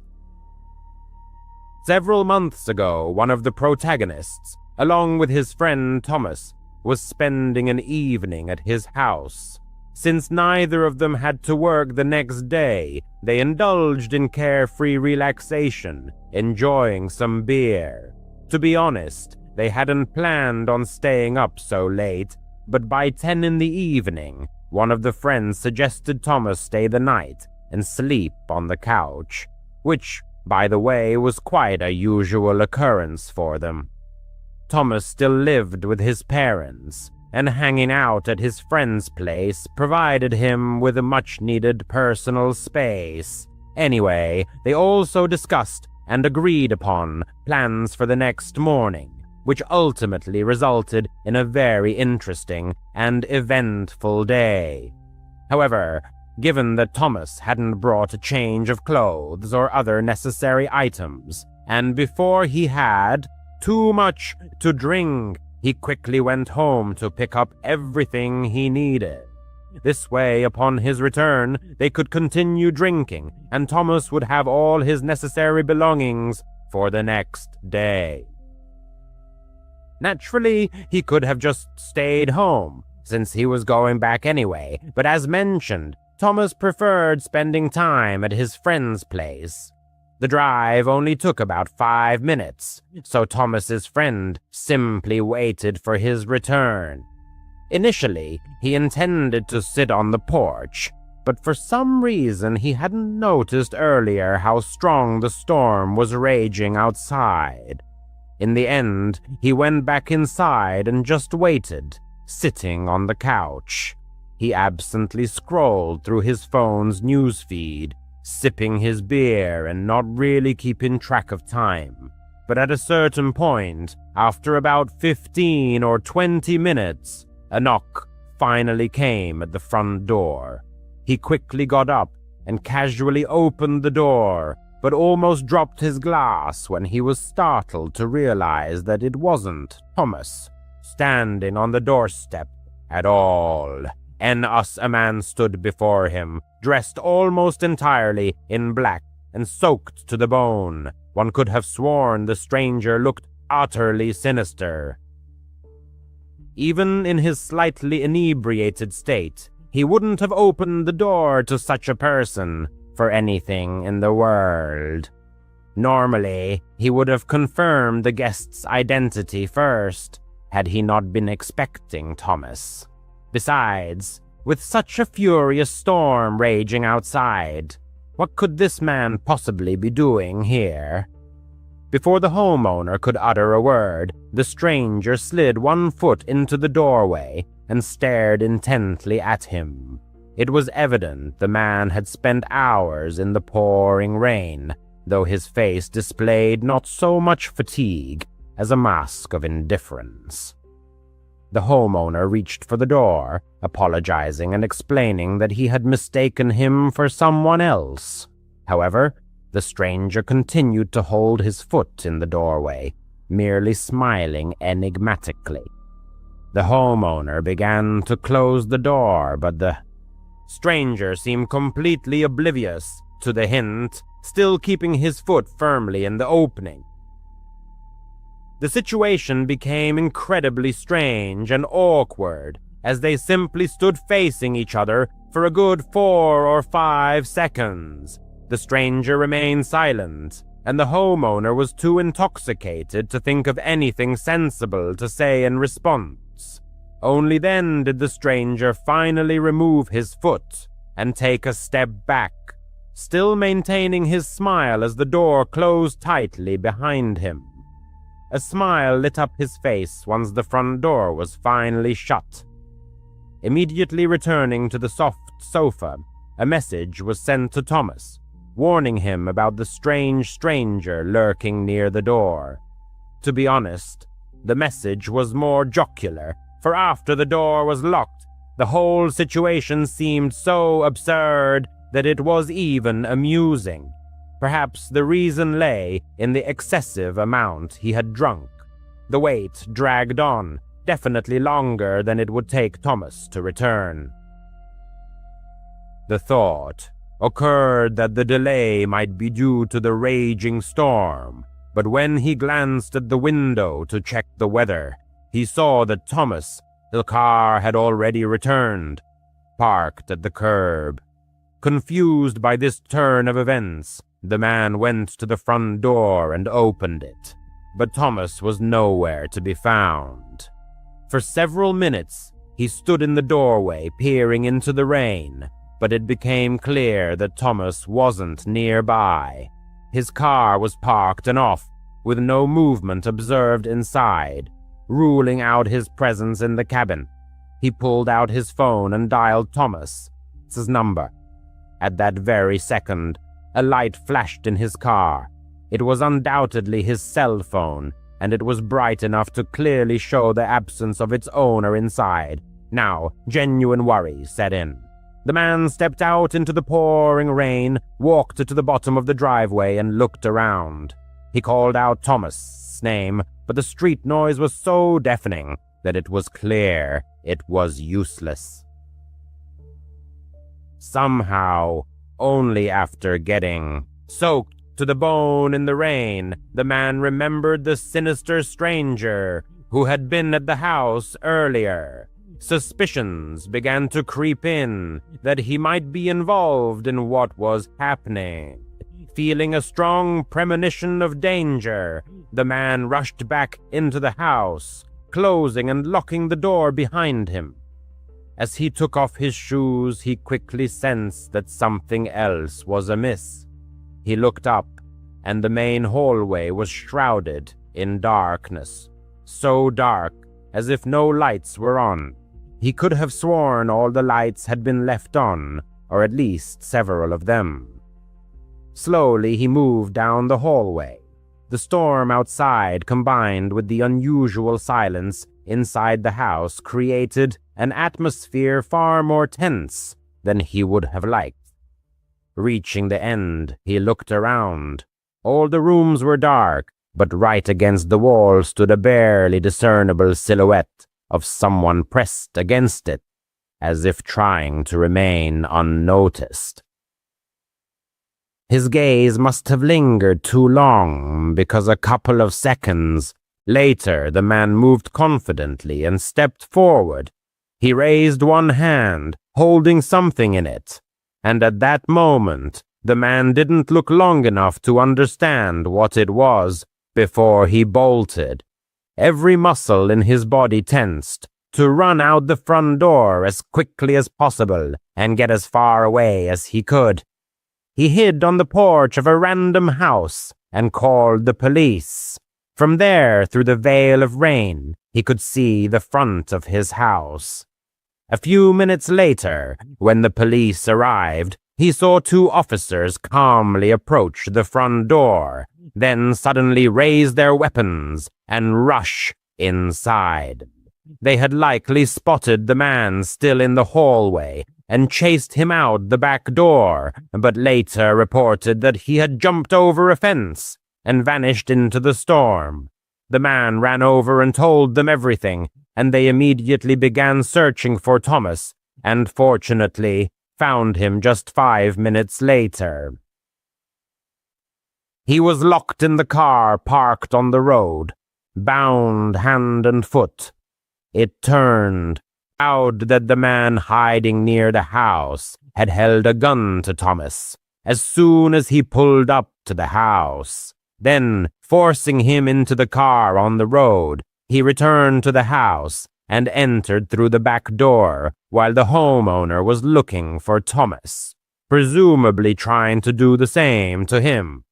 This meant that when the homeowner saw him raise his hand, he was holding a gun pointed directly at him. If it hadn't been too dark, and if he had seen what it was, he probably wouldn't have even risked running away, which would have left both him and Thomas at the mercy of this madman. In any case, the car the guy used had been stolen earlier that night, so it was a dead end, and the guy completely disappeared into the storm. No trace. No one had the slightest idea what he was planning or why he did all this. In late 2021, for several months, the narrator settled into their grandparents' old home. these revered individuals had passed away and the family hadn't yet decided whether to sell the property. Until then, the house had been used as a temporary vacation retreat, but between moves the narrator needed a place to stay, and the old house proved quite useful. They weren't particularly thrilled with the situation, as the house was quite dilapidated and worn. However, the absence of rent payments was an undeniable advantage and brought a certain satisfaction. The events in question occurred 2 months after they moved in. One day, returning from work around 6:00 p.m., they parked their car in the driveway and headed to the mailbox to collect the mail. At that moment, one of the neighbors approached them. She was an elderly lady with whom they had spoken several times about their deceased relatives, the current situation, and other everyday matters. During these few conversations, they had casually mentioned that they were temporarily living alone in the house. That's why she decided to speak with them. The neighbor recalled them saying a few days prior that they were living alone. However, earlier that day, while walking around the neighborhood, she had noticed some movement behind the windows inside the house. When she then noticed the absence of their car, it caused her concern, as she was sure they were at work. The narrator thanked her for the information, but honestly didn't fully grasp the seriousness of her words. The neighbor didn't seem entirely sure of what she had seen, and after all, it seemed absurd. Why would anyone break into their grandparents' old house? Continuing into the house, they quickly looked around for signs of a break-in or any disturbed items, but found nothing suspicious. There weren't even any shoe prints on the floor. This was certainly a strange and unsettling start to the evening, but they hoped there was nothing to truly worry about. They cooked dinner and spent the rest of the evening watching television in the living room. It was Friday, and they had 2 days off ahead. They likely stayed up late, past 1 a.m. By then, they had almost forgotten everything the neighbor had told them. The evening seemed completely normal. However, as it was very late, they turned off the TV and headed upstairs. When they had returned home earlier, the sun was still illuminating most of the house, so they hadn't turned on most of the lights, which made the entire house very dark, now that it was deep into the night. The only lights they had turned on were in the bedroom when they changed out of their work clothes. They ascended the creaking wooden stairs to the second floor, then walked down the hallway and entered the bedroom. It was a very old room like the rest of the house, but it was divided into 2 sections. One area was dedicated to the bed itself, and then a small hallway with a wardrobe and one of those old-fashioned vanity tables built into the wall. On the other side of it was a large bathroom with a separate shower, a bathtub, and an excessive number of mirrors. To be honest, it was a bit unsettling for the narrator. Anyway, they used the bathroom, turning off the light there when they returned to the sleeping area, extinguishing the light there as well. However, immediately they realized something was wrong. The light was still on. They turned around, and a second later felt their hearts start to beat a little faster. In that hallway with the vanity and wardrobe, between the bed and the bathroom, the light was on. To explain why this was so unsettling, it was one of those single old-fashioned light bulbs attached to the ceiling, with a thin dangling string that you had to pull to turn it on or off. For this reason, they had never used that light. Not to mention it was almost impossible to accidentally turn it on or off, because it was only operated by tugging the string. They walked over to the hallway and stared at it. The faint bluish glow of the bulb barely penetrated the frosted glass. The bulb must have been decades old. They cautiously raised a hand and pulled the string. The force it took for it to click and turn off was deceptive. It certainly couldn't have just turned on by itself. The more they thought about it, the more nervous they became, especially when the neighbor's comment about seeing someone inside came back to mind. Looking back, they should have left right then and there for their own safety. But they supposed it was much easier than it seemed for people to convince themselves it was just some kind of fluke.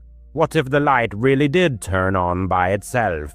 It was awfully old. Maybe it was malfunctioning. And again, the likelihood of someone breaking into this old place was so extraordinarily low that they truly felt they needed real proof to believe it, let alone call 911.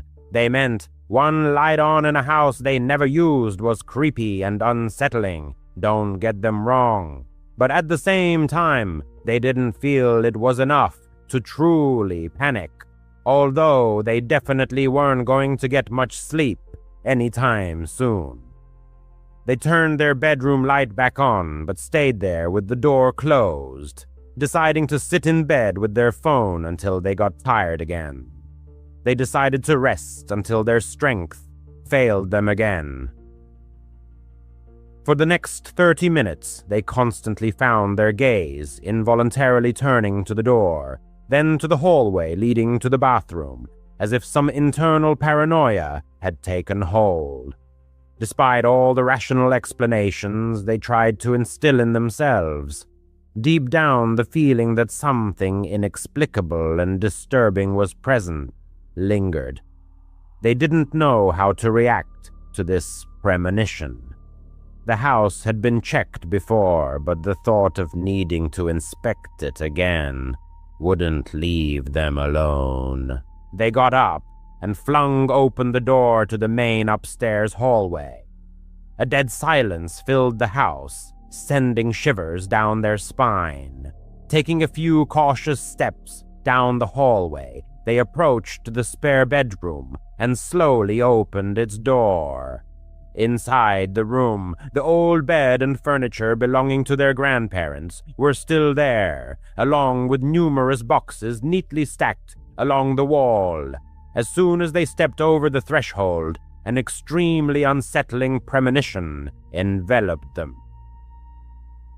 Although the goal was specifically to search the house, once inside, their bodies seemed to freeze. Their heart rate quickened, increasing with each second, as if an invisible alarm had gone off inside, urgently demanding an immediate exit from that place. And at that moment, they noticed something. A silhouette protruding from under the blanket on the bed. The longer they stared, the clearer it became that it was a human body.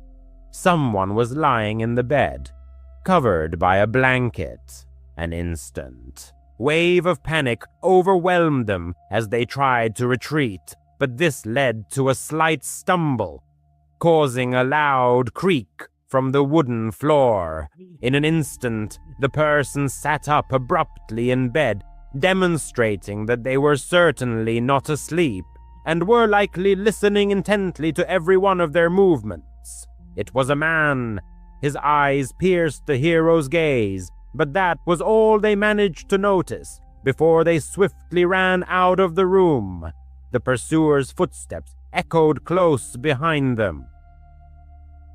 They didn't stop until they burst out of the house and ran down the road to the doorstep of the neighbor, the same one they had spoken to before.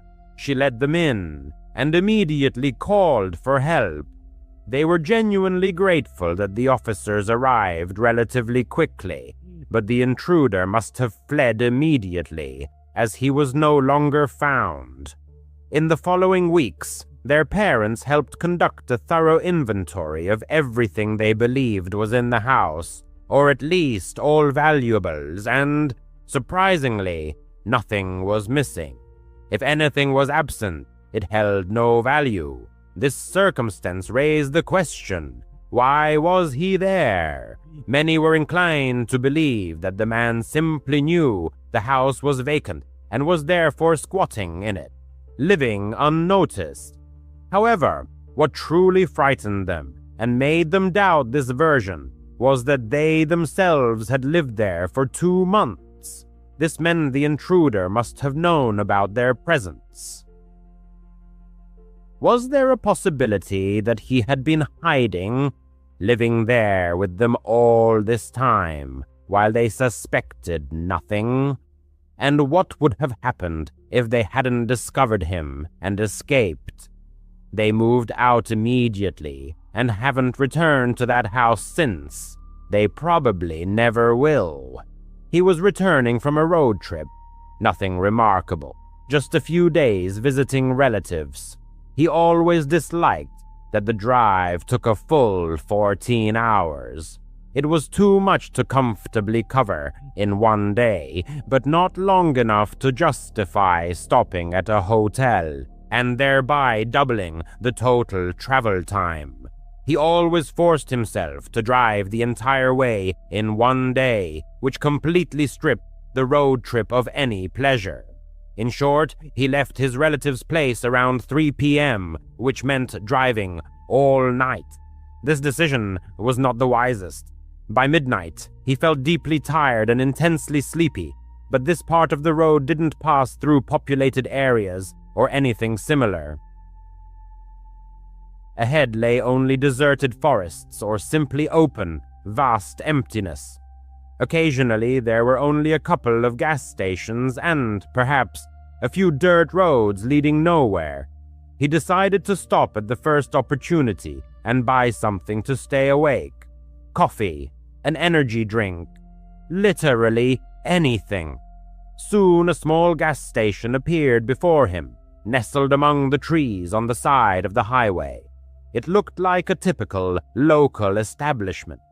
Perhaps a small town was hidden behind it, though, of course, it was completely obscured by the dense foliage of the trees. Even on the road leading past the gas station, there were no streetlights. As he pulled up, he noticed that this gas station looked somewhat strange. It didn't resemble modern facilities with a giant canopy sheltering the pumps. Here, there were only a few pumps standing in the open air, and not a single light was on near them. Even the building itself had no lights. All of this suggested that he would definitely have considered the place closed or even abandoned, had it not been for the 3 or 4 other cars parked in the lot.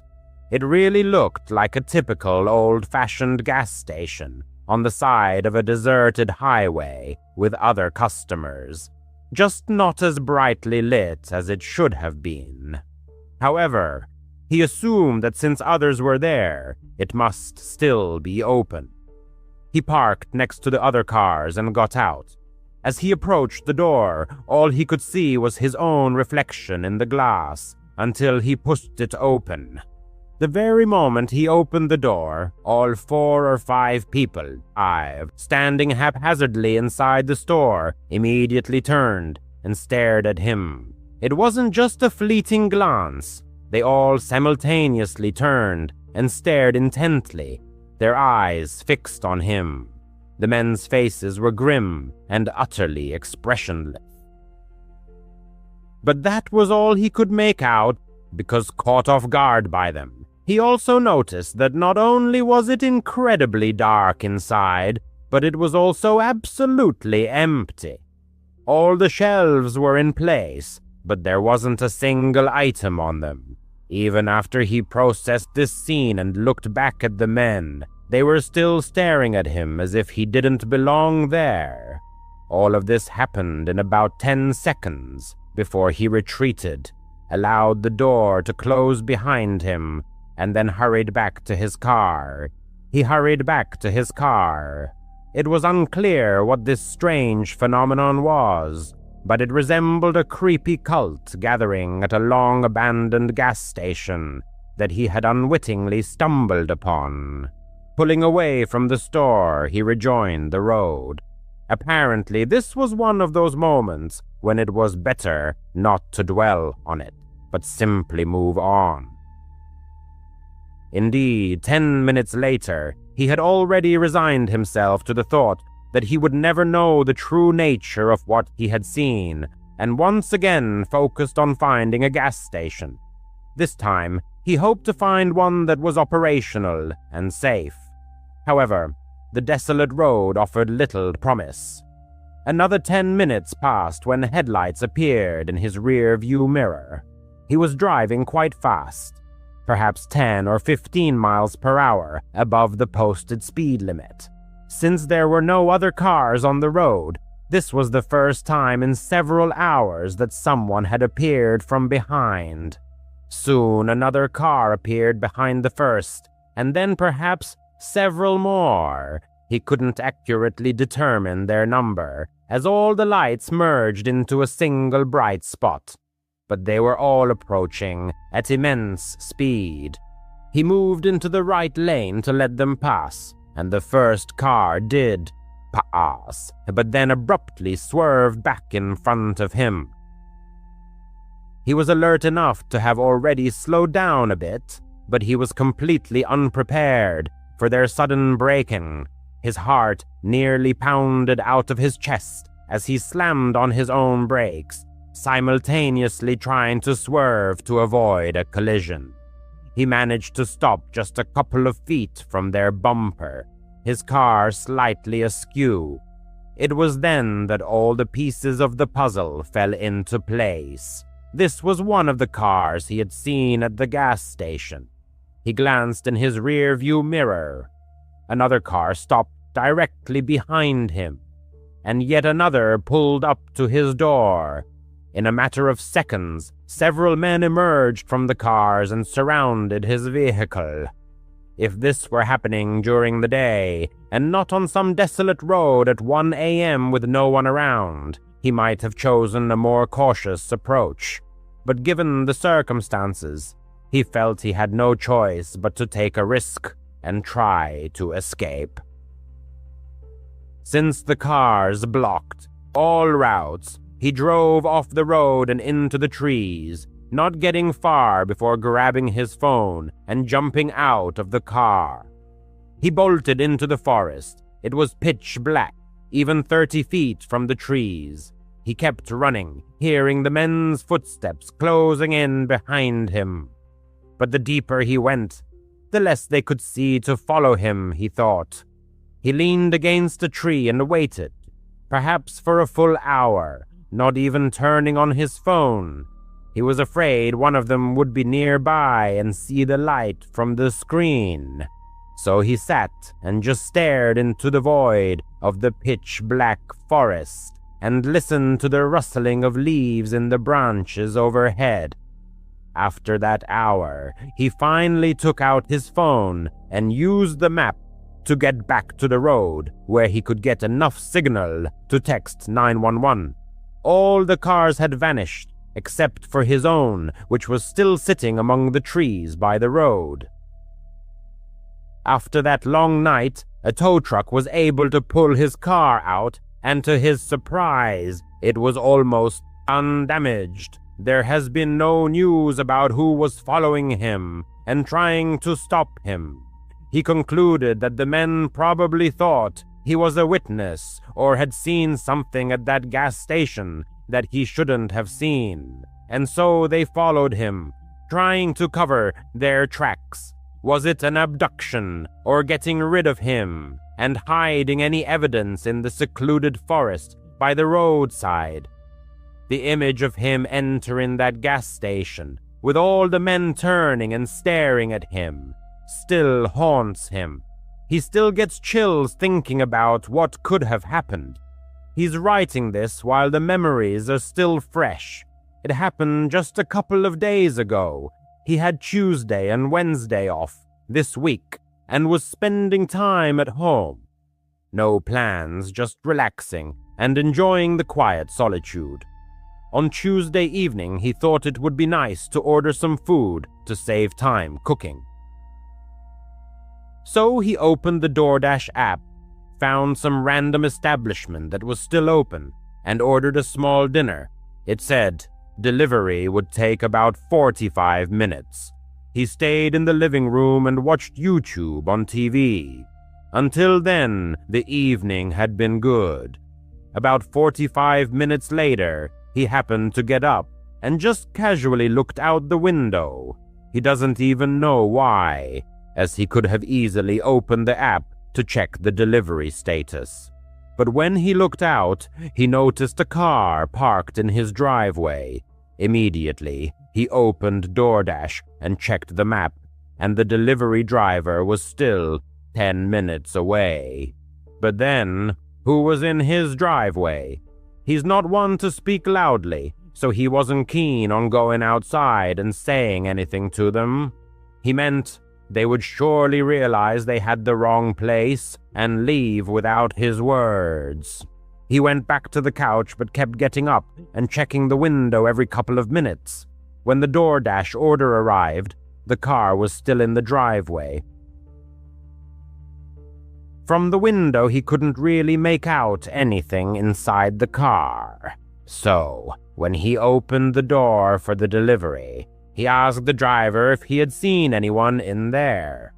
The driver replied, "Yeah, there was some guy in the driver's seat, but I didn't really look closely."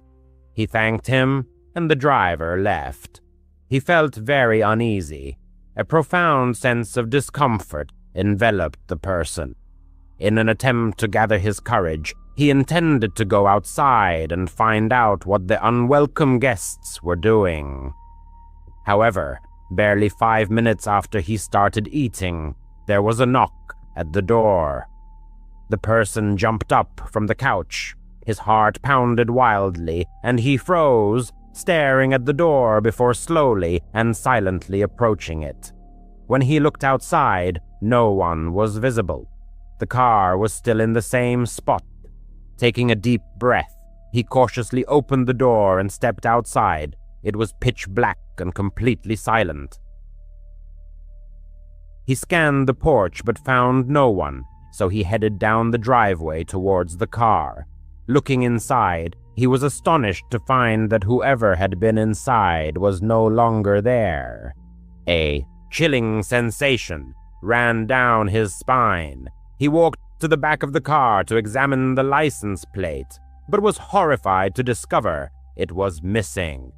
This discovery filled him with even greater fear, as it made him wonder, had this person, whoever they were, planned everything in advance? He stepped back from the car, intending to return to the house, as the feeling of extreme unease was growing, and he felt it was the right time to call the police. Upon entering and firmly closing the door behind him, he immediately sensed something very strange. The house was silent, but his intuition persistently signaled that something was wrong. He cautiously crept into the living room and stared at the sofa. His phone was not there. Every fiber of his being seemed to be pierced with fear. Before he could move, he heard the slow creak of a door, hinge opening. Then, quiet footsteps echoed down the hallway towards the front door, but they stopped just before the turn. They were waiting there, around the corner, right by the front door. The person simply couldn't run out. He froze for a few moments, then very cautiously and silently began to make his way to another part of the house.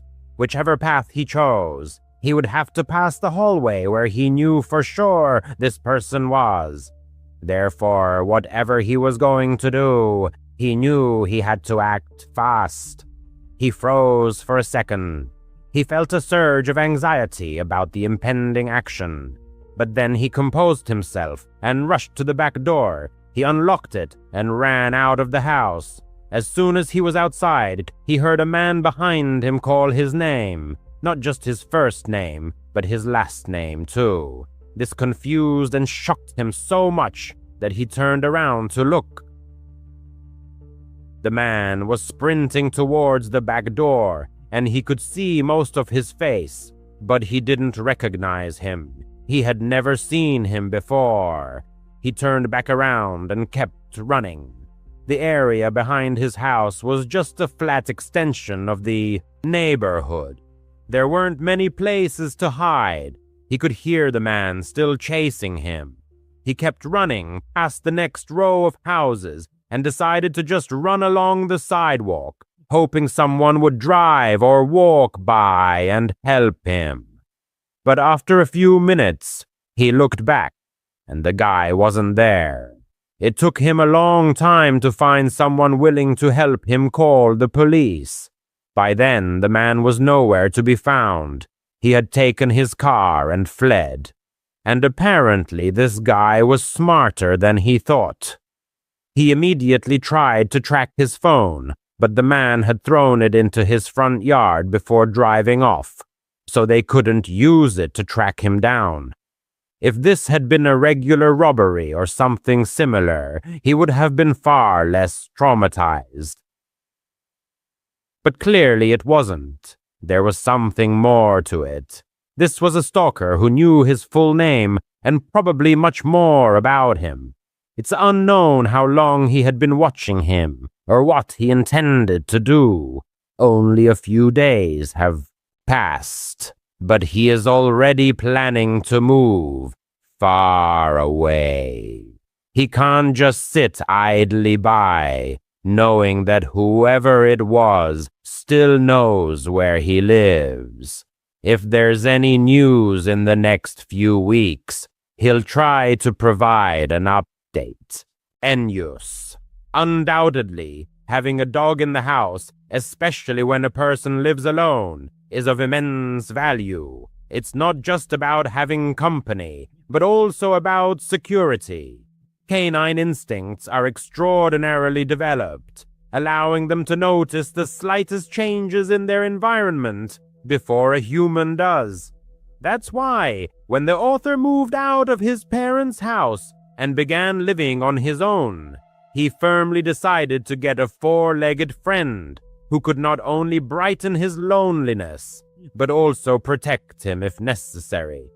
This loyal companion became Jenny, a German shepherd known for her boundless devotion, protective instinct, and amazing ability to sense danger. In moments when the silence in the house became oppressive and the space seemed too empty, Jenny's even breathing, or the sound of her claws gently tapping on the parquet floor, helped the author cope with feelings of loneliness. She was more than just a pet to him. She became a true member of the family.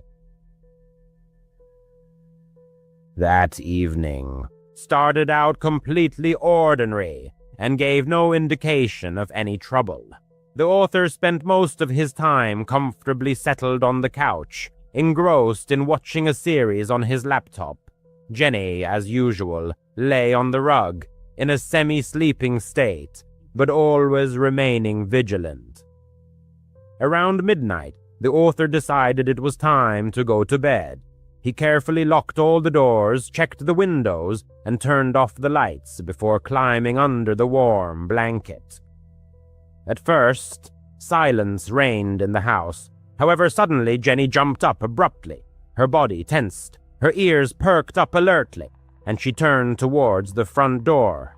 The author, alarmed, sat up in bed, trying to catch the slightest sound. A moment later, a muffled knock was heard. He froze, unsure if he had imagined it. Who could be knocking on the door so late at night? Jenny barked sharply and deeply, and immediately the knock was repeated, this time more insistent. The author cautiously slipped out of bed and headed into the hallway, From there, he could see the front door, but he couldn't make out who was standing behind it. Jenny was already there, pressed against the door with her whole body and barking furiously, which made the author's heart clench. Then he heard a male voice shout, "Delivery! I just need you to come out so I can take a picture as proof." Every word seemed out of place and suspicious. Delivery services don't operate at this hour, the author thought. Besides, he hadn't ordered anything. Intuition told him to remain silent and not open the door. He hoped the stranger would realize he had the wrong address and leave. However, instead, the knocking turned into rough banging. Jenny growled with such ferocity that she seemed ready to tear the door to pieces.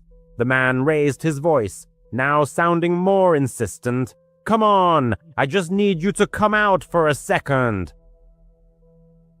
The author, gripped by fear, retreated into his bedroom, locked the door, and grabbed his phone with trembling hands. He dialed 911. The operator answered immediately, asking what was happening. The author, trying not to raise his voice, whispered into the phone that someone was at his door, pretending to be a delivery person and trying to get him to come out. The dispatcher's calm voice advised him to stay on the line, not to leave the room, and not to make any noise. Police officers were already on their way, but as the author spoke, the situation began to deteriorate rapidly. The banging became stronger and stronger, and the door began to shake in its hinges. Jenny barked furiously, throwing herself at the door as if sensing imminent danger. And then there was a sharp crack of breaking wood, echoing throughout the house. The author's insides went cold. The stranger was trying to break down the door. Jenny lunged forward as soon as the door gave way. The sounds that followed merged into a chaotic nightmare, the dog's ferocious growling, the man's gasps, the crash of falling furniture. The author pressed himself against the wall, not letting go of the phone and whispering every detail of what was happening to the dispatcher. "He's inside! My dog is attacking him! Please hurry!" Suddenly, there was a metallic clang, and something fell to the floor. In the chaos, the author didn't immediately realize that it was more than just an object. It was a knife. The author's heart seemed to stop beating. The next sound caused him unbearable pain. Jenny yelped pitifully. The author's heart clenched with pain and fear. He wanted to rush to her aid, but the dispatcher begged him to stay in the room. Tears burned his eyes as he helplessly listened to his loyal dog desperately fight for his safety. The man cursed, fending off Jenny, and the house shook with every movement they made. The author couldn't tell who was gaining the upper hand in this fight. He continued to whisper into the phone, praying that the police would arrive in time, and then finally the sound of police sirens pierced the night silence. Red and blue lights flashed through the windows, painting the walls of the author's room. Loud shouts filled the house, authoritative and confident. "Police! Drop the weapon! Hands up!" The struggle moved elsewhere. Heavy footsteps echoed inside the house. The author heard the man shout, then a dull thud as he was tackled to the ground. The clanging of handcuffs marked the end of the fight. "Police! You're safe!" a voice called out, followed by a knock on the author's bedroom door. He slowly opened the door, feeling his legs trembling. Two police officers stood in the doorway, shining flashlights on him. Behind them, another officer held a handcuffed man, pinning him to the floor. Jenny stood nearby, panting heavily, her fur matted with sweat and splattered with blood.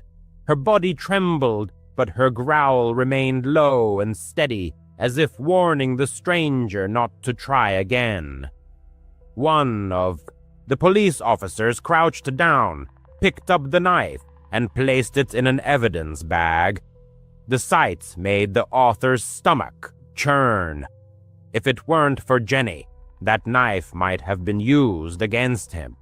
He rushed to his loyal protector, kneeling down next to her. She pressed against him, her breathing heavy but steady. The police officers assured the author that Jenny had cuts, but nothing fatal. A wave of relief washed over him, with such force that he nearly lost consciousness. The man's life could have ended on that fateful night. The police officers who arrived at the scene told him something that still makes him shudder. They had thoroughly checked the intruder's details, but found no identification, driver's license, or any record of his existence. It was as if the man simply didn't exist. The police took him away, leaving the man in his house with a broken door and the echo of the recent chaos still ringing in his ears. He sat on the couch, hugging his dog Jenny, too shaken to move, let alone fall asleep. Every creak in the house seemed to him like a harbinger of the intruder's return. The rest of the night dragged on agonizingly slowly. Jenny eventually dozed off in a restless sleep next to him, but he remained vigilant, his eyes fixed on the doorway, which was now just a gaping hole sealed with police tape. A lot of time has passed since then, but the memory of that incident remains as vivid as ever. The man still checks the locks 3 times before going to bed and never opens the door to strangers, regardless of their claims. And every time Jenny barks, even into the void, he pays attention because, on that fateful night, the stranger tried to trick him into leaving the house. If it hadn't been for his dog's vigilance and the prompt arrival of the police, he might not be alive to tell the story. Jenny saved his life. About 3 months ago, he moved to a new house in a quiet suburb where everyone keeps to themselves. The lawns are neatly manicured. The cars are impeccably parked in the driveways, and you can exchange a polite nod with the neighbors when you pick up the mail. His closest neighbor to the right was a man who was probably in his 40s. The man had only seen him a few times, mostly when he was leaving for work early in the morning. The neighbor seemed quiet and a bit strange, but he figured he just valued his privacy, and he was okay with that. About 2 weeks ago, the man was in his living room late at night when he heard a faint but distinct sound. It was a female voice filled with panic, crying out for help. "Help! Somebody! Help me!" His heart pounded in his chest. The sound was coming directly from his neighbor's house. The cry was followed by a muffled thud, and then silence. He turned down the volume on the TV, straining his ears to catch anything else. For 10 minutes, nothing happened. He tried to convince himself that it was probably just a normal argument between spouses, and that it was none of his business. The man tried to put it out of his mind and go to sleep. However, the same thing happened 2 nights later, but this time the cry was louder and more desperate. "Oh God, help! Let me go! Help me!" The genuine terror in the woman's voice made his hair stand on end. The cry was followed by a strange sound, and then there was an eerie silence. This time he couldn't shake the feeling that something serious was happening. He began to watch the house next door more closely. Since he worked from home, he had a clear view of his neighbor's property throughout the day. He saw him leave for work every morning in his old sedan and return every evening. The neighbor was always alone. The man never saw a woman. No car other than his ever parked in the driveway, and no one ever came to visit. The cries continued every few nights, always late and always with the same horrifying desperation. His mind began to race. If there was a woman there, why had he never seen her? Was his neighbor holding her captive? The thought made him nauseous. Every time he heard her voice, he froze and his body tensed. The man felt like a coward for not doing anything. But what could he do? Call the police and report that he had heard an argument. They would probably tell him to mind his own business if he hadn't seen anything. After another week filled with anxiety and guilt, the man couldn't take it anymore. One Saturday morning he saw his neighbor outside watering his plants and decided he had to say something. He walked over to him, forcing a friendly smile. "Good morning," he said. "Just wanted to properly introduce myself. I'm Mark. I moved in here a while ago." The neighbor looked up, looking a bit startled. "Oh yeah, I'm David," he replied, not returning the smile. "Listen," Mark began, trying to sound casual. "This is a bit awkward, but I've heard screaming coming from your house a few times. I just wanted to make sure you and your wife were okay." David's face changed from neutral to puzzled, and then to annoyed. "My wife?" he asked sharply. "I'm not married. I've lived alone for years." Mark's blood ran cold. "Oh," he said, thinking furiously. "Sorry, I could have sworn I heard a woman's voice." "You must be mistaken," David replied dryly, turning back to his plants. "There's no woman here." Mark was sure David was lying. The terror in the woman's voice had been real. David was hiding someone. He had had enough. Mark went back into the house, his hands shaking, and called 911.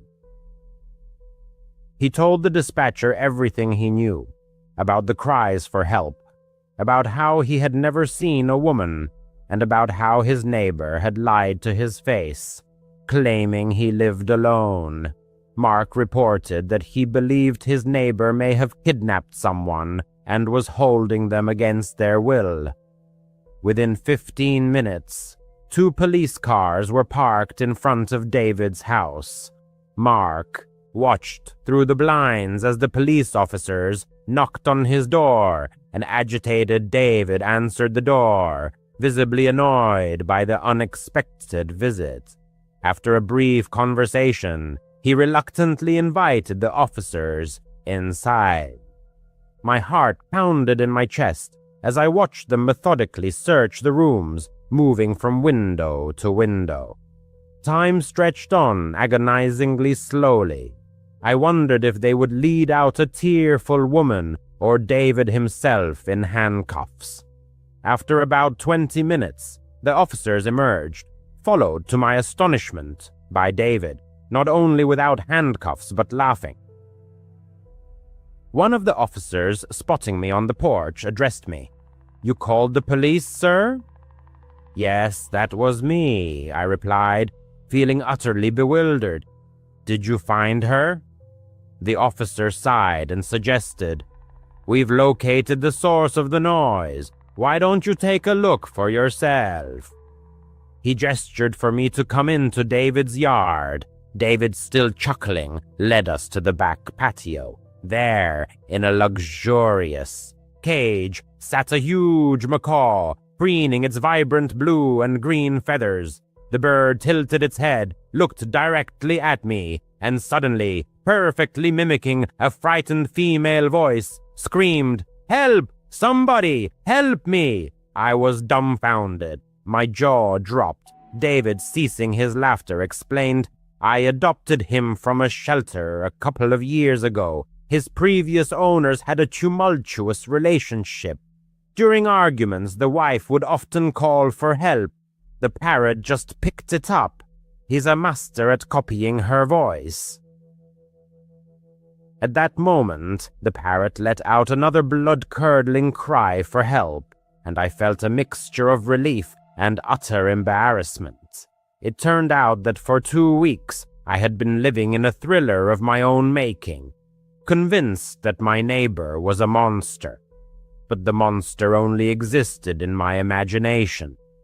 The police officers, maintaining their professionalism, assured me that I had done the right thing by calling the police, and then departed. I apologized profusely to David, who merely waved it off. But even knowing it's just a bird, I still sometimes hear those cries. My heart can't help but clench, and I can't shake the thought of the real woman whose words are now eternally repeated by a parrot in a quiet suburban yard. When I turned 12, my family finally got our first dog. Max, a golden retriever mix, was adopted from a local shelter. He was about a year old, very friendly, and quickly won the hearts of all the family members. My room was on the second floor, and it was my personal space, small but cozy, with a window overlooking the yard.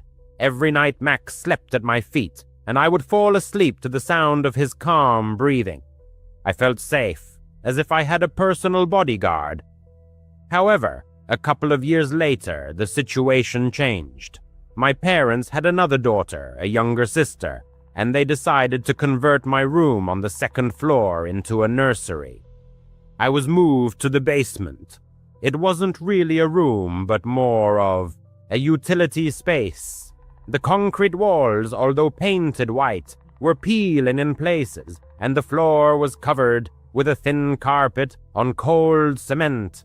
A small window near the ceiling let in meager daylight, so it was always dim, even during the day. The creaky staircase made a loud noise with every step, and the air was always filled with the smell of dampness, like old newspapers or wet earth. My parents tried to cheer me up, saying that posters and a lamp would help make the room cozier. I certainly wasn't thrilled, but at 14, arguing was pointless. The first night in the basement, I called Max to sleep with me, as usual. He followed me to the top step of the stairs, but when I started to descend, he stopped. His ears perked up, and he stared into the darkness below. I gently pulled him by the collar. "Come on, buddy, time for bed." But he backed away, whimpering softly. Maybe he was afraid of the stairs, I thought. They were steep and narrow, so I picked him up and carried him down. As soon as I put him on the floor in the room, he ran to the door and started scratching it, whimpering louder than ever. It wasn't a playful whimper, but a cry of desperation, as if he was terrified. I tried to pet him, give him a treat, but nothing helped. He paced by the door, his eyes wide with fear, until I finally gave up and let him out. He immediately ran upstairs and fell asleep on the couch. This story repeated every night.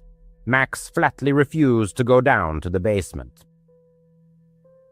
If I tried to force him, he would whimper and cry at the door until I gave up. My parents thought it was strange, but didn't think much of it. "Dogs have their quirks," my father said. "Maybe he just doesn't like the cold down there." But it started to bother me. Why was he acting like this? The basement was fine during the day, but at night it became very quiet. Too quiet. I would lie there listening to the house settle, the floorboards creaking upstairs, and sometimes, I don't know, I would hear faint scratching sounds from the walls, as if someone was quietly scraping their nails against the wood. I convinced myself it was mice or something like that. A couple of years later, the teenager got used to sleeping alone in the basement. At 16, the family decided to get another pet, as Max, their previous favorite, was getting older and losing his energy. That's how Buddy, a young Labrador radiating energy, came into their home. The teenager hoped that it would be different with the new friend, that he would keep him company downstairs, unlike Max. On the very first night, He took Buddy with him to the basement. At first, the dog behaved normally, sniffing around the space. But as soon as the door closed and the lights went out, he froze. The fur on his back stood up, and he stared at the far corner of the room, opposite the bed, where the walls converged in a shadow unreachable by the light of the lamp. Then came the bark, not a friendly one, but a deep, aggressive growl, interspersed with sharp yelps. His attention was riveted to the empty corner, as if something was present there. The teenager sitting on the bed felt his heart pounding in his chest. "Buddy, what's wrong?" he asked, but the dog didn't stop, continuing to stare into the void. His eyes were fixed on that spot, his ears pinned back, his teeth bared. Turning on the light, the young man saw only bare walls, a little dust on the carpet, and nothing more. No insects, no moving shadows. Buddy continued to bark for another 5 minutes until his owner opened the door and let him out. The dog shot up the stairs and never returned. The same story repeated with Buddy. He disliked the basement from day one. If they tried to force him to stay, he would whimper, scratch at the door, and bark at the same empty corner. It scared the teenager. What did the dog see that he didn't? Soon he began to notice other strange things. The temperature in the room would drop randomly. Reading in bed, he would suddenly feel the air become 10 degrees colder. Even in summer, goosebumps would run down his body. Sometimes the air felt heavy, as if someone was breathing with him. One night, he heard footsteps, not from above, but a soft shuffling on the carpet in his room. Half asleep, the teenager felt the footsteps approaching the bed. Sitting up abruptly, he turned on the light, but saw no one. The door was closed. There was no one in the room. His heart was pounding so hard that he couldn't fall asleep for a long time. Checking the window, he made sure it was locked and too high for anyone to climb in. From then on, he started leaving the nightlight on. Then things started to move. First, small things. A phone left on the nightstand would end up on the floor, on the other side of the room. The zipper on the backpack, which he had definitely zipped up, was unzipped. The young man tried to convince himself of forgetfulness, but deep down he knew it wasn't true. One day he found scratches on the inside of the closet door, thin lines as if from fingernails. There were only shelves and clothes in the closet. He couldn't have done it. Enna's the dog's reaction only made things worse. Even during the day when the teenager brought Buddy down to play, the dog would whine and pull toward the stairs. Max wouldn't even go near the top step anymore. Sometimes both dogs would start barking at the basement door upstairs, as if they could hear something that humans couldn't. The teenager started searching online for information about why dogs behaved this way. Some sites suggested they could sense mold or gas leaks that people didn't notice. He convinced his parents to check the basement. His father bought a carbon monoxide detector. Everything was fine. No visible mold or pests were found. But the strange occurrences continued. One night, the teenager heard whispering, faint murmurs, like a quiet voice with indecipherable words, were coming from that same empty corner. He froze under the covers, straining to listen. The whispering stopped as soon as he turned on the light. Sleep was out of the question. The scariest night happened about a month after Buddy arrived. The teenager was home alone. His parents had taken his sister to some family event. He tried to go to sleep early, but around midnight, The dogs upstairs started going crazy, barking, growling, and scratching at the basement door. When he went upstairs, he saw them staring down at the staircase, their fur standing on end. "What's wrong, guy?" he hissed. Just then, there was a loud thud from downstairs, like something heavy had fallen in his room. Grabbing a flashlight, the teenager went downstairs. The dogs refused to follow him. At first glance, the room looked fine. The door was closed, the bed was made, but the closet door was slightly ajar. He distinctly remembered closing it before. His heart was pounding. Pushing the door open, he saw a shoe on the floor, not his. An old, dirty, child-sized sneaker, covered in dust. Where had it come from? Picking it up, the teenager found a folded piece of paper inside. It was a drawing done in pencil, a crude picture of a house and a family, but one figure was furiously crossed out with a black marker. Terrified, he ran upstairs and locked the basement door. The dogs calmed down as soon as he came up. When his parents got home, they saw the shoe and the drawing. They were baffled. They guessed it was stuff left behind by the previous owners, hidden in the walls. The house was old, built in the 70s. His father inspected the closet and found an unattached panel in the back wall. Behind it was a small space, empty except for insulation and cobwebs. "Probably just some old junk that fell down there," he said. But why was it happening now? And why did the dogs hate the place so much? The panel was fixed, and the shoe was thrown away. Things quieted down after that. There were no more thuds or whispers, but the dogs still refused to go into the basement. The teenager left for college last year, and honestly, doesn't miss that basement room at all. NUS last spring, a young woman, 17 at the time, got a job as an evening babysitter for the Davids, whose house was just 5 blocks from her own in the quiet town of Chandler, Arizona. Eagerly saving money for upcoming college expenses, she couldn't resist the prospect of earning an extra $20 an hour. Besides, the Davids' neighborhood seemed the epitome of safety. Neat, single-story homes, well-manicured lawns, and evenly spaced lampposts every 30 yards.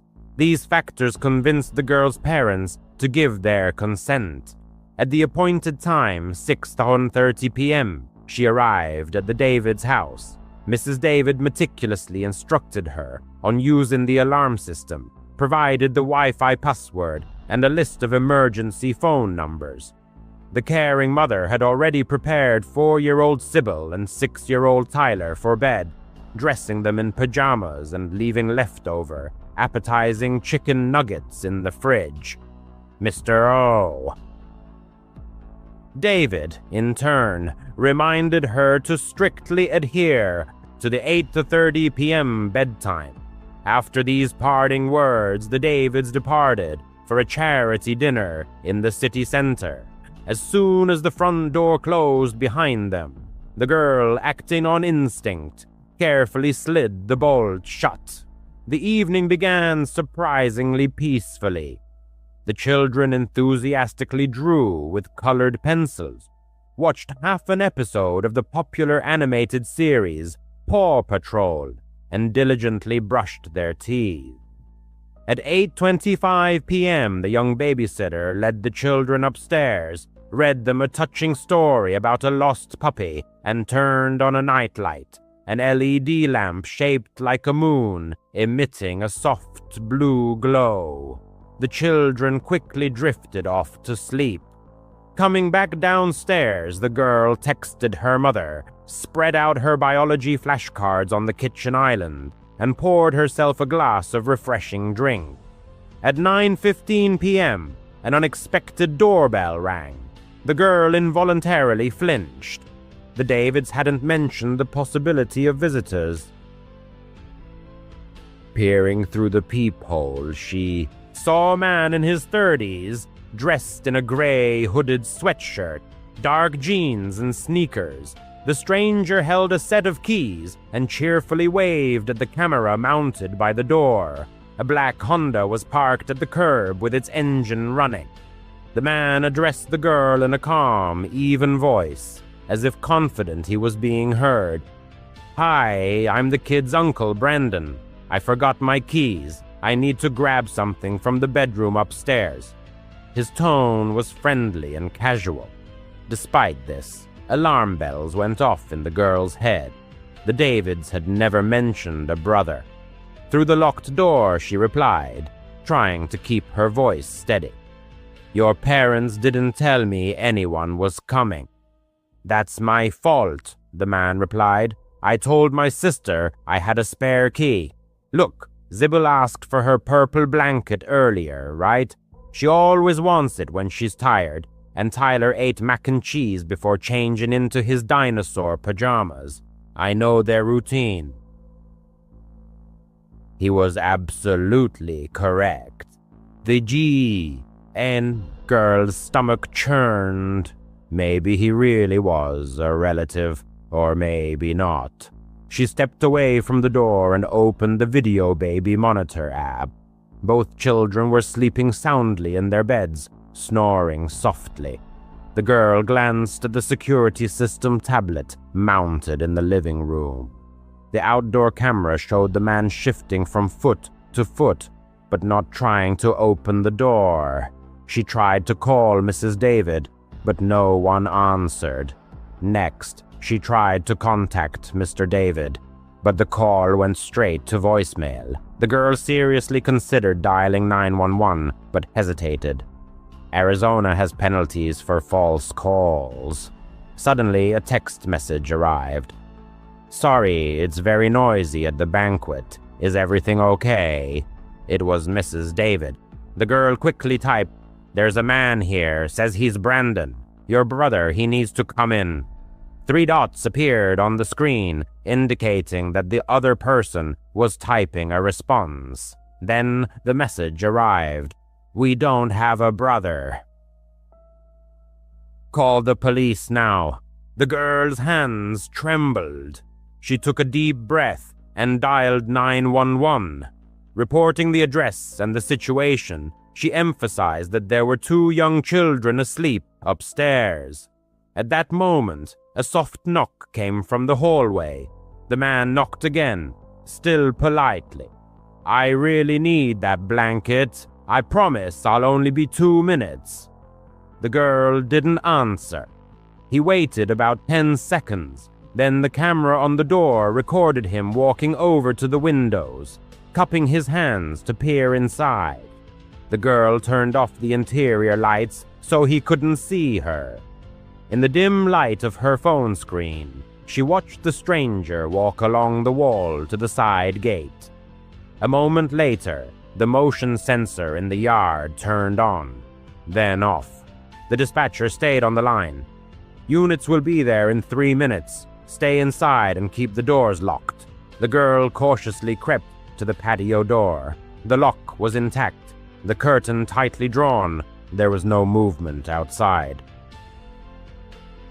An eerie silence fell over the house.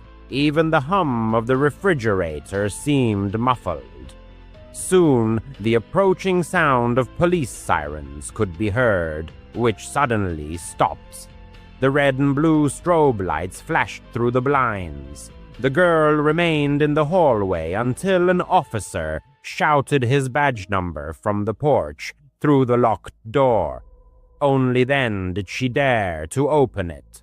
The police thoroughly searched the yard and the nearby streets. The Honda had vanished without a trace. Tire tracks led toward the main road. Questioning the neighbors yielded no results. The stranger had parked in a spot not covered by surveillance cameras. Inside the house, the children slept peacefully, unaware of what had happened. The officers took the girl's statement, praised her for her vigilance, and waited for Mr. and Mrs. David to return, their faces pale with fear. Mrs. David hugged the girl so tightly she could barely breathe. She repeated endlessly, "Thank you for protecting them." By 12:30 a.m., the patrol cars had left the scene. The parents insisted on driving the girl home. She agreed, although she kept looking over her shoulder the entire way. That night, she replayed every second of what had happened in her head. How did the stranger know about the dinner and the children's bedtime? Had he been watching the window beforehand? Had he overheard her conversation? Later, the Davids discovered a small gap between the window frame and the lock. Perhaps the intruder had pried it open before the girl arrived, listening from the yard. His disappearance before the police arrived indicated that he either had a scanner app or simply a well-developed intuition. With her heightened intuition, the author did not immediately return to her evening job after the incident. Only after a few weeks did she resume her duties, but with increased caution. Special films were installed on the windows to protect against prying eyes. Unreliable latches were replaced, and a baseball bat was always kept within reach. She stopped trusting calm voices and personal details, realizing that they could be just part of a carefully crafted strategy. Later, the detectives working on the case reported that similar men had been seen near schools, where they listened to snippets of conversations to use them to gain trust. It was suspected that the perpetrator had attempted to break into 3 homes within a month, posing as a relative. This information did not bring the author relief, but only confirmed that his polite approach was the result of training. The case remains unsolved, and the perpetrator has still not been found.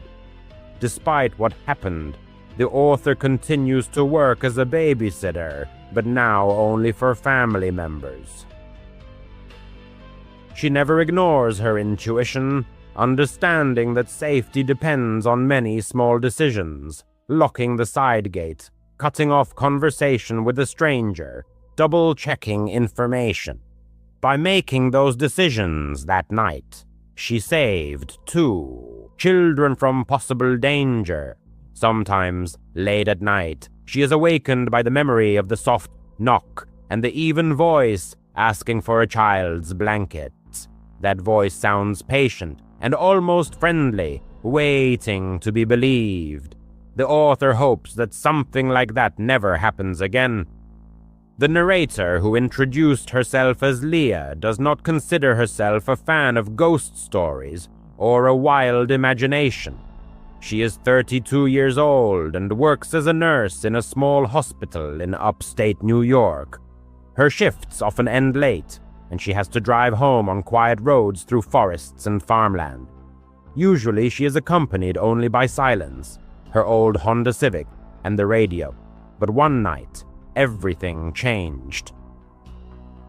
Around 11:30 p.m., after a 12-hour shift, Leah was driving down a main road lined with trees and occasional gas stations. Approaching a turn 5 miles from her house, she saw orange road signs and cones blocking the road. A large arrow pointed left onto a dirt road she had never driven on before. The sign read, "Detour, road work ahead." Leah sighed, dreaming only of a shower and bed, but she had no choice. So she turned onto the narrow, unlit road. The detour immediately felt ominous to her. The road was barely wide enough for 2 cars, and dense trees loomed on either side. The lack of streetlights and houses only heightened the sense of darkness and isolation. The car's headlights cut through the night, but didn't reach far. Leah turned off the radio to concentrate and gripped the steering wheel tightly. The road twisted and turned, but there was no sign of roadwork or equipment, only endless trees and the faint hum of the engine. After about 10 minutes, Leia began to feel uneasy. She hadn't seen another car, and the road seemed to go on forever. The GPS was glitching, constantly rerouting. "This isn't good," she muttered. Just then she noticed a truck in her rear-view mirror, moving slowly about 100 yards behind her with its headlights off. Fear gripped Leia. Who drives at night without lights? She tried to convince herself it was just a local resident taking the same detour. But the truck wasn't getting closer or farther away, maintaining the same speed. Leia sped up, hoping to increase the distance between them, but the truck followed suit. Her heart pounded. She tried to calm herself, telling herself she was overreacting and that the truck might have broken headlights or the driver was lost. But then she noticed the road signs had disappeared.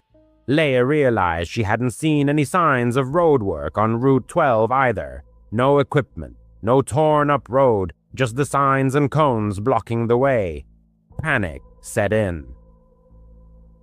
She grabbed her phone to call 911, but there was no signal. She was alone in the middle of nowhere. The truck was still behind her, a dark shadow in her rearview mirror. Leia pressed on the gas, the car rattling down the uneven road, but the truck kept pace. Now she could make out its shape. An old pickup truck, possibly black or dark blue, with no visible driver in the darkness. Leia started talking to herself, trying to stay calm. "Just find your way back to the main highway. You're okay." But the road continued to twist and turn, and she had no idea where she was. In the distance, she saw the faint headlights of another car. Leia felt a surge of relief, hoping it was a police officer or someone who could help. As the car drew closer, she slowed down and turned on her high beams, trying to get their attention. In the pitch black of the night, on a deserted road, a desperate plea for help echoed. A white SUV came into view, which, like me, slowed down and pulled over to the side of the road. Stopping my car, I left the engine running, only slightly opening the window to shout words full of anxiety. "I think someone is following me!" The driver, a middle-aged man with glasses perched on his nose, looked out the window of his car with concern. "Are you okay?" "Well," he asked with genuine worry in his voice. I pointed to the road behind me. "There's a truck back there driving without lights. It's been chasing me for miles." The man peered into the impenetrable darkness, his face contorted in surprise. "There's no truck there," he said. As if struck by lightning, I turned sharply to look in the rearview mirror. The road was completely empty. A chilling dread washed over me. It had been there just seconds ago. I had seen it. "Listen," the man said. "This road is kind of strange. I got detoured here too, but there's no construction on Route 12. You better follow me. I'll lead you back to the main road." Unable to argue, I simply nodded, still trembling from the experience. I followed his SUV, never taking my eyes off the rearview mirrors. But the truck was nowhere to be seen, only the impenetrable darkness. After about 10 minutes, we were back on Route 12. The road signs and cones had disappeared, as if they had never been there. Thanking the man who promised to report it to the police, I hurried home, locking all the doors behind me. After getting to my apartment, I couldn't close my eyes. The events of that night replayed in my head over and over. The signs, the truck, its sudden disappearance. The next day, I called the sheriff's office, where I was informed that no roadwork had been scheduled on Route 12 that night, and no reports of detours had been filed. Looking for answers, I turned to the internet, where I found several local forums where people recounted similar experiences. Fake detours, strange vehicles, roads leading nowhere. Some considered it a cruel joke, others hinted at something more sinister, such as thieves or something even worse. I don't know what I saw that night. Maybe it was someone's cruel prank, or maybe I was just too tired and imagined it all. But I can't shake the feeling that there's something wrong with that road, as if it was waiting for me. Now I drive home on a different route, even if it's longer. And every time I see a road sign, my heart skips a beat with fear. I don't think I'll ever feel safe driving alone at night again. The narrator hesitated for a long time to share her experience. It happened at a time when being open could be unsafe. However, she believed that silence did not benefit anyone, and she felt the need to warn others. She had often been on that trail, but something felt wrong that day. The woman suggested turning back, but her husband, who was either brave or perhaps just stubborn, insisted on continuing. Approaching a bend, she froze in horror. A few steps from the trail at the beginning of the bridge stood a tall figure. The beam of the flashlight illuminated its back, and the narrator's heart skipped a beat. The figure was striking in its size, standing at least 6-7 feet tall, and its massive build suggested a weight of 250 pounds. It wore a brown flannel shirt and dark pants, possibly blue or black. Chestnut hair stood on end, as if it had been deliberately styled, giving it an unnatural shape.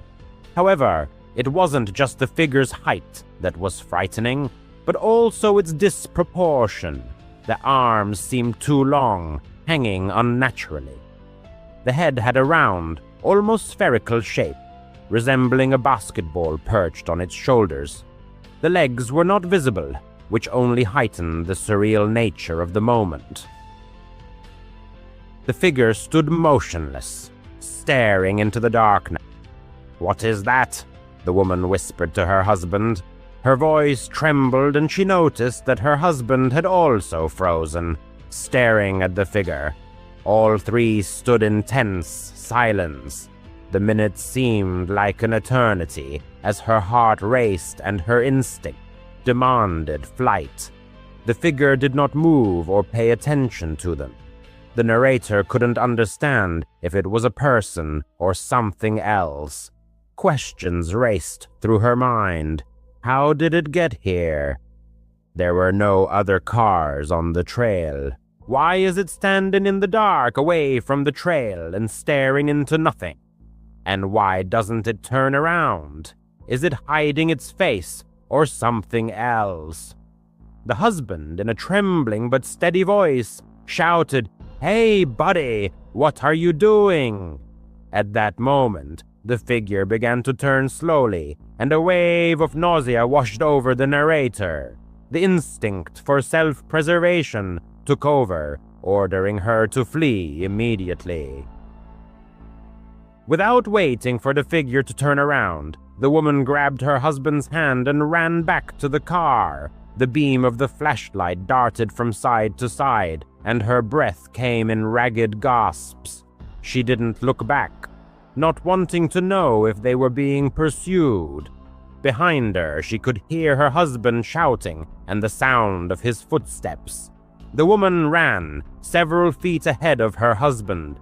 Reaching the car, they frantically searched for the keys, gasping and shaking. The parking lot remained empty.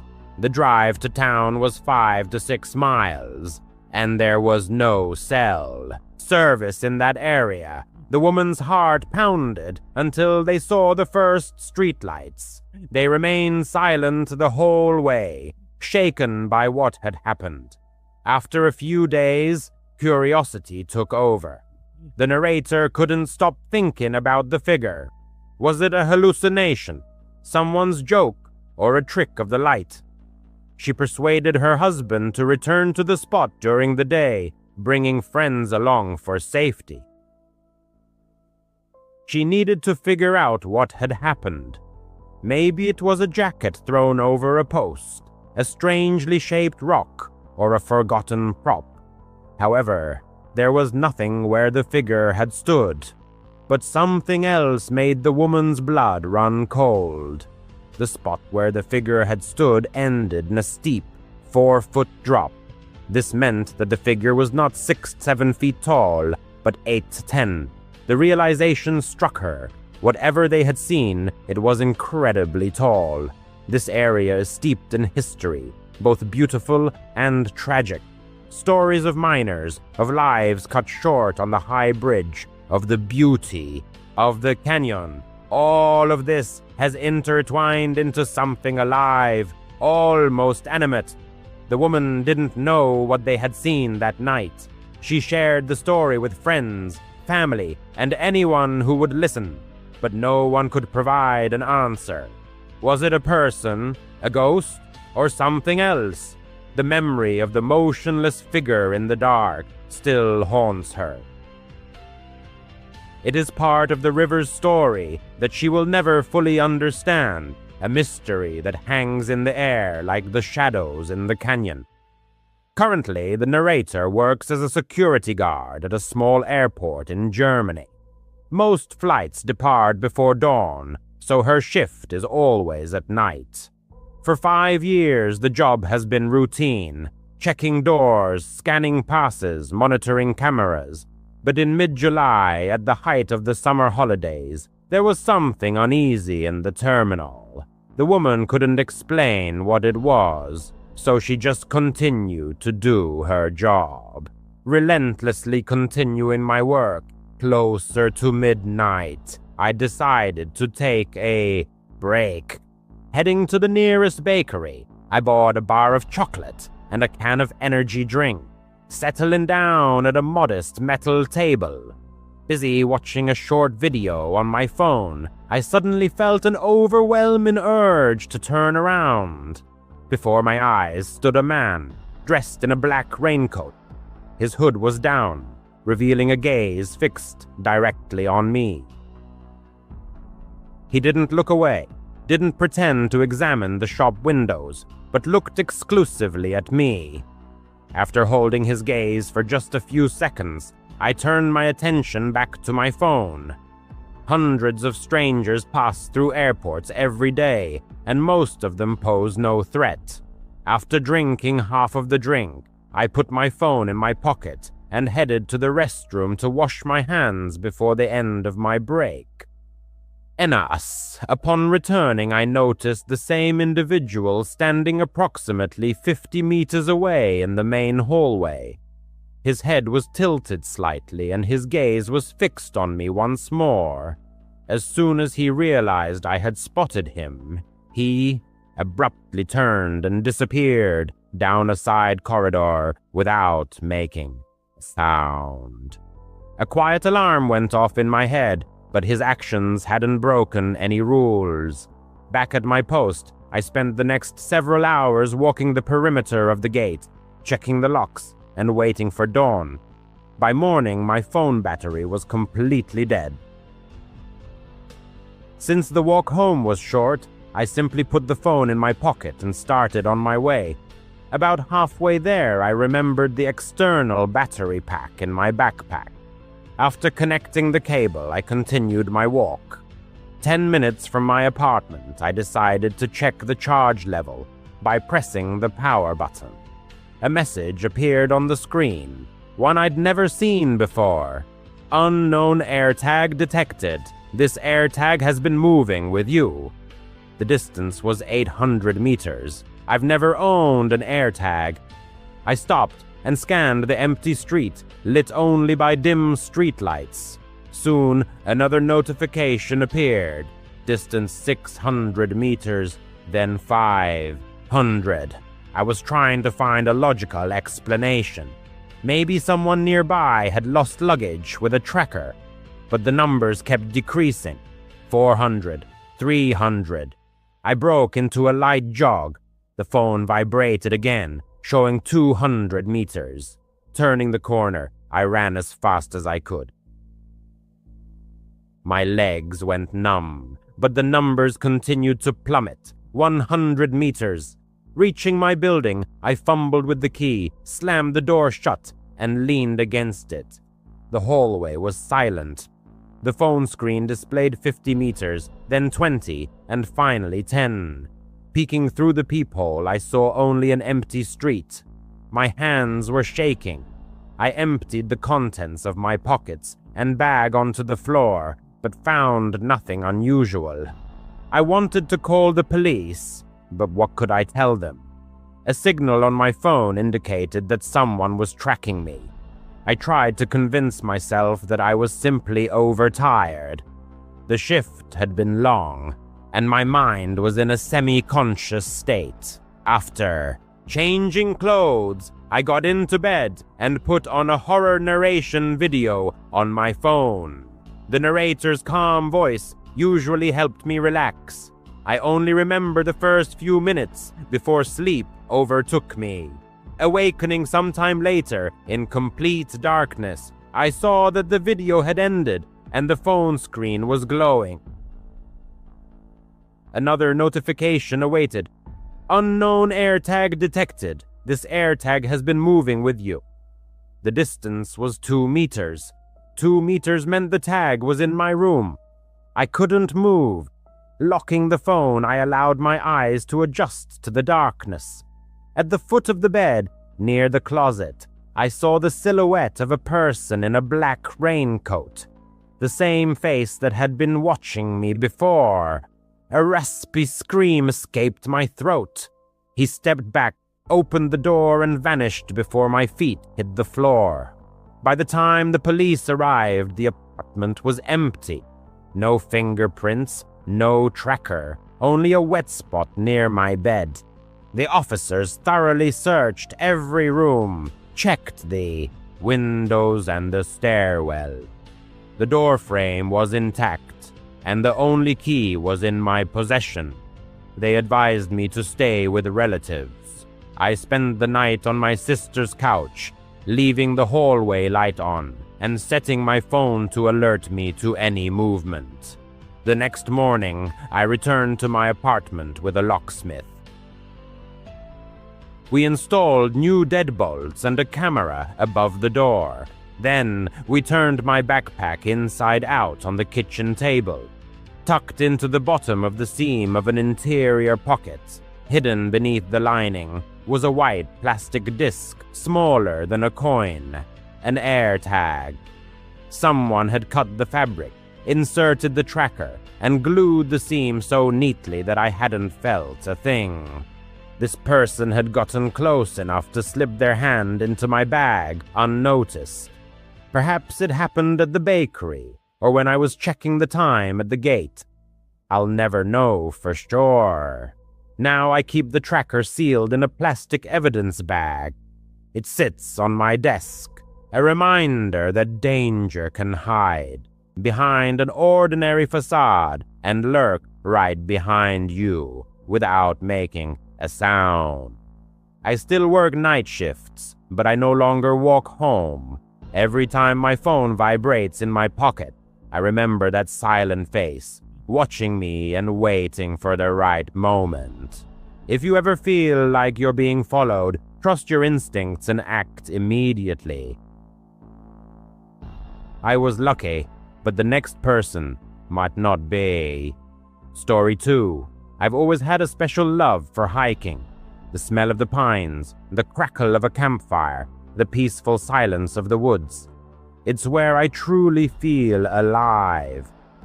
Last summer, my friends Jake, Matt, and Amber and I planned a weekend trip to Blackwood Forest, a dense pine forest about 2 hours from our town. It was a popular spot, but vast, with trails winding for miles and sections where the trees barely let in sunlight. We'd been there before and never felt uneasy, but this trip is one I'll never forget. Months have passed, but I still wake up in cold sweats thinking about Jake. Cold sweat breaks out on my skin as thoughts return again and again to Jake.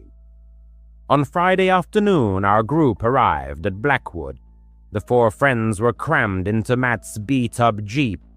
The daytime air was still warm, but a pleasant coolness filled the depths of the forest as we set up camp near a small stream. Our spot was off the beaten path, in a small clearing with a fire pit left by other campers. Jake, as always, was full of energy and optimism, cracking jokes and tossing a football while Amber set up the tent. He was always the life of the party, the guy who could make you laugh even in the tensest moments. Matt, quieter and more even-keeled, was already tending to the campfire, and I was unloading provisions from the cooler. Our modest menu, as usual, consisted of soft drinks and hot dogs. Night fell unexpectedly quickly. By 9 o'clock it was pitch black, so thick that you couldn't see your hand in front of your face without a flashlight. We sat around the campfire, roasting marshmallows and sharing funny stories. Suddenly, Jake started talking about an old legend he'd heard about Blackwood, about mysterious disappearances in the 80s of people who were never found. Amber just rolled her eyes, calling it a typical campfire story, and we all laughed along. But I couldn't help but notice that Jake kept glancing furtively toward the dark trees, as if expecting someone to emerge from the woods at any moment. Around 11 o'clock, Jake announced that he was going for a short walk, as he usually did. "Just gonna take a leak and check out the stream," he said, grabbing his flashlight. Amber told him not to go too far, to which he just waved her off, replying, "I'm not a kid. I know what I'm doing." That was Jake all over, confident, but without any malice. We didn't think much of it. The stream was only 100 meters from the camp, and we could hear its gentle murmur while sitting by the fire. 10 minutes passed, then 20. Amber started to get worried, checking the time on her phone every few minutes. "He's probably just messing with us," Matt suggested, but there was uncertainty in his voice. I grabbed my flashlight and shouted loudly, "Jake, cut the crap!" My voice echoed through the area swallowed by the dense trees. But in response, there was only silence. It was at that moment that I felt a knot of anxiety in my stomach. Blackwood was a big forest, sure, but not that big. He couldn't have gone that far. We decided to organize a search.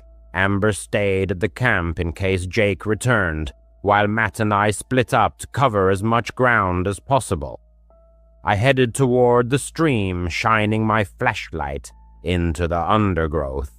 The light revealed tree roots and rocks, but no sign of Jake. I shouted his name every few steps, but my voice grew quieter and quieter, as if fading into the surrounding silence.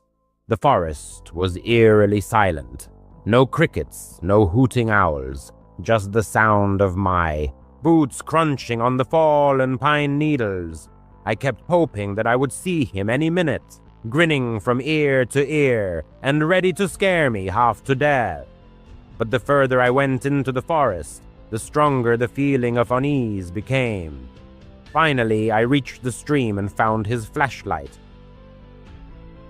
It was lying in the mud, still on, shining on a patch of ferns. My heart was pounding. Jake was a very careful person. He wouldn't just drop his flashlight like that. I picked it up and called Jake's name again, loudly. But in response, there was only silence. Shining the light around with a trembling hand, I noticed footprints in the ground. Jake's boot prints led to the water, and then they suddenly stopped, as if he had vanished halfway there. Overcome with panic, I called out to Matt in a shaky voice. He came running, and when he saw the flashlight, his face instantly turned pale. We searched for Jake for hours. Amber joined us, her voice hoarse from shouting. We walked along the stream, checked the forest trails, and even returned to the camp, hoping that maybe he had just gotten lost. By 2 a.m, we were completely exhausted, but we couldn't stop.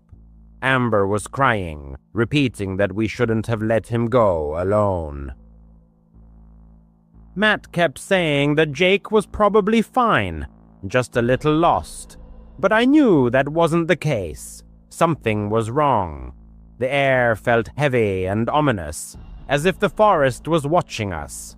At dawn, we reported the incident to the police. There was a ranger station nearby, and they immediately sent out a search party. Rangers, dogs, even a helicopter. Everyone was involved in the search. We showed them the flashlight and the footprints. They asked if Jake had been acting strangely, if he had said anything about wanting to leave. I replied that he had been himself, happy, a little goofy, an adventure-loving Jake. The Rangers nodded, but I could see that they were preparing for the worst. Blackwood had a bad reputation. People disappeared here. Not often, but it happened. Tourists, hikers, even locals. Most of them were found, but some weren't. Days passed. The search expanded. Volunteers joined. More dogs. Drones were used. We stayed at the campsite, barely sleeping, helping in any way we could. Amber was in terrible shape, blaming herself for everything that had happened. Matt stopped talking, just silently staring at the trees, as if expecting them to spit Jake out if he stared long and hard enough. I kept going back to that night in my mind, trying to figure out if I had missed something important. The way Jake had been looking at the forest, the silence after he left, those footprints stopping at the stream. It all seemed completely illogical. The Rangers found nothing. No clothing, no traces of blood, no signs of a struggle. They checked caves, ravines, and even old logging roads deep in the forest. The dogs lost the scent at the stream, as if Jake had vanished into thin air. One of the Rangers, an older man, took me aside and said, "Sometimes people just disappear. Blackwood is a treacherous place. Too many places to get lost." I wanted to punch him. Jake hadn't just gotten lost. He had vanished. In the shadow of the forest, the disappearance of Jake and its aftermath. In an instant, as if dissolving into thin air, Jake vanished. He simply got lost, and this lost became a sinister synonym for disappeared. Weeks dragged into months of unsuccessful searching. Hope dwindled and the search efforts gradually faded away. The police didn't formally close the case, but their eyes reflected hopelessness. Amber, unable to bear the oppressive atmosphere, left town, leaving a gaping void. Conversations with Matt ceased, as if each encounter reopened unhealed wounds. The narrator, driven by an inexplicable force, periodically returns to Blackwood, to the ill-fated stream where her friend's tracks ended. She searches for a sign, a hint, any explanation for what happened, but the forest remains silent. Memories resurface of stories of people who disappeared without a trace in the forest wilderness, of cases similar to Jake's disappearance. Locals whisper about bears and cougars, but where are the signs of their feast? Others speak of treacherous sinkholes and hidden caves, but the forest rangers thoroughly comb the area. The internet is rife with mystical theories, mysterious lights wandering between the trees, voices beckoning into the thicket. The narrator dismisses these superstitions, but the darkness of night creeps in with doubts. What if Jake saw something inexplicable?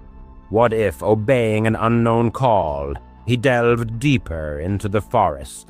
In dreams, Jake returns, standing by the stream, illuminating everything around with his smile. But as she approaches, his face distorts, becoming empty and alien. Awakening brings suffocation and a racing heartbeat. The mystery of Jake's disappearance will likely remain buried forever beneath the forest canopy.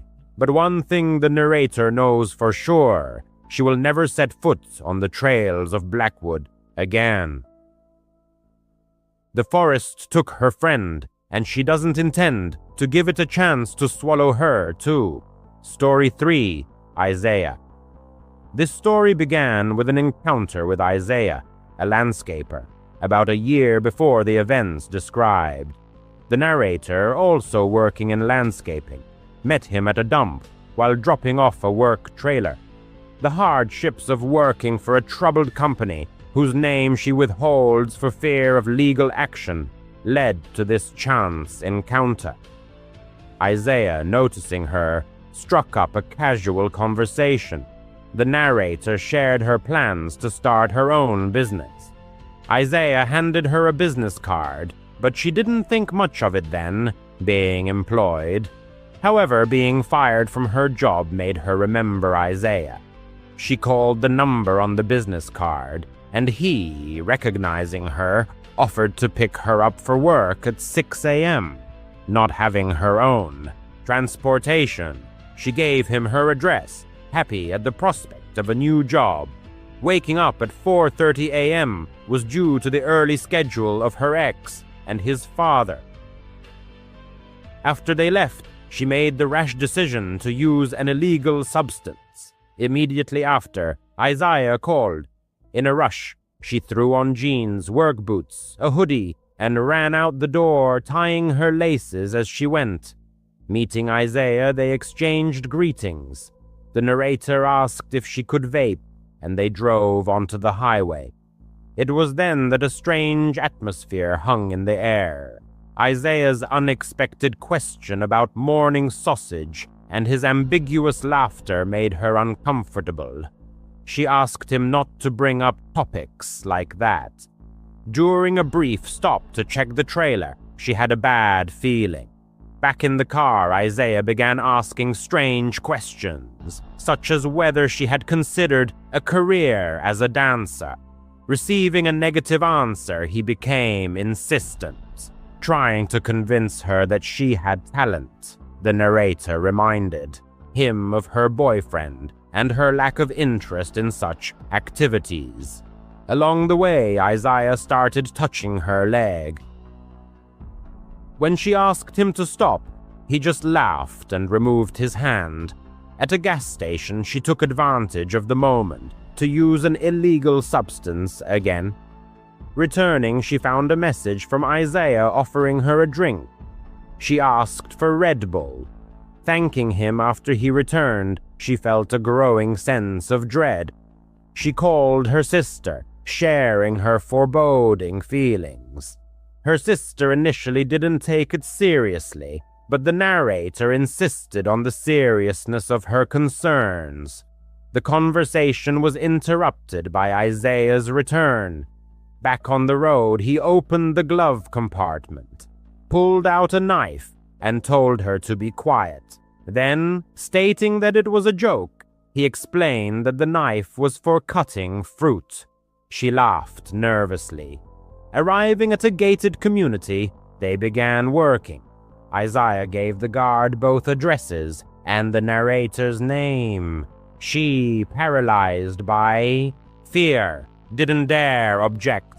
The first job, lasting only 30 minutes, turned into a nightmare.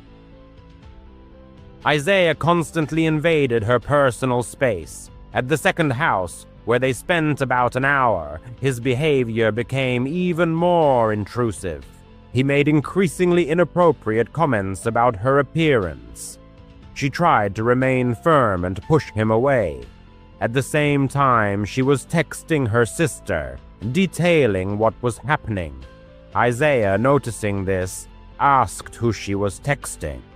She lied, saying she was discussing plans after work. At that moment, she was terrified. She felt that this man was capable of harming her, and no one would know. A dark tale of survival, a glimpse into the abyss. In the pitch-black darkness of mystery, a chilling story unfolds where the line between life and death becomes frighteningly blurred. The protagonist, whose name remains in the shadows, faces a trial that will forever alter her destiny. In search of a fleeting boost of energy, she opens a can of Red Bull, unaware that this insignificant act will become the starting point of a nightmarish journey. The fourth job becomes the arena where she must fight for her safety.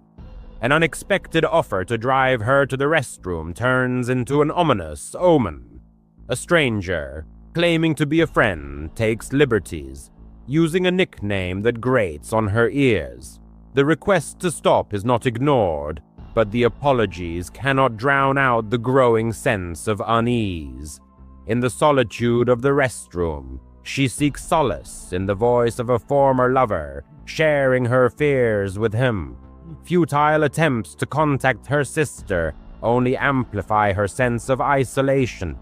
Desperately trying to maintain a clear mind, she resorts to extreme measures, using the remnants of illegal substances. Returning to the truck brings new questions. The unexplained delay raises suspicions, and the subsequent conversation in Spanish, the meaning of which remains a mystery, only increases the discomfort. An innocent question about plans for the evening becomes a cause for alarm when the stranger reveals his knowledge of her boyfriend's routine. The suggestion to rent a hotel room plunges her into a state of panic. In a desperate attempt to warn her loved ones, she sends messages, but to no avail. The surrounding area seems alien and hostile. A sudden question about drugs causes confusion, and the subsequent phone call and sinister laughter make her blood run cold.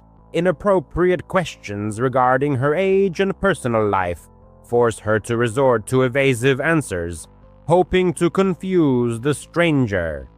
Finally, they return to the city. The last drop of Red Bull instills hope for escape. The conversation about family, which the stranger initiates, seems absurd against the backdrop of his predatory behavior. A stop at a bank near her home becomes a moment of truth. Gathering her courage, she tries to appeal to his humanity, asking how he would react if something similar happened to his loved ones. Response: she receives a blow to the head against the glass. Overcoming the dizziness, she tries to remain calm.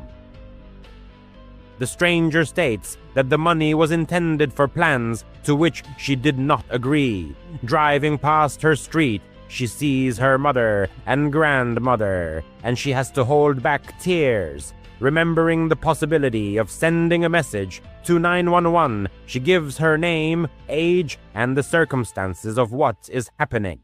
Receiving a response, she relays all available information about her location. The stranger asks how she is feeling, and she realizes that drugs have been added to her drink. However, the other substances in her system seem to be blocking their effects. When offered a stop and a drink, she agrees, hoping for a chance to escape. During a stop at a gas station, a stranger threatens her, forcing her to stay in the truck under his watchful eye.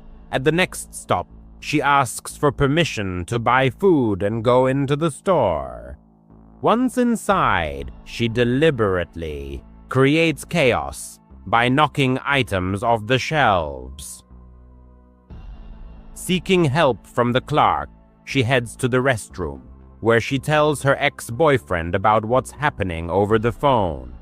A woman in the restroom offers her assistance. Soon the police knock on the door. She hugs one of the officers, overjoyed at her rescue. Outside, she sees the stranger's truck, surrounded by police. He tries to approach her, but they stop him. She tells the officers everything that happened. They take her to a car and inform her that the stranger denies everything. She asks them to test the drink, and the analysis confirms the presence of a sedative. Despite this, the police treat the situation as a he said, she said dispute. They take her home and collect her clothing as evidence. They advise her to stay inside and lock all the doors. She calls her mother, and her parents pick her up. Later, she realizes that the substances she consumed may have saved her from losing consciousness. In tears, she tells her family what happened. She lives elsewhere for a while and then returns to her parents' home. In 2025, at the age of 22, she continues to work in landscaping.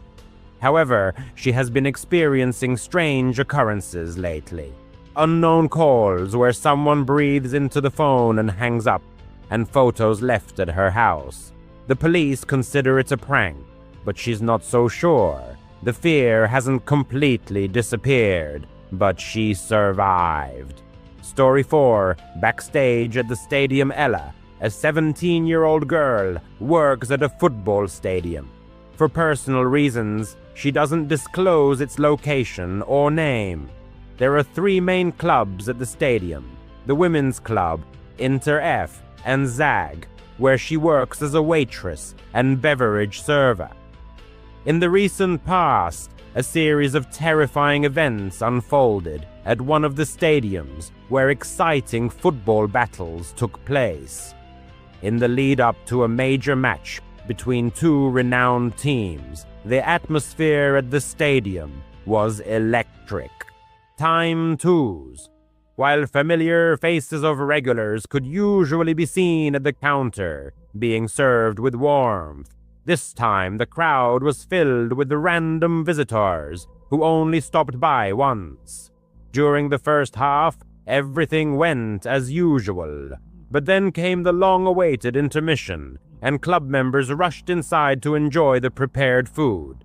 Her responsibilities included maintaining order, replenishing silverware, monitoring the food line, taking photos of families, and, of course, serving thirsty customers at the soda bar. As she tried to keep up with the growing line, pouring soft drinks, an older man, around 60-70 years old, approached her. "Hello, what can I get for you?" she said, using her practice line with a forced smile. "A cola," came the raspy reply, as if seasoned by years of smoking. After serving the drink and starting to serve the next customer, she noticed that the man wasn't moving. "Straws are over there," she pointed to the counter, assuming he was waiting for a straw, but he continued to stand there, staring intently at her. After a long wait, he finally moved away, but soon returned. "Hello again. Can I help you with anything else?" she asked, trying to hide the fatigue in her voice. "How old are you?" came the raspy question. Confused, the girl chuckled nervously. "I'm not allowed to disclose that information according to company policy," she replied, hoping to get rid of the annoying visitor. But he only smirked, revealing yellowed and cracked teeth. Looking at her badge, he let out a laugh that pierced her to the core. Ella, a lovely name for a lovely lady. Such frivolities were not uncommon, as many visitors were quite drunk and impressed by the game. The girl just smiled and thanked him, after which he left. In the back room where the kitchen was located, she shared her concerns with her colleagues. They just laughed, acknowledging the situation as unpleasant. Fortunately, she didn't see the man again for the rest of the evening. After the end of the match, as everyone was cleaning up and heading to the main kitchen downstairs, where the dirty dishes and linens were stored, she saw him again. He was standing near the bathrooms, staring intently at them. Intuition told her that something wasn't right. The game had ended half an hour ago. Why was he still here? Weren't there restrooms at the entrance and exit? Dismissing these thoughts, she continued on her way. Finishing her workday, she headed towards the main street where she usually parked her car. The presence of police officers directing pedestrian and vehicle traffic inspired some confidence. However, after walking a block and seeing flashing red and blue lights in the distance, she felt anxious. Turning around to get her keys out of her bag, she saw him again. He was walking directly under a streetlight. She recognized him. Quickening her pace, she noticed that he was also picking up speed. Reaching her car, she felt her hands tremble with fear and adrenaline. As she tried to open the door, she suddenly felt a cold hand grab her shoulder. Turning sharply, she saw the same man. He was standing too close. He had something in his hand, but it was impossible to make out the object due to the darkness of the alley. Horror gripped her body. Without saying a word, he grabbed her arm and dragged her away. In desperation, she tore out a lock of hair and threw it on the ground, so that her DNA would remain in case she disappeared. Fighting back with all her might, she scratched and clawed at his arm. Suddenly, two men appeared from around the corner of a small parking lot. "Help!" she screamed, begging for rescue. The strangers rushed to help, one grabbing her arm and the other pushing the old man away. Crying, she dialed 911 with trembling hands. The arriving police arrested the assailant. Thanking her rescuers, she hurried away. 2 weeks have passed since then, but the fear still hasn't left her. The police identified the detainee. It turned out that he was involved in 2 other attempted kidnappings at other stadiums. Now she finds it difficult to trust anyone. She tries to park as close as possible and always carries some kind of weapon for self-defense. She is endlessly grateful to the 2 men who were in the right place at the right time. If it weren't for them, there's no telling how it would have ended. This incident taught her a lesson.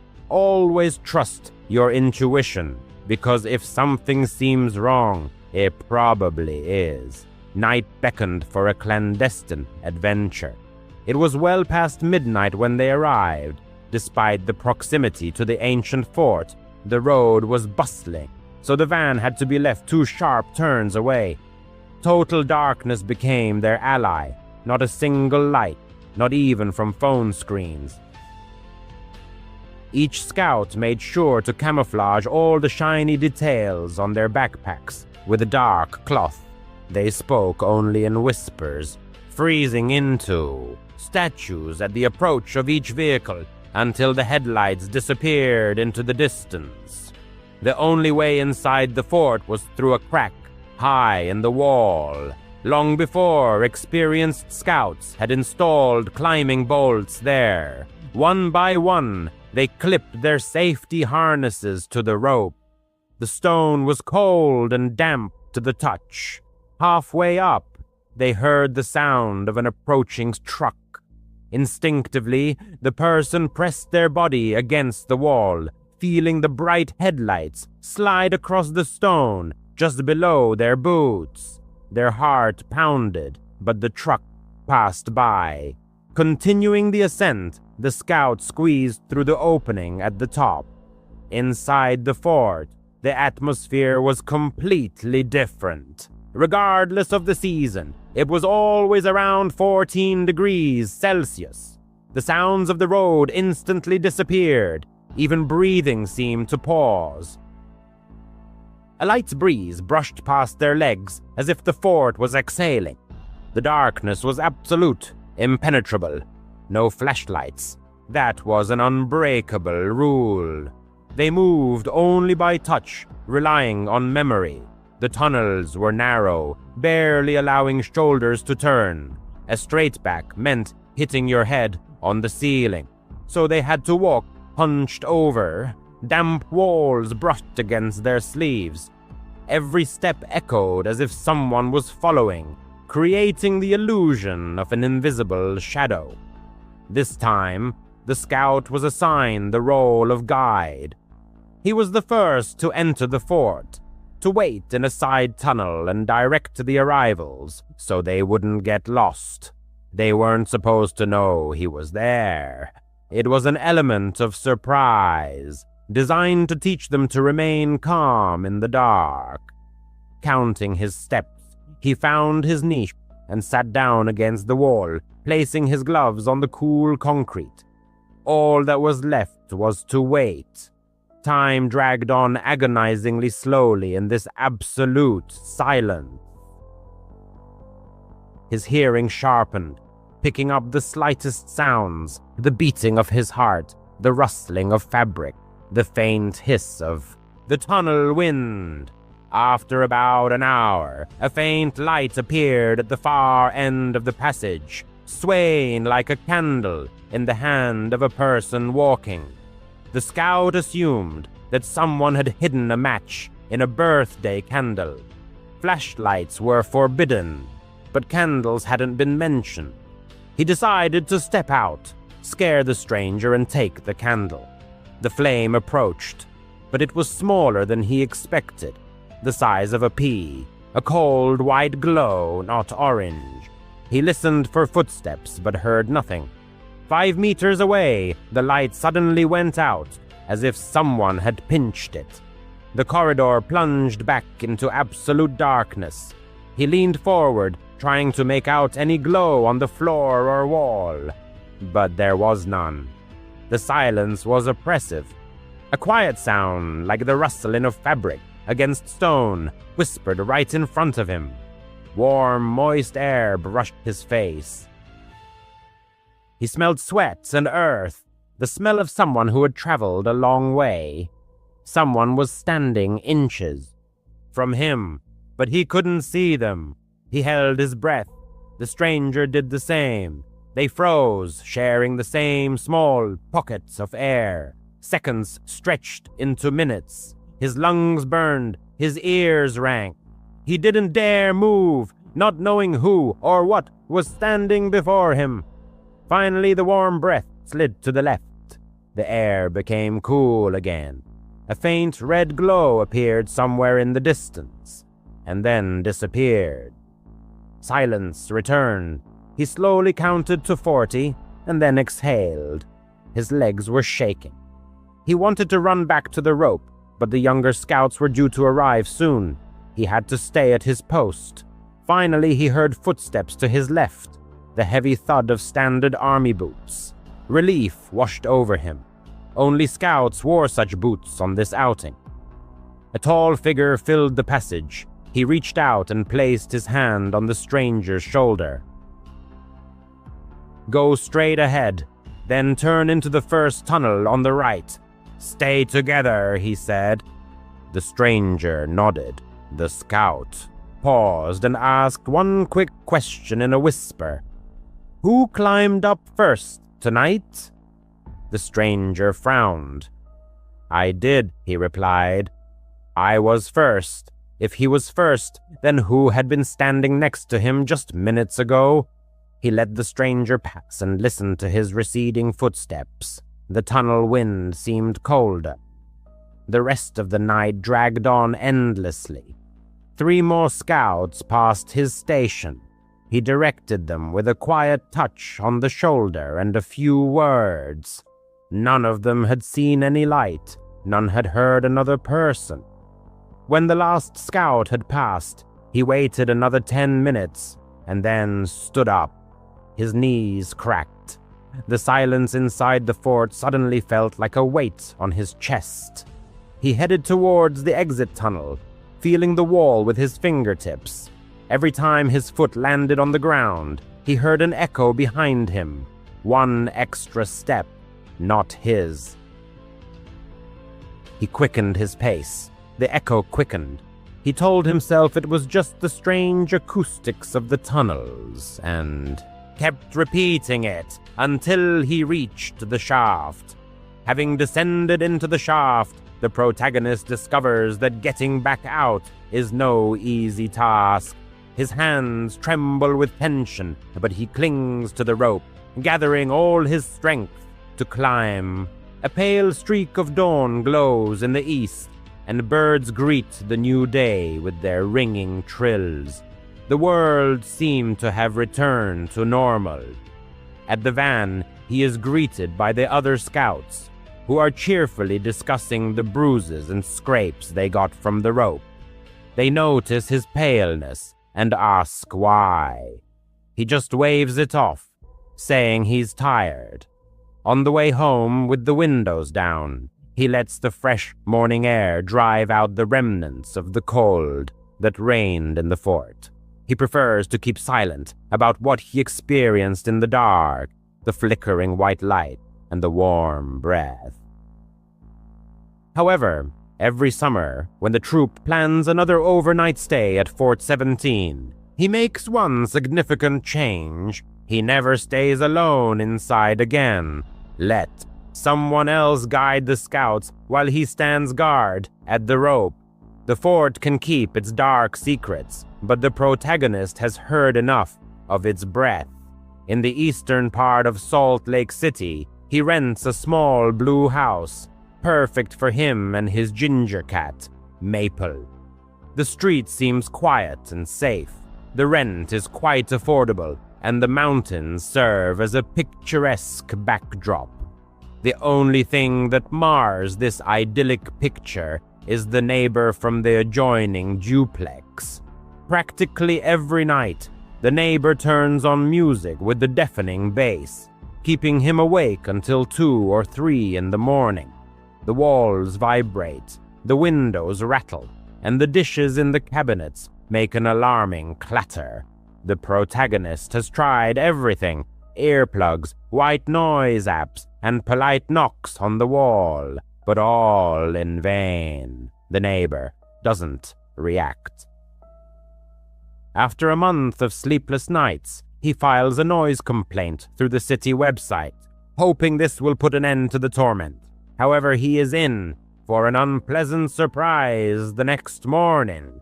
Going outside, he finds that all 4 tires of his Honda are flat to the rim, cuts with long, even slashes. Buying new tires and having them installed wipes out all his savings. The police officer taking the report just shrugs, noting that evidence and motive are different things. His words don't calm his frayed nerves. In the evening, the protagonist knocks on the neighbor's door again, hoping for a peaceful conversation. The music stops, but no one answers. He stands in silence, listening to his own heartbeat, until the music resumes, sounding even louder than before. A week passes. The protagonist keeps a close watch on the street at night, locking the doors 3 times. One Tuesday, Maple doesn't come home for dinner. The protagonist shakes a bag of food, wanders through the alley, calling